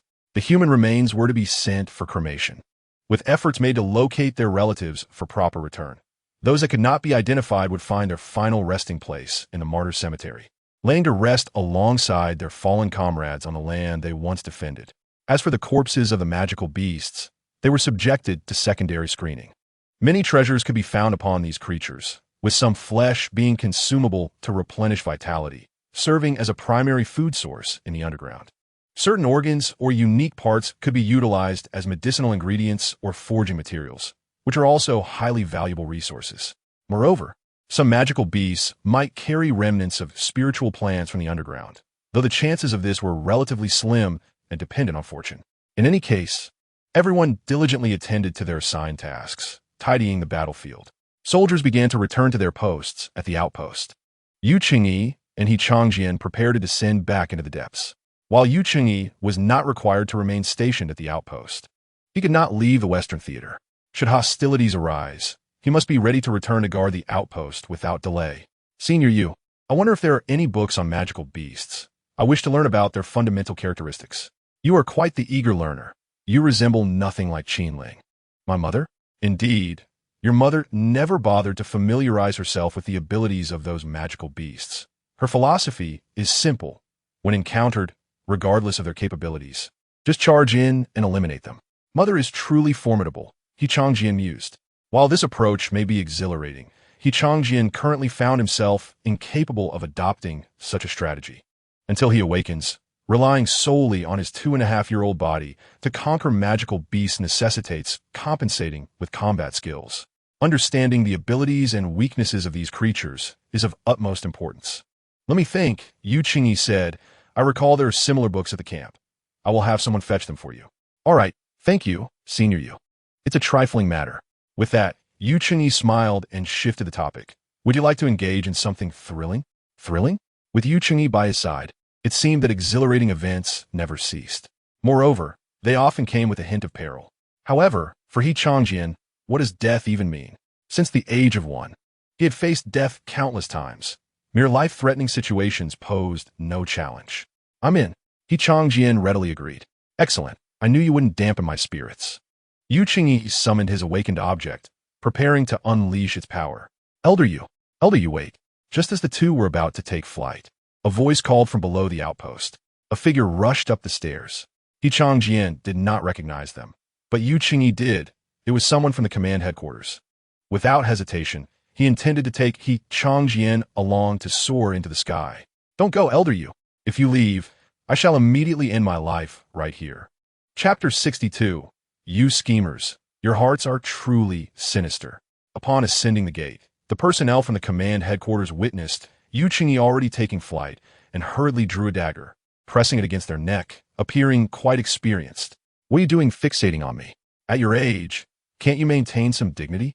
Yu Qingyi exclaimed in exasperation, pulling He Qianqian back. He understood that this individual was not merely attempting to intimidate him. They were genuinely a threat. The last time he had left, this person had indeed pressed a knife against their neck, and it took a considerable effort to rescue them. While the entire Western theater struggled to reign in Qianqian, this individual managed to do so. Moreover, this person could not perish.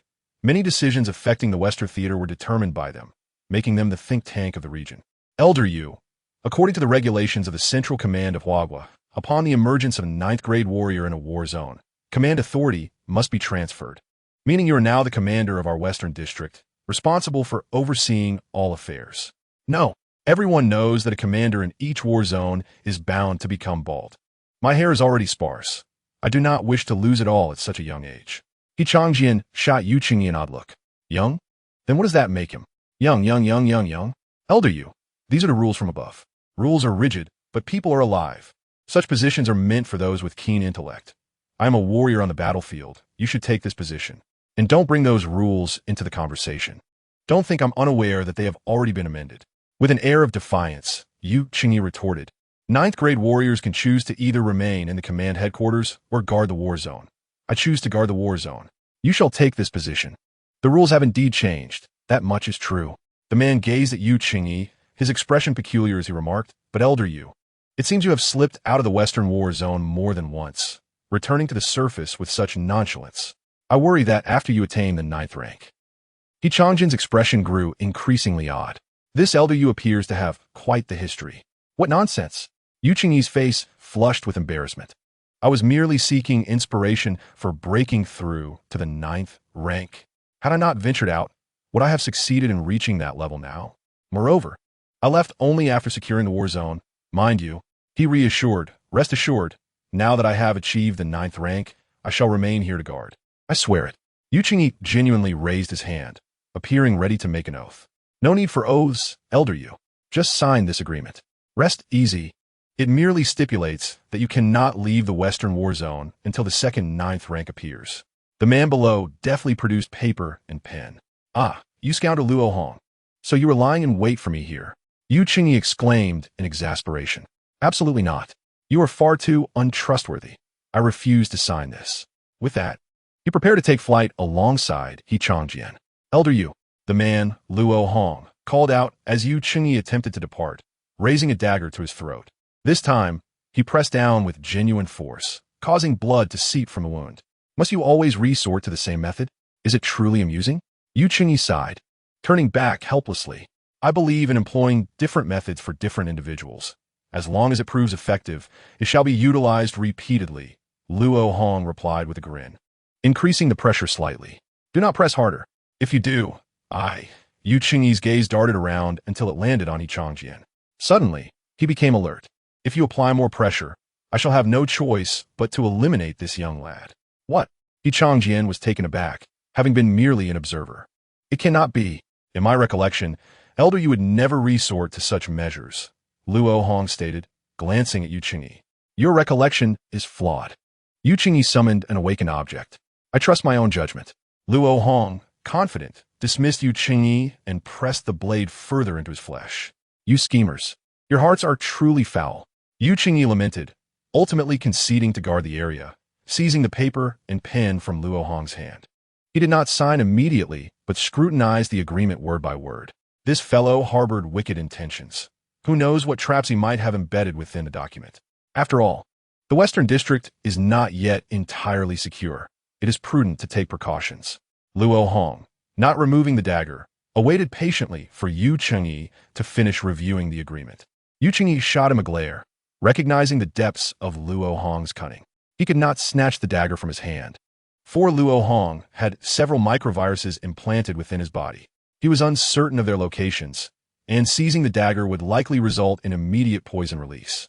Where has the fundamental trust between individuals gone? Qianqian muttered indignantly while examining the document. I still have faith in Elder Yu. I merely seek a bit more assurance. Faith in what? Qianqian retorted with irritation. Luo Hong laughed silently, then turned his attention to Qianqian, pondering for a moment before speaking cheerfully. Young friend, if you have time in the future, do visit our command center. We warmly welcome guests. Do not go. Before Qianqian could respond, Yu Qingyi interjected.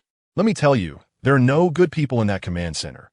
Every one of them has 1,000 ulterior motives.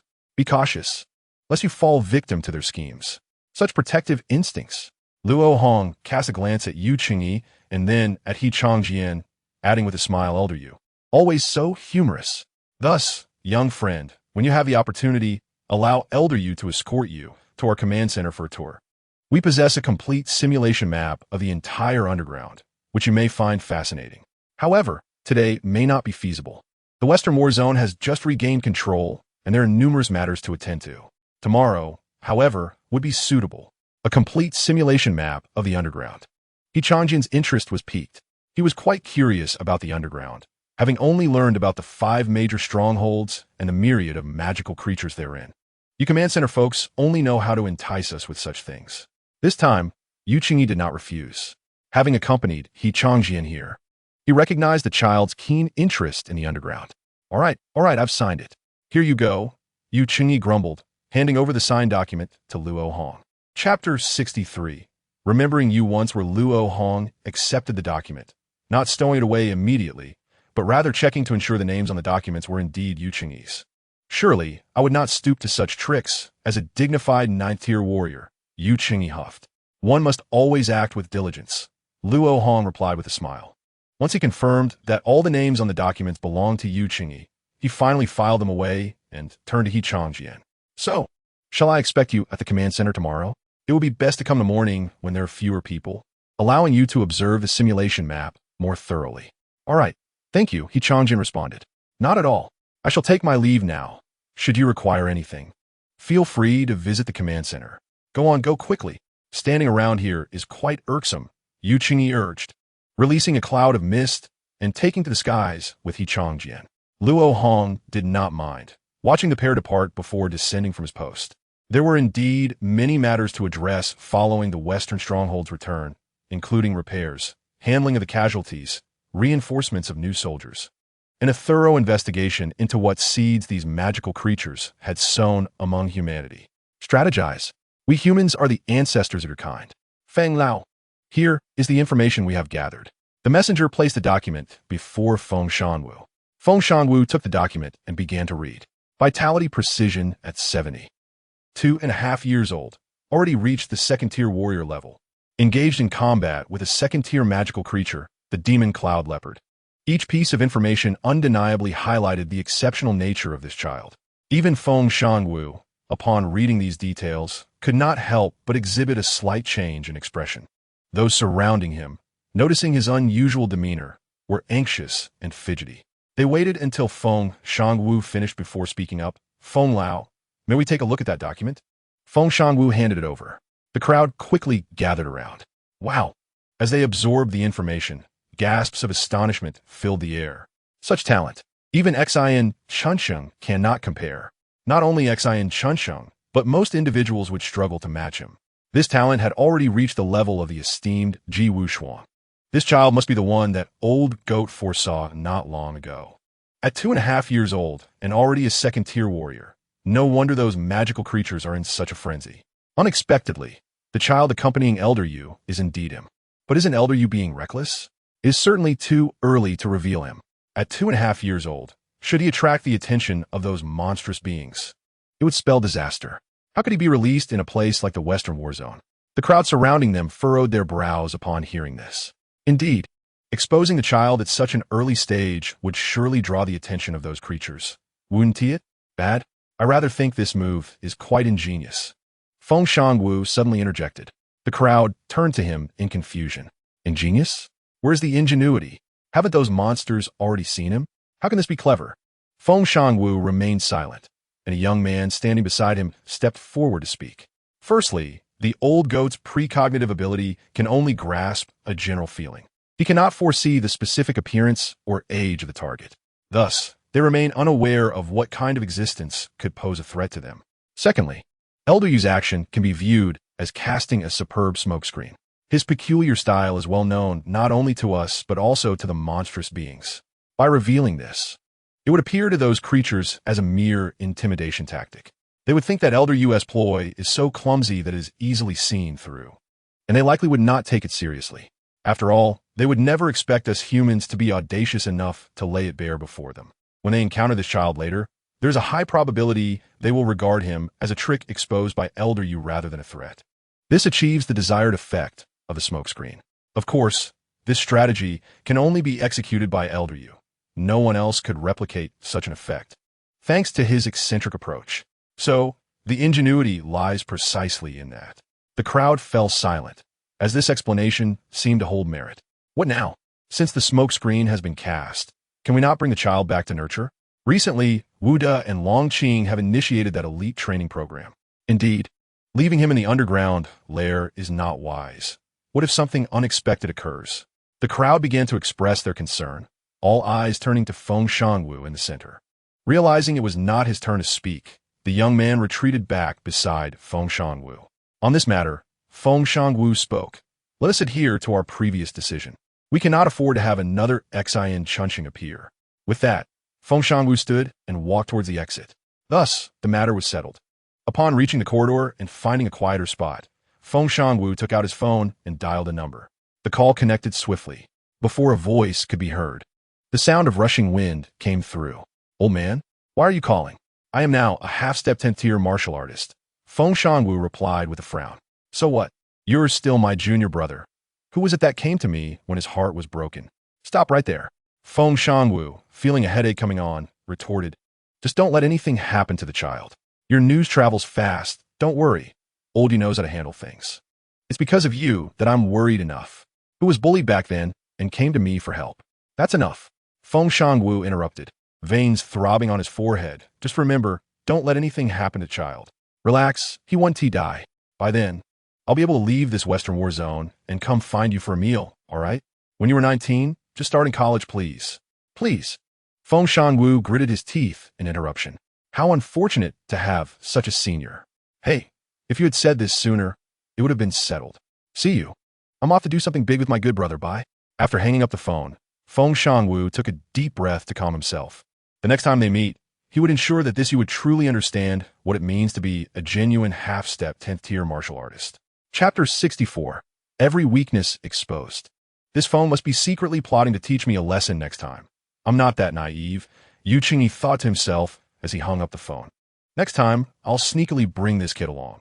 If that phone tries to strike me, I'll just Yu Qingyi's thoughts were abruptly interrupted when he noticed that Qianqian, who had been meditating nearby, had opened his eyes at some point. The words he intended to say were swallowed back, and he instead smiled. I'll just have you plead for me to him, and I'll take you out for fun. You must help me at a crucial moment. Qianqian wore a peculiar expression. He felt as if Yu Qingyi was not truly saying what he meant. Before we seek thrills, shouldn't we resolve dinner first? It seems we haven't eaten in over a day.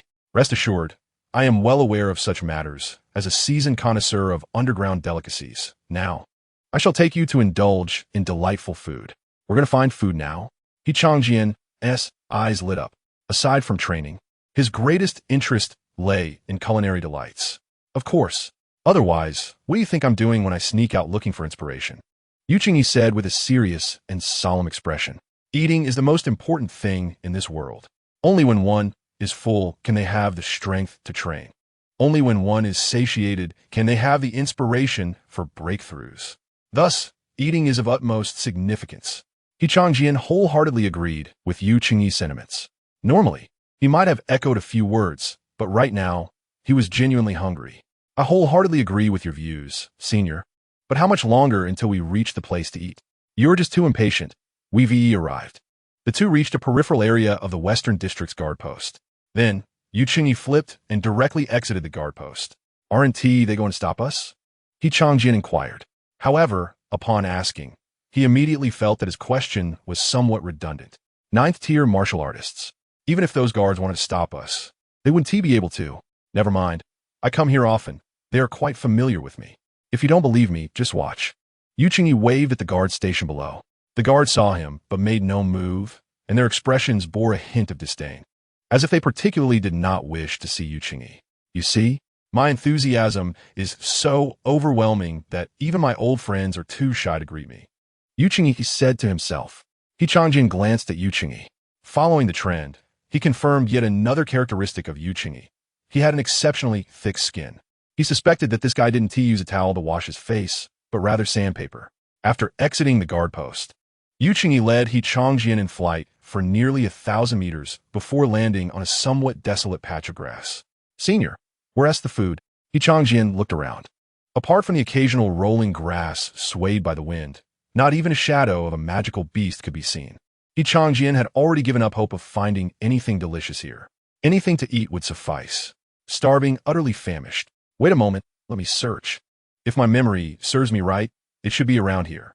You assist me in the search, focusing on areas where withered weeds and small mounds of earth are present. I distinctly remember it being in that vicinity. Qianqian glanced around. Everywhere his gaze fell, he was met with desiccated grass and earth mounds. If this is to be a search, I fear we might perish from hunger before finding anything. "Senior, why not utilize your awaken item? Wouldn't that expedite the process?" "That won't do," Qianqian explained. "The food we seek is quite fragile. Employing my awaken item could very well damage it, rendering it inedible. Rest assured, when the time comes, you will undoubtedly find it delectable. You'll understand why we went through such trouble to procure it." Qianqian reassured Qianqian. "All right, I'll trust this fellow once more." Qianqian followed closely behind Qianqian. If this character fails to uncover anything palatable, or worse, find something unappetizing, he would duly note the expense in his little notebook. Once he breaks through to the semi-step of the 10th tier, he would settle the score with him properly.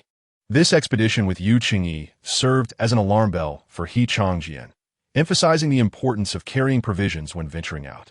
Otherwise, one might not only encounter danger and injury, but could very well starve to death. It seemed that fortune favored him. Or perhaps it was due to his prolonged dances on the precipice of life and death.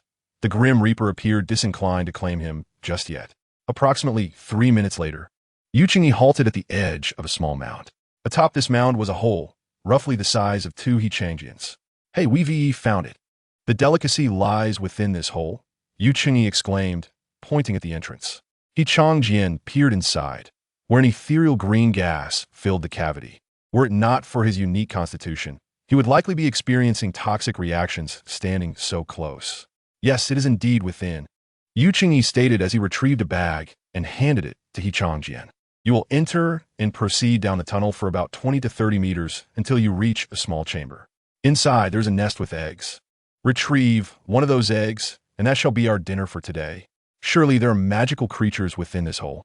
Qianqian inquired, hesitating before entering. "Indeed, there are magical creatures, spotted snakes, but their highest level does not exceed 2, Qianqian responded. "For you, this is the perfect opportunity for trial. You can cultivate while simultaneously securing a delicious meal. How advantageous. See how considerate I am of your needs. Why do I feel it's you who cannot retrieve the snake egg, and thus enlisted me for the task? What nonsense. As a dignified 9th-tier warrior, how could I fail to procure a mere snake egg from small burrow?" Qianqian retorted earnestly, "Your master entrusted you to me, and I am determined to enhance your capabilities. Rest assured, I have assessed the situation. The magical creatures within are well within your capacity to handle." Qianqian encouraged Qianqian with a reassuring gaze. "I shall await your good news." Qianqian glanced at the sack in his hand and then at the hole ahead, asking, "Where is the weakness of the spotted snake?" "It possesses weaknesses all over its body." "All over its body?" Qianqian regarded Qianqian with skepticism. What kind of magical creature is so weak? Indeed, whenever I encounter these magical beings, a mere flick of my hand is sufficient to send them to their demise. Qianqian replied in disbelief. "That is self-evident. Even if not now, previously, a single strike from an 8th-tier warrior would be more than enough to dispatch any 2nd-tier magical creature," he concluded. Chapter 65. The Confident Serpent Horde. Understanding that the words of this individual before him were likely as untrustworthy as those just spoken, Qianqian ceased his inquiries and turned his attention back to the entrance. "Are you certain the magical creatures within are no more than 2nd tier?" he finally asked. "Rest assured, you shall not meet your demise, if you were to perish. A multitude would come seeking my head," Qianqian assured him. That guarantee felt rather peculiar. "Do you have a flashlight or something that emits light?" "I would prefer not to venture into darkness." "Fear not.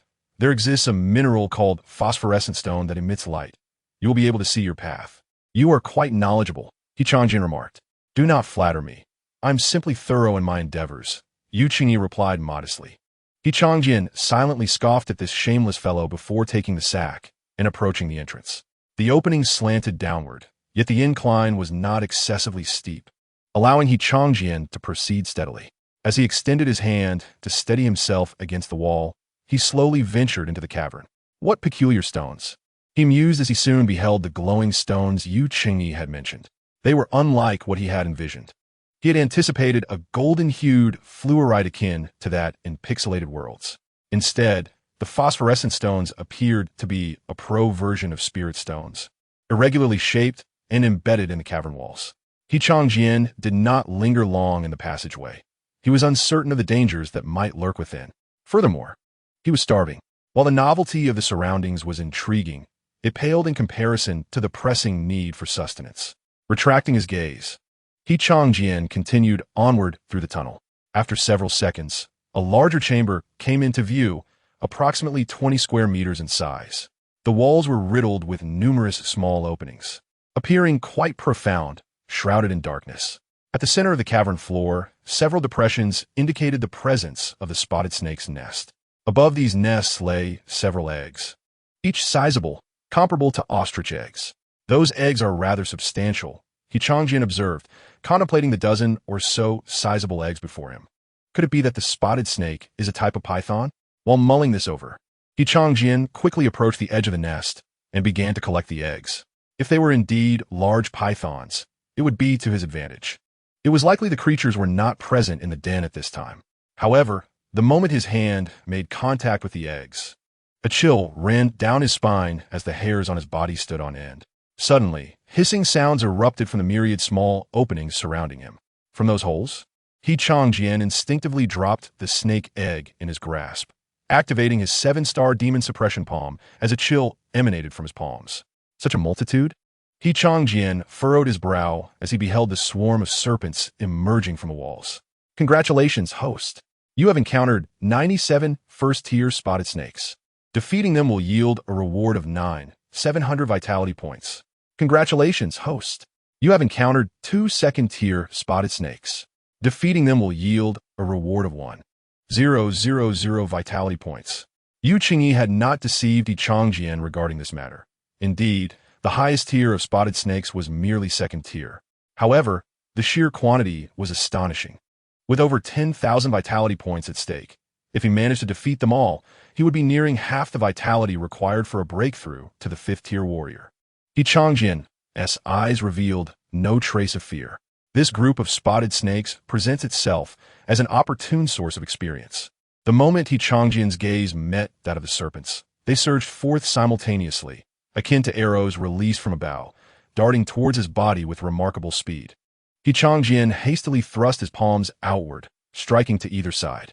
Several of the serpents flanking him were swiftly dispatched under the force of his blows. However, he could not defend against the others, which latched onto him with their gaping jaws, sinking their fangs into his flesh. As his skin was pierced, he felt these slender creatures injecting something into his body. At the instant they entered, a tingling sensation washed over him, rendering him momentarily weak. Yet this feeling was fleeting. In less than half a second, Qianqian regained his capacity for movement. Apologies, my constitution fortuitously counters your venom, he declared, recovering his composure and preparing to strike once more. However, just as he assumed his stance, he noticed something amiss. Why had the snakes ceased their assault? After attacking, they simply remained nearby, swaying their heads as if awaiting something. Could it be that they were anticipating the onset of my toxin?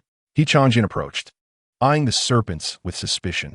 After a moment of contemplation, he unleashed a powerful punch upon the head of one of the spotted snakes, sending it crashing to the ground in a gruesome display. Remarkably, the other serpents seemed oblivious to this act of aggression, continuing to sway and observe him intently, including a couple of larger second-tier spotted snakes. Such confidence in their own abilities, Qianqian mused with a peculiar expression. He then turned his gaze toward the cluster of snake eggs nestled nearby. If this group of serpents is so foolish, consuming their eggs wouldn't render them equally dim-witted, would it? A flicker of concern crossed his mind, but it was swiftly dispelled. The size of these eggs rivaled that of 2 or 3 second-tier snakes coiled together. It was inconceivable that they could emerge from these creatures' bodies without causing substantial harm. Surely, they must have appropriated another creature's nest. With this thought, Qianqian felt considerably reassured. Since the spotted snakes showed no inclination to resist, he decided not to extend them any courtesy.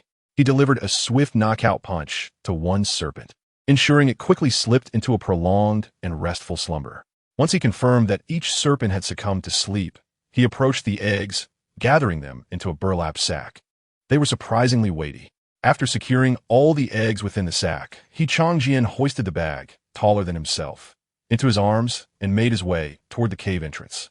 However, he was unprepared for the considerable difficulty he would face in exiting compared to his entry. The descent had been effortless. He merely needed to forge ahead.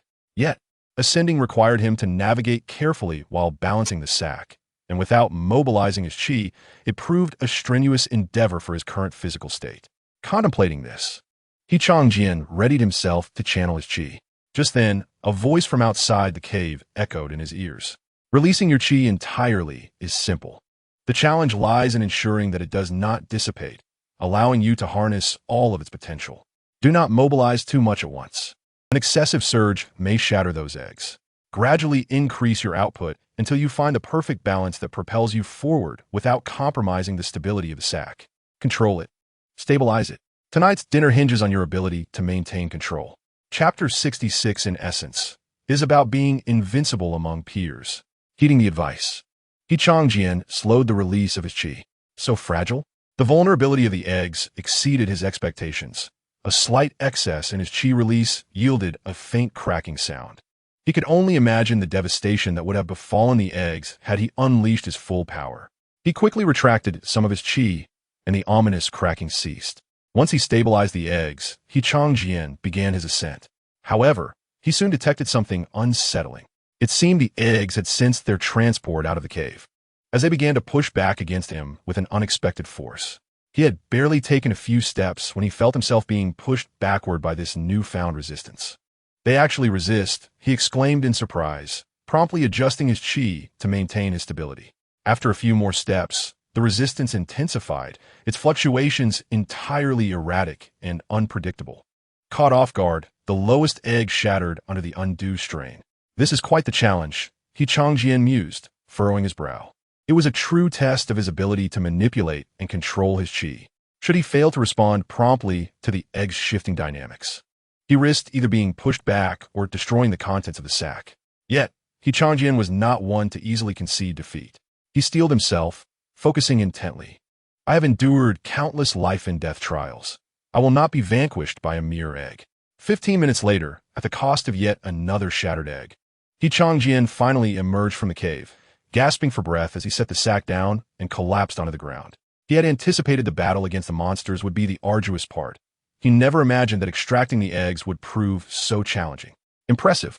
Your control over your chi has surpassed my expectations. I initially thought it would take you over an hour to ascend. Wuxianovel remarked with a smile as he approached Qianqian, retrieving the sack and heading toward the makeshift stove he had prepared. A flat stone slab, seemingly scavenged from elsewhere, was placed atop the rudimentary cooking apparatus. Wuxianovel extracted the eggs from the sack and summoned his staff, a golden light cascading over the eggs, rendering their surfaces pristine. So, how did this ascent feel? Has your control over your chi improved? Indeed, especially under hunger's influence. My awareness of my bodily chi seems sharper than before, Qianqian reflected, particularly noting the gnawing hunger in his belly. Good. I have a question for you. Do you know why, despite possessing the cultivation of second-tier warrior, you struggle against some second-tier monsters and sometimes even find yourself at a disadvantage? Is it because I have yet to awaken? Qianqian ventured. That is part of it, but not the essence of the issue, Wuxianovel replied, shaking his head. The core reason. Qianqian pondered for a moment before responding. Is it due to my control over my chi? Precisely, that is the crux of the matter. Wuxianovel explained while opening the eggs and pouring their contents onto the stone slab. To illustrate, you and another individual are both second-tier martial artists, with your vitality and blood purity both at 70. Awakening enables us to more adeptly harness the vital energies within our bodies. He is an awakened second-tier martial artist, capable of effectively unleashing the power of 40 from that 70. In contrast, you have yet to awaken and can only wield a mere 15 or 20 of that power. Qianqian, upon hearing this, took a moment to introspectively gauge his own body. This was indeed a detail he had previously overlooked. Naturally, the power one can exert can be enhanced through specialized training. If you manage to elevate your effective power to 40 before awakening, even without the awakening, by cultivating certain unique martial techniques, your combat prowess could rival that of an awakened second-tier martial artist. And when you do awaken, Yuqingyi abruptly halted mid-sentence. Not to create suspense or build tension, but because the eggs on the stone slab were at risk of burning if not turned soon. After flipping the 2 eggs, Yuqingyi continued, stating that once you awaken, you'll have already engaged in conscious training for controlling your vital energies for quite some time, thus enabling you to unleash an even greater potency of vital force post-awakening, perhaps even to its fullest extent. In simpler terms, you would be invincible among your peers. Yuqingyi's words seemed to unlock a new realm of understanding for Qianqian. The previously vague questions he harbored now appeared in sharp relief. The crux of the matter lay in the insufficient exertion of vital force. Compared to others, you possess a significant advantage, as you reached a vital energy level surpassing that of second-tier martial artists by the age of 2. The minimum requirement for engaging in vital energy control training is being a second-tier martial artist. First-tier practitioners lack the sensitivity and control necessary for such training. In terms of vital energy, innate talent, and time, you hold considerable advantages over other martial artists. If harnessed well, your potential could even surpass that of your esteemed predecessor, Ye Wuxianovel. Far surpass. Therefore, during the period before I escort you back to your master, your training under my guidance will primarily focus on the control and stabilization of your vital energy. I will strive to elevate your effective exertion of vital force to match or even exceed that of your peers. However, my training methods are often met with skepticism by most, including your master and those from the command center, who remain wary of my approach. There are numerous dangers, many of which I cannot even control. Are you afraid, little one? Yuqingyi inquired, casting a smile at Qianqian. Not afraid. In my lexicon, the word fear does not exist. Qianqian replied with fiery determination. Having endured numerous life and death trials, what risks could mere training pose? His current situation resembled that of a player granted a character with immense stats in a game. If he lacked the skill to utilize it, he would only manage to exert a power of around 20. No matter how strong the character, it would be rendered ineffective. This training was precisely what he needed at this moment. Observing the fervent determination in Qianqian's eyes, Yuqingyi felt a wave of emotion. This was the vitality of new life. Even he, despite his years, felt a surge of youthful passion. He could sense the temperature around him rising under this new life as fervor. Those eyes radiated the essence of life, the essence of youth. And a hint of char. Yuqingyi abruptly turned his gaze back to the eggs on the stone slab. Good heavens! How could they have burned so quickly with just a moment's inattention? Chapter 67. The Perfect Martial Technique. Qianqian looked at Yuqingyi with a face full of disbelief.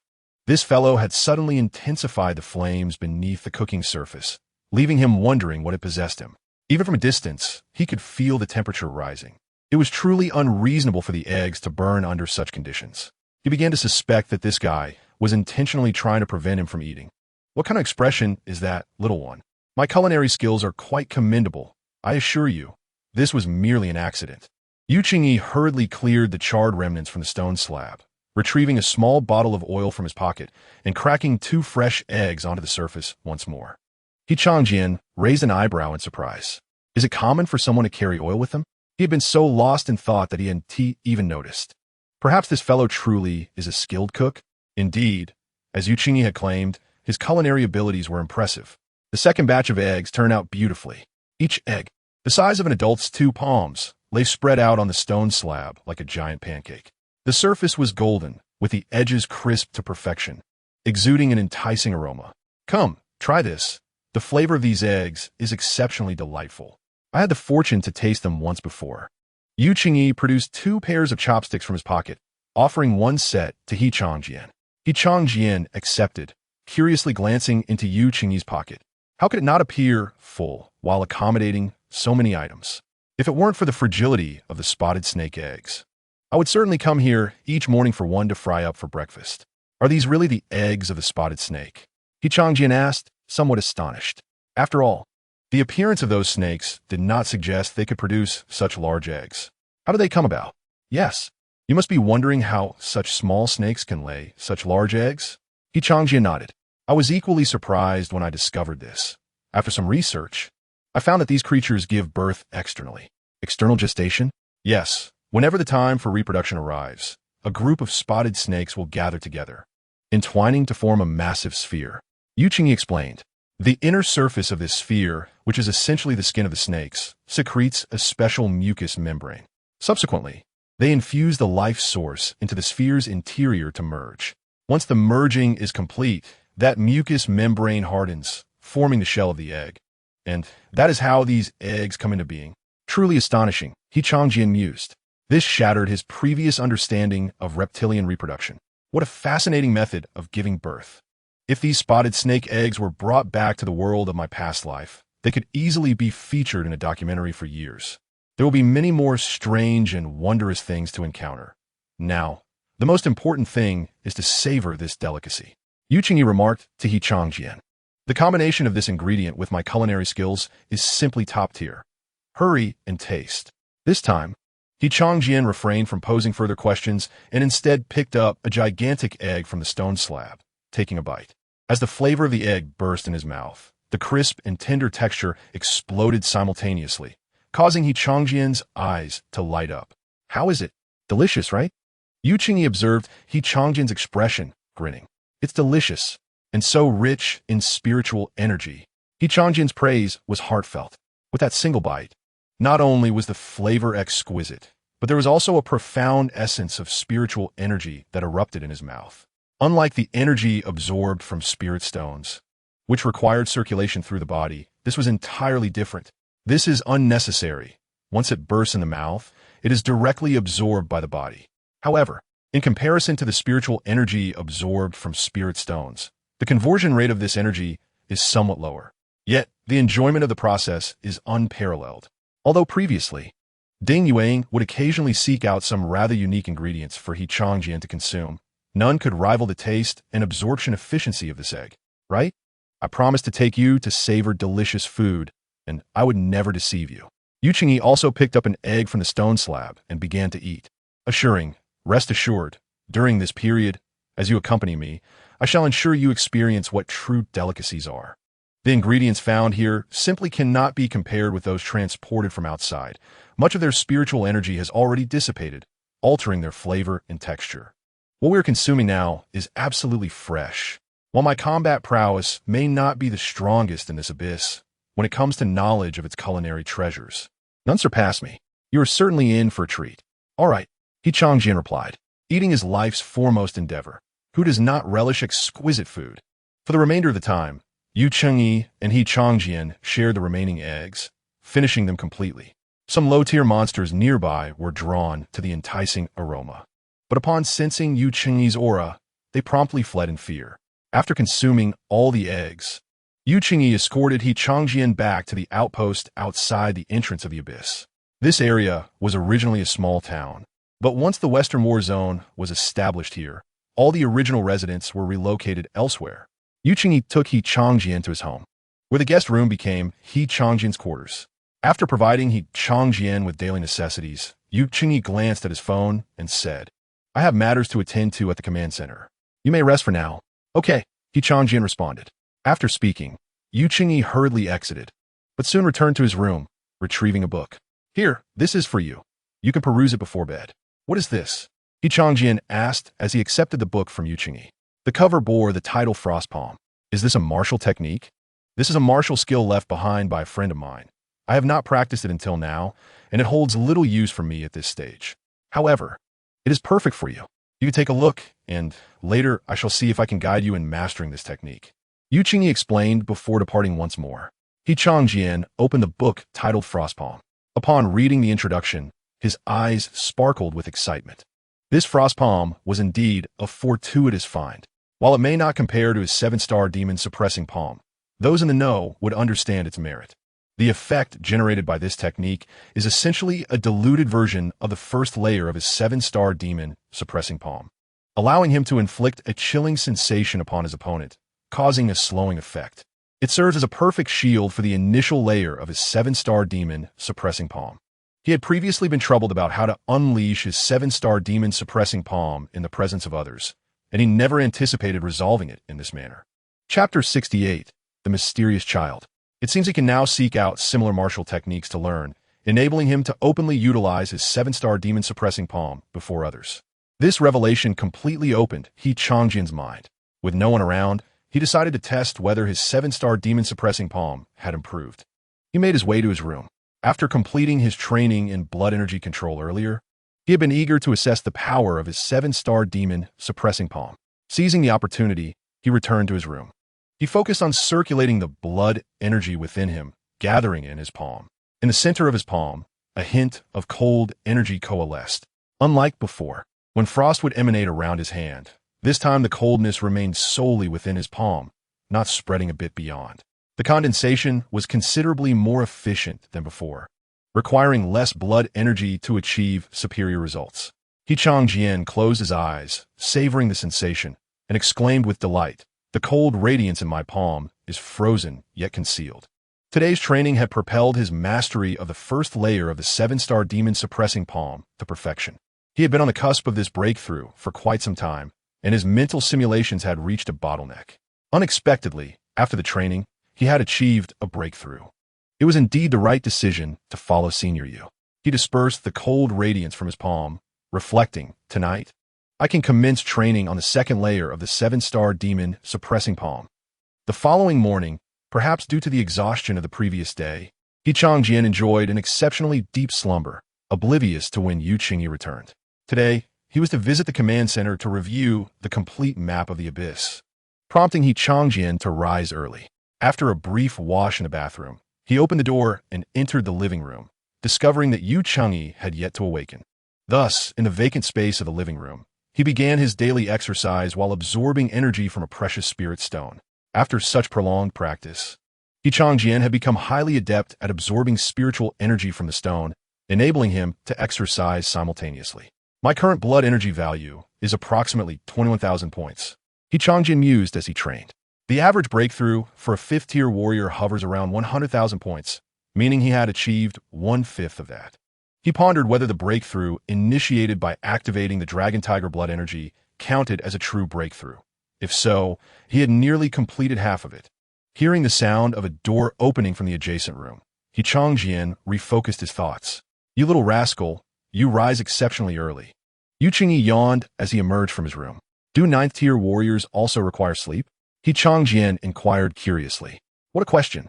9th-tier warriors are still human. Everyone needs rest." Qingyi replied, "Sleep is the best remedy for the body's recovery. However, I cannot say if 10th-tier warriors require sleep, as no one has ever broken through to that rank." After a moment of contemplation, Qingyi added, "Let us depart for the command center. Last night, when I returned, Luo Hongqian insisted I bring you along, stating that if you did not go, there would be consequences. He could be quite bothersome, truly." As they reached the Western War Zone Command Center, it had been converted from former residential buildings, with a larger structure selected and some walls removed to create new room layouts. Upon their arrival, Luo Hong greeted them with a broad smile. "Good morning, young friend Qianqian." "Good morning, Uncle Luo," Qianqian replied after considering the appropriate form of address, ultimately settling on a universally applicable title. Luo Hong appeared neither particularly young nor old, existing in that ambiguous age range where it was difficult to discern. "You, with the surname Luo, there is another person here whom you have yet to greet," Qingyi remarked. "What are you saying, Senior You? You are indeed a part of our command center and should be quite familiar with us," Luo Hong responded. "Hey, hold on. I am part of the Strategic Defense Unit, not one of those scheming individuals from your command center," he retorted. Luo Hong, unfazed by the comment, continued to glance at Qianqian beside him. "Shall we proceed inside? The simulation map of the underground has already been activated. You can see it as soon as we enter." "Absolutely." Qianqian's eyes sparkled with excitement. He had come specifically for this panoramic representation of the underground. Luo Hong led the two to the second floor, which was entirely dedicated to the strategic command room. This area was filled with an array of equipment and chairs, all occupied by personnel diligently engaged in their respective tasks. At the heart of the command room stood a sizable table featuring a light blue 3D projection, the comprehensive map of the underground. Upon their entrance, numerous gazes shifted towards them, eager to glimpse the child who had been elevated to prominence by Elder You. After all, it was speculated that such a child might be the offspring of Elder Yu's adversaries.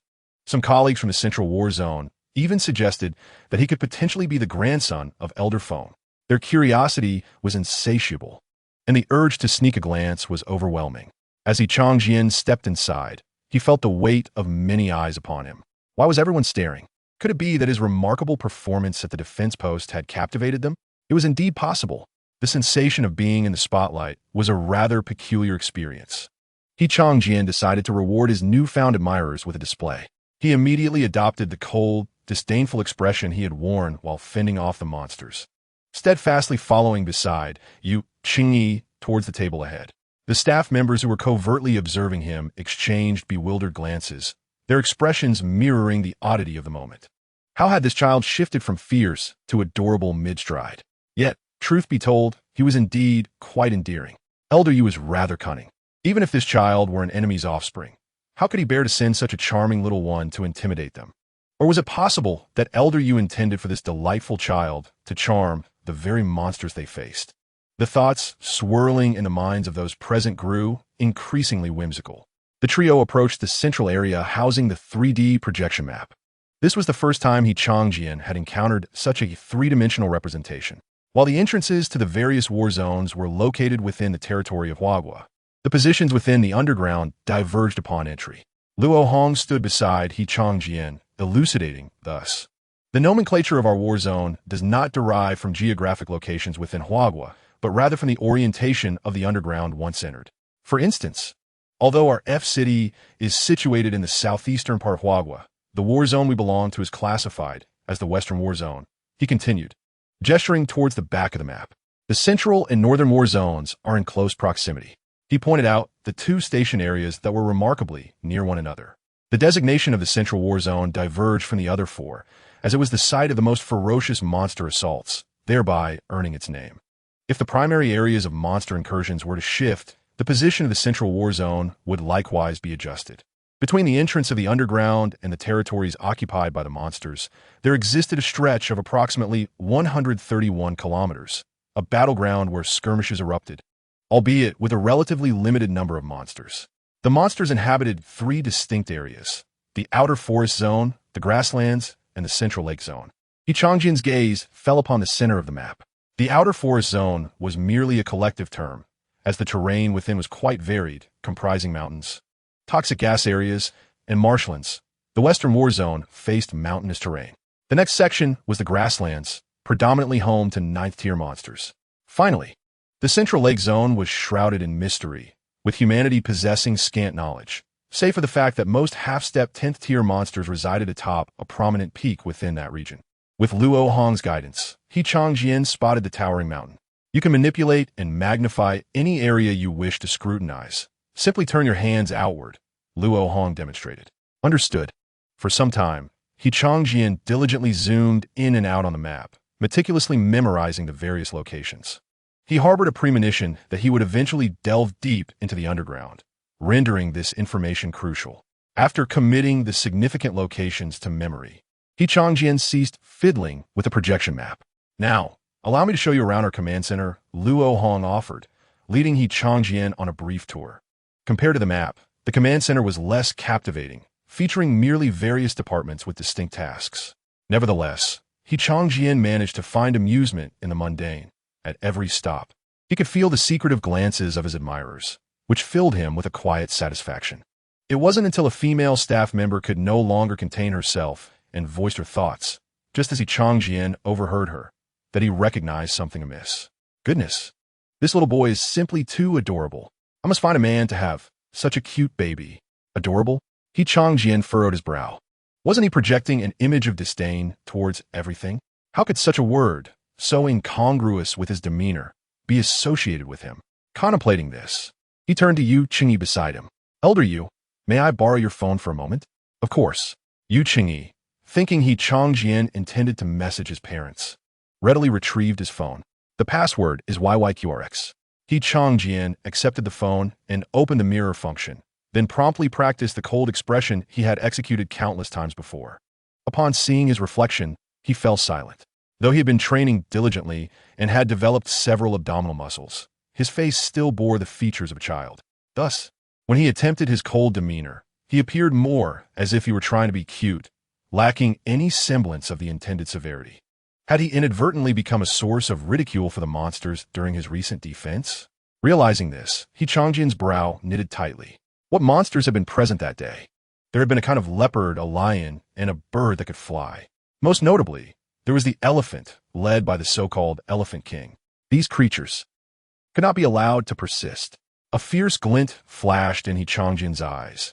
They had secured a spot on his list of targets post-transformation.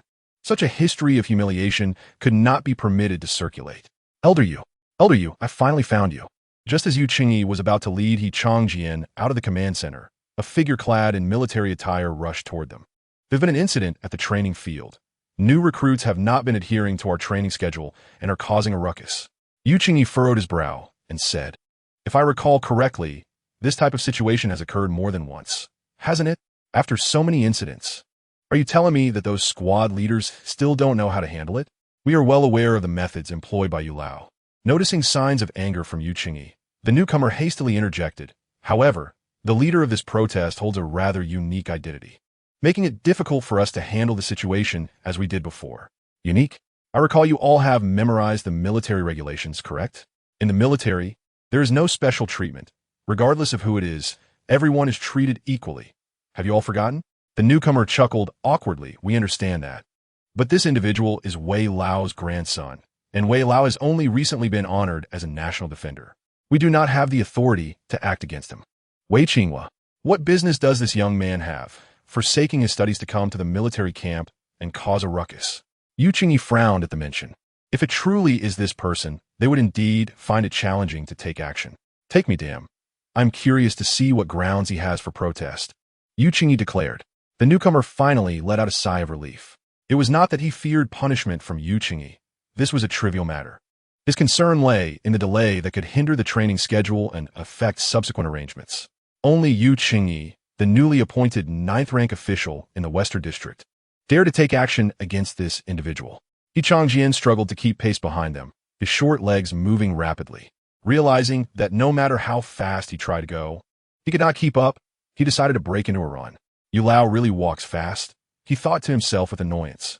Normally, Yuqingyi would adjust his speed to accommodate Qianqian, but today, given the urgency of the situation, he was not holding back.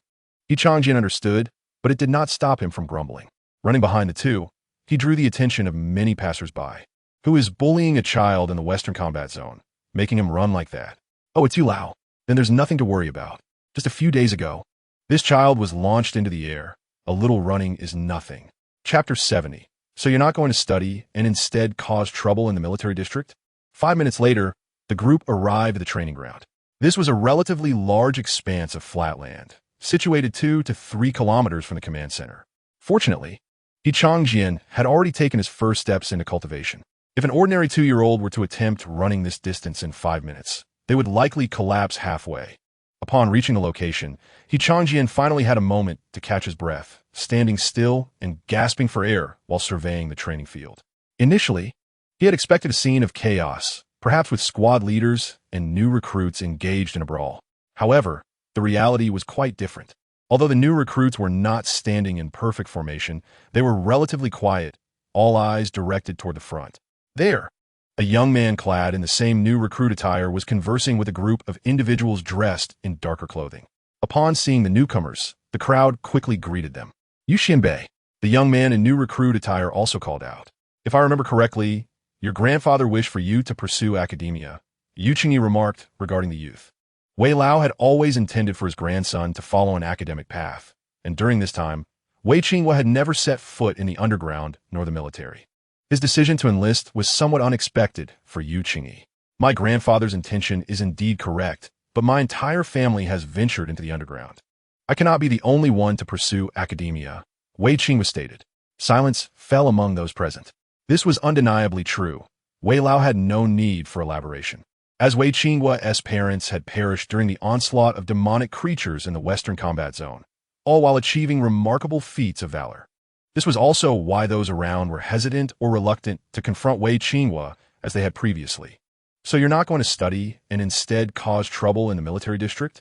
Yu Qingyi felt no such reservations. In terms of seniority and status in the Western Combat Zone, he was absolutely capable of managing this individual. I did not intend to cause trouble here. Wei Qinghua replied calmly, without shouting. I simply believe that the training programs here are somewhat unreasonable. Oh, unreasonable? Yu Qingyi raised an eyebrow.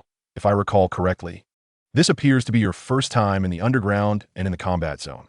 You've already discerned the unreasonable aspects? Come, tell me precisely what is unreasonable. I believe that some of the training exercises are quite unnecessary. Wei Qinghua responded, unafraid of Yu Qingyi's gaze. For instance, carrying that enormous round stone up the hill over there seems entirely pointless. Furthermore, swimming while holding onto a log with one hand is similarly unnecessary. Wei Qinghua meticulously listed the numerous aspects he found unreasonable. Qianqian observed him with a somewhat peculiar expression. In his estimation, the exercises Wei Qinghua criticized were primarily aimed at controlling one's vital energy. Compared to the training Yu Qingyi had provided him, these exercises were indeed considerably safer. Did these individuals not comprehend the purpose of such training? Had they not received prior explanations before their training commenced? Qianqian looked curiously at Yu Qingyi. Logically, such matters should not have been overlooked. Was there some aspect unknown to him? I do not wish to cause trouble. I merely want to express what I find unreasonable. After articulating his grievances, Wei Qinghua added, I believe many of my comrades share the sentiment that these training exercises lack practical significance. To improve physical fitness, we could engage in proper training without these extraneous displays. Moreover, for those of us who are already second-rank martial artists, what we truly require now is the absorption of spiritual energy to enhance our vitality and some battlefield skills training. Straightening his posture, Wei Qinghua presented himself as a voice for his comrades. Many in the crowd looked at him with admiration. After all, they did not possess the courage that Wei Qinghua exhibited in directly providing feedback to the higher-ups regarding the unreasonable aspects of their training. What about the others? Does anyone else share this view? If so, step forward. Yu Qingyi's gaze swept over the onlookers who were merely spectating. There were indeed many who shared this sentiment. Being young and filled with fervor, it did not take long for a number of them to step forward in response to Yu Qingyi's provocation. A significant number, accounting for about 1/3 of the total. However, among those remaining, some still felt discontent but refrained from stepping forward, fearing potential punishment. Every year, we have this group of fools who refuse to accept training. Yu Qingyi scolded bluntly before turning his attention back to Wei Qinghua. Are you dissatisfied? I am not dissatisfied.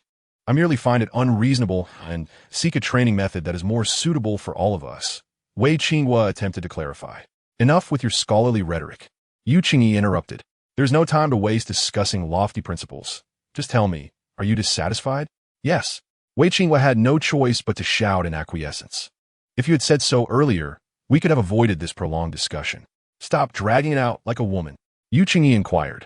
Do you comprehend the situation here and the means of resolution? His response was a fist. We shall subdue those who dissent through force. Although he had never descended into the underworld or the military district, he had heard tales from his grandfather regarding certain matters concerning the Wei Qin kingdom. However, I do not wish to engage in combat. I'm merely... He hesitated, realizing there was nothing substantial to add. Yu Qingyi interjected. Are you not dissatisfied with our training methods? I shall arrange for you to spar with a trained second-tier martial artist. Should you emerge victorious, I shall heed your concerns regarding our training and amend it forthwith. However, should you falter against the training grounds 200 kilometers, you and that entire group of discontented recruits shall face punishment. Yu Qingyi's voice resonated powerfully, and in that moment, his ninth-tier aura was palpable. Qianqian had never witnessed such a side of Yu Qingyi before. Yet, an unsettling premonition struck him. He suspected that the second-tier martial artist Yu Qingyi mentioned could very well be him. This matter was proposed solely by me. If I indeed lose, I shall accept the punishment myself, Wei Qinghua asserted earnestly. You lack the privilege of choice. If you lose, all shall be punished together, Yu Qingyi countered decisively. Wei Qinghua frowned, unwilling to see his comrades suffer because of him. Unwilling? Or perhaps afraid? Yu Qingyi chuckled, continuing to provoke. If you lack the courage of certainty, do not play the hero.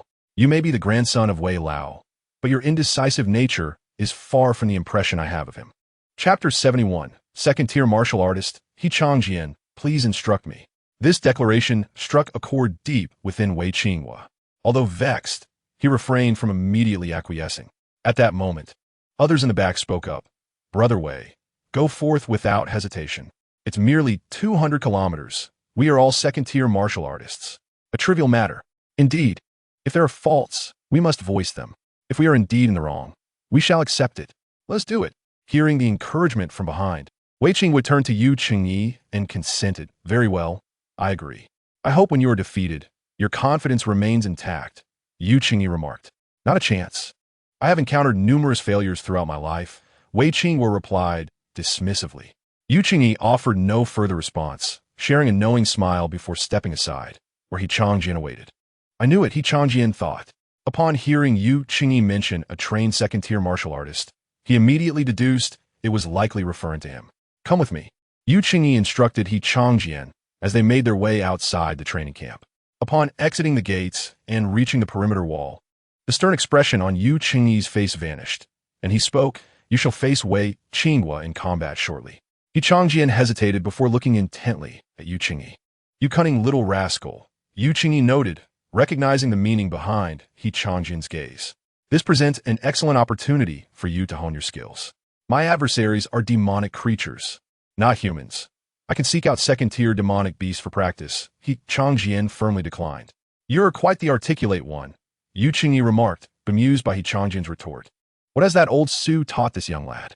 At just 2.5 years, he articulates such clever responses. Realizing there was no escaping, Yu Qingyi continued. If you win, I shall treat you to something substantial. How substantial? Rest assured, if I promise something substantial, it shall exceed your expectations. To put in perspective, if what you had yesterday was a 1, what I will treat you to this time will be a 10. After weighing his options, Qianqian begrudgingly agreed. You've reluctantly accepted. I'm providing you with a chance to train while treating you to a delightful meal, so revel in the thought. But I could get hurt in battle. My awakening ability can heal you. I refuse, Qianqian retorted. Yu Qingyi was momentarily at a loss for words. All right, when the time comes, fight earnestly and impart a profound lesson to those misguidedly confident individuals. But I'm merely 2 years old. It seems the opponent has been a second-tier martial artist for quite some time. That's irrelevant. Even if he has been a second tier for ages, it holds no weight. Do not be deceived by Wei Qinghua's title as the grandson of a 9th-tier martial artist. Prior to this, he has never engaged in actual combat. He has not even undergone systematic training. So how can he compare to you, who started rigorous training at just over a year old and have faced life-and-death situations? Qianqian silently agreed with this assessment. He had indeed faced countless life-threatening experiences. Not only Wei Qinghua, but even the collective experiences of all the recruits present likely paled in comparison to his own. He was a child who had survived in the warmth of maternal love.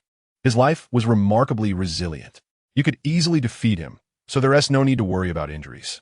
The key is to finish swiftly once this matter is resolved. I shall take you to savor something substantial. Agreed. Thus, the two came to an understanding. Yu Qingyi escorted Qianqian back to the training camp. Your opponent is him. There are no limitations on the abilities used in battle. Unleash your full potential. As the onlookers glanced around, speculating who Yu Qingyi was referring to, Qianqian stepped forward to stand before Wei Qinghua. The color drained from Wei Qinghua's face. Old Wei, if you truly wish to punish me, do so directly. Why use a mere child to humiliate me? Yu Qingyi remained silent as Qianqian charged forward. These individuals often perceived it as a humiliation before they engaged in combat. If they spoke out, it would lead to endless prattling. Once fists connected with their bodies, they would soon understand the reality. So that is how it is.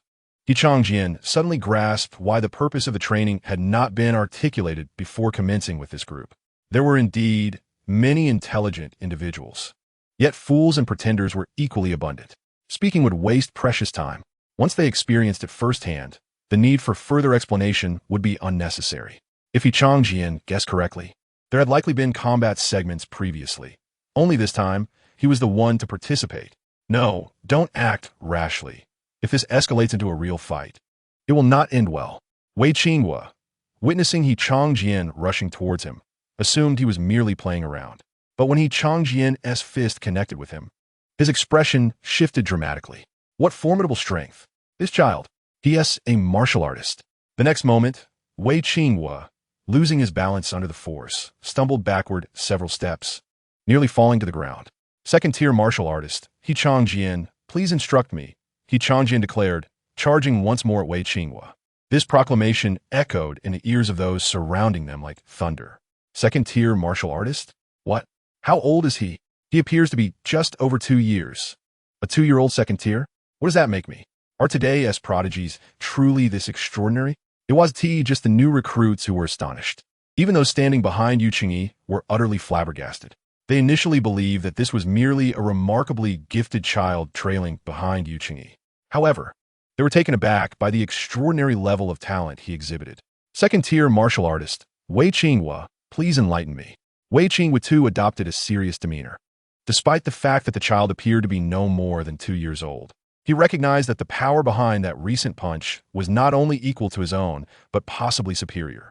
At that moment, Wei Qinghua had already discerned the answer to his earlier queries. Yet as combat had commenced, he remained eager to gauge just how far he lagged behind a true genius. Narrowing his eyes slightly, Wei Qinghua felt the surge of energy within him as a golden spear materialized in the palm of his right hand. Meanwhile, Qianqian had already dashed towards him, leaping high into the air, the energy within him surging as he struck out with his palm. Wei Qinghua raised the spear to block, yet he was still forced several steps back by the sheer force of the blow. Why haven't you summoned your awaken artifact? Wei Qinghua queried, puzzled. Do you have any common sense? I'm barely over 2 years old. How could I awaken anything? Qianqian retorted as he charged at Wei Qinghua once more. Newanimewithoverpoweredmaincharacter artifact. Wei Qinghua was taken aback. Without the enhancement of an awakened artifact, how could his strength be so formidable? Wasn't he had said that there was a stark difference between a martial artist before and after awakening? This fellow truly was a combat novice. Qianqian observed Wei Qinghua, who seemed momentarily lost in thought amidst the skirmish. Seizing the opportunity, he propelled himself upward, swiftly turning to deliver a kick that struck Wei Qinghua with tremendous force. This time, Wei Qinghua was unable to maintain his balance and fell to the ground. Finally snapping back to the reality of the fight, Wei Qinghua watched as Qianqian charged at him again. The golden spear in his grasp trembled violently, emanating a shockwave that pushed Qianqian back several paces. Qianqian executed a series of agile rolls to dissipate most of the impact before once again launching himself toward Wei Qinghua. A chilling energy began to coalesce in his palm, wisps of white mist trailing from his hand. Yu Qingyi immediately noticed the change in Qianqian's palm, his pupils dilating slightly. Is that the cold energy palm? I just provided this little fellow with a manual yesterday, and he learned it overnight? Such an astonishing comprehension ability. Yet, this was not the cold energy palm, but rather the first layer of the 7 stars demon suppressing palm. The cold energy surrounding his hand was deliberately emitted by Qianqian to create an illusion, ensuring it appeared convincing enough. He controlled the output of his palm energy to release only 1/10 of its potential, achieving a decelerating effect rather than freezing Wei Qinghua entirely. I can't take that hit, Wei Qinghua thought as he saw Qianqian rushing towards him, hastily retreating. Although he was uncertain about the chilling aura emanating from Qianqian's palm, his instincts warned him that being struck by it would spell trouble. Qianqian, perceiving Wei Qinghua's intent, exerted his legs with vigor, pushing off the ground multiple times to rapidly close the distance between them. No time to retreat. Wei Qinghua, caught off guard by his own predicament, raised his spear for another block. Qianqian leaped, his left hand sweeping before Wei Qinghua's eyes, while his right hand struck out simultaneously. Instinctively, Wei Qinghua glanced at Qianqian's left hand, and in that fleeting moment of distraction, he felt an icy sensation enveloping his neck. In the next heartbeat, this chill transformed into a bone-deep coldness that radiated swiftly throughout his body.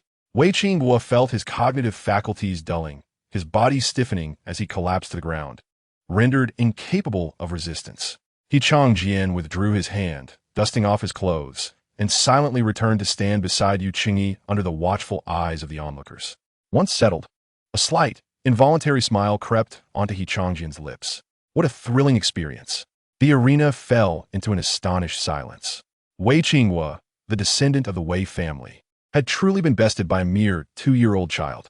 It was evident to all that throughout the battle, whether in raw strength or combat awareness, Qianqian had dominated Wei Qinghua, leaving no room for retaliation. Is a new generation already this extraordinary? Must they compete to such an extent? They felt as though the preceding years of their lives had been in vain, overshadowed by a child who had barely been alive for 2 years, and who, astonishingly, had yet to awaken. After a minute or two, Wei Qinghua finally emerged from his daze, rising unsteadily. Lowering his head slightly, he felt his confidence shaken. Nevertheless, he did not forget the commitment he had made earlier, resolutely turning to begin running laps around the training ground. The group trailing behind him wore expressions of distress, some of whom had initially intended to negotiate or bargain for fewer laps. However, having lost to a 2-year-old, they lacked the courage to engage in such discussions. It was a humiliating predicament. You understand the subsequent arrangements, correct? Yu Qingyi inquired, glancing at the individual who had approached them earlier. Understood, Elder Yu. I will ensure proper education is administered. From now on, if such incidents occur again, you need not seek me out. I grant you the authority to handle it as you see fit. Is that clear? Yes, Elder Yu. With that, Yu Qingyi departed alongside Qianqian. Educational work? Is it related to the training on energy control? Qianqian asked. Indeed, Yu Qingyi confirmed. Initially, this educational work was intended to be conducted as soon as they entered. But each year brings a cohort of thoughtless fools. Eventually, we devised a solution to teach them a lesson first before providing education, yielding far better results. This aligned closely with Qianqian's previous speculations. Well then, this matter is no longer our concern. Finding something to eat is of utmost importance. This time, I guarantee the target will be substantial. Prepare to be enchanted by the aroma. By the way, what is your current energy level? Yu Qingyi inquired. Perhaps nearing the 3rd tier, Qianqian contemplated. Having lingered in the 2nd tier for a considerable duration, he was indeed approaching the 3rd. All right, nearing the 3rd tier works perfectly. We can conveniently formulate a training plan. Without any unforeseen events, our next target is once again beyond the gates. After granting both himself and Qianqian the ability to become invisible, Yu Qingyi led them to a densely vegetated area. Before them stood a large wild boar, and behind it lay a smaller boar peacefully slumbering on the grass. Are we targeting the larger one or the smaller one? Qianqian inquired. Your target is the larger one. Mine is the smaller one. My target is the larger one. Qianqian shot Yu Qingyi a bewildered look. If you want me dead, you could just say so. According to the system's alert, the larger wild boar was a 4th-tier magical creature. Qianqian estimated that his current combat strength could contend with 3rd-tier magical beasts, but facing a 4th-tier creature left him with no confidence whatsoever. With the understanding that his current cultivation was at the 2nd rank, nearing the 3rd, Yu Qingyi regarded the situation from this perspective. He was indeed inclined towards eliminating him. Why would I bother to kill you?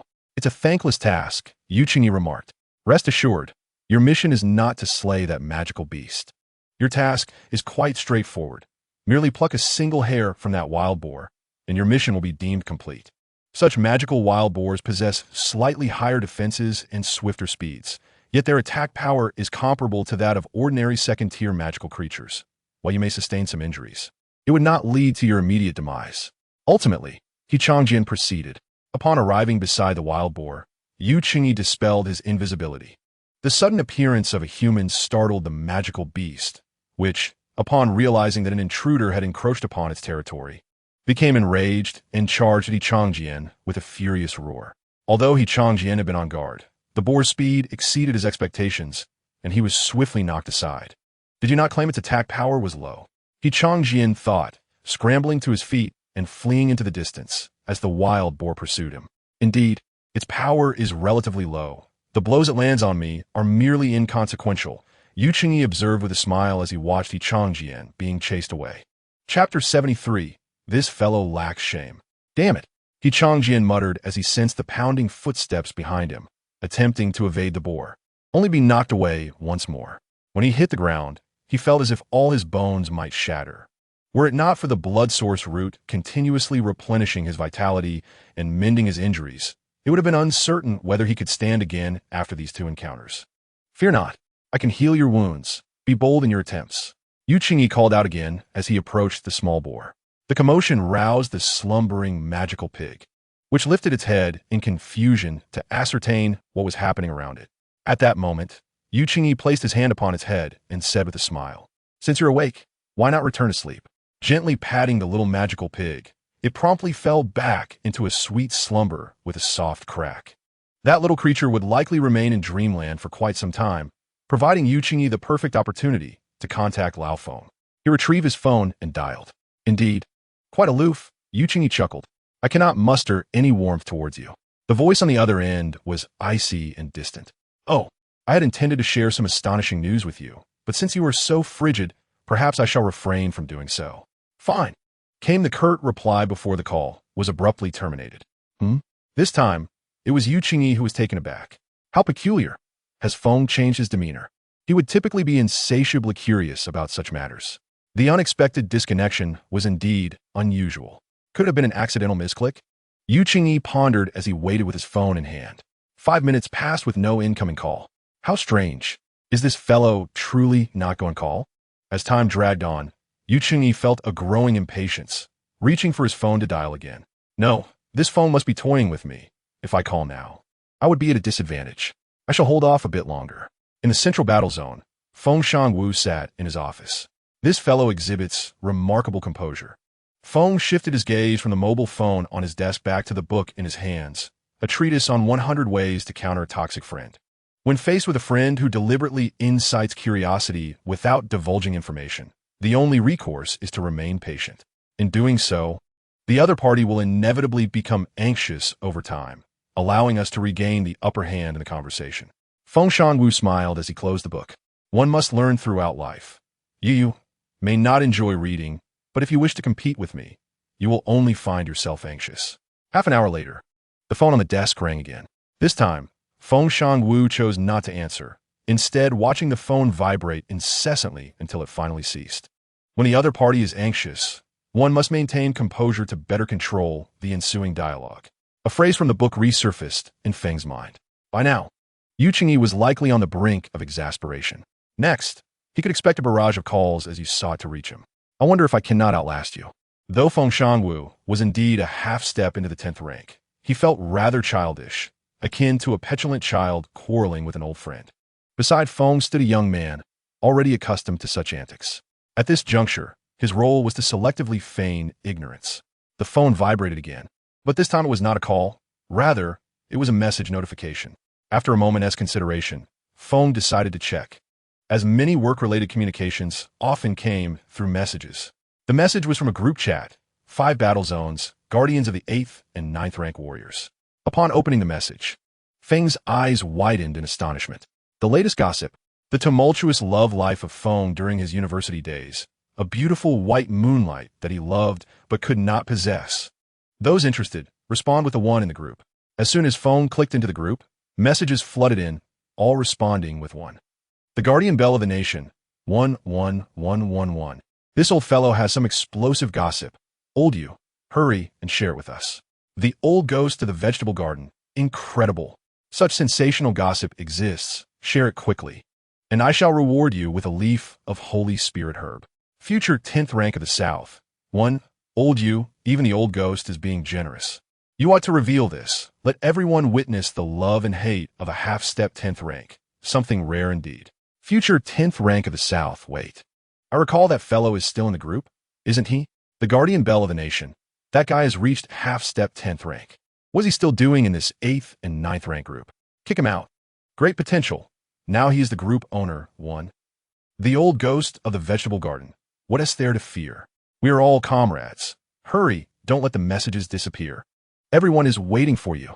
The messages continued to pour in, all clamoring for a 1. Yu Qingyi's revelation had indeed stirred a multitude, until one particular message appeared, prompting the others to hastily retract their previous comments. 1 Leaf Palm Grove. A beautiful white moonlight? That sounds intriguing. The moment this message appeared, the previously boisterous group fell silent. In the next second, all preceding messages were withdrawn, leaving only the messages from 1 Leaf Palm Grove and Ruyu Desui. The reason was simple. 1 Leaf Palm Grove was Feng Shangwu's wife. This shameless fellow, Feng muttered in irritation, tossing the book on his desk into the trash. He had overlooked the most crucial detail. Yu Qingyi possessed no sense of shame. While others might hesitate to share such personal matters, he would not be deterred by considerations of propriety. Unlike Yu Qingyi, he possesses neither shame nor restraint, making him capable of anything. The profile picture of a certain one leaf in a brown forest on WeChat had lit up, yet Feng Shanwu hesitated to open the message. Instead, he dialed Yu Qingyi's number. Upon answering, a somewhat insipid voice came through the line, causing Feng Shanwu to grit his teeth in frustration. This fellow was evidently mimicking the demeanor he had displayed in their previous phone call. You had better explain things to her clearly. What? What are you talking about? Explain what? I don't understand. The voice on the other end seemed oblivious to Feng Shanwu's words. What did you call about earlier? What did I call about? Nothing. I simply encountered something quite astonishing and wished to share it with you. Who knew a certain junior would be so unwelcoming towards me, his senior, acting all aloof and cold? Chapter 74, The Ledger. Don't be coy. Just say what you want. Am I the sort of person who would ask you for something? Should I compile a list of the 365 items you extorted from me previously for your perusal? Don't spout nonsense. There aren't that many, at most. There are 360 items, and I assure you they all have legitimate uses. Come on now. Impatience does not suit you. I merely wish to share some fresh experiences with you. Not allowing the person on the other end to continue, Feng Shanwu rose and intentionally created some noise. The voice on the line paused and quickly altered its tone. Hey, there's no need to make a special trip all the way here. It's quite a hassle. I really don't want anything. I just wanted to borrow some martial techniques to take a look. That's all. Martial technique? Feng Shanwu halted. After reaching the 8th rank, the effectiveness of martial techniques pales in comparison to the skills derived from awakened items. Yu Qingyi was seeking martial techniques for himself? Indeed. You are a clever junior, as always. Yes, they are for him. You have no idea how swiftly this lad learns martial techniques. I provided him a volume last night, and by dawn he had mastered it.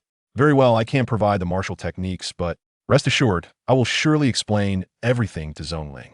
I never intended for it to unfold this way. Who knew that some individuals would act so coldly and aloof? You know me. When I have no one to converse with, my mouth tends to run away with me. Enough with the irrelevant chatter. What type of martial techniques do you require? Let us have a bit of each type. This kid's learning ability and progress are beyond my expectations. Soon enough, Old Sue and I will cultivate a prodigious talent for you. I'll send them to you in a week. All right, phone kid, you are quite agreeable. No wonder you are my esteemed junior. At that moment, a growl from a magical beast echoed through the phone, followed by the sound of something crashing to the ground. A 4th-tier magic hair pig? What on earth are you doing? Nothing much, just conducting physical and agility training for the little guy. He is a bit dazed. Feng Shanwu fell silent. A 2nd tier against a 4th tier. Only Yu Qingyi could conceive such an audacious training regimen. Don't overdo it. If he dies, I'll toss you into the depths of the demon lair. Fear not. With me around, he won't perish. I possess top-tier healing skills from awakened items. How could he possibly die? Also, remember to send those martial techniques to the old address. I'm off to explain to Zonling. With that, the call was abruptly ended. To learn a martial technique in a single night, whatever Yu Qingyi had procured was likely no ordinary item, given such talent. Feng Shanwu glanced at the young man beside him. The phone call had been on speaker, allowing the youth to overhear their entire conversation. Upon catching Feng Shanwu's gaze, he immediately understood and exited. Once the young man departed, Feng Shanwu retrieved his phone and opened the WeChat group. Like water from you. Haha, I noticed that everyone in the group hasn't seen Zonling for a while. So I thought I'd send a message to introduce her. Like water from you. Who doesn't know that Zonling is intelligent and beautiful? The perfect muse for phone kid?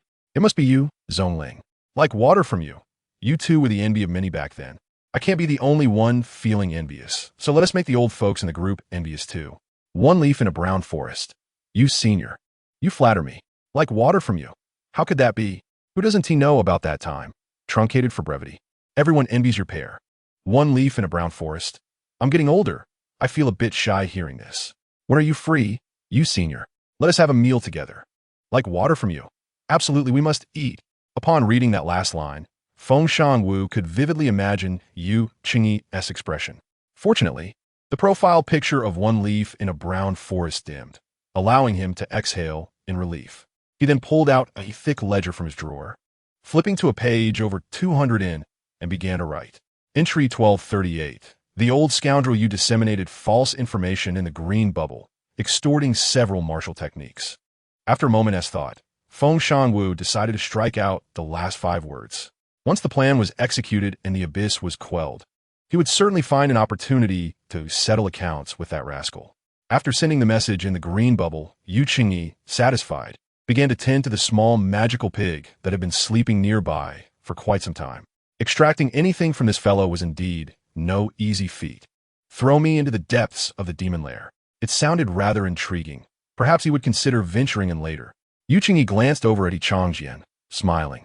Once this little guy grows a bit more, I shall take him along. It was only late in the evening that Qianqian returned to Yu Qingyi's side. The entire day had been spent in a relentless chase with the magical pig, where any hesitation would have seen him tossed skyward by the creature. Thus, Qianqian had to absorb spirit stones while simultaneously controlling his vitality, ensuring he remained in a state capable of running for extended periods. Naturally, this prolonged exertion had yielded significant results. Qianqian felt his mastery over vitality had improved considerably. The power of his 7-star demon suppressing palm had ascended another level. While Qianqian could continually recover, the 4th-tier magic hair pig could not. As it grew weary and somewhat dazed, Qianqian surged forward, swiftly plucking a tuft of its hair before retreating. You senior, I got the hair. Quick, speed up. Observing the approaching magic hair pig behind him, Qianqian shouted towards Yu Qingyi, who was still busy with roasting nearby. At that moment, the 4th-tier magic hair pig suddenly accelerated, but rather than charging at Qianqian, it darted towards the campfire, specifically towards a delectable roasted pig nearby. Its stomach was empty. Clearly, the glistening roast was far more enticing than the filthy human standing before it. You beast! You would even consider eating your own offspring. You are truly courting death. Yu Qingyi exclaimed, rising to deliver a swift slap to the magic hair pig, which let out a grunt and collapsed to the ground, motionless. Approaching the grill, Qianqian tossed the hair onto the ground and reached out to grab the roasted pig. He was starving, super hungry. Following Yu Qingyi, the daily exertion of physical energy is immense. Chapter 75. The second layer of the 7-star town demon palm. Wait a moment. We're almost there. This is not the most delectable time yet, Yu Qingyi interjected. Qianqian pondered for a moment, acknowledging that Yu Qingyi possessed considerably more experience regarding food. In pursuit of the most exquisite culinary delight, he retracted his hand and retrieved a spirit stone to restore his stamina. Yu Qingyi summoned his awakened artifact, unleashing a sphere of green light upon Qianqian, aiding in the healing of his wounds. 3 minutes later, you may eat now. Qianqian promptly returned the spirit stone to his pocket and eagerly tore into the pig. The freshly removed pork from the charcoal fire was still slightly hot, causing him to instinctively pull back his hand. It's still a bit too warm. However, when hunger strikes, particularly in the presence of food, the mind operates with remarkable speed. A layer of frost formed on Qianqian's palm, creating a protective barrier that radiated coolness. With this, he could now tear at the pork without fear of burns, while also cooling the meat simultaneously, a twofold benefit.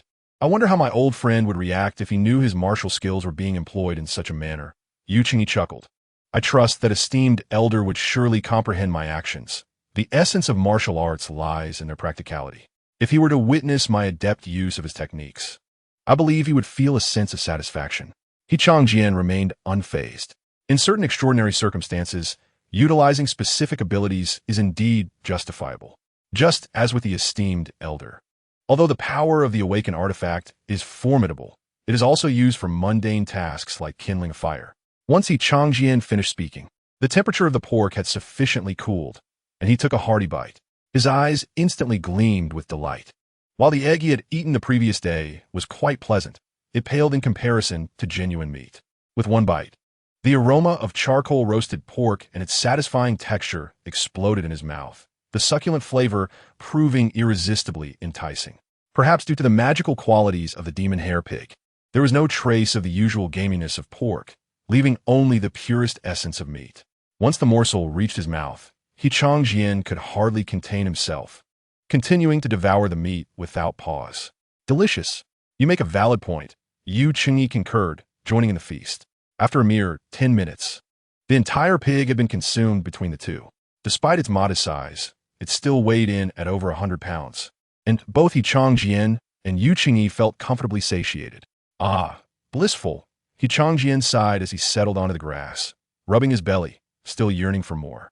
Esteemed elder, shall we roast that larger one tomorrow? No, this type of pig is best enjoyed when young. As they grow, the meat becomes tougher and less palatable, Yu Qingyi replied, gesturing towards the larger pig nearby. Tomorrow, I shall take you to savor other delicacies. Other delicacies? Indeed, while this group of magical creatures is undeniably detestable, one must concede that some of their meats are exceptionally delectable. Our forthcoming days will be spent in this vicinity. Yu Qingyi indicated the ground beneath them. The agenda is simple. While foraging for food, I will also conduct various training sessions with you.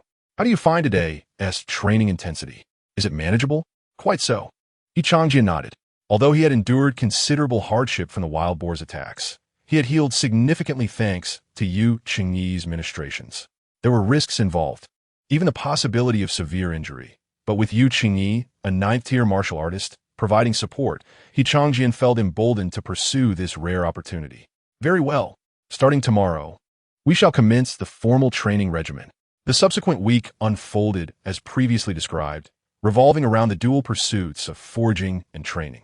Naturally, the training sessions were fraught with peril. For instance, they involved sneaking into the lair of a 4th-tier magical serpent to steal its eggs, evading ambushes from packs of 4th-tier magical wolves, racing against 4th-tier magical cloud leopards, and testing endurance against 4th-tier magical bears. The pressure was immense, and injuries were nearly a constant occurrence. However, such rigorous training propelled Qianqian's progress at an astonishing rate, while his vitality levels remained relatively unchanged. The primary transformation lay in the effectiveness of his energy utilization. According to Yu Qingyi's estimates, Qianqian could now exert around 30% of his potential. The cultivation of his second layer of the 7-star town demon palm was also advancing steadily. One evening, when Yu Qingyi was absent, Qianqian seized the opportunity to test his skills. He retrieved a log from the backyard, returned to his room, and channeled his energy. With a powerful strike, his palm smashed down upon the wood, flattening it instantly. The second layer of the 7-star town demon palm hardening. In this hardened state, his palm achieved a hardness comparable to that of refined steel, and upon reaching perfection, could even exceed that of diamond, an astonishing defensive capability beyond its remarkable sturdiness. This technique also provided a significant boost in strength. Once perfected, Qianqian would gain even finer control over his palm's power. For instance, after mastering the second layer, he could concentrate his energy into a pinpoint, achieving formidable piercing power. With a single strike, Qianqian could leave penetrating holes at any spot on the log. He could even pierce through certain high-hardness metals, though achieving this would require further practice. As the week came to a close on the 8th day, Yu Qingyi did not bring Qianqian to the underground cave. One reason was that Qianqian had undergone an entire week of training, during which he had sustained numerous injuries and desperately required a day of rest. The other reason was that Yu Qingyi needed to receive a package at home, so they would forego the cave today. Noon arrived. The old man's food from the cave has become rather bland after prolonged consumption, Qianqian remarked, gazing at the meal before him, devoid of any appetite. While training in the cave had been perilous, the food there was undeniably exquisite. The fresh meat from magical creatures was truly a delight. Yu Qingyi's expression was not much better than Qianqian's as he replied, "Once my affairs settle in the next few days, we shall return to indulge in a proper feast." Few days? ISNT it just today? Last night, that rascal Luo sent word that a meeting needs to be convened. I want to be able to leave until it concludes. Yu Qingyi grimaced. For him, attending meetings was far less enjoyable than indulging in food. Then I shall train at home for these few days. No need, fortuitously, while I am at the meeting, that batch of new recruits will be sent on their first mission. You can accompany them, and this task is somewhat special, an excellent opportunity for you to broaden your horizons. Chapter 76. A woman who makes one yearn to embrace her. Special? Yes. Typically, the first mission for new recruits tends to be of this nature. You can observe and learn. Witnessing it firsthand will impart a deeper understanding than my mere words. All right. Qianqian refrained from pursuing further inquiries, trusting Yu Qingyi's judgment. Struggling somewhat to finish his lunch, Qianqian took a brief respite before retrieving the compendium of magical creatures that Yu Qingyi had previously assisted him in locating. The knowledge contained within this tome regarding the inventory of magical beings was of paramount importance, not only for encounters with such entities in the future, but also during training sessions. The unreliable Yu Qingyi invariably expounded upon the weaknesses of these creatures based on his own standards as a 9th-tier warrior, either claiming they had no weaknesses or asserting that every part of them was a weakness, leaving Qianqian at a considerable disadvantage and causing him to suffer numerous covert setbacks. Consequently, his address for Yu Qingyi had shifted from the respectful senior Yu to the more familiar old man occasionally, when Yu Qingyi's antics became particularly irksome. Qianqian found himself unable to refrain from muttering a curse directed at the old codger. Naturally, Yu Qingyi was not one to shy away from retaliation.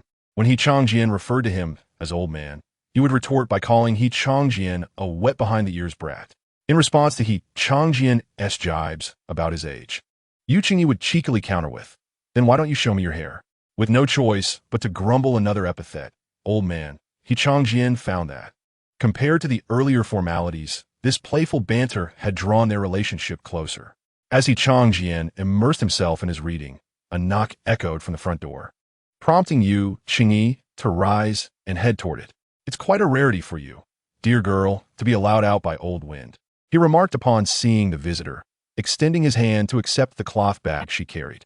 Curious, Qianqian peered toward the door. There stood a woman, clad in a flowing white gown, appearing to be around 20 years of age. While not conventionally beautiful, there was a certain charm to her, radiating warmth and gentleness. "I applied to old wind for this. If I don't step out this time, there may not be another opportunity." Her voice was soft and soothing, a pleasure to the ears. After a moment of contemplation, Yu Qingyi invited her in. "Come in and have a seat. You've traveled quite a distance. Let me offer you a cup of tea." "Thank you, old Yu," she replied, and together they entered the room, where they soon spotted Qianqian on the sofa. "Is this the child Old Wind spoke of? How adorable!" she exclaimed upon noticing him. "Hello, sister," Qianqian greeted, after a brief pause to decide on the appropriate form of address. A peculiar sensation washed over him as he looked up. There was something distinctly unique about this woman, a familiarity that drew him in. To his astonishment, he felt an invigorating surge of vitality within him, as if his very essence yearned to approach her. "May I give you a hug?" she inquired gently. After a moment of internal conflict, he nodded. As a child on the cusp of 3, Qianqian had become somewhat indifferent to the notion of hugs, yet an insistent voice within him urged, agree. Ultimately, he acquiesced, with a beaming smile. The woman approached and enveloped Qianqian in her embrace. His eyes widened slightly. The instant she lifted him, he felt his internal energy boiling forth. Even the dragon tiger essence stirred beyond his control. "Is my vitality actually increasing?" he marveled inwardly.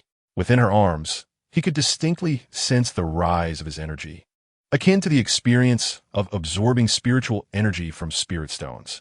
Could this woman be a spirit of the spirit stone? Moreover, she exuded a delightful fragrance that soothed his senses, causing him to relax entirely, albeit her slenderness occasionally caused discomfort as he was pressed against her. If only she could indulge in more sustenance and gain a bit of flesh, Qianqian would gladly declare her the finest pillow in the world. "You must have bathed yesterday. You smell delightful," the woman said, holding Qianqian tightly while affectionately rubbing her face against his. Her evident fondness for him was unmistakable. Perhaps it was the surge of vitality or the unfamiliarity of the embrace, but Qianqian felt his cheeks flush. The calming scent enveloped him, rendering him almost euphoric, as if he were a cat intoxicated by catnip. "How long do you plan to stay out this time?" Yu Qingyi inquired, having set the cloth bag down and seated himself. He brewed tea and poured a cup, placing it before the woman. "Thank you, old Yu. Old Wind has granted me a week," she replied, her expression a mix of excitement and uncertainty. "However, I haven't been out for so long that I'm unsure where to go. Do you have any recommendations?" Yu Qingyi pondered for a moment before responding. "Well, I have a meeting to attend today, but if you'd like, you can accompany this little one on a mission with the new recruits. Once I finish my affairs, I can take you out to explore." "A mission for the new recruits? Is it a hunting task?" she asked, stroking Qianqian's head. Normally, he was not fond of having his head patted, as excessive touching could lead to baldness. Yet, this woman was different. Her cool touch was exceptionally pleasant, and most importantly, under her hand, Qianqian felt his energy rising at an astonishing rate, as if absorbing the essence of two high-grade spirit stones simultaneously. The process was incredibly comfortable, as if every cell in his body had awakened. This woman was truly a treasure. He longed to rush out and shave his head, so her hand could make better contact with him. Yes, the training tasks for new recruits are the same each year. That hasn't changed, Yuqingyi remarked as he stood. It's nearly time for my meeting, so I must take my leave. This little fellow knows the way to the military camp. Just let him guide you there. I've already informed them, and there will be someone to escort you once you arrive.